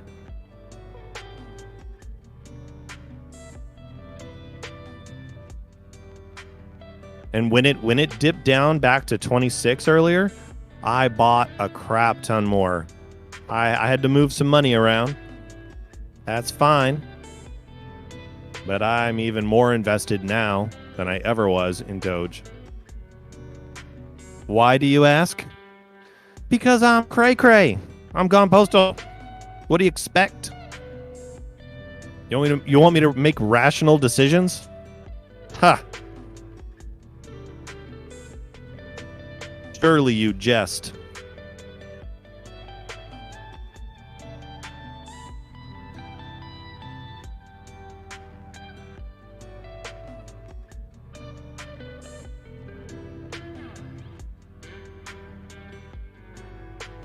Want to get a beverage? Let me know if you guys need anything.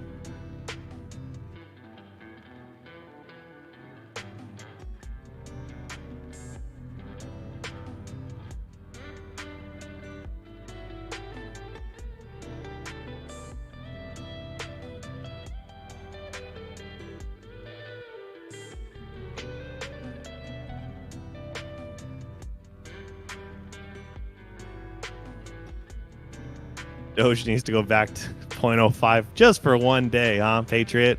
Just one day. That would be a little scary, though, for everyone else. A little scary.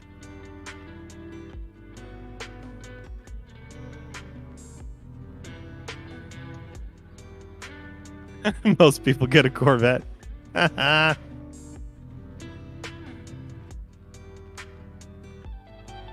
Oh, Tom P got the 505, the triple diamonds.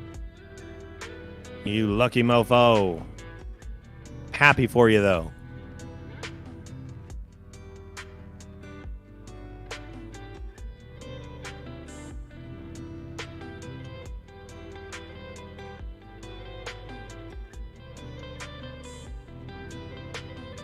Oh, how nice. How nice, Tom P. Says, I wish you won too, Mrs. Postal. Ah. Steve Austin. What in the world? 505 again? Now it's triple skulls? Oh my god. Dip trip. Flip Fantasia. Dun dun dun ow. Dun dun dun dun dun dun ow. Dun dun dun dun. Bitty bitty bop. Yeah. Bitty bitty bop. Funky funky. Jump to the jam, boogie woogie jam slam. Bust the dialect, I'm the man in command. Come flow to the sound of the mighty Mike Brown. Wow. And that just came back quick. There's another one. I believe that song is called Cantaloupe.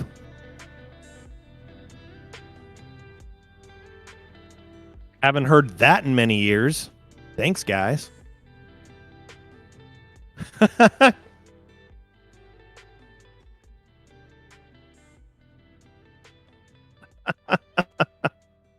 Nufo, don't you dare. Don't you dare. Nufo started a whole happy birthday extravaganza thing with Westside, and I was actually convinced at first, too.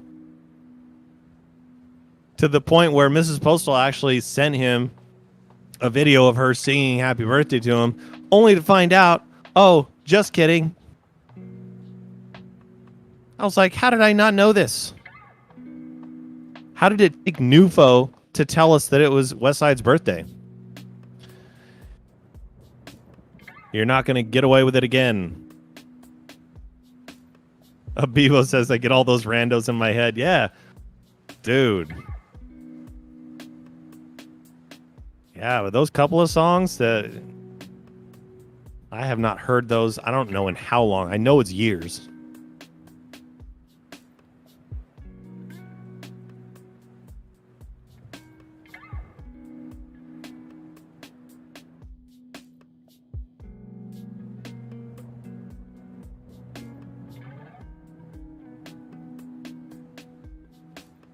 Ah, there's Shiv.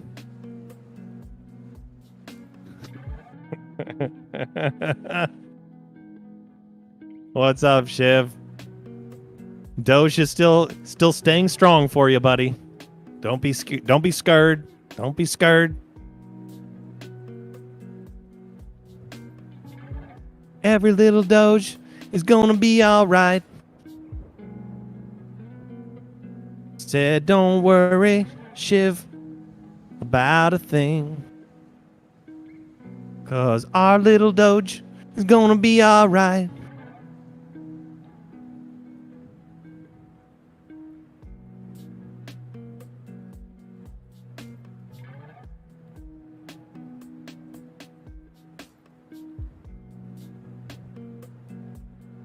There's another song that's going to earworm itself into my brain.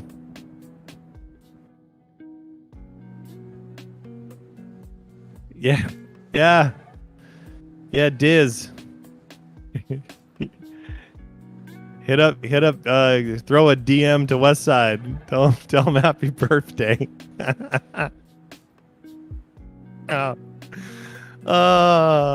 It's all a joke. It was Nufo started it. It's not real. I can't do it. Westside will end up with like 500 messages tomorrow morning. He's gonna be like, what the heck happened here?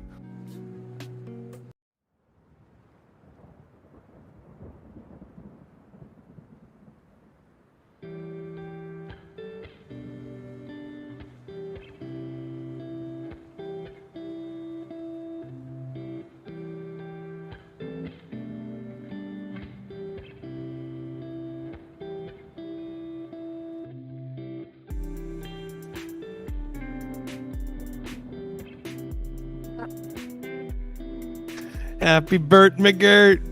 West Side Weed Smoke.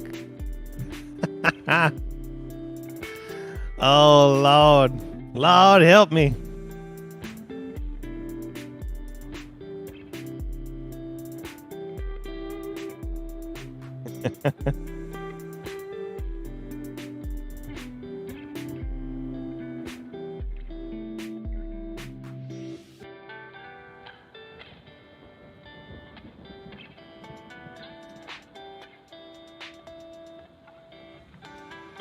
Oh, I challenge you to a game of horseshoes. A game of horseshoes.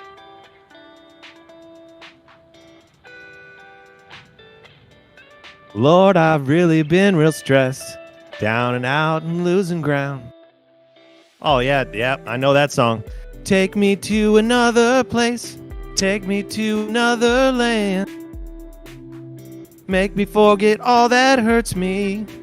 Let me understand your plan. Yow.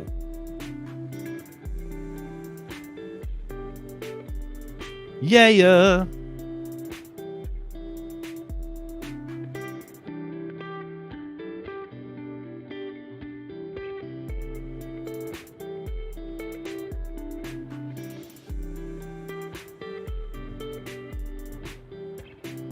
Twisted Elm says, I'm joining you on Sunday, Postal.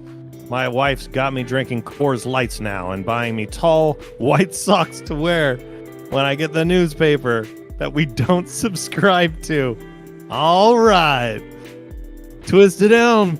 Oh my God. He's hitting the big 4-0.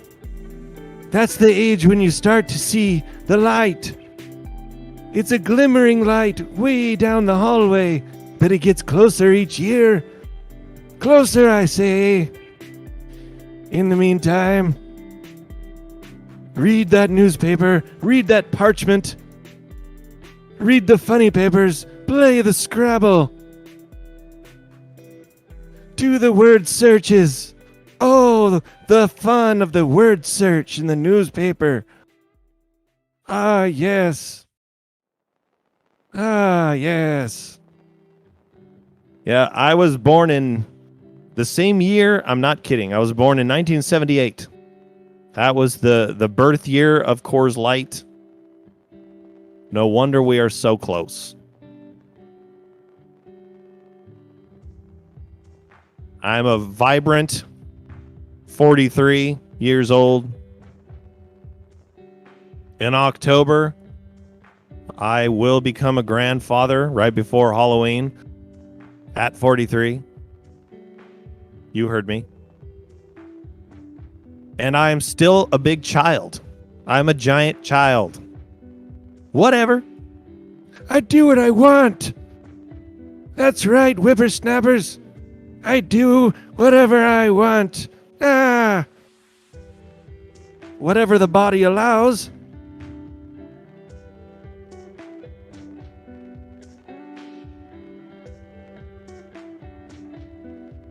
Oda Pro says, where there's originals become a little bit easier to eat each year after 40. Yeah, I think so. I'm still not going to try them. Not yet. I'm not ready.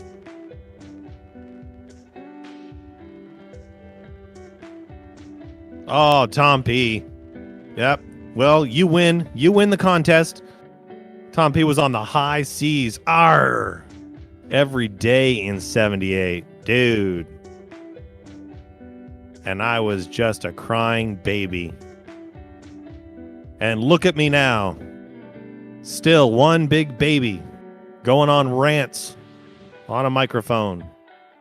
While you sail the interweb. Not much has changed. Steve Austin says congrats. Thank you, sir. Thank you.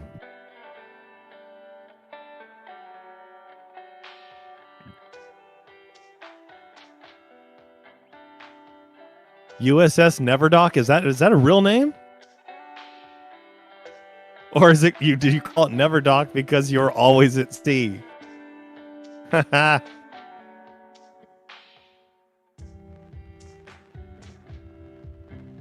Oh, Twist Elm. You probably got more teeth than me. The tongue ring took out a lot of them clacking back and forth. Oh, dear God.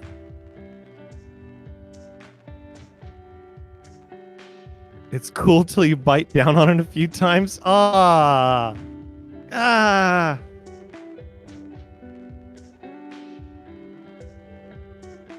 My God. After 40, you start using Sensodyne toothpaste. Oh, no. Oh, okay. Tom P, it's a saying. Okay, gotcha.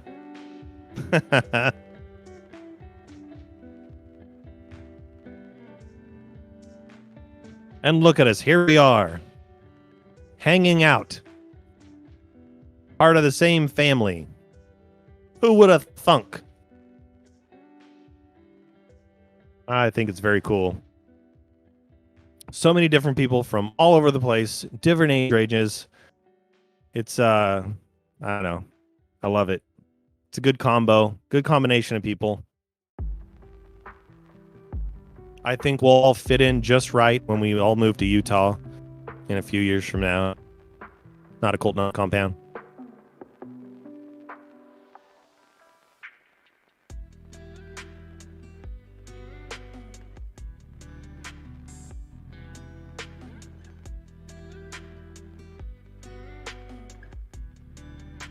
Oh, Tom P. Yes, I do know. I do know my history. That's for sure. Yep. Lots of things. And Trinster showed up out of nowhere. I was telling people, okay, Trinity's not here. There's supposed to be a big storm coming. Why is she not here? Well, you're here. So obviously you have some sort of internet access. Makes me feel a little bit better. Yeah, I mean, Trinster, I literally just said Utah, and you showed up. Is that the new Candyman thing? Just say Utah like a couple times and Trinity shows up? Not a compound?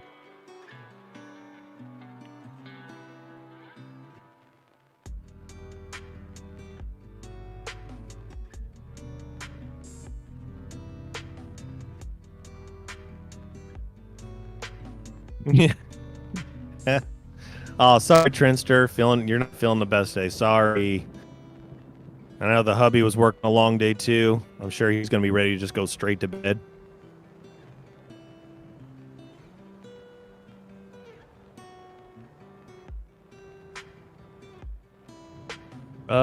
Job is asking, were Clove earnings bad? I don't know off the top of my head. I'm not currently invested in that. Let me see.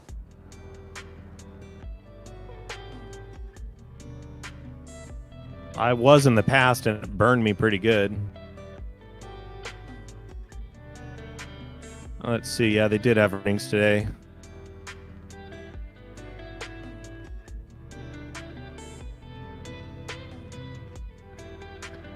Oh, it sounds like their earnings were good.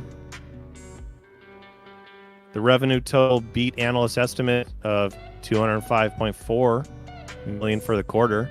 It actually had a revenue of $412 million in the second quarter, and that's 140%. That's pretty good. I think to answer your question, yes, the earnings was good.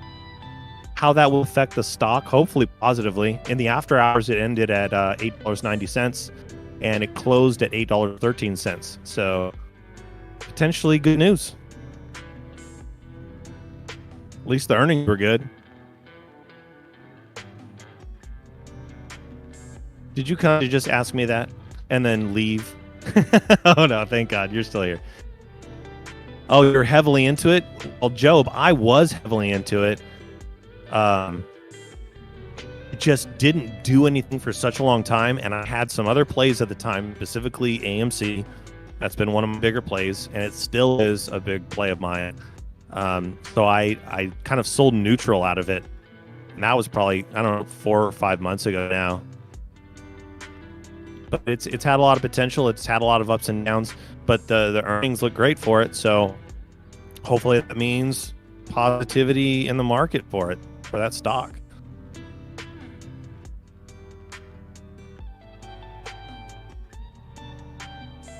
Oh, Tom P, you saw 29 cents on your phone? I think it touched it for a second.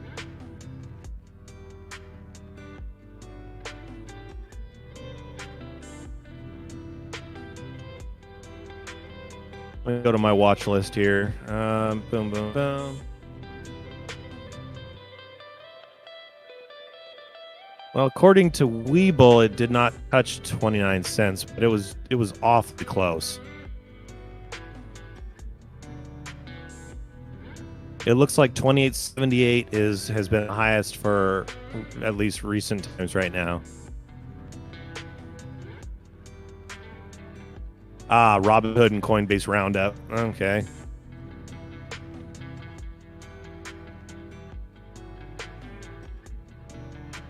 Regulators round up. It was a cold black night. Now I'm thinking of all kinds of old songs. Thanks to you guys.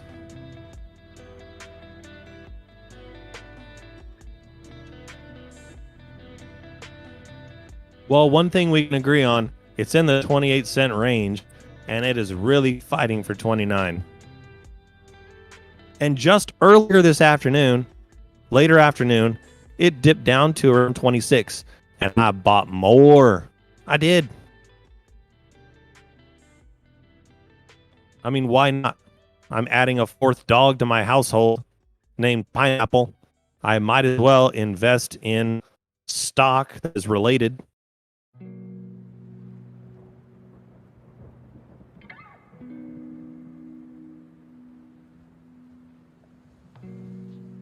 All right, so let's all not look at it. Let's all not look at the chart. Every time we look away, apparently it goes up.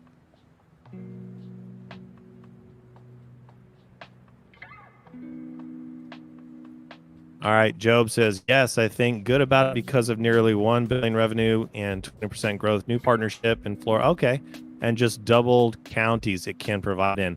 Well, there you go. They're obviously doing well. And the earnings kind of proved that.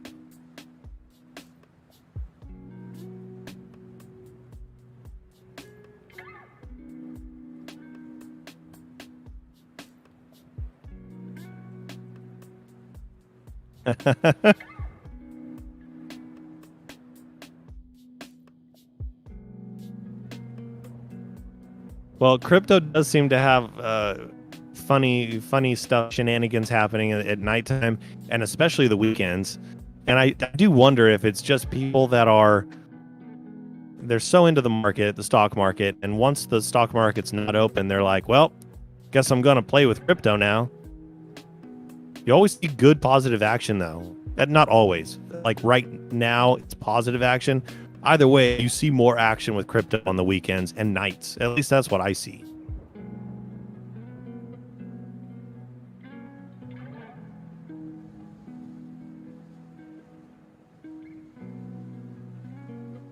Job says, do you think we really got to wait for this dividend next year for the AMC squeeze?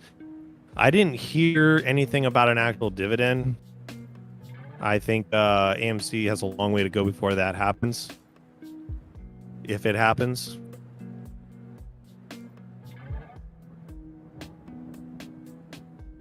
And granted, I am heavily invested, trust me, in AMC, but there's no way to predict it. There really is not. For me, myself, I'm being patient and I'm waiting. I'm going to see what happens.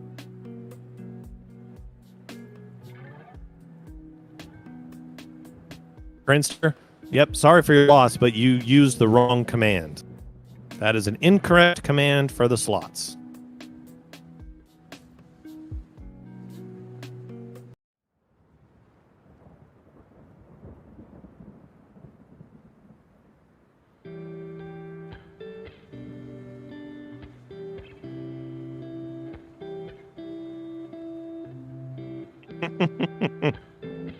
Twisted Elm says, listen to Jon Snow.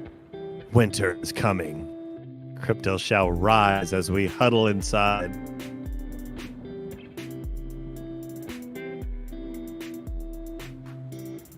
I know it doesn't always work. That there are times when patience is not something that's necessary.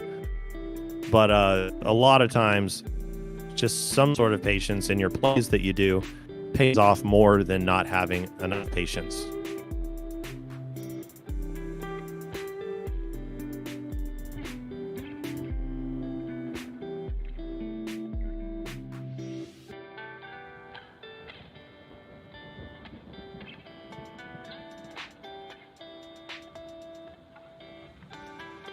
Well, Job, I've been playing with AMC since February,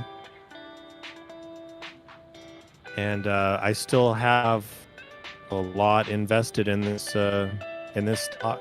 A lot. I'm in the red a lot right now too. I've been pretty transparent about that, but just got to wait it out. I'm gonna wait it out. That's what I say to myself. You got to make your own decisions, though.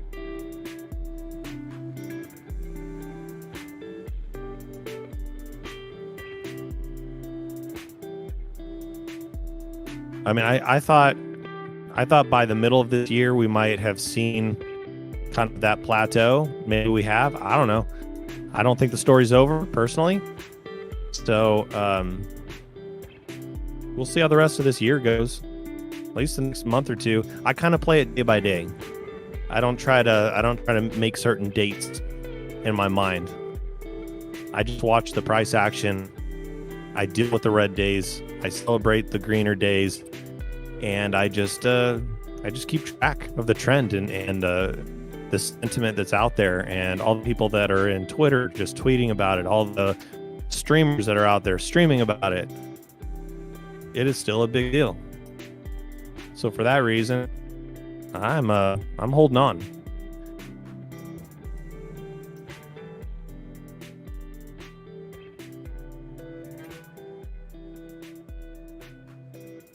Yeah, it was. I bought into it when I could have gotten it when it was $5, but I was brand new to the market. I only got started this year.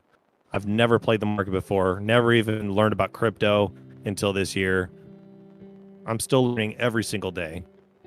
But yeah, I ended up buying in when it was between $7 and $8.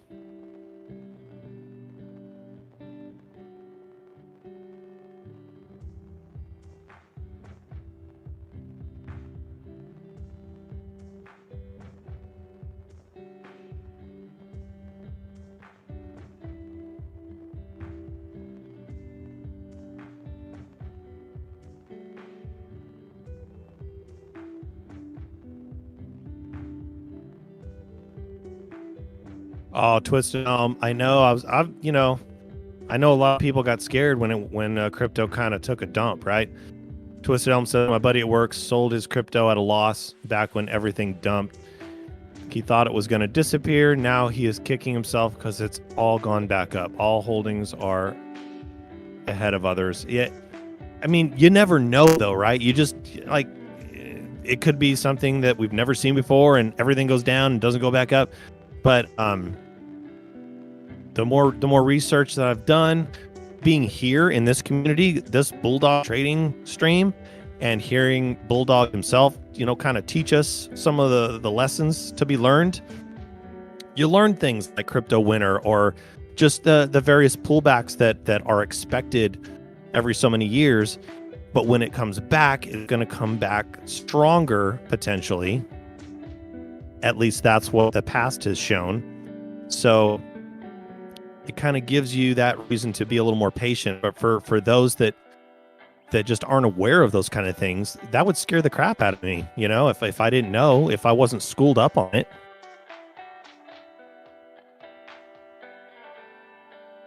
So, I mean, as far as your buddy at work, I mean, I can't say anything negative about what he did. Like, it's just, it's that fear, right, of losing everything that you put into it. I've done it with other things in the market when I should have held on. I have lost lots of money. I've made lots of money too, as I've learned. But I still make stupid decisions. It's just, it's the postal mindset. That's just how I play the game. My goal, though, is to learn more and more every single day, research as much as I can personally, and gather as much as I can from my friends here. All you guys that I talk to every day in here, most of them during my work day, I'm in this, I'm in the chat. Sometimes I'm on the microphone. Sometimes I'm hitting up Bulldog. Sometimes Bulldog's talking on here directly to us, and giving us a lesson on something. It's all helpful, and it has definitely impacted my degree of success.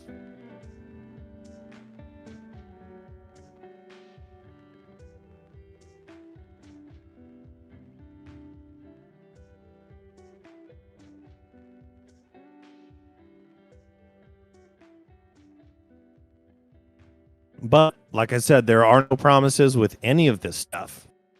The market will do what it does depending on the actions of people. And right now, AMC is very popular, and there is a lot of positive sentiment towards it. Some may say not as much maybe as a few months ago, but the stock is still up so much higher than it was. And for it to be staying strong for the most part over 30 tells me that the story's not over. And even if it goes into the 20s, I'm just going to keep reading the news. I'm going to keep listening to all the different voices that are out there. I'm going to look at Twitter. I'm going to look at all the different media that I can. And if you start to see a bunch of negativity about it, and they're, or you don't see any news about it anymore, or anybody posting about it, then that might be a different story. That's not the case right now.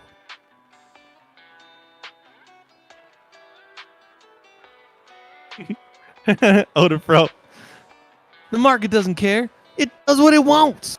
Whatever.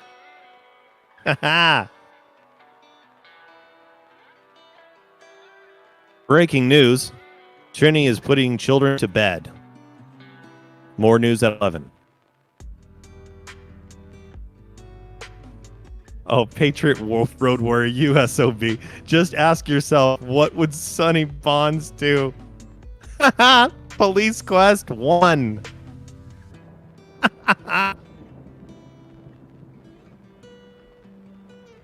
Oh.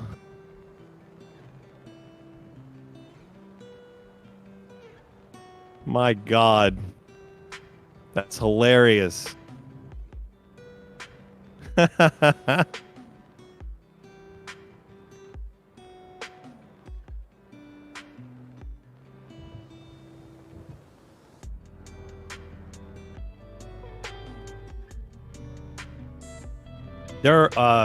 was just scrolling back up a little bit. So Job says just started this year too. In May. Oh, my first buy was AMC. Well, May was a good month to get in, buddy. Heck yeah.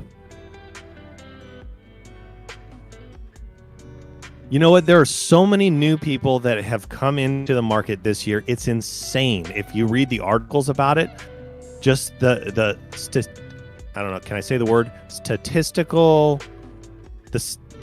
statistics, as far as how many people are actually playing the market, it's unfathomable the amount of people that you have now playing this game as opposed to last year. All thanks to some craziness in the news, because that's what got me into it, about GameStop and some other meme stocks. And GameStop was my first love. We were in love for a long time. Then I found another girlfriend named Amy, AMC. And yeah, we've been dating on and off at first, and pretty much together ever since. I want to ask her to marry me, but she's just gotta give me that answer. She hasn't answered me back fully. She's like, meh. And I was like, so that means I have a chance. Twisted Elm, you said histic.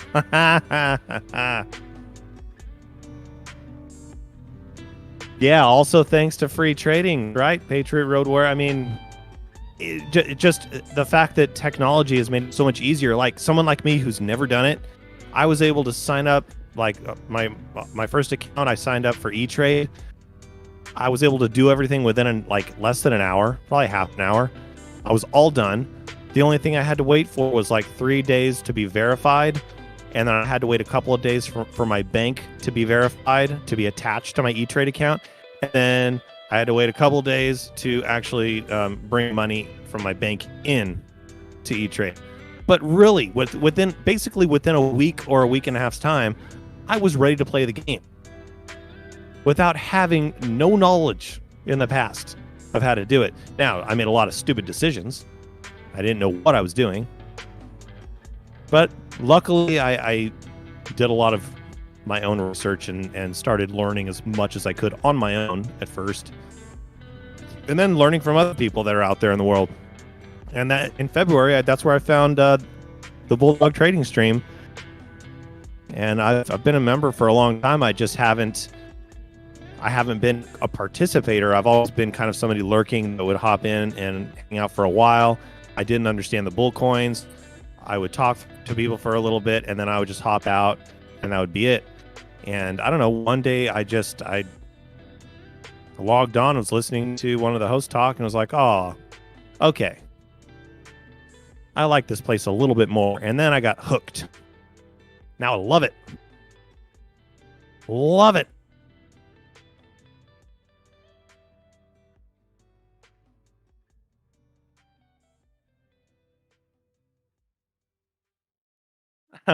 Brad says, I hated that week.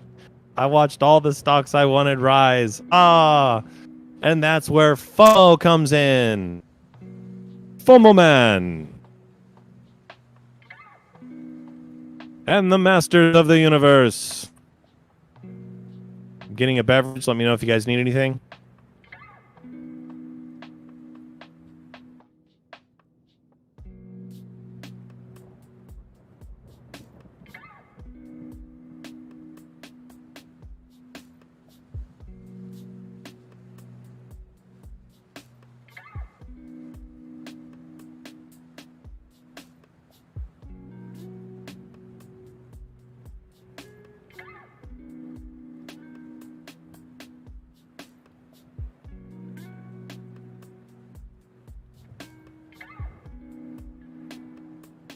Patriot Road Warrior says, I was driving up and down the icy roads in the north all winter and started listening to them as they were snowed in their house. It was freaking awesome. I really made the winter time go by better. Oh, go by better. Yeah.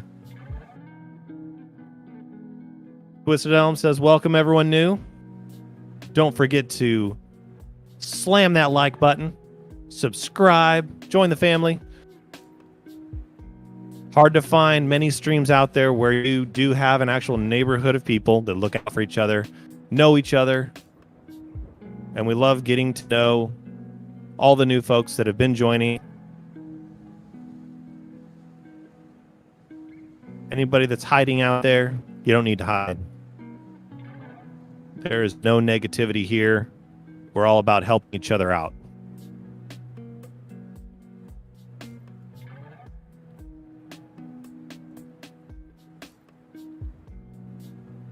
The lo-fi beats just hypnotize you, Postal. Haha. Dude, it's not a joke. I hear the lo-fi beats when I'm not even next to my machine. Like, there's no way that I could hear it, but they still play in my head. Like right now, I have the volume turned down on the stream, so I don't hear anything. I'm talking to just a quiet screen right now. I'm talking to myself, but I'm getting responses from you guys that lets me know, hey, somebody out there hears me, but I can still hear the music playing in my head. Do do do do do do do do do do do do do. Yep. It is yeah. It's a cool place. I love it. This is my home base. I always call it home base. I hang out here almost all the time. I get stuck at work. You know, that thing called work. I work an 8 to 5 job, so I try to listen in between meetings. I do work from home. I work remotely, so I kind of have the lucky part of that. I can listen to Westside during the day. I get to hear MIA early in the morning a little bit before Westside comes on. And then, yeah, the other multitude of posts that we have, we kind of rotate through. We've got OFO, we got Just Do, of course, Mr. and Mrs. Bulldog. We got a lot of cool folk. El Snaptan. Oh, dude, you get me and him on the mic, and it's nothing but LOLs, dude. When we were messing around that one night, and he was pretending to be Eeyore as a customer service representative. Oh. He does the best Winnie the Pooh and Eeyore. And if Eeyore was a customer service rep for any company, just imagine that. We were cracking ourselves up.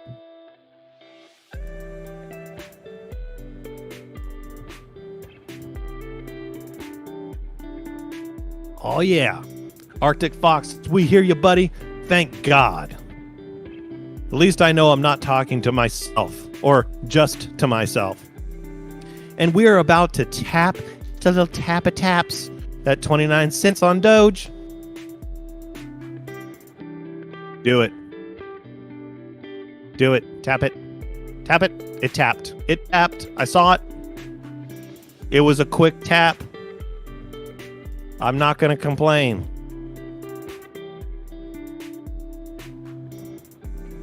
$29.01. 2901 was a very good router. That was a very good router back in the day.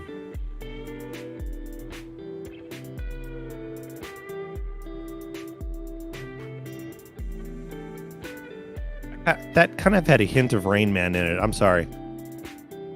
2901. That was a good router. Yeah. Yeah, 2901. Yeah, 2901. It's a good router. I'm not kidding though. It was a good router.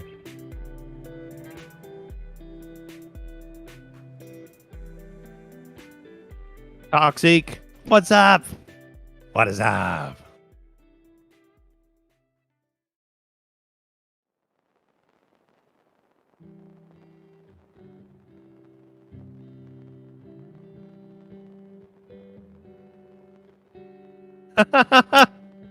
Definitely not Rain Man, said Mrs. Postal. Oh, my biggest supporter, my wife, basically calling me Rain Man. Hey, by the way, Mrs. Postal, how is our puppy doing with the introductions? How are we doing? I know I have 2 dogs out here with me.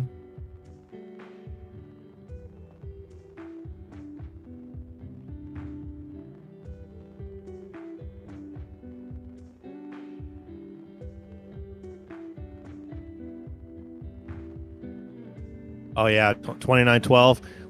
Oh, wouldn't it be nice if Doge hit 30? Then I wouldn't have to work so long. Yeah, baby. Come on now.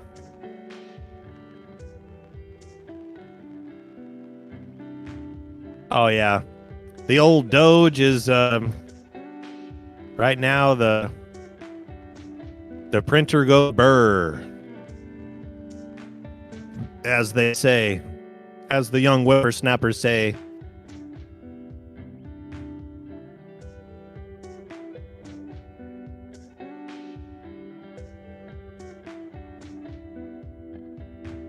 Jason Gregory, you were predicting 30, but I thought you were predicting 30 by this weekend, not by tonight.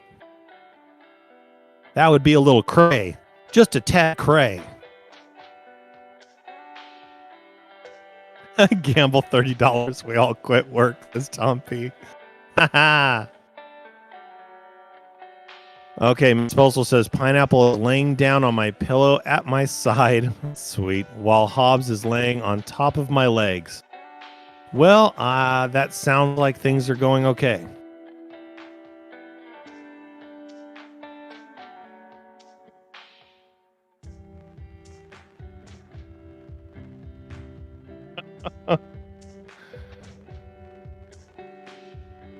Yeah, I could have sworn I saw you mentioning that earlier, Jason, when I was in the chat. And that was a good prediction because the weekend is when things kind of ramp up, right? The regular market's closed. People start getting a little frisky. Like, yeah, time to play with my crypto. Giggity. And we might see a little rejection here in the 29 range. But the fact that it's dancing around this range between 26 and 29 cents is a lot better than it was doing when it was at 17 to 20 cents and it was doing the same dance back and forth. This is huge. I love it.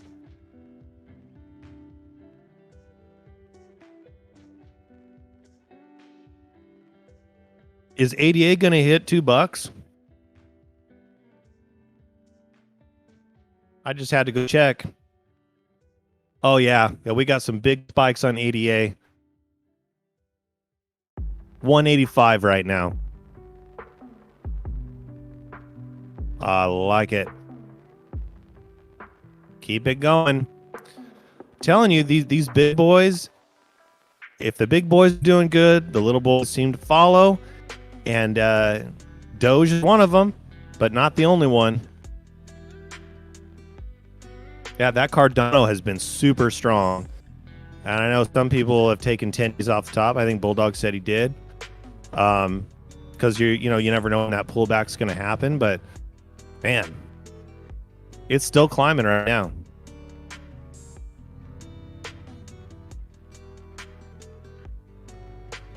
Keep an eye on that sucker.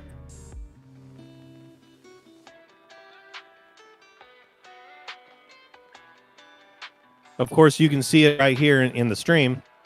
I like to look sometimes on my own Webull at the same time and watch the candles just to see how much the spike is for between the 1 minute, 3 minute, 5 minute intervals. Makes a difference sometimes when you're trying to figure out the behavior. 29.45 on Doge. Dogecoin mooning in the dead of night. Use your Doja wings and learn to fly all your life. You were only waiting for this moment to arrive. Dogecoin mooning in the dead of night. Use your crypto powers and you'll see all your life. You were only waiting for your moment to be free. Dogecoin fly. Dogecoin fly. Into the light from a dark black night. Yow! Roar!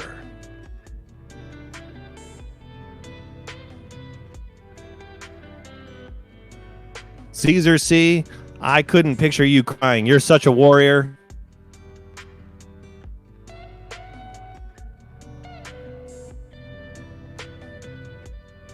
Brandon says, when you doubt your power, you give power to your doubt. Dude, I like that. It's so true. That's the whole FUD thing, the fear, uncertainty, and doubt. You start to let that take over, and it clouds your mind, fogs your judgment, and sometimes you make bad decisions or hasty decisions based on that feeling that takes you over. I like that, Brandon. Nathaniel says Paul will be proud. Well, thank you. Thank you.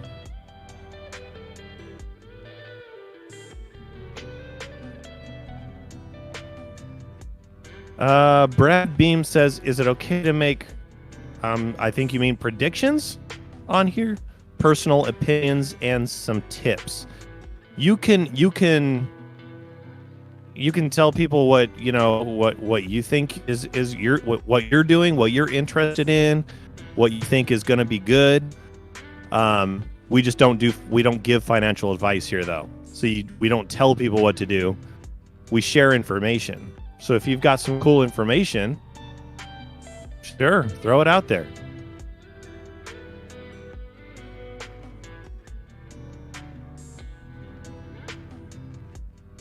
Tom P's like, Brandon, can you become a member? Come on. We need more Brandons here.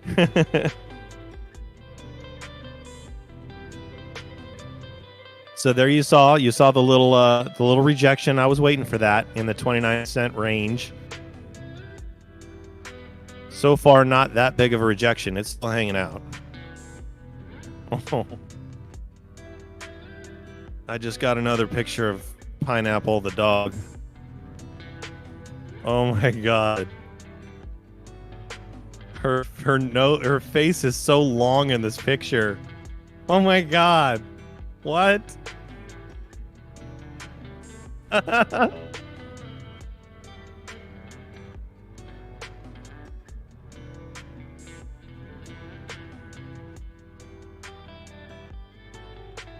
Oh my god.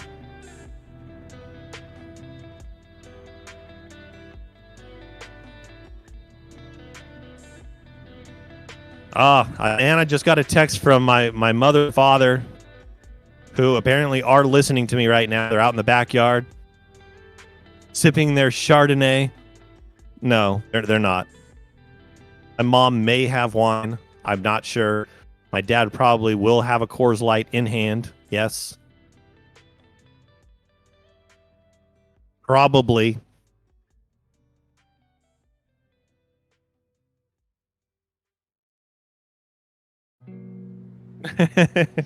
Fancy postals, says Taname. No Chardonnay here. No. We keep it simple.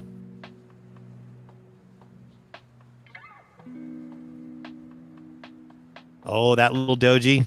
That little doji. Oh, man. It's doing good stuff for me right now. The Bitcoin doing great, of course. Still over 46,000.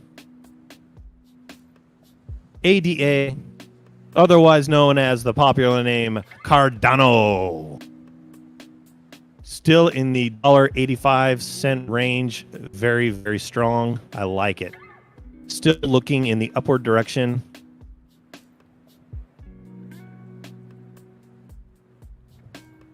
Come on, doggy. Let's see that doggy hit 30 cents tonight. Wouldn't that be great?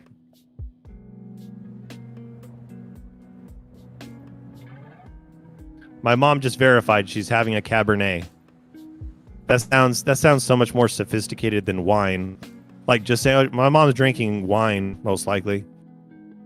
Oh no, son, it's not just wine.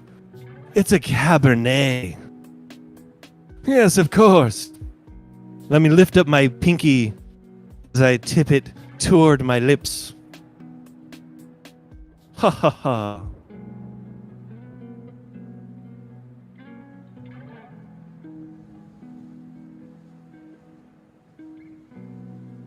Anime says I don't get paid till Tuesday. So far. Who knows? We'll see.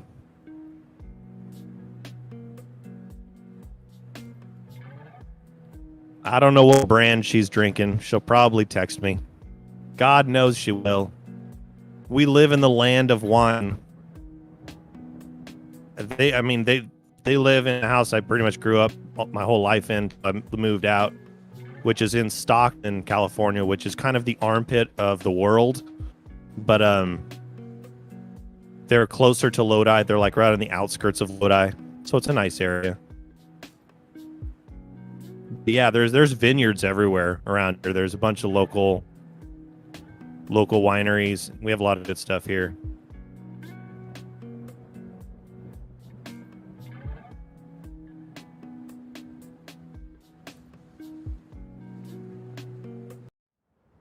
Oh, Taname says no, post. When in doubt, pinky out.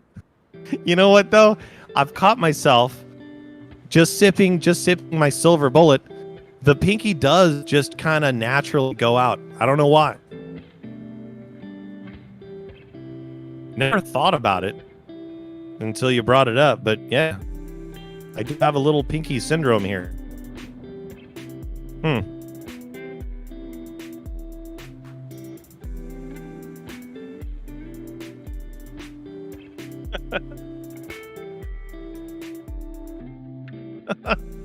Vivo. Yeah, California's armpit. Yeah.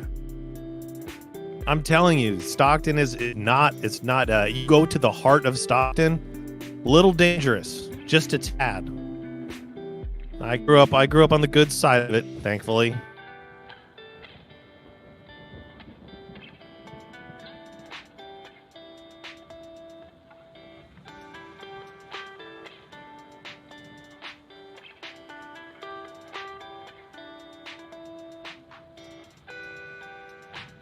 So far, so good with the new addition to our family. Mrs. Pineapple, the dog, has made friends with our oldest dog, Hobbs, and they are getting along quite well.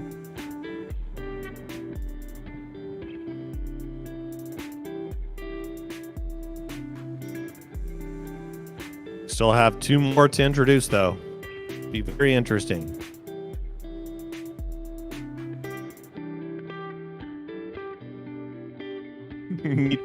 Can't hear Stockton without hearing Nate Diaz. Wasn't he a UFC fighter? I mean, we've had some good things come from Stockton. There's just a lot of bad things that happen in Stockton. The whole time I've grown up there.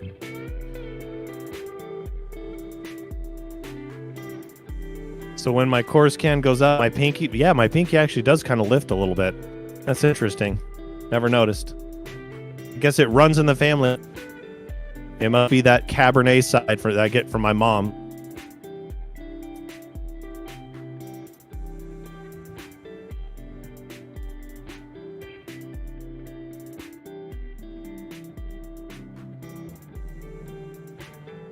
All right, I'm gonna go inside real quick. I'll be gone just a few minutes. I'm gonna go check on the doggy and boop those snoots, and then I'll be right back. BRB.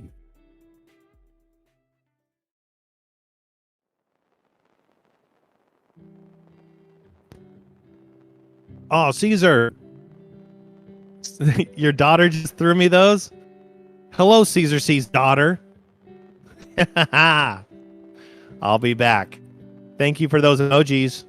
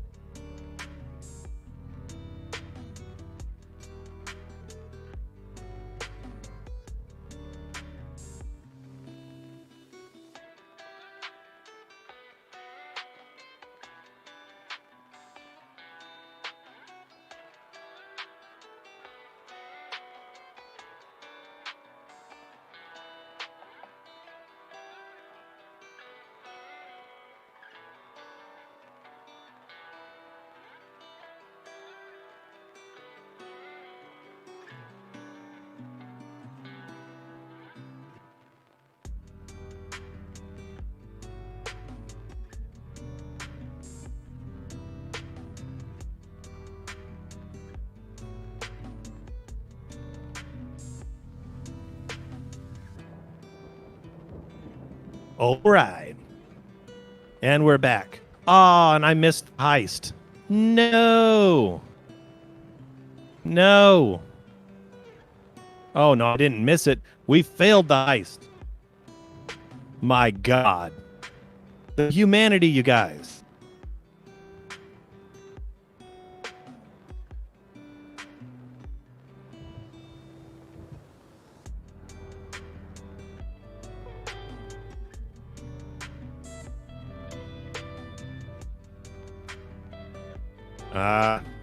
Apparently that command did not work, Mrs. Postal. Sorry for your loss of 100 bull coins. Come again. Thank you.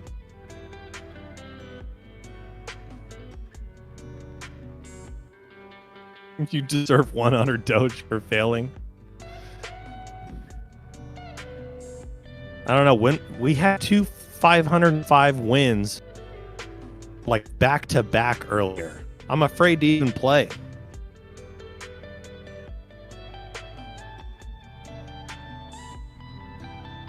We're doing the old 29-cent bounce. Doge. Not complaining. I kind of expected it to happen.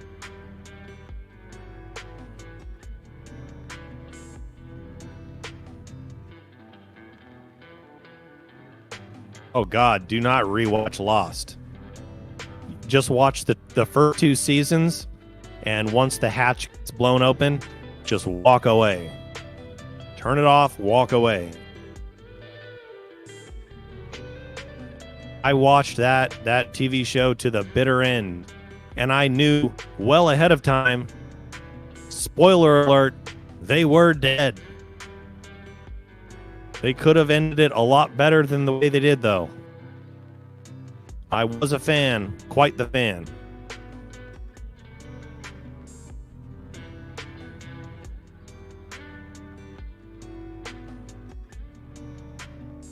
Breaking news. If you live in California, according to my mother, there's a meteor shower tonight.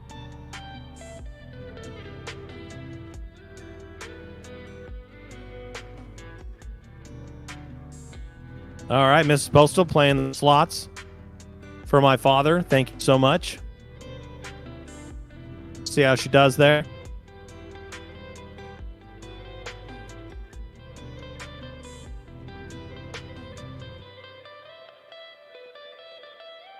Ah, Tana May says, no, the marine layer is in. Sorry for your loss of meteor sight. You will miss the shower.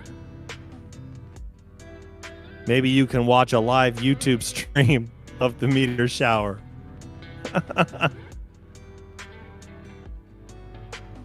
Oh, the slots never worked. Well, you have to wait like a minute or something between playing slots. Otherwise, it will not recognize it.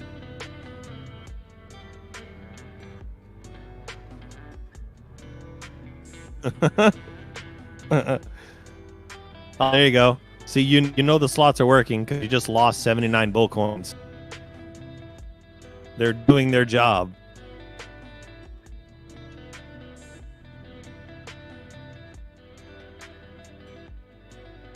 So, FYI to you guys, I will be stepping away from the mic in about 20 minutes or so.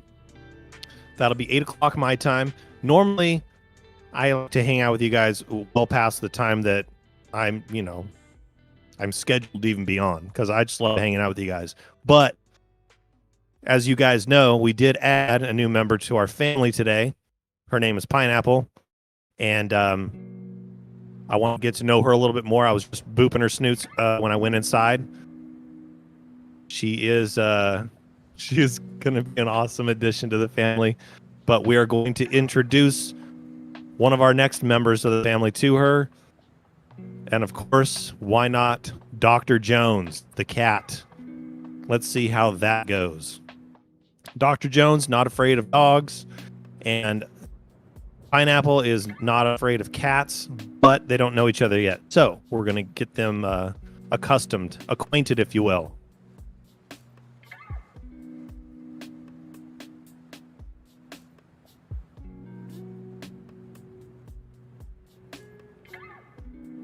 I have no idea what Miss Postal means by that. I'm gonna go poop Miss Pineapple. I have no idea what that means. I have no idea. Oh, okay. She corrected it. Boop. I was like, what the deuce? Literally, what the deuce? What are you doing to our dog? Make more sense now. All right. Good night, Mrs. Postal.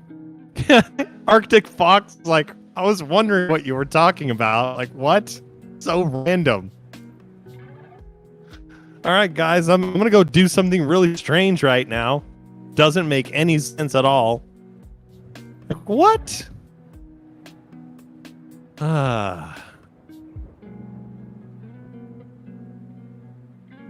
Caesar C says that clears it up. Thank you, Mrs. All right.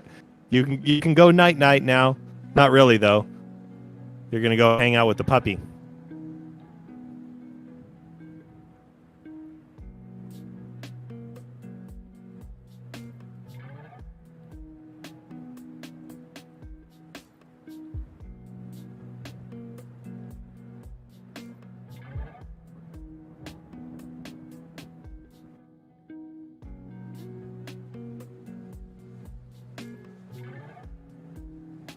So yeah, so about 15 minutes from now, I'm gonna head in because we are gonna have to get some other pets acquainted with Ms. Pineapple. Bevo says, weird way to welcome a dog to its new home. Yeah, this is my way of showing dominance. Dog's like, no, what are you doing? Oh, it's terrible. Terrible thought.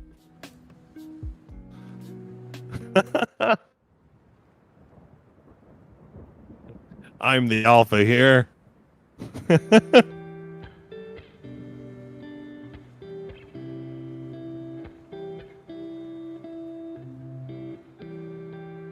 right, so there we go. We saw Doge do its thing. It's really trying to test 30. It wants to so bad. The fact that it lives in the 29-cent range for a while, it's fine. I love it. Gonna get a little rejection. Hanging out in 28 now. All good. Do we have any predictions? What do you guys predict in your mind? Like, what are you hoping to see tomorrow for your favorite stocks? I want to see AMC get over 35 and maintain over 35 until it can make another jump to 37.50 and ultimately over 40 and beyond. But I'm looking for the little wins right now. So maybe between 31 and 34, at least end in the green. That's what I'm hoping for AMC.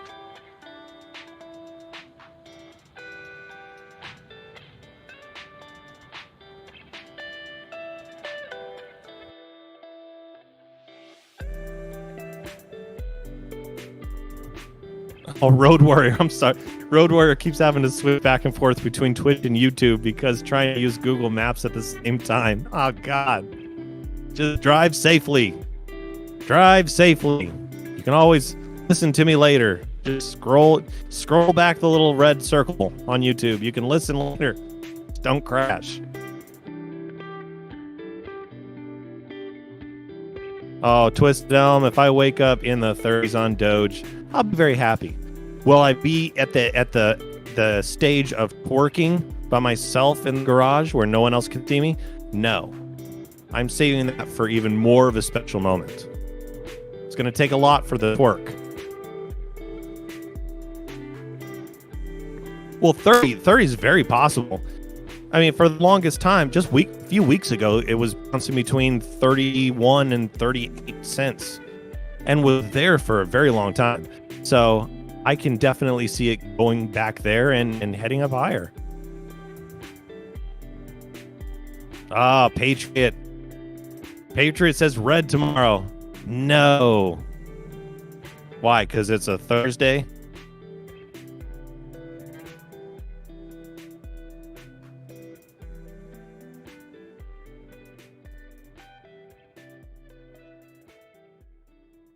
All right, I will be grabbing my last beverage. Let me know if you guys need anything.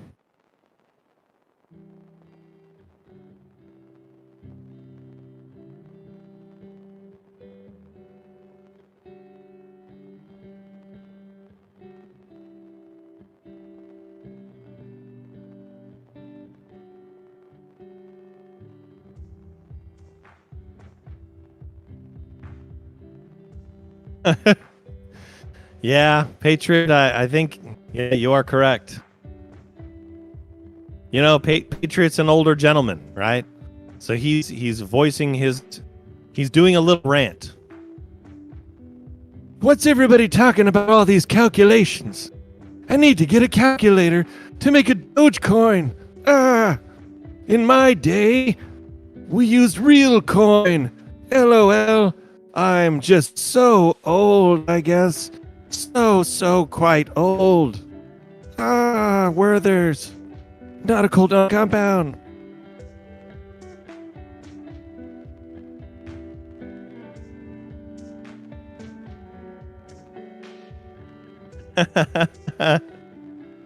Old guy keeps grabbing your phone. Okay, whatever you got to tell yourself. Oh, here comes Brandon with more of that. I like it. Until you master your rage will be your master.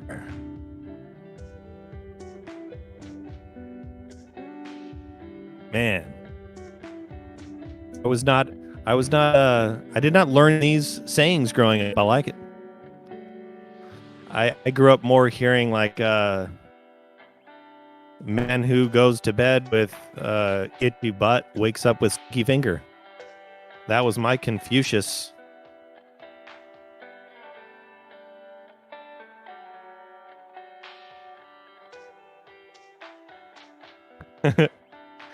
Oh, Nufo used the command.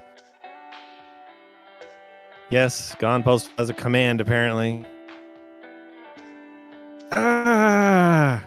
That's the sound. That's the sound of old right there.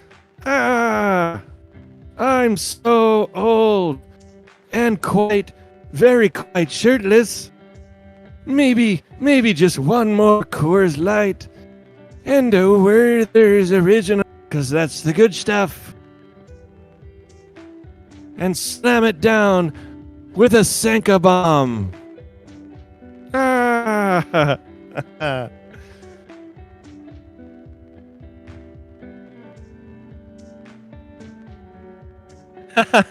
Bevo, my lesson was stop screaming and I'll give you something to scream about.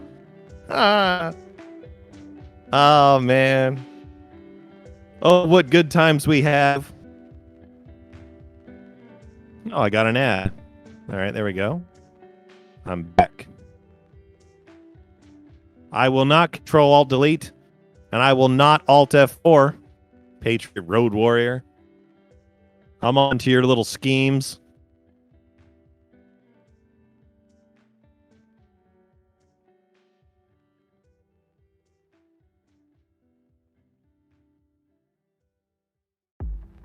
All right, well, we are nearing the end of my my shift that should have probably ended an hour ago.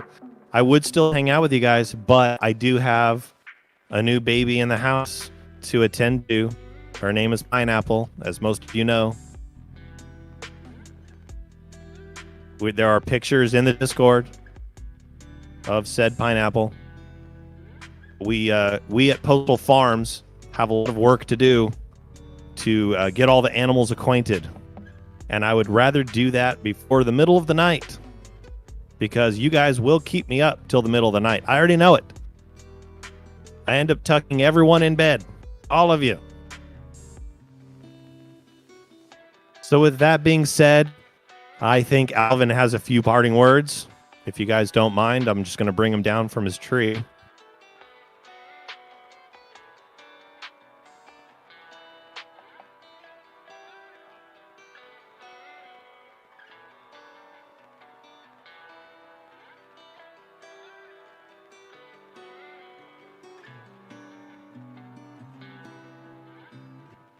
All right.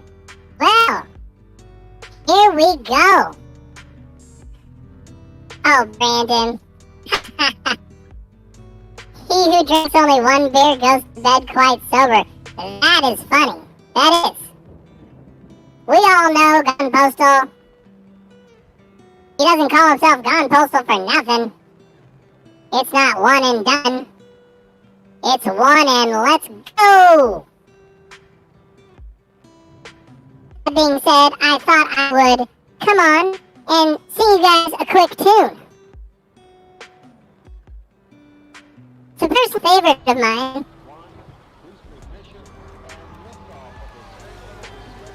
Whoa, check this out. Super chat.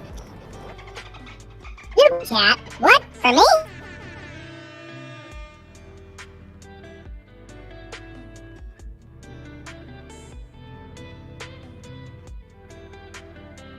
Oh my gosh. Josh Miggs. Here's a bill for you and the new baby bro. Much love, says Josh Miggs. Thank you. I will relay that message. Thank you for that. This will be the first time I've done it. Soup, soup, soup, soup, soup, soup, soup, soup, soup.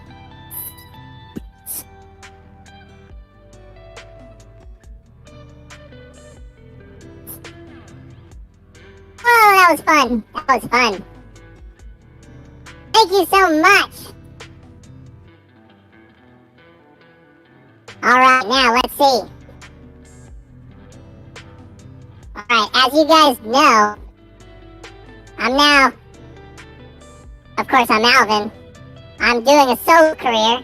I've gotten out of Dave's basement, stepped away from the clutches of my two other brothers, and I'm gonna make it big. My name's gonna be in lights. I moved on to California way, stopped in Lodi, and I'm just gonna hang out here for a little while before I head to Hollywood. In the meantime, Don Postal has been so nice to allow me to sing some songs. And this is what I will leave you with. What would you do if I sang out of tune? Would you stand up and walk out on me, Dave? Lend me your ear and I'll sing you a song. I will try not to sing out of key.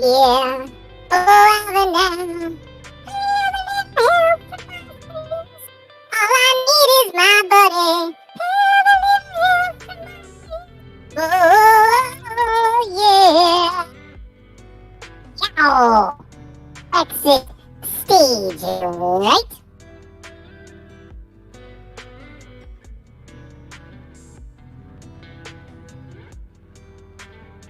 All right, you guys. I'm out of here. As always, love you. I'll see you in the chat tomorrow. And you guys have a good night. I am going to go and do animal things now. No, it's not a giggity thing. I've got to get Pineapple the dog used to all the other cats and dogs we have. So I will see you guys later. Until next time, AFK, BRB, and always LOLs.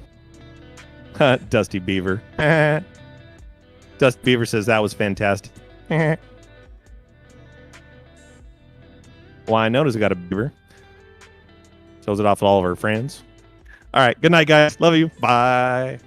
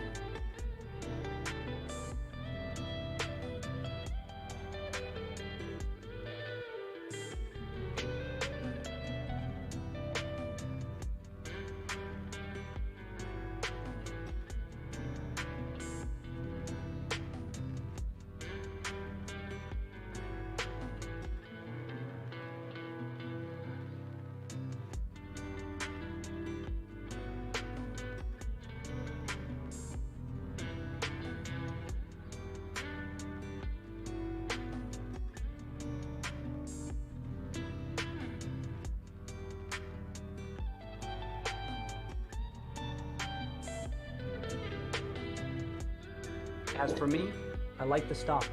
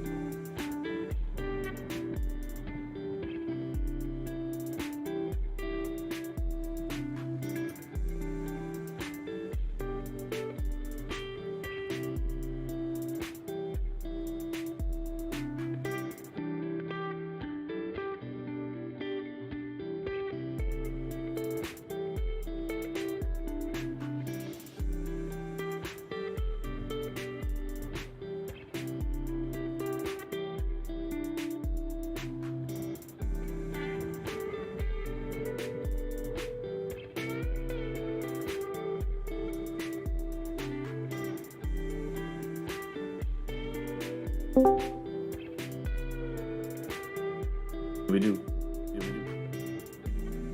Doobie-doo. Doobie-doo. What's up? What's up? Luis Moreno in the chat.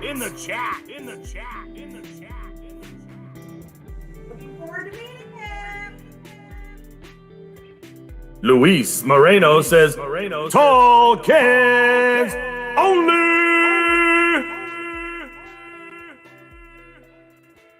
What is good, Trader fam?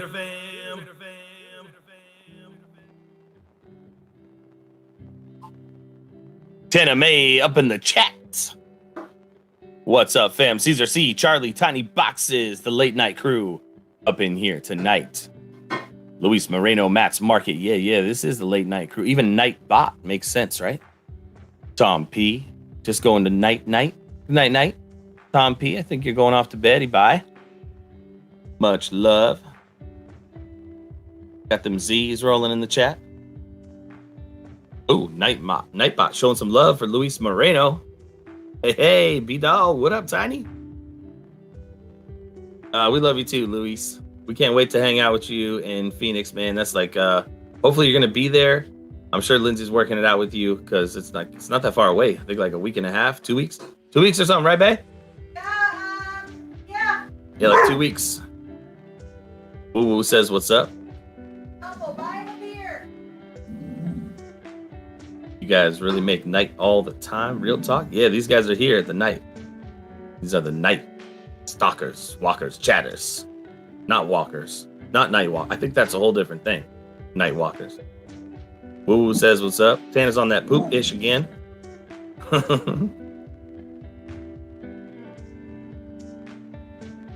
Hopefully you're doing all right with that, Tana. Everything's coming out all right. Oh, Matt's Market. Gonna get on and talk to the fine people here at Bulldog Trading. All right, what a treat. Firing up the computer. He's got one of those super fast computers. Probably about to be fired up right away. I don't think so, Luis Moreno. Ain't nothing on you when you hang out with the Bulldog and Miss Lindsay. Good luck trying to pay for something.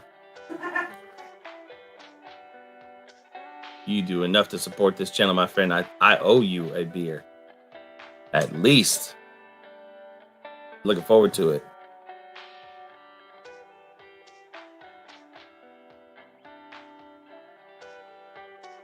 Tiny Box says, oh my God, yes! Matt's Market! Place Matthew Marketsworth! Coming on the mic! Mike. 24-hour mark just restarted 22 minutes ago is all. Oh, yes. Okay, we're talking about the crypto prices and why they are plus or minus how much they are. That's just my guess. Ooh, little dipski here, huh? 27 cents. Where's my ADA baby? ADA baby, 181. That's a good thing I paper handed that bad boy a little while ago. Took my tendies. Okay, buy me a beer. You'll buy us dinner? Yeah, right. We're buying you 2 dinners. You're going to eat like a champ. I know you already do eat like a champ, but I think that's going to be fun, man. Phoenix is my territory, too. I went to high school down there. Played on the varsity tennis team. It's not my only claim to fame. Played on the varsity football team, too. And the varsity basketball team. And the varsity badminton team. Just kidding, that was extracurricular, but, you know, it was fun still. Oh, looky, go figure. Ethereum and Doge doing the little twin. No doubt they are. Hey, finally my little Doge rocket, guys. Like much moon, many winds. Finally taking place. Man, just hit 29 cents, what, half hour ago? On Doge? That's freaking amazing. I have to admit, I paper-handed some Doge at 24 cents too. I'm still hodling some, but you know, I take the tendies. That's what I do. That's what I do around here. We advocate some taking of the tendies. Then Matt says, badminton is a highly underrated sport. So fun. I totally agree too. And since I've got like an 8-foot reach, you know, it's kind of unfair. Woo Woo's grandma's just getting here. It's Woo Woo's grandma's birthday tonight. He's excited to go greet her at the car. Door wide open. Front door.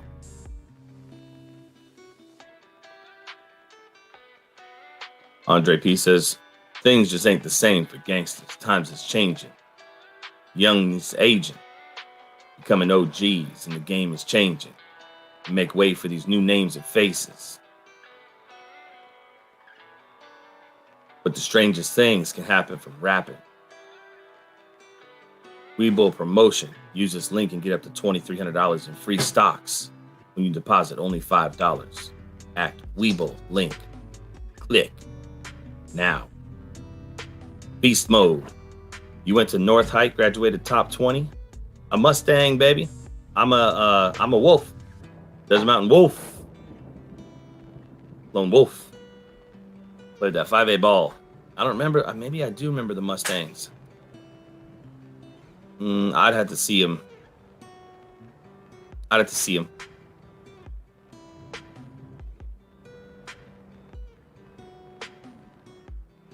Tiny Box says, paper handed Doge too. Bought GME back into Doge at 18. Not gonna lie. Missed that 06, but needed that powder. That's what's up, paper hand gang gang.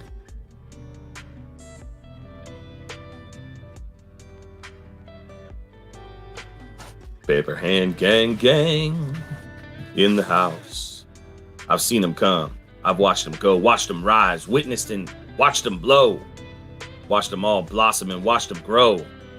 Watched the lawsuits when they lost the dough. Best friends and money, I lost them both. After hours. Woo Woo's grandma's in the house. Tell him about it, Woo. Speak on it. Where's my Matthews Markets worth? Up in here. Thought he had those fast computers.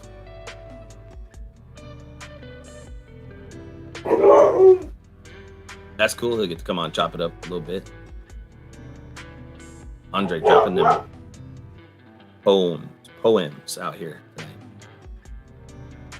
Whee! I won. Okay, no more duels. Keck. Aw, Charlie. Cheer up, Charlie. Charlie. Bit my finger. I heard that Westside reference earlier. You guys know how much the Charlie Bit My Finger NFT went for? Let me find that out for you. Charlie Bit My Finger NFT.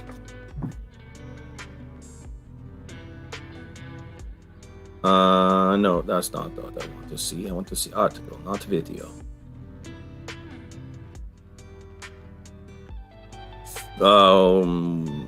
That's the friendship one. Okay, Charlie Bit My Finger.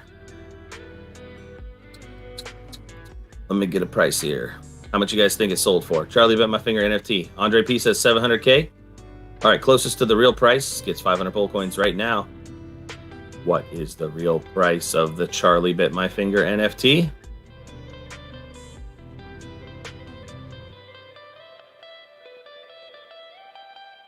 Going once.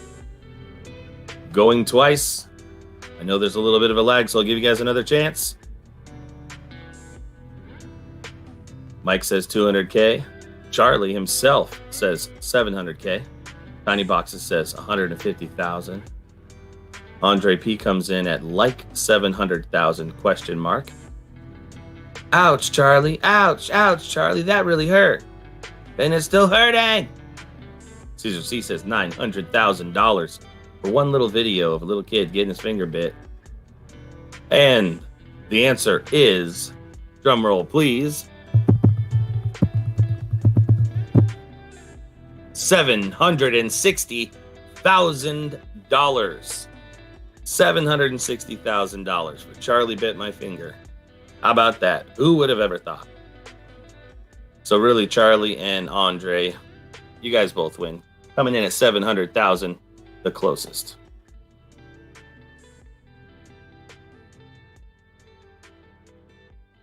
You guys both get paid out.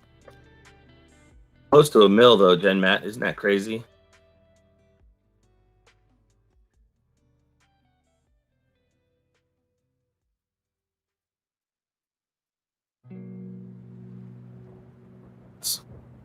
$760,000. ADSR, what's up? Good to see you in here on that late night tip. Good job, guys. Nice positivity. Appreciate that, Tiny. Yeah, congratulate. Don't hate, congratulate.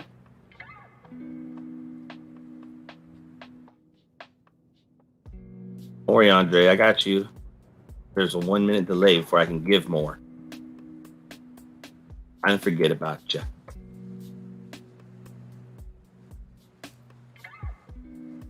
Matter of fact, you know I'll be tracking all the Andres.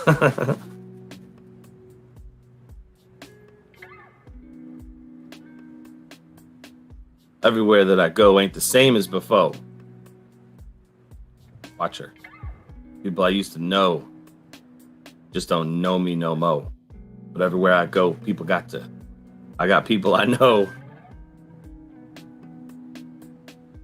who got people they know. So I suggest you lay low. I watch. You know I'll be tracking all the Andres. It's funny. It's funny because pretty much like whatever you guys type, the hosts kind of pretty much read. At one time or another, you can just type something, the host will read it. Luis says, that's it, only $760,000 chump change. Just kidding. I guess those kids are gonna go to college now. From a little video, who would have thought? Oh, you know there's another one that's selling here soon. I saw the lady, the cute little chipmunk chick who's the gymnastics girl who she does her mouth all cute to the side like a chipmunk. Little chipmunk mouth girl, gymnastic girl. She's hoping to sell her NFT for I don't know. I think estimates for up to 400,000 or something. She thinks she might get for her NFT of just her picture of her little thing. The one, you guys remember the little girl, the mischievous little girl with the fire behind her? Who's there was flames behind her and she's looking all mischievous. That one sold for a gang too, hundreds of thousands of dollars. Thanks, ADSR. Me and Mrs. Bulldog are lovely. We're actually going to a wedding tomorrow. The wedding's not tomorrow, but because it's 3,000 miles away, we have to leave tomorrow. And the wedding's on what, Friday or Saturday or something? Saturday is the wedding. It's my first expensive wedding that I've ever been to. I guess my cousin decided to spend $80,000 on a wedding, and I was like, okay, yeah. I mean, you could have a house or a yacht or something.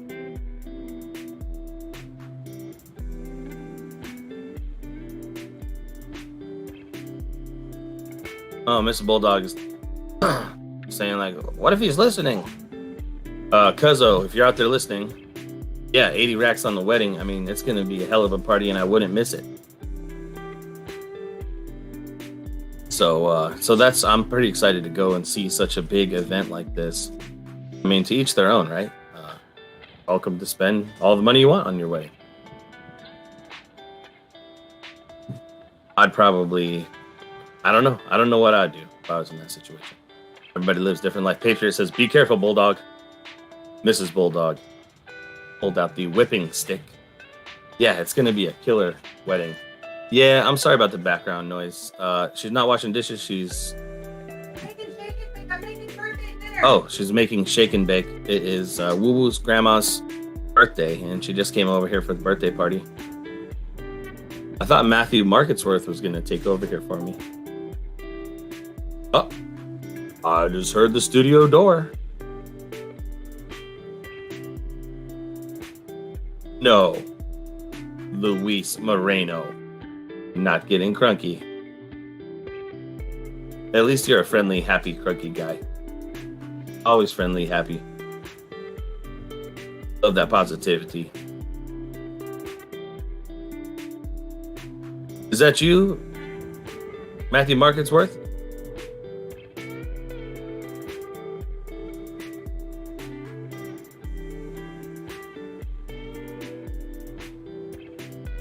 Hello. Hello. Hello. Hello.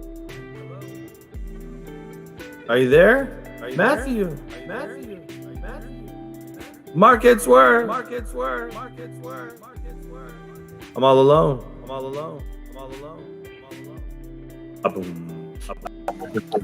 Can you hear me? Oh, there's Mr. Matthew Marketsworth. What's happening?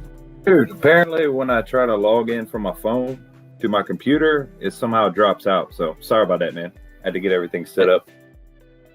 No doubt, no problem, man. I knew you got them fast computers. There must have been something else going on.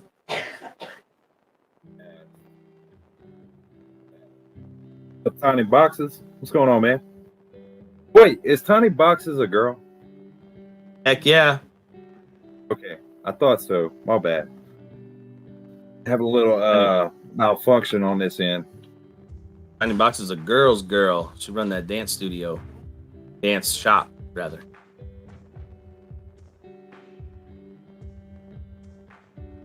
What y'all got going on tonight, man? What y'all doing like that? Just chilling, man. Actually, Woo Woo's grandma just showed up, and we're about to have a little birthday party over here. Like almost midnight over here. So every time I talk to you, it's like I'm about to cook dinner. I'm like, it's like 10 o'clock over here. I keep forgetting you in Alaska, different time zones. We're on some weird hours. I mean, it is 8:30 at night. It just ended up working out that way tonight. Mark just same. said her mother-in-law got there. Yeah, same for me, Tiny. Haha, yes, sir. I'm a lady. Luis Moreno, I'm a dude. Dude, man. I'm a dude, man. Dude all the way. Yeah, man. Crypto was looking good. I wish I had a paper handed something. It's about time. Hey, you can still. There's still time. There's always time to paper hand. I feel like I'd be buying it, selling the dip right here. So I'm gonna hold tight, see what happens into the rest of the weekend. Yeah, man. You never know. It's like you get used to crypto going up on the weekend, and then it dips on the weekend. You get used to it dipping on the weekend, and then it goes up on the weekend. So. Dude, they'll flip it on you real quick, man. Real quick. That's the same way the market's been forever. Once a pattern gets established, everybody utilizes that same pattern, and then it flips.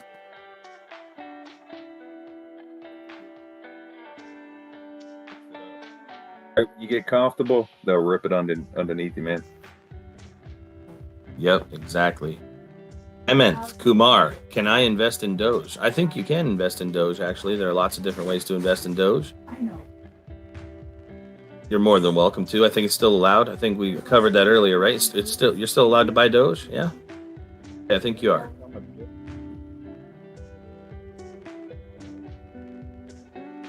Patriot, you could eat dinner right now. That'd be awesome. Oh, man. Yeah, well, I wish, if you lived a little closer, I'd save you some. Lindsay makes some bomb dinner. Tonight, man. What are we eating?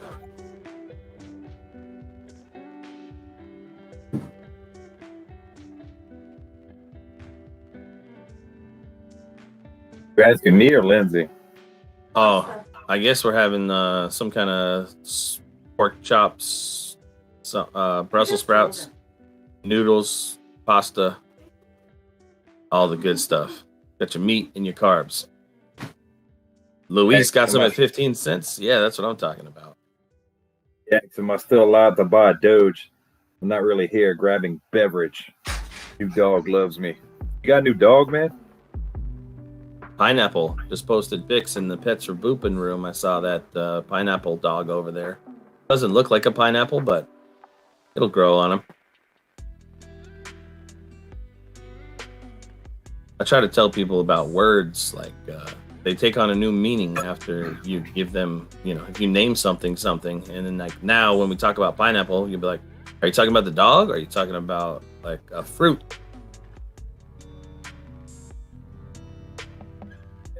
I caught you a segment on cold wallets, dude. It was definitely informative, man. Not a lot of people look into cold wallets, so I was like getting pumped up in the background every time you would say ledger. and Cool Wallet. I was like getting all pumped up over here. I saw you throwing the chopper out there in the chat. Man. That was cool. Yeah, Tenacious Matt, I'm down. You already know my number's on the screen anytime. We were just talking about hanging with you in Wyzetta. So we made reservations. I think I'm allowed to say this. We made reservations for 4:30. That's Tenacious Matt? Yeah. 4:30. So 6th Friday. So let us know if 4:30 is not going to work. I can change the reservation if I need to. They've got one for 9. I didn't think we'd have to make reservations this far out, but I guess it's this Friday, so it makes sense. Popular place. Luis Moreno says couple $1,000 worth of Doge. What's up? So it's almost a couple more $1,000 maybe then. I think I'm actually gonna make it to that Dojapalooza for like a day. It's only about 3 hours from where I'm at, so I think I'm gonna go ahead and make a trip out there in October. I'm trying to get a few people to meet me out there. But yeah, man, if y'all do get to meet up out there, y'all should take some pictures and post them in the Discord, man. Oh, 100%. Yeah, 100%. The place we're going to is so freaking awesome too. They make the best steaks, man. They're just like, I can't even wait. I hope they have a porterhouse. I watched this documentary on Chris Farley the other night, and he's got this meal he gets every time. He gets appetizer. He's like, get some lobster and give me a little cup of butter and take the lobster out of the shell and cut it up into little chunks and serve that for appetizer, and then porterhouse for the main dish. That was his meal every time, everywhere he went. Chris Farley. I mean, you know, he ate pretty well. He's a funny cat.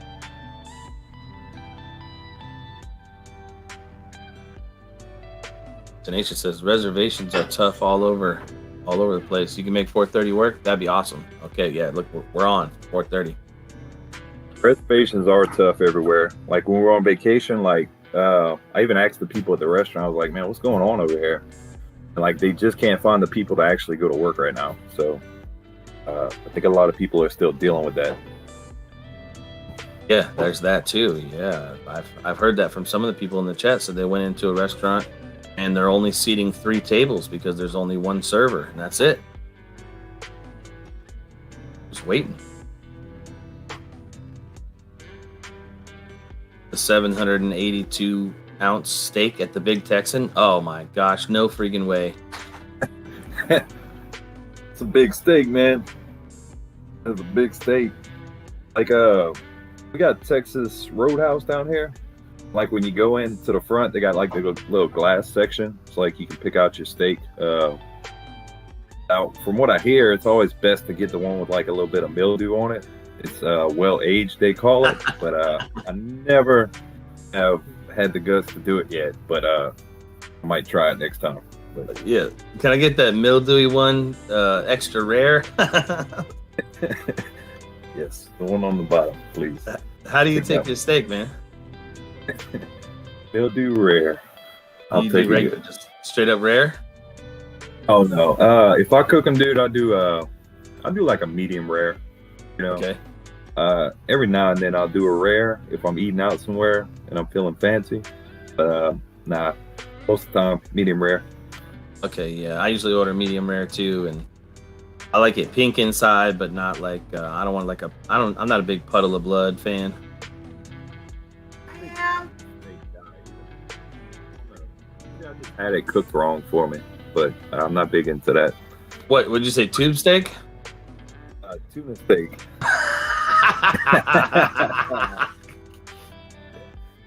Oh my bad, I Keep going misheard you. I'm not a big tube steak fan myself. I mean, to each their own. Tuna steak, yeah. I had that at I like going to like Benihana, get the tuna there. And they cook it up fresh right in front of you, slice it up and give it a little sear on every side, the lemony thing. I like those teppanyaki places where they cook the food in front of you. I like the whole meal experience thing. I've always wanted to have a restaurant. There's like all these senses that are going on. Some of these restaurants, they had like this restaurant where you eat in the dark. They got another restaurant. I don't know if I'd like that one as much, but they got another one you eat and you're like the floor is made out of glass, and you're like up in a skyscraper, and you're way above things, and your senses are all super heightened. And enjoy this meal. I don't know. I like the whole experience thing. Yeah, they got one of them places around where I live where they come around like with the different trays and like a certain amount they'll give you all you can eat. Like the guy with the steak only comes around like every 30 minutes, so like you really gotta hop on him whenever he's coming around. Like put your little flag up or whatever they give you. Make sure he sees it because he'll pass you up. That's funny. Reminds me of like Long John Silver's. We've tried a lot of all-you-can-eat places. I always wanted to go to that place where you can like you eat free if you're over 300 pounds or something. They weigh you at the door. I think it's like the Heart Attack Burger Grill or something. I've never heard of that, man. Heart Attack Grill in Vegas. You go, you step on the scale, you're over 300 pounds, you eat free. And they brag about it. They've like wheeled multiple people out of there. They count the heart attacks that people have in the restaurant. Go out on gurneys. That can't be good advertising. Maybe it can be. Apparently it is. Come here and eat all our food, you know? Yeah. I mean, every time someone says, you know, someone looks at your food and they're like, that looks like a heart attack. I'm like, must look pretty dang good.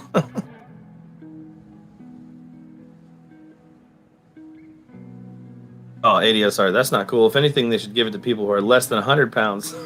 Right? The world we live in, dude. That's just it. I hear you, Luis. I used to be a well-done kind of cat, and then, I don't know, something changed. I got more free. Got free with it.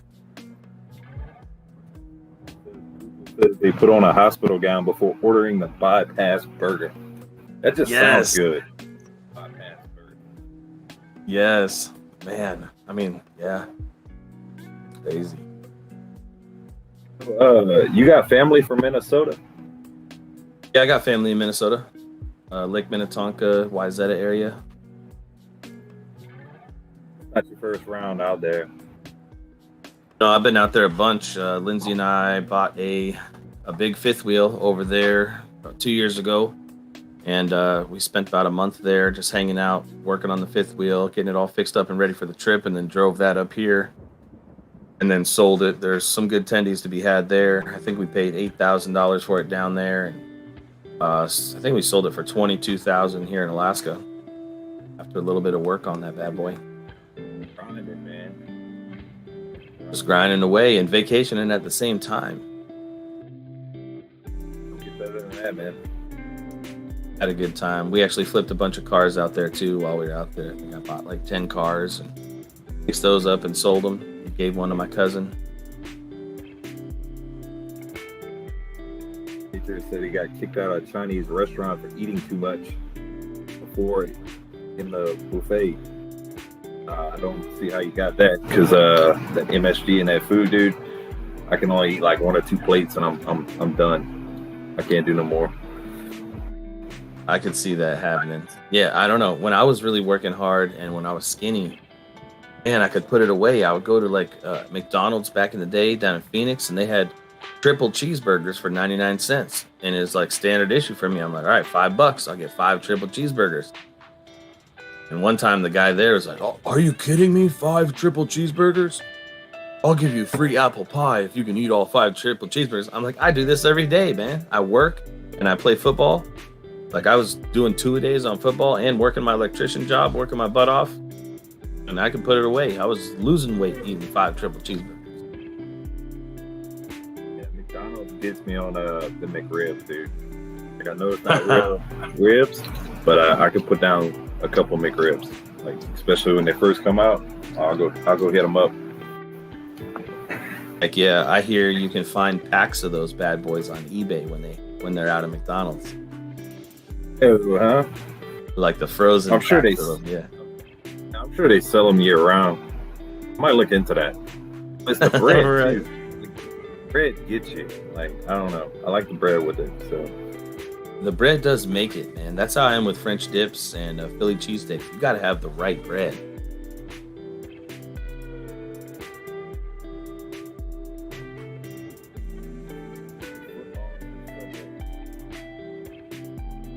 3 foot.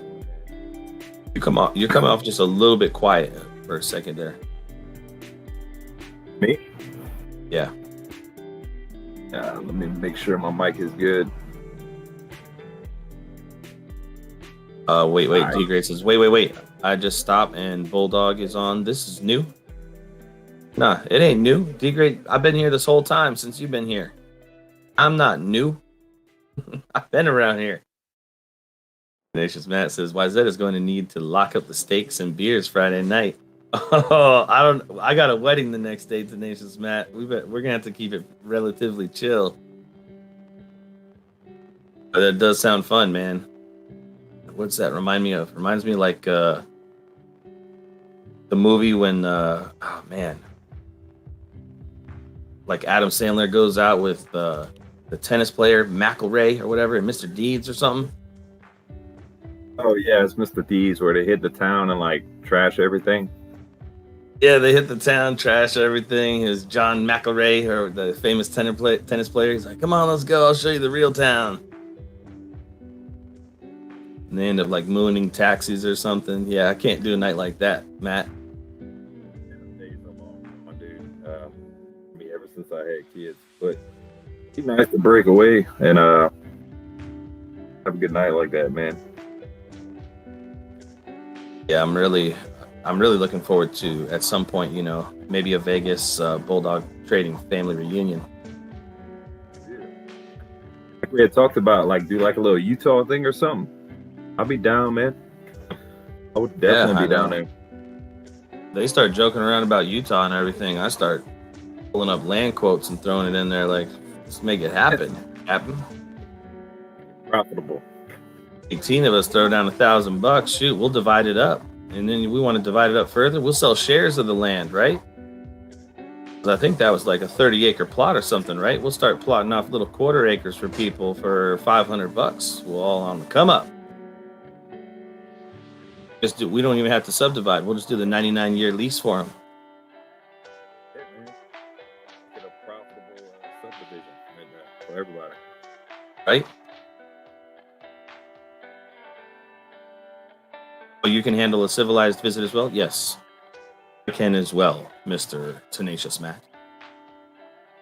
We'll see which way the evening takes us. But yeah, I do have a wedding the next morning. What time y'all leaving, man? Tomorrow? Shoot, I think we fly out at like 9 p.m. And then we get in at, I want to say, I don't know, noon or something. It's a long deal. You got like a hangover somewhere, huh? Yeah, I might have a hangover somewhere. I guess correct term would be layover. They're probably gonna be both in this trip. Could all live off bull coins. I mean, ideally, this channel would pay for all of that. You know what I mean? So we're gonna push some articles out. We're gonna try to get this thing to blow up, and try to make those kind of things happen. Patriot Road Warrior.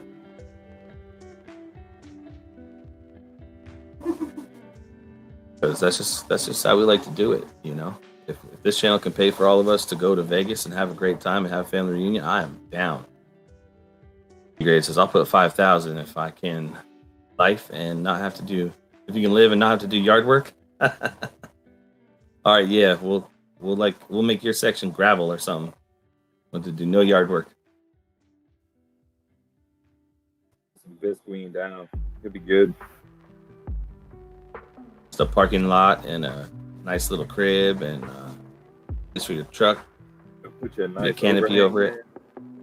Yep. Nice.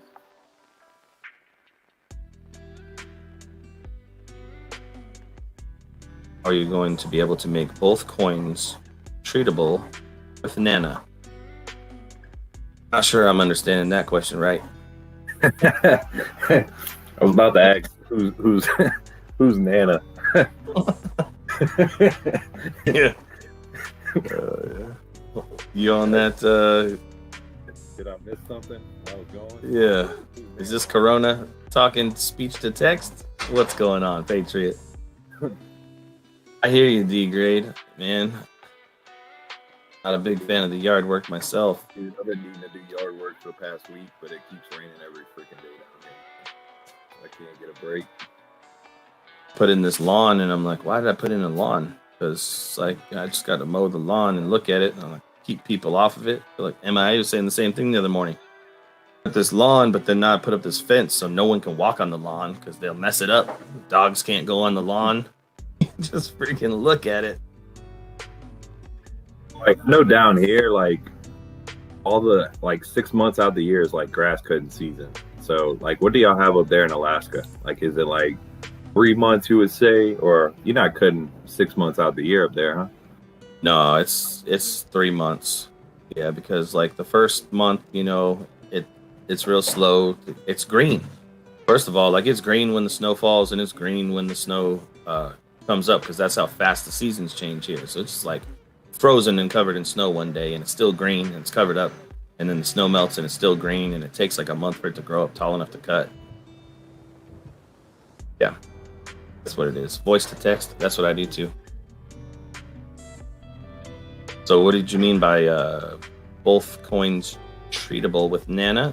Both bull coins tradable with, I'm deciphering it. Bull coins tradable with mana, I'm guessing. Mana? How am I going to be able to make them tradable with Nana? You know, we'll just slap them on the blockchain, eh? Transfer over the balances. We can do any kind of pre-mine that we want. The pre-mine will be the bull coin market cap initially.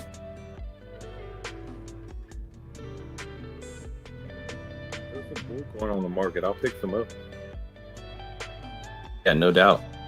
Coin I got some for sale OTC right now.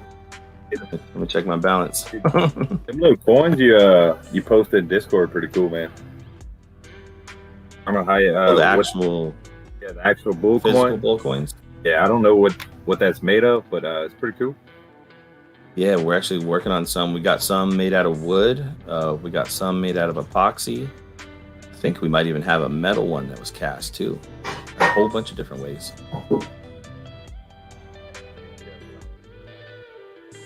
I think we had to make a metal one to do a reverse mold for the epoxy ones.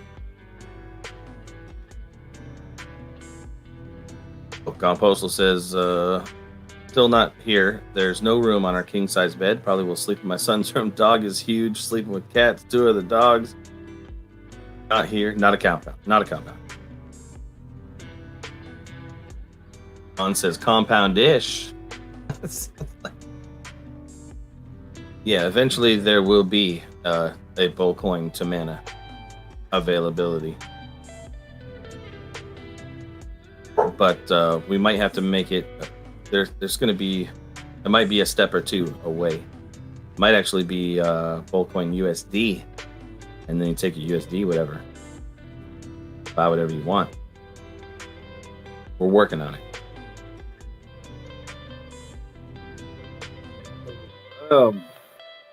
What's your predictions for ADA, man? Because I know you said you ended up getting rid of some.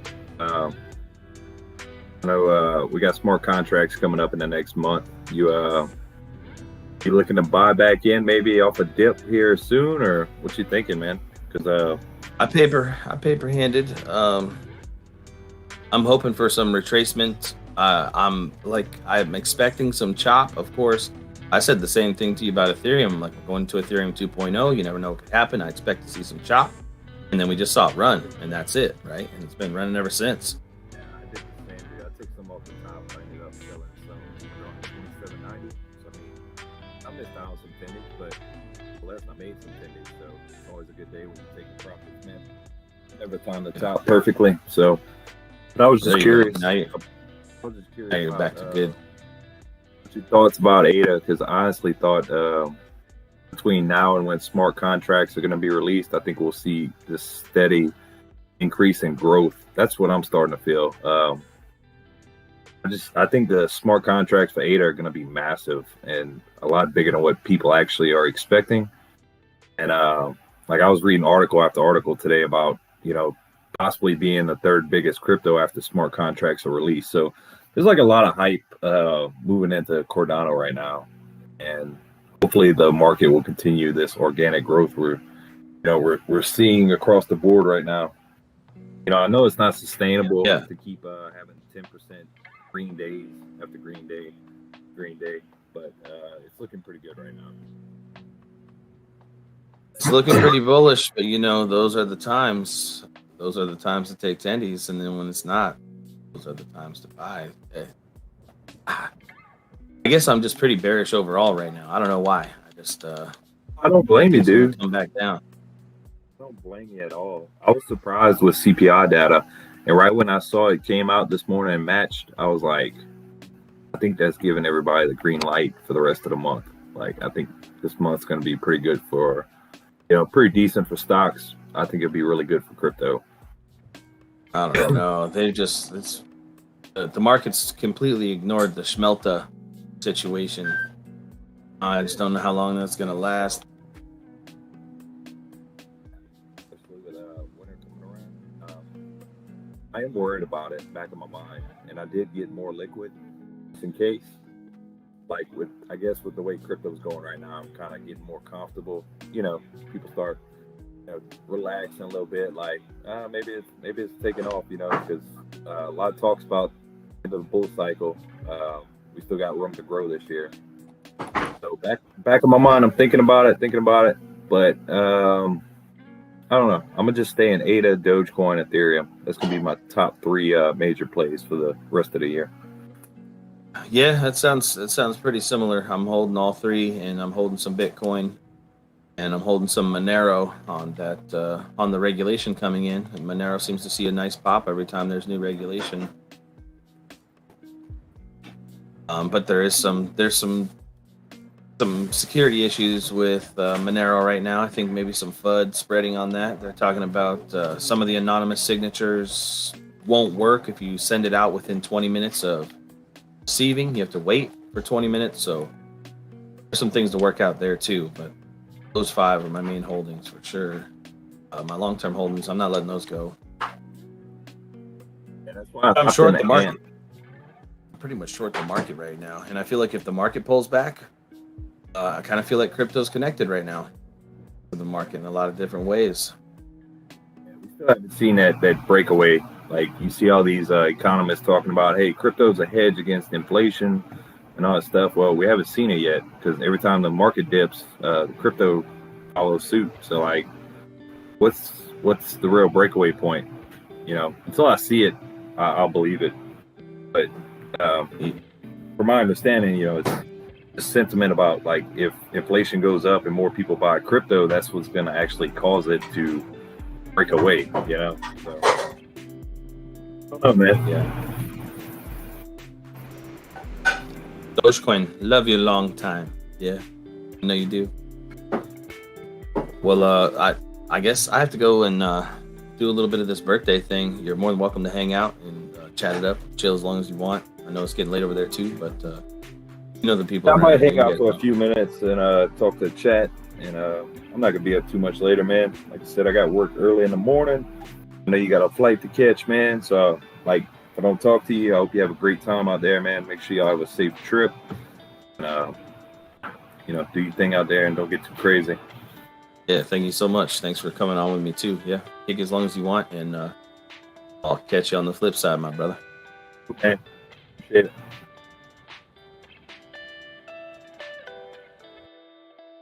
Y'all know what to do for Mr. Bulldog.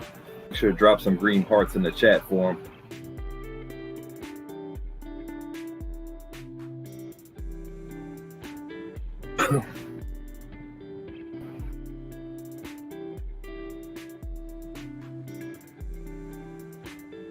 So what's going on, guys? What's up, Andre P? How you doing, man?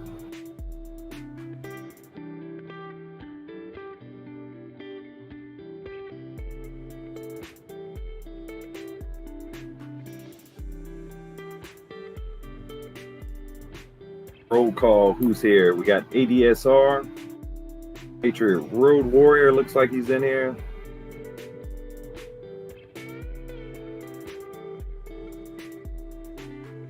Rocking pretty late tonight, guys. Are you going back to Oklahoma City? Arkansas? Cool, man. You ever make any trips to Louisiana?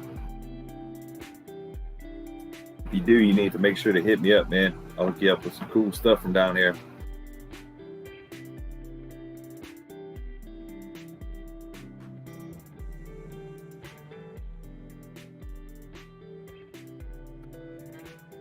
He's a swell fella.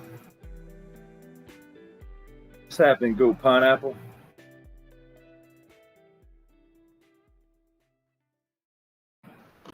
I was watching crypto run earlier. I was watching everything kind of pull back. We might have some good buying opportunities coming up here shortly. See if I can pull up something on my screen on this end.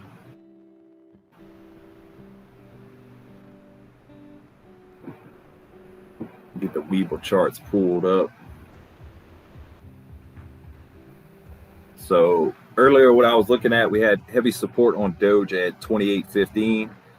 We broke underneath that. We're currently trading at 27.95. So I'm hoping to see a good little bounce here shortly.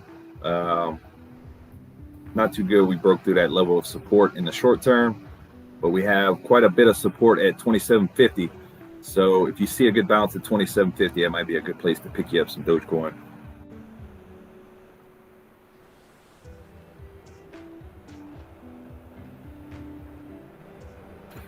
Patriot says, I'm more regional, but I have been everywhere in Louisiana and the U.S. Cool, man. If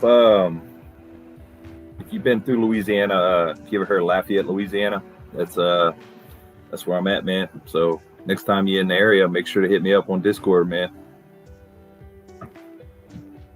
Dude says, hard to park in Louisiana. Yeah, for 18-wheelers, man, definitely hard. Definitely tough.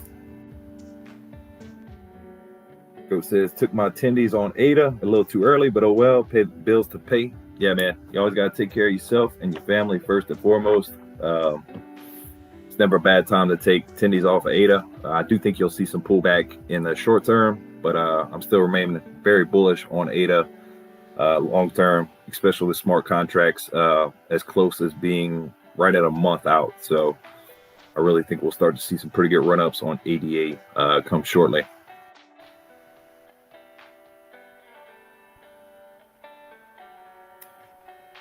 Do want barbecue gator though. Oh, dude, I will hook you up, my man. We got all kind of stuff from down here. Barbecue gator, we got sausage, we got just all kind of stuff. We stuff quails with gator, smoke them on the pit for like 12 hours, dude.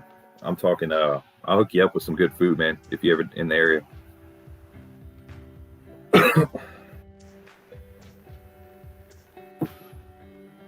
So we got Ethereum trading at $3,171, Bitcoin trading at 45,507.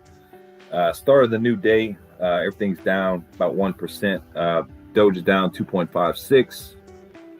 So we'll have to see what the rest of the day holds. We're getting some selling pressure right now, but I like to see when we actually find some legs underneath Doge right here, which I think will happen right around 27.50. And like I said, if I do see a bounce right there, I might look to pick me up some for a nice little swing trade and make some tendies.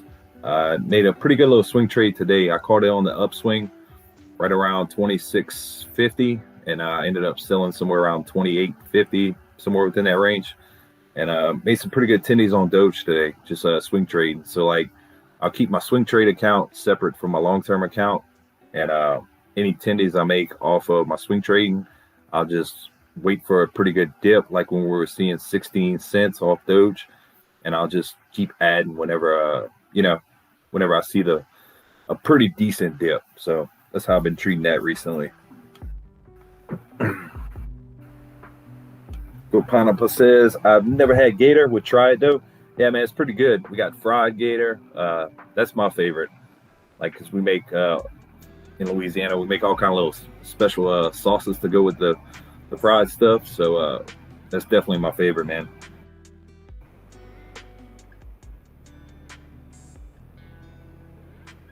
D Gray, you in Oklahoma City right now? I know that's where you're from, but I didn't know if you were in the area right now.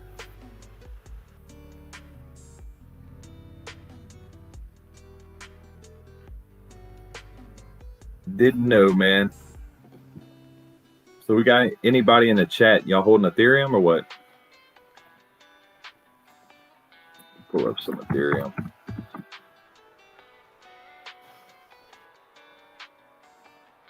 Crypto's looking very nice, man. I mean, we're having these pretty good pullbacks, but it's still on a pretty decent ascending level of support, guys. So these pullbacks, I don't mind. It makes it a lot easier for my job for swing trading and stuff. Like I'm swing trading currently Ethereum, Dogecoin, and ADA. Now I might take some tendies right here on ADA. I'm not gonna lie. I think we'll see a pretty good pullback on the chart.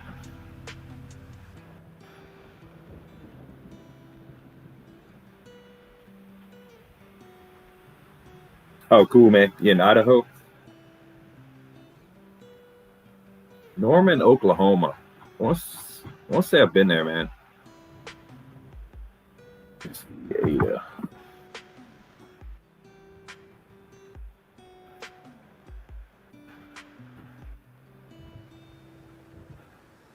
So ADA pretty much broke support we had at 182. Having some really harsh selling off going on.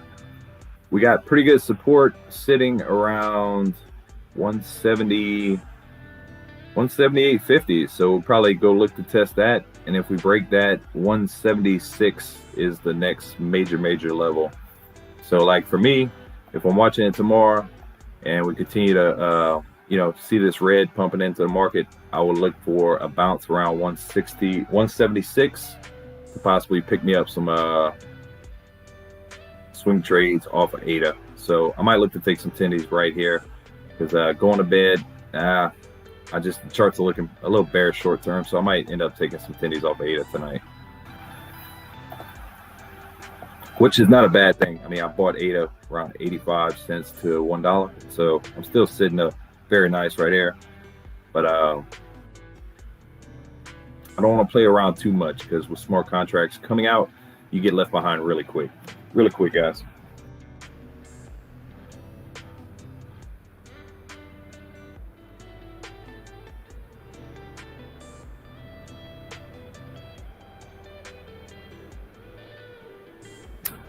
Oh, you have no hotel rooms in Oklahoma City?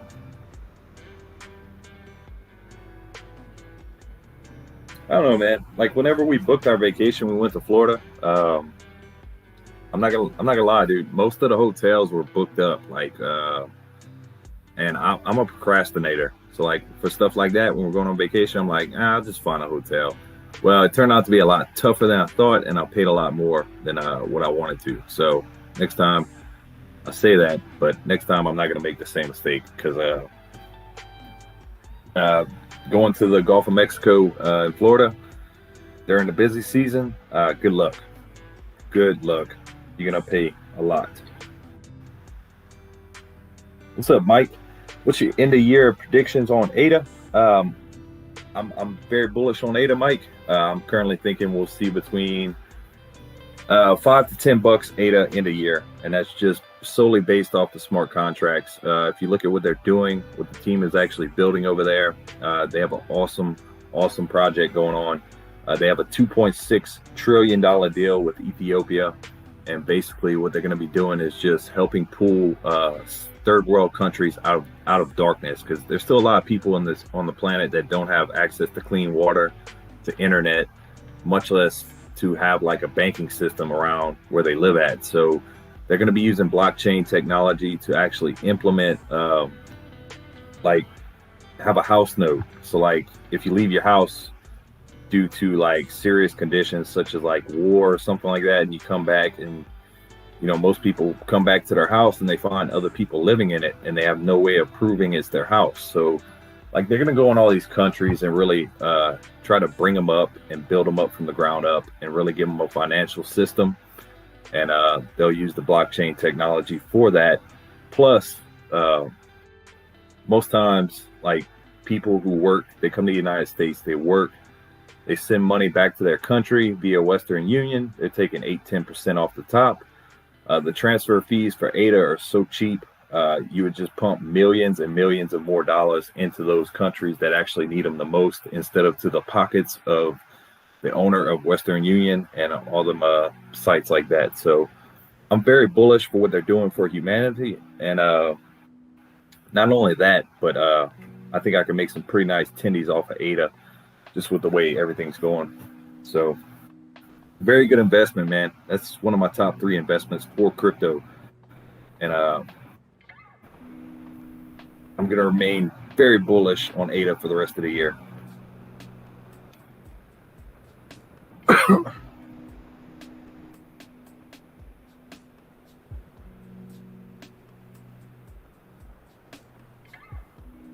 Yeah, I don't know if Postal was going to sleep, man. He said he got kicked out of the bed, had dogs in the bed, so after he dropped in, said that. I haven't seen him. But getting a nice little pop right here off of ADA right here in the short term. Nice green candle. Sitting at 178.15.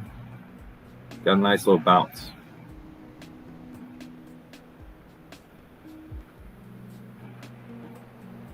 Let me check out some Doge real quick.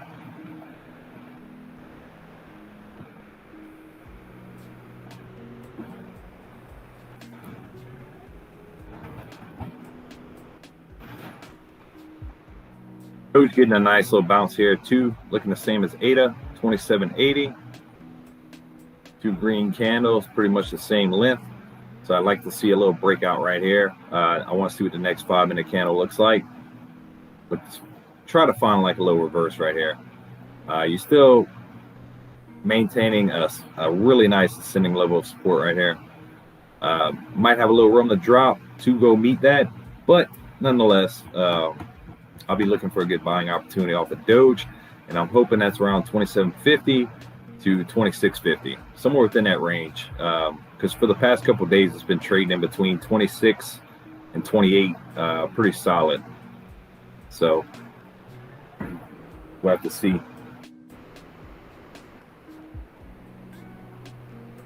Yeah, appreciate it. Go Pineapple. Really do, man. I've been swing trading crypto for a long time, man, and I can tell you it's difficult. It really is, man. Like most new people that come into crypto, they end up hopping in, they FOMO into something because they see it's running and they absolutely get wrecked. What I found throughout the years is, it's best just to buy and hold and just add whenever you can on the dips. That's why I always preach to people about the Coinbase debit card. It's just a great way to add, like off every purchase I do, I earn 4% XLM. And I mean, my XLM is just growing every day. Every time you purchase something on there, just 4% XLM. You pay your house note, you pay your light note, your light bill, your car note, I'm getting 4% back on all that stuff. And when XLM goes to rip, that's when I'll look to take my profits and, rinse and repeat. So.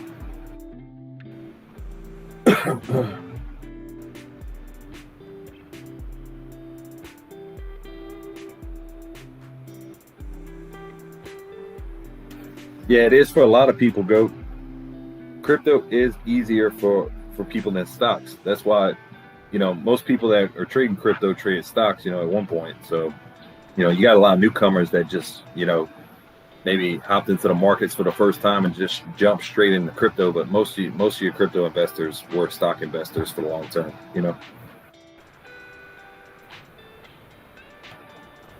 You had people telling you things, like good things about crypto.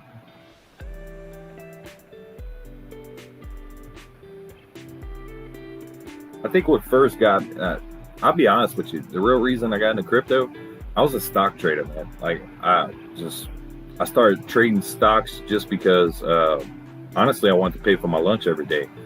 Like I started doing it, and like I would say 3 out of 5, I would do pretty good on a week. And I was like, I'm pretty good at this. So like I started playing with a little bit more every week. I just, get a little braver, and turned out I was pretty good at it. But on the weekends, I found myself like, man, I wish I could trade. So, when I found crypto, I'm like, crypto's 24/7. Like, oh, I was never bored again on the weekend, ever again in my life. And I make tendies. I try to make a little bit every day if I can. So every day I try to pick a little swing trade, whether I make $15 or $1,500. You know, it's a good day for me. I still try to hold true to my original thought process of why I got into the markets, which, you know, was to pay for my lunch. So if I can pay for my lunch every day, I'm still a happy man.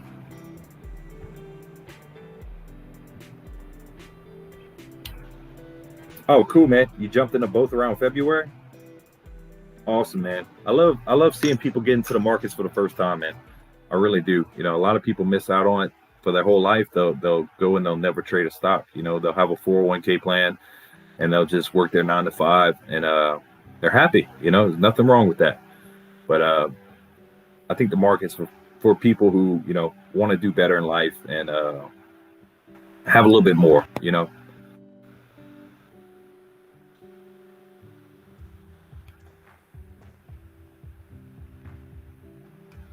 Oh, cool. That's how you got drug into the mix. You're hanging around Wall Street bets. That'll do it, brother. That'll do it, man. I mean, we all saw AMC and GameStop, man. I made some pretty nice tendies off AMC and GameStop, but I didn't catch GameStop on the first rip. I caught it on the second rip. And I'll tell you, if AMC would go to squeeze, it's going to happen fast. I saw GameStop on the second round, the volume was like super low, and it was trading around $40, like not even $1 million in volume. And I just so happened to be on my break at work. I looked at my phone, I saw the price jumping $5 at a time, and I'm like, oh, it's happening again. So luckily I hopped on that train and made some pretty good tendies. But yeah, man, that'll definitely get you drawn in when everything's trying to go to the moon.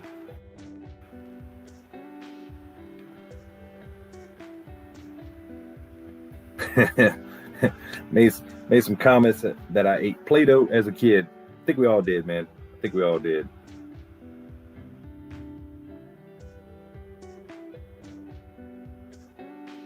Go on Postal's phone. On my phone, can barely see what I type because I'm so old. But hey, man, much love, Go on Postal. D Gray says, I started with crypto first. Was doing really good, then messed up a few times, took a break, now back into it. Yeah, man, I think we had talked last. You said you had some ADA. Dude, that's a very good investment. I'm serious, man. When I tell people ADA is one of my, you know, I would argue my top 3, you know. Got to keep the Doge in there. Doge is my favorite, man. I don't know why, but the little dog on the coin gets me every time, man.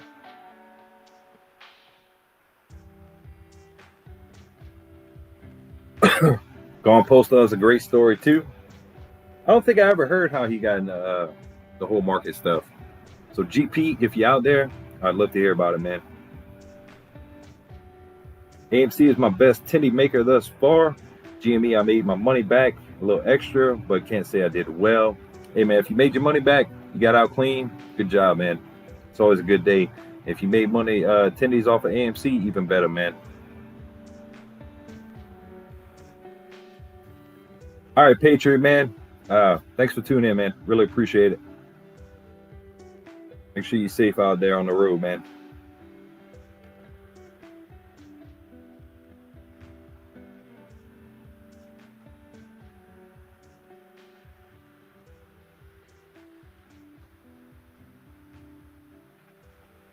Oh, Tana, you talking about the 2750?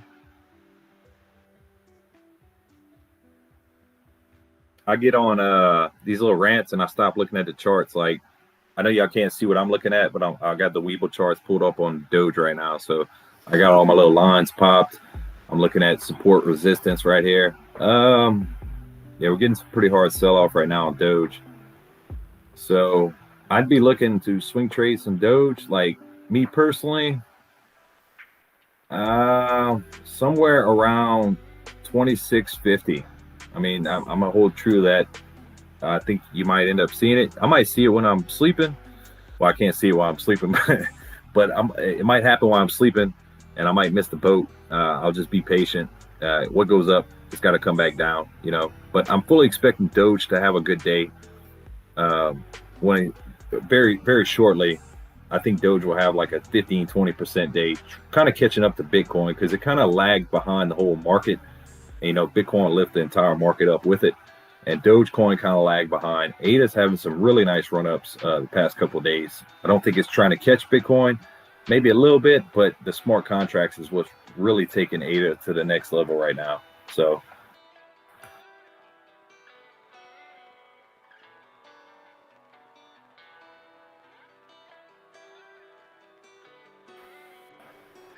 AMC is my only attendee maker as well. There's nothing wrong with that. I was big into AMC for a long time, guys. Like, I hopped in January when everything went down. I rode it from $13. I ended up averaging down to about $8.50, and I had over 1,000 shares, and I held that thing for a long time. So when this rip happened, it really, I was really, really happy. Like, just that I was right about this whole situation. And look, to me, I'm to the point where, like, if it doesn't squeeze for me personally, I'm happy because I was right. I met some great people along the way, and I had fun doing what we did. You know, if $70 was the pinnacle of that movement, at the end of the day, I'm gonna sleep good with it because I made nice tendies and I had a good time doing it.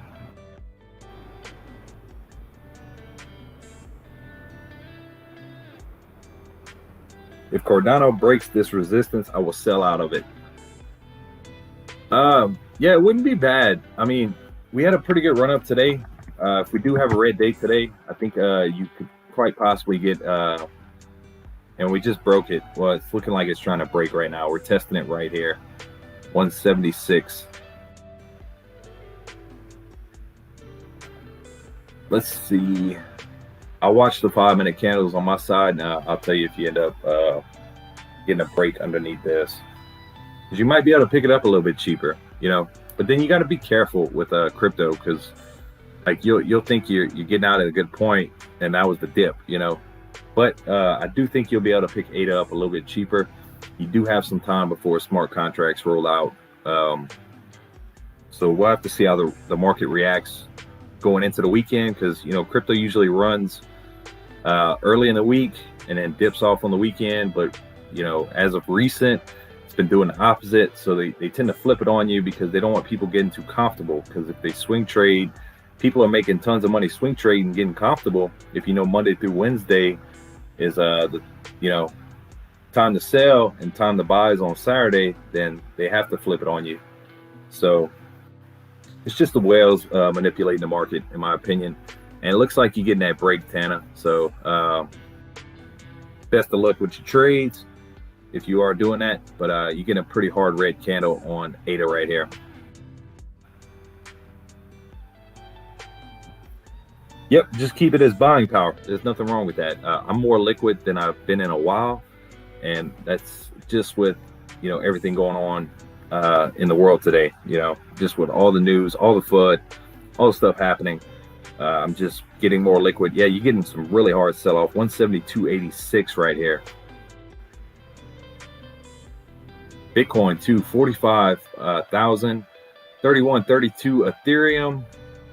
Where's Doge at? I don't have Doge popped on my screen. Sorry about that, guys. Yeah, Doge getting some real hard sell off. 26.96. If it continues, I'd like to see us bounce at 26.50. We'll have to see here.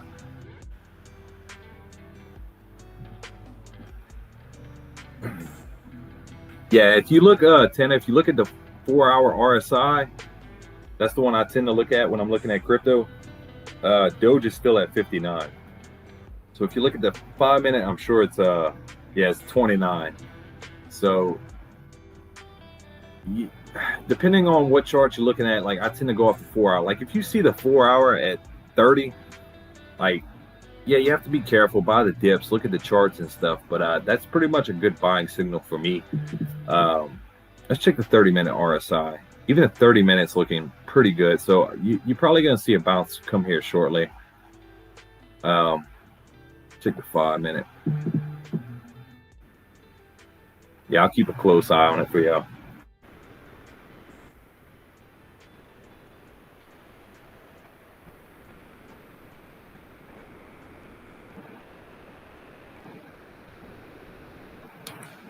All right, let me catch back up with the chat, guys. Sorry about that. Tenacious Matt says, everybody's story and journey is a bit different. I made some money with domain names 20 years ago. I made some money with sports cars 10 years ago. And I made some money with crypto 5 years ago. That's cool, man. So you made some tendies with domain names? Yeah, you've been in the game a long time, man. That's cool. Tendy is my friendy. Joe Pineapple says, I seen them come. I watched them go, watched them rise, witnessed it, and watched them blow. That's it, man. That's how it is, man. Best friends and money. I think we all lost them both, man. But you gain them along the way, too. So it's not always a total loss, man. I done met some really cool people along this YouTube journey. I started back, 3-4 months ago. And I don't see how I was never doing it before. Like my oldest son came to me last year, and he was like, "Hey, Dad, I want to be a YouTuber." I'm like, "Nah, get a real job, boy. You need to start preparing for your future." And every time I'm like, "All right, guys, I'm going to log on live," he kind of gives me this look. It's funny, but just ironic, how everything changes.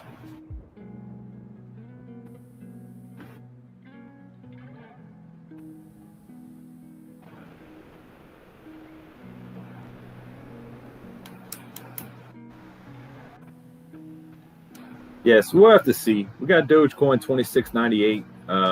Even on the 5-minute, I'm not really seeing a bounce right here. Even on the 3-minute. I even got green on the 2-minute right there. Oh, we're starting to see some green on the 2-minute. But 5-minute, we probably, the way it's looking, unless we get a pretty nice pop, you're probably seeing some whale action right here. Somebody's selling off, taking some tendies. They'll let it drop. 26.50 and then 26. That's your two major levels on Doge as of right now.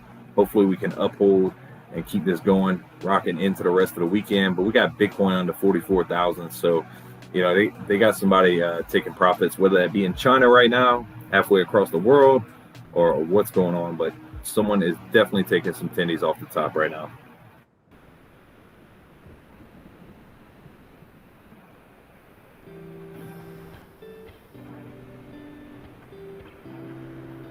I'm finally up on my Atom and Chainlink. Awesome, man.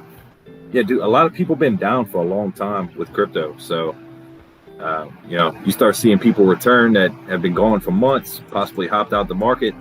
They constantly looking at in the back of their mind, seeing the numbers start to rise. They'll hop back in. So,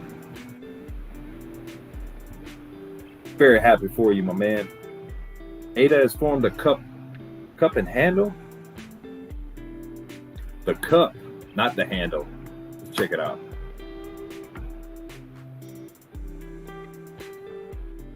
Guys, like if you want a good platform to trade on, Webull is definitely top of the line when it comes to drawing lines, getting trend lines, support, resistance, checking RSI, MACD, all that good stuff. If y'all need some help setting up your profile, I can definitely help you with that.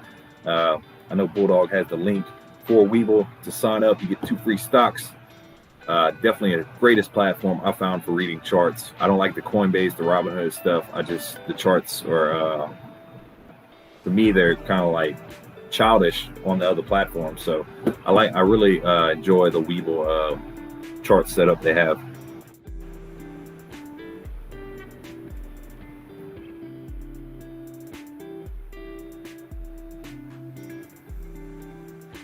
Oh, on the weekly chart? Yeah, because I was trying to find what you were talking about. See, Webull, the only bad thing, yeah, I can see it now. Yeah, that's nice. That's a nice setup, really is. So we're still trying to break that all-time high in the past of 189 on ADA before we start really rocking. Hopefully we'll get back to that level. Bitcoin trying to get above 45 right here. Let's see what happens short term. We got Ethereum 31.22, ADA 174, and Like I said, I'm be watching Dogecoin very closely. Looking to pick some up around 26.50, but we're currently trading at 26.99.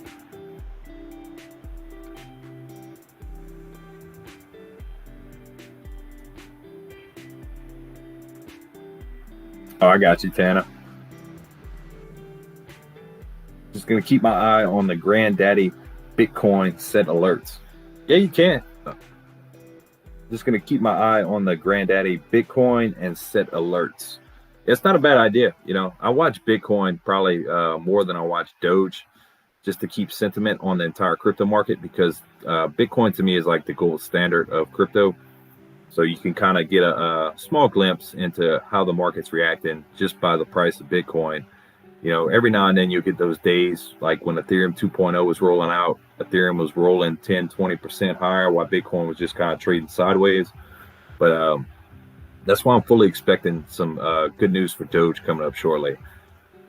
I do think Doge will have a day where it'll be up 15, 20%, and Bitcoin might be just, you know, trading sideways up 1, 2%. I do think a day like that is coming, just because the hard run up that we have had from Bitcoin recently, and Dogecoin just kind of stayed pretty much stagnant, gaining a couple percentage each and every day. So we'll see what happens, but I'm fully expecting, I'm bullish on Doge. I think we'll eventually end up back around 30 to 35 cents. I'm here shortly. And, you know, I just, with the smart contracts coming out, I think that's the one of the hottest plays in the market right now.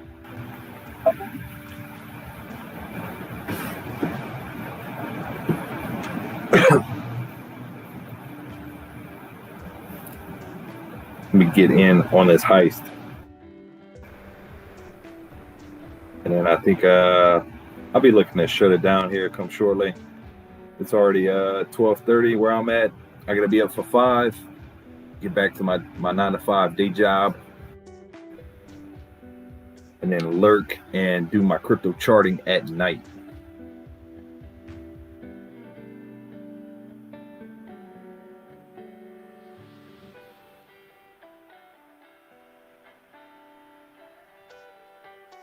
E-Grade says, to tell the truth, I'm more partial to KuCoin. There's nothing wrong with that, man. Everybody's gonna definitely have their favorite platform they like to trade on. Like I said, I've been trading stocks for a long time, so like Webull is my bread and butter. Like I was so happy when ADA came to Webull, because I was like, my favorite crypto comes to my trading platform. It's a win-win for me. So I do have Coinbase. I trade a lot on Coinbase. I do have some Robinhood. I bought my Doge on Robinhood. I got in around 4 cents initially. Of course, I'm waiting on the wallets to come out. I think everybody else is. You know, I will be taking my Doge out of there. That's the only reason I'm still holding on to my Robinhood account.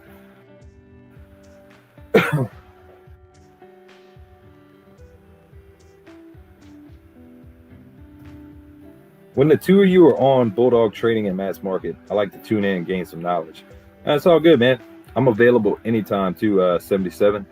I'm in the Discord, man. If you ever need anything, feel free to hit me up. I'm an open book, man. I like to help people, man. That's what I do. Doge having trying to get steady above 27 cents, so it's looking good. Bitcoin's having a little trouble getting back above 45. Ethereum 31.20 and ADA 175 right now. So had a pretty good sell-off right there, guys.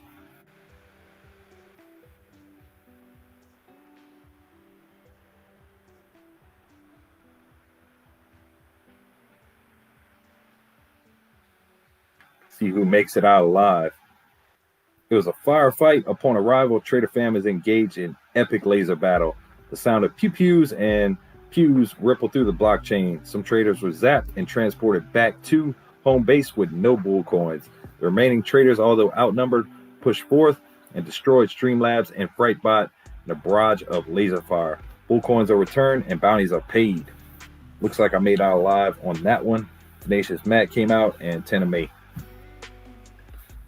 Definitely good time. It's getting harder and harder to come out of those firefights, man. I'll tell y'all. When you have a room full of people, it gets very tough.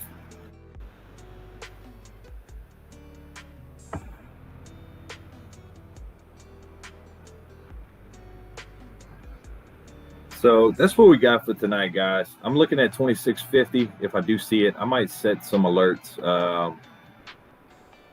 for Dogecoin 2650 to alert me on my phone. Because if it does happen tonight, I'd like to see a bounce right there at that level before I look to hop in on some swing trading on Dogecoin.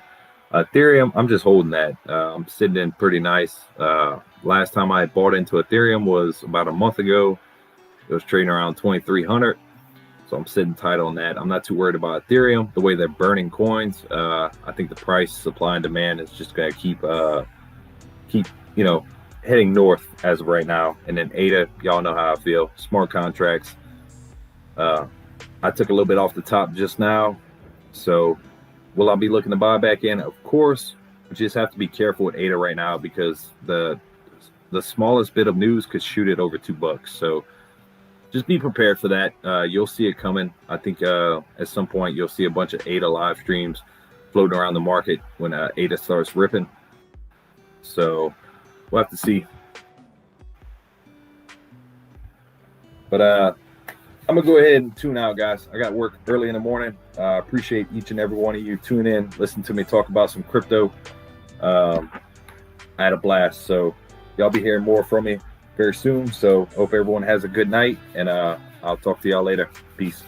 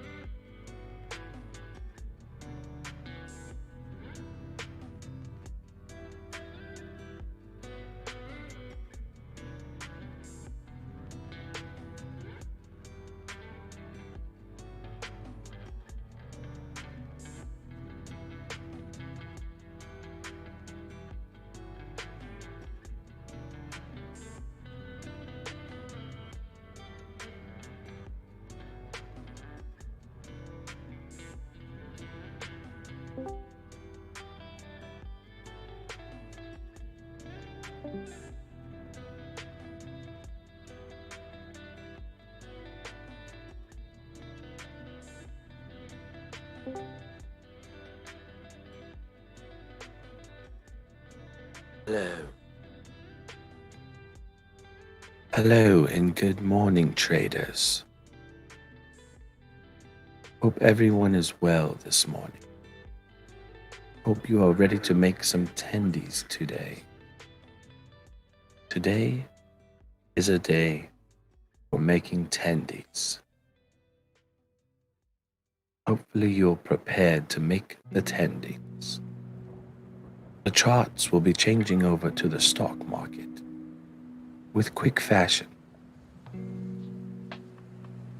Please click the new stream and join us at the new stream.